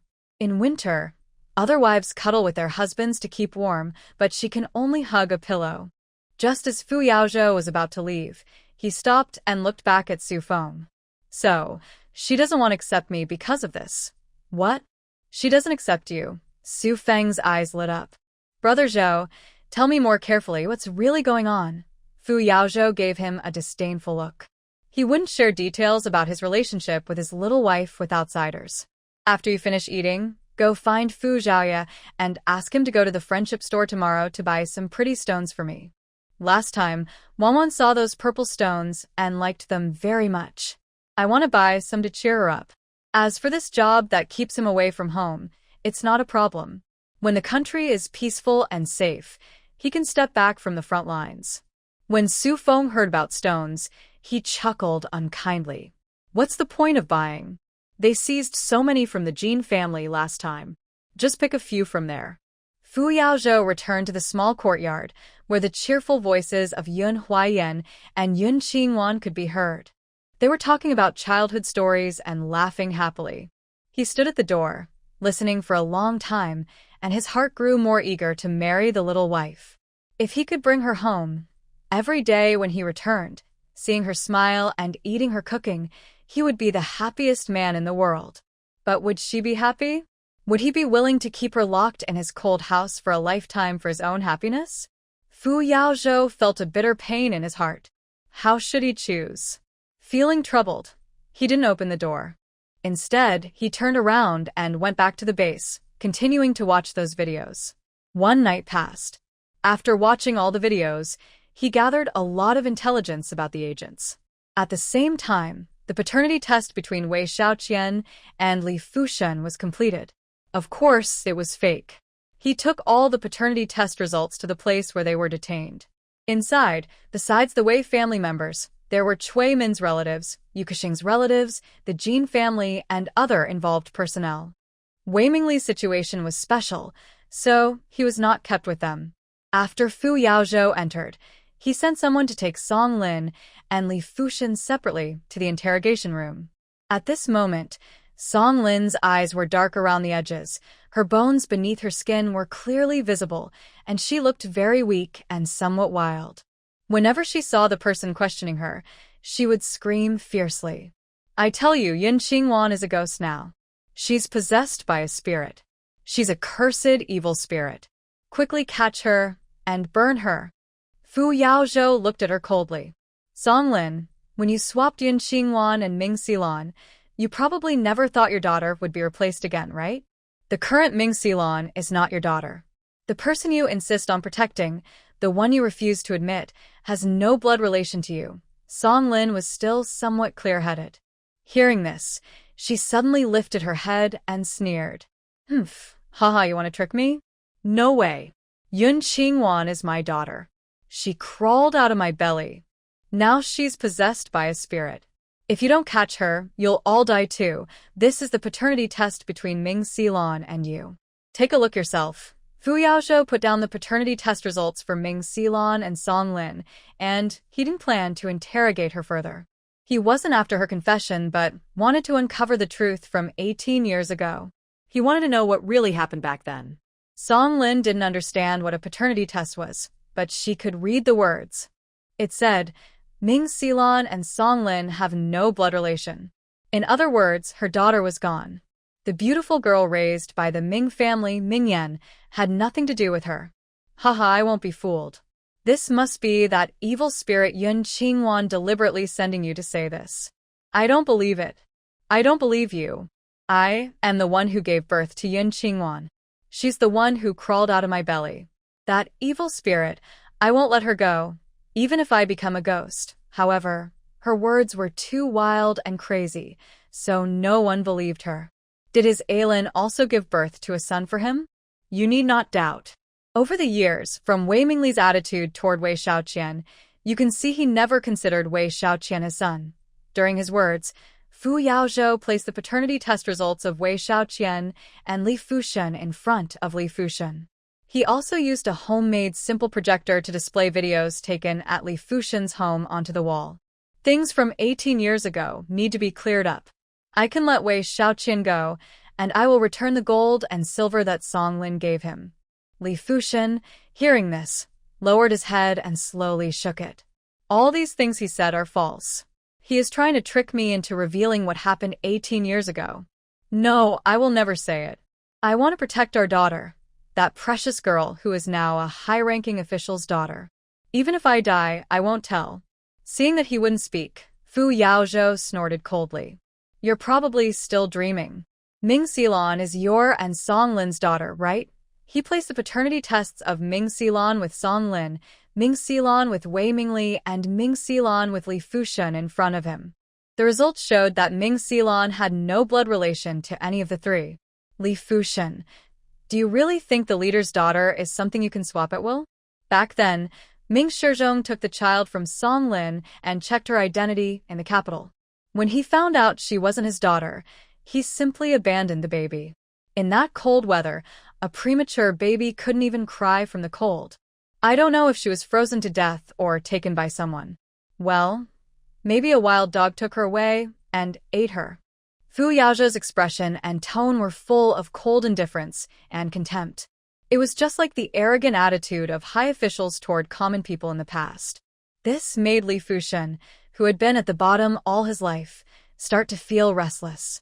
Seeing this, Fu Yaozhou curled his lips into a cold smile and continued, the current Ming Xilan is an orphan from Ming Shizhong's friend's family, and she has nothing to do with you. Don't you see from her features that she doesn't look anything like Song Lin or you?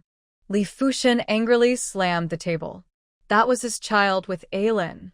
Years ago, to make her give birth early, Ailin suffered a lot. He really didn't want to give her to others. But Ailin wanted their daughter to become a true wealthy young lady. Fu Yaozhou sneered and looked at him. This is karma. When you and Song Lin caused Lan Xueheng's death, you should have known that the cycle of retribution would come back to your children. If you tell us what happened 18 years ago, I will let Wei Xiaoqian, your son, go. From now on, your daughter-in-law Yukiching, and your little grandson won't be rich or powerful, but they can live a peaceful life. If you don't want to talk, for us, it's just a matter of writing a story to explain the truth of that year. Then you, Song Lin, and Wei Xiaoqian won't escape death. Yu Keqing and your grandson will face 20 years of hard labor, with no days off. The last few words were spoken very heavily. Fu Yaozhou placed his gun heavily on the table, his eyes full of sharp pressure. Li Fushan trembled and looked at Wei Xiaoqian, who was sitting on the ground, hugging the table leg and gnawing on it. Finally, he let down his guard, pounded the table, and started crying and shouting. Lan Xuheng deserves to die. The Lan family has donated so much money. Why can't they leave a little for Ailin? Lan Xueheng became an official and didn't like that money, but Ailin needs to live. Ailin took care of her parents until old age. Why can't she remember some old feelings? Fu Yaozhou suppressed his anger. So you killed her? And her child. People do things for themselves, and heaven and earth will punish them. Haha. She became an official, so why care about that money? If she had been a little more flexible back then, we wouldn't have gone so far. We didn't want to kill her at first, just to ask her not to donate all those treasures. Anyway, if she donated to the country, she wouldn't be able to spend it. Why be so stubborn? But she just wouldn't listen. Li Fushan opened his mouth but didn't hide anything anymore. He told everything about what happened 18 years ago, all at once. Based on his investigation and Li Fushan's account, Fu Yaozhou pieced together what happened that year. 18 years ago, Lan Xueheng, who was pregnant, took on a secret mission. Not long after arriving here, her information was leaked by someone close to her, and the spies found her trail. She was then chased and attacked by them. While fleeing, she went into labor and coincidentally met Li Mamma, who was nearby her mother. After recognizing each other, Li Mamma hid her in the basement and helped deliver a baby girl. Because of this, Lan Xueheng also discovered the jewelry and treasures her mother had left for her. She asked Li Mamma to donate everything to the country, but Li Mamma hesitated and refused. The reason was related to Song Lin and her nephew, Li Fushan. Before Song Lu died, he told Song Lin that Lan Yi had secretly left her a large amount of wealth, but she didn't know where it was hidden. Song Lin had always wanted to find it but couldn't. One day, by chance, she learned from Li Fushan that there was a cellar under Li Mamma's house, so she kept pestering Li Mamma.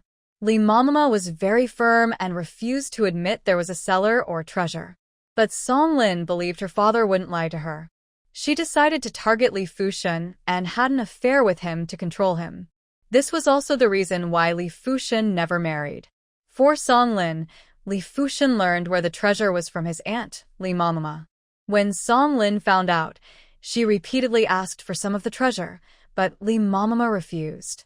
She then set her sights on Li Fushan, got pregnant with his child, who was actually Wei Jinyao. When Li Mamma found out, she hesitated and agreed that if she died and Lan Xueheng didn't return, she would leave the treasure to Song Lin and Li Fushan. But she didn't expect Lan Xueheng to come back and force her to donate all the gold, silver, and treasures. Once a person has selfish desires, even the most loyal heart can turn treacherous. She asked Lan Xueheng to leave some for Song Lin, but the upright Lan Xueheng naturally refused. Li Mamma then discussed with Song Lin and Li Fushan, intending for them to steal some of the treasure. After all, there was so much, two people couldn't take it all. She told them to take some and turn the rest over to the country. However, when Song Lin saw the gold and silver, she couldn't resist her greed. She also asked Song Lin to help contact her contacts and her husband, Ming Shizhong. Song Lin didn't expect that Lan Xueheng was so lucky to marry a high-ranking official. Her growing jealousy and greed made her come up with a cruel plan. She asked Li Fushan to buy some poison and secretly give it to Lan Xueheng. After poisoning her, they couldn't send her away, so they hid her in the second basement of the cellar. But both of them felt guilty, so they went to a remote place to find a Taoist priest to draw many talismans and stick them on her. They used soil from the backyard to block the stairs to the second basement. Looking at Lan Xueheng's child, Song Lin touched her own swollen belly and had another idea. She asked Li Fushen to take Lan Xueheng's child outside and hide her first. She used medicine to induce labor and secretly gave birth to a girl, pretending she was Lan Xueheng's child. She then used a pillow to tie her belly, pretending to be still pregnant.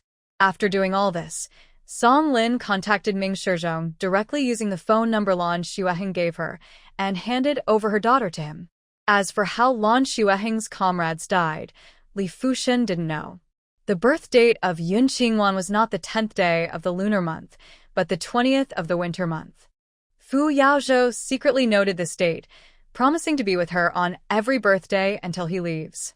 Years ago, when Li Mama woke up and became mentally slow, Song Lin kindly took care of her for a few years.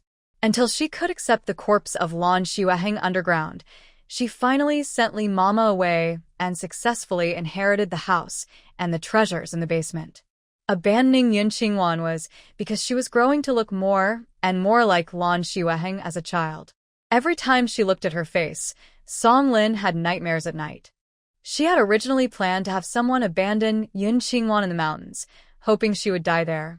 But she didn't expect to meet the Yun family.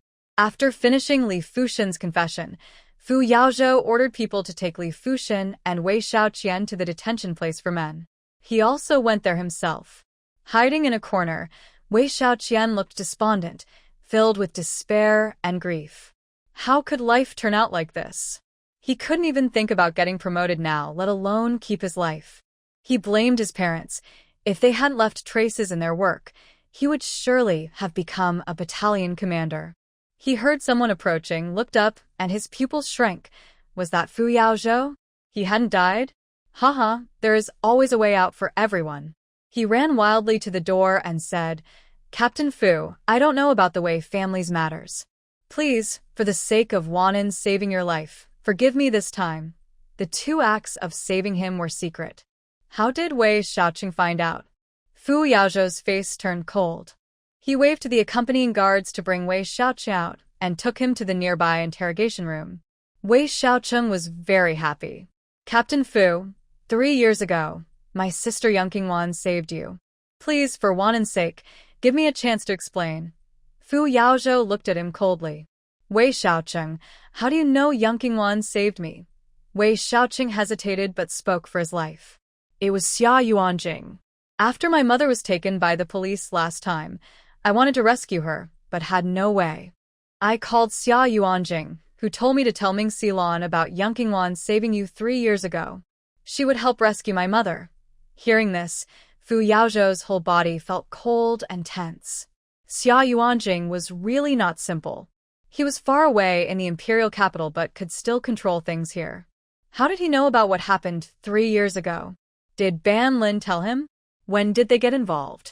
And Ming Xilan, why did she help Wei Xiaoqing after knowing this? Could it be that she already knew she was not truly Ming Xilan? Fu Yaozhou's mind was full of questions. What else did Xia Yuanjing tell you? A few calls ago, I asked him when he would come. He said it was undecided and kept urging us to send Wei Jinyao there. They've had a marriage agreement since childhood. Wei Xiaoqing didn't know what Fu Yaozhou wanted to know, so he told him everything he had discussed with Xia Yuanjing. When Fu Yaozhou heard about the marriage agreement, a smile appeared. Wei Xiaoqing, I give you a chance to make amends. Take Wei Jinyao to the northwest and fulfill the marriage agreement with Xia Yuanjing. No matter what method you use, make sure they stay together for life and never part. Okay, I agree. I will go. Wei Xiaoqing was now willing to do anything to stay alive. Moreover, this marriage agreement was between Wei Jinyao and Xia Yuanjing. If he could make them a couple, he might be able to leverage the Xia family to turn his luck around. And Yunqingwan and the person in front of him, Fu Yaozhou. Wei Xiaoqing looked at Fu Yaozhou carefully. Captain Fu, is my sister Wanan doing well? We were all brought here, and she must be very scared alone. Please, Brother Fu, take good care of her. Yun Qingwan is so beautiful. If Fu Yaozhou likes her, she might regain her happiness. Fu Yaozu snorted softly. You handle the matters of Wei Jinyao and Xia Yuanjing well, Yun Qingwan. I will take good care of her. Wei Xiaoqing's excited head looked like a garlic press. Okay, thank you. I will complete the task. Fu Yaozhou then went to see Wei Mingli. The old man begged Yun Qingwan for mercy. But Fu Yaozhou simply handed him 2 pages of DNA test results. They showed that Yun Qingwan is related to Song Lin, Wei Xiaoqian is related to Li Fuxian. Wei Mingli, stop struggling. Just tell the truth. There might still be hope. Wei Mingli held the DNA tests of Wei Xiaoqian and Li Fuxian, his head glowing green with anger and hatred for Song Lin. The rest of his confession was all about Song Lin. That night, Fu Yaozhou still came back. Some feelings are not so easy to suppress. He also brought 2 boxes of beautiful stones.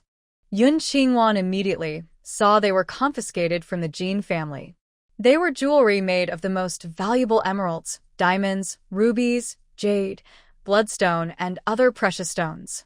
The colors were varied, and the styles elegant. There were also 6 boxes of bird's nest, 5 boxes of blood ear, 10 boxes of pure donkey hide gelatin, 2 boxes of ginseng, 3 boxes of caterpillar fungus, and 100-year-old ginseng root. She didn't dare ask if they were all so bold. She awkwardly asked, "Can I refuse them? Do you dislike what I gave you?" Fu Yaozhou's eyes showed obvious hurt. His gentle expression turned sharp and commanding. "No, I don't dislike it.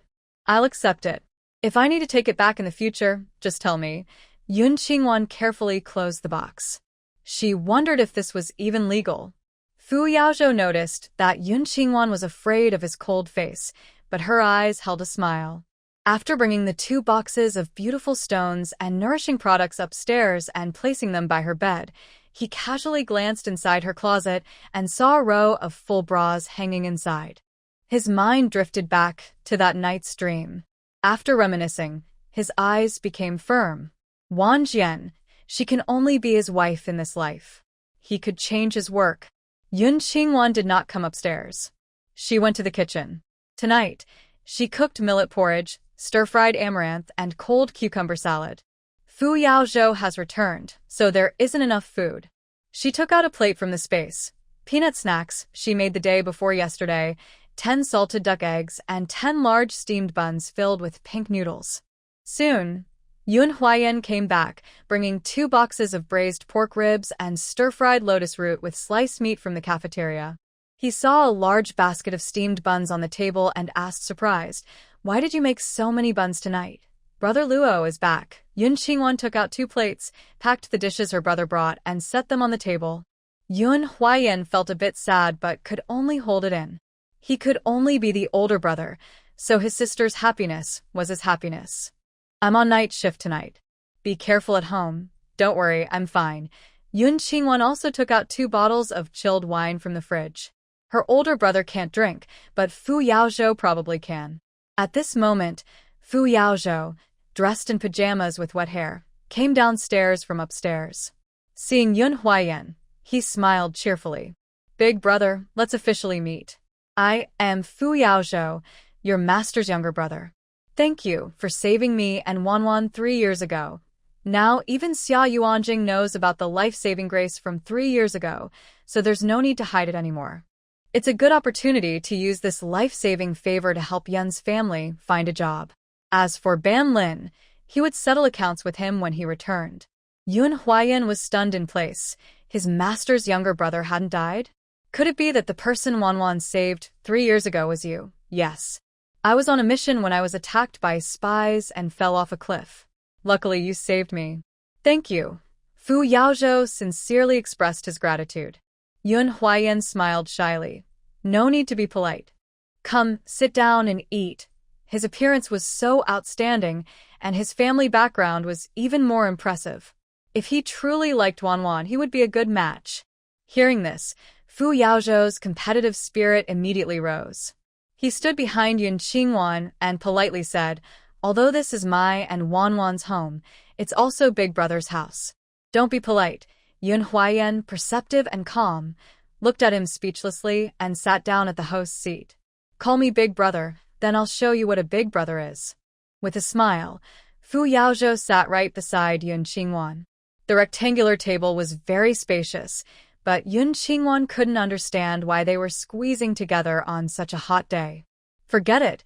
He had worked hard for so long, so she decided not to argue with him.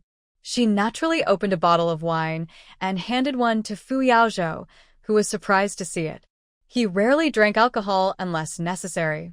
However, seeing her skillful way of opening the wine, it seemed she often drank at home with her handsome older brother. A pang of jealousy rose in her heart. Yun Qingwan didn't notice his unusual reaction. After opening her own bottle, she started eating and drinking. It was hot outside, so she drank some cold beer to cool down. She bit into a rib, took a sip. She ate some pickled cucumbers, took another sip. Chewing a peanut, she took another sip. Fu Yaozhou silently watched her, a smile forming in his throat, and quietly poured his own wine into her glass.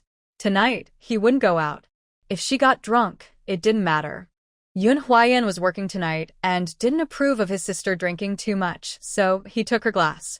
Stop drinking, eat more vegetables. Yun Qingwan only liked cold things, not a heavy drinker. She finished the last bit of wine in her glass and didn't drink anymore. After the three finished eating, Yun Huayan went to work, and Fu Yaozhou stayed to help Yun Qingwan clean the kitchen, talking about how to handle the Wei family. Wei Mingli, Li Fushen, and Song Lin won't escape death. The rest of the Wei family will be sent to a farm for reform through labor. Depending on the severity of their crimes, sentences range from 5 to 20 years. Song Lin probably won't face the death penalty. She was poisoned, and my sister said she might only last a week. The exact poison hasn't been identified yet. It was probably poisoned by Jin N. Otherwise, the device Jin N provided wouldn't be unable to detect it. Yun Qingwan smiled with relief, her guess about the outcome matching. Thank you, Brother Fu. What are you planning to do with my mom's remains? We plan to bring her back to the capital and bury her in the heroes' cemetery there. You should come with me to the capital. It would be good for her parents to see Wan and help with the wedding arrangements. I won't go to the capital. I think my mom would prefer to stay with her grandmother. Maybe we should bury both of them in the martyrs' cemetery here. That way, her grandmother and mother wouldn't be separated, and they could both rest in the cemetery, honored and remembered by future generations. As for her grandfather, forget it. Since he betrayed his grandmother, he doesn't deserve this honor. Yes, you're right. This is where Aunt Monru was raised. I think she prefers to stay here and be with her grandmother. After they finished talking, the kitchen was cleaned up. It was still early, so Fu Yaozhou suggested they go out for a walk. Yun Qingwan looked at the time. It was not even 8 o'clock. She smiled and agreed. She went upstairs to change into a light blue, collarless, lotus-sleeved, silk dress. Her shiny hair was high into a small bun. Her smooth, long neck and elegant collarbones glowed beautifully in the orange light. Fu Yaozhou se trot tightened. His gaze moved down to her fair, half-exposed legs, and he felt himself tense uncontrollably. He couldn't move his feet at all. Yun Qingwan carried a small blue bag. Seeing his dazed expression, she waved her hand at him, saying, "Let's go." Shyly, Fu Yaozhou withdrew his gaze and strode out of the yard.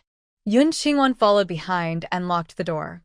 In the car, the faint scent of floral perfume was fresh and pleasant. Yun Qingwan leaned against the window, feeling the breeze and enjoying the view outside, her mood quite good. Fu Yaozhou's usually stern face was also filled with a gentle smile. He reached out and patted Yun Qingwan's head, reminiscing about the past. Wan, 18 years ago, when we first met, you were inside Aunt Monru's belly like a little watermelon. Every time I pressed my ear to her stomach and called you little sister, you would get very lively, he added silently. I also secretly called you little wife. You were so shy back then, you didn't dare to move. Yun Qingwan turned to look at him, smiling playfully. I see you don't treat Ming Xilon well. If I had grown up with you like her, you probably wouldn't like me either. This made Fu Yaozhou get a bit angry. He said seriously, she wasn't born from Aunt Monru. I have a natural dislike for her. You and she are different. When I first saw you, I was attracted to you and couldn't forget you. His eyes softened as he continued. If Aunt Monru hadn't had an accident that year, we would have grown up together as childhood sweethearts. In spring, I would carry you to fly kites in the fields. In summer, we would go boating and pick lotus roots in the lake. In autumn, I would ride my bike with you to the river outside the city to catch. During winter, I will take you skiing. When you're tired from playing, I will take you to eat the most famous roast duck in the capital. Haha Fu Yaozhou, I didn't expect you to have such a childish side. If your friends hear this, their eyes might pop out. Yun Qingwan looked at Fu Yaozhou, laughing nonstop. At this moment, he was as adorable as he was in the past when he was in the mental hospital. Seeing her happy and smiling, Fu Yaozhou parked the car by the roadside and leaned over. His gaze was intense, with a hint of gentle pleading. Wan, I'm not childish. When I found out you are Amonru's child, I imagined these scenes countless times. But fate played a trick on us, and we missed out on childhood innocence and youth. Fortunately, after going around in circles, we met again. From now on, I don't want to miss any more time with you. If my work makes it hard for you to accept, I can change to a job that keeps me at home long term. Wan, come to the capital with me. Sorry, I don't want to go to the capital for now. Yun Qingwan looked away, gazing at the night sky outside the window, her eyes filled with deep guilt. Fu Yaozhou, I still have one unfulfilled wish. I can't leave you. Actually, she also liked him. Or rather, depended on him. Maybe it was because of the 10 years they spent together in the past life, or perhaps because of his careful care and love in this life. She had fallen for him. She didn't want to part from him. If they could be together forever, she would be happy. But everything depended on her killing Xia Yuanjing first.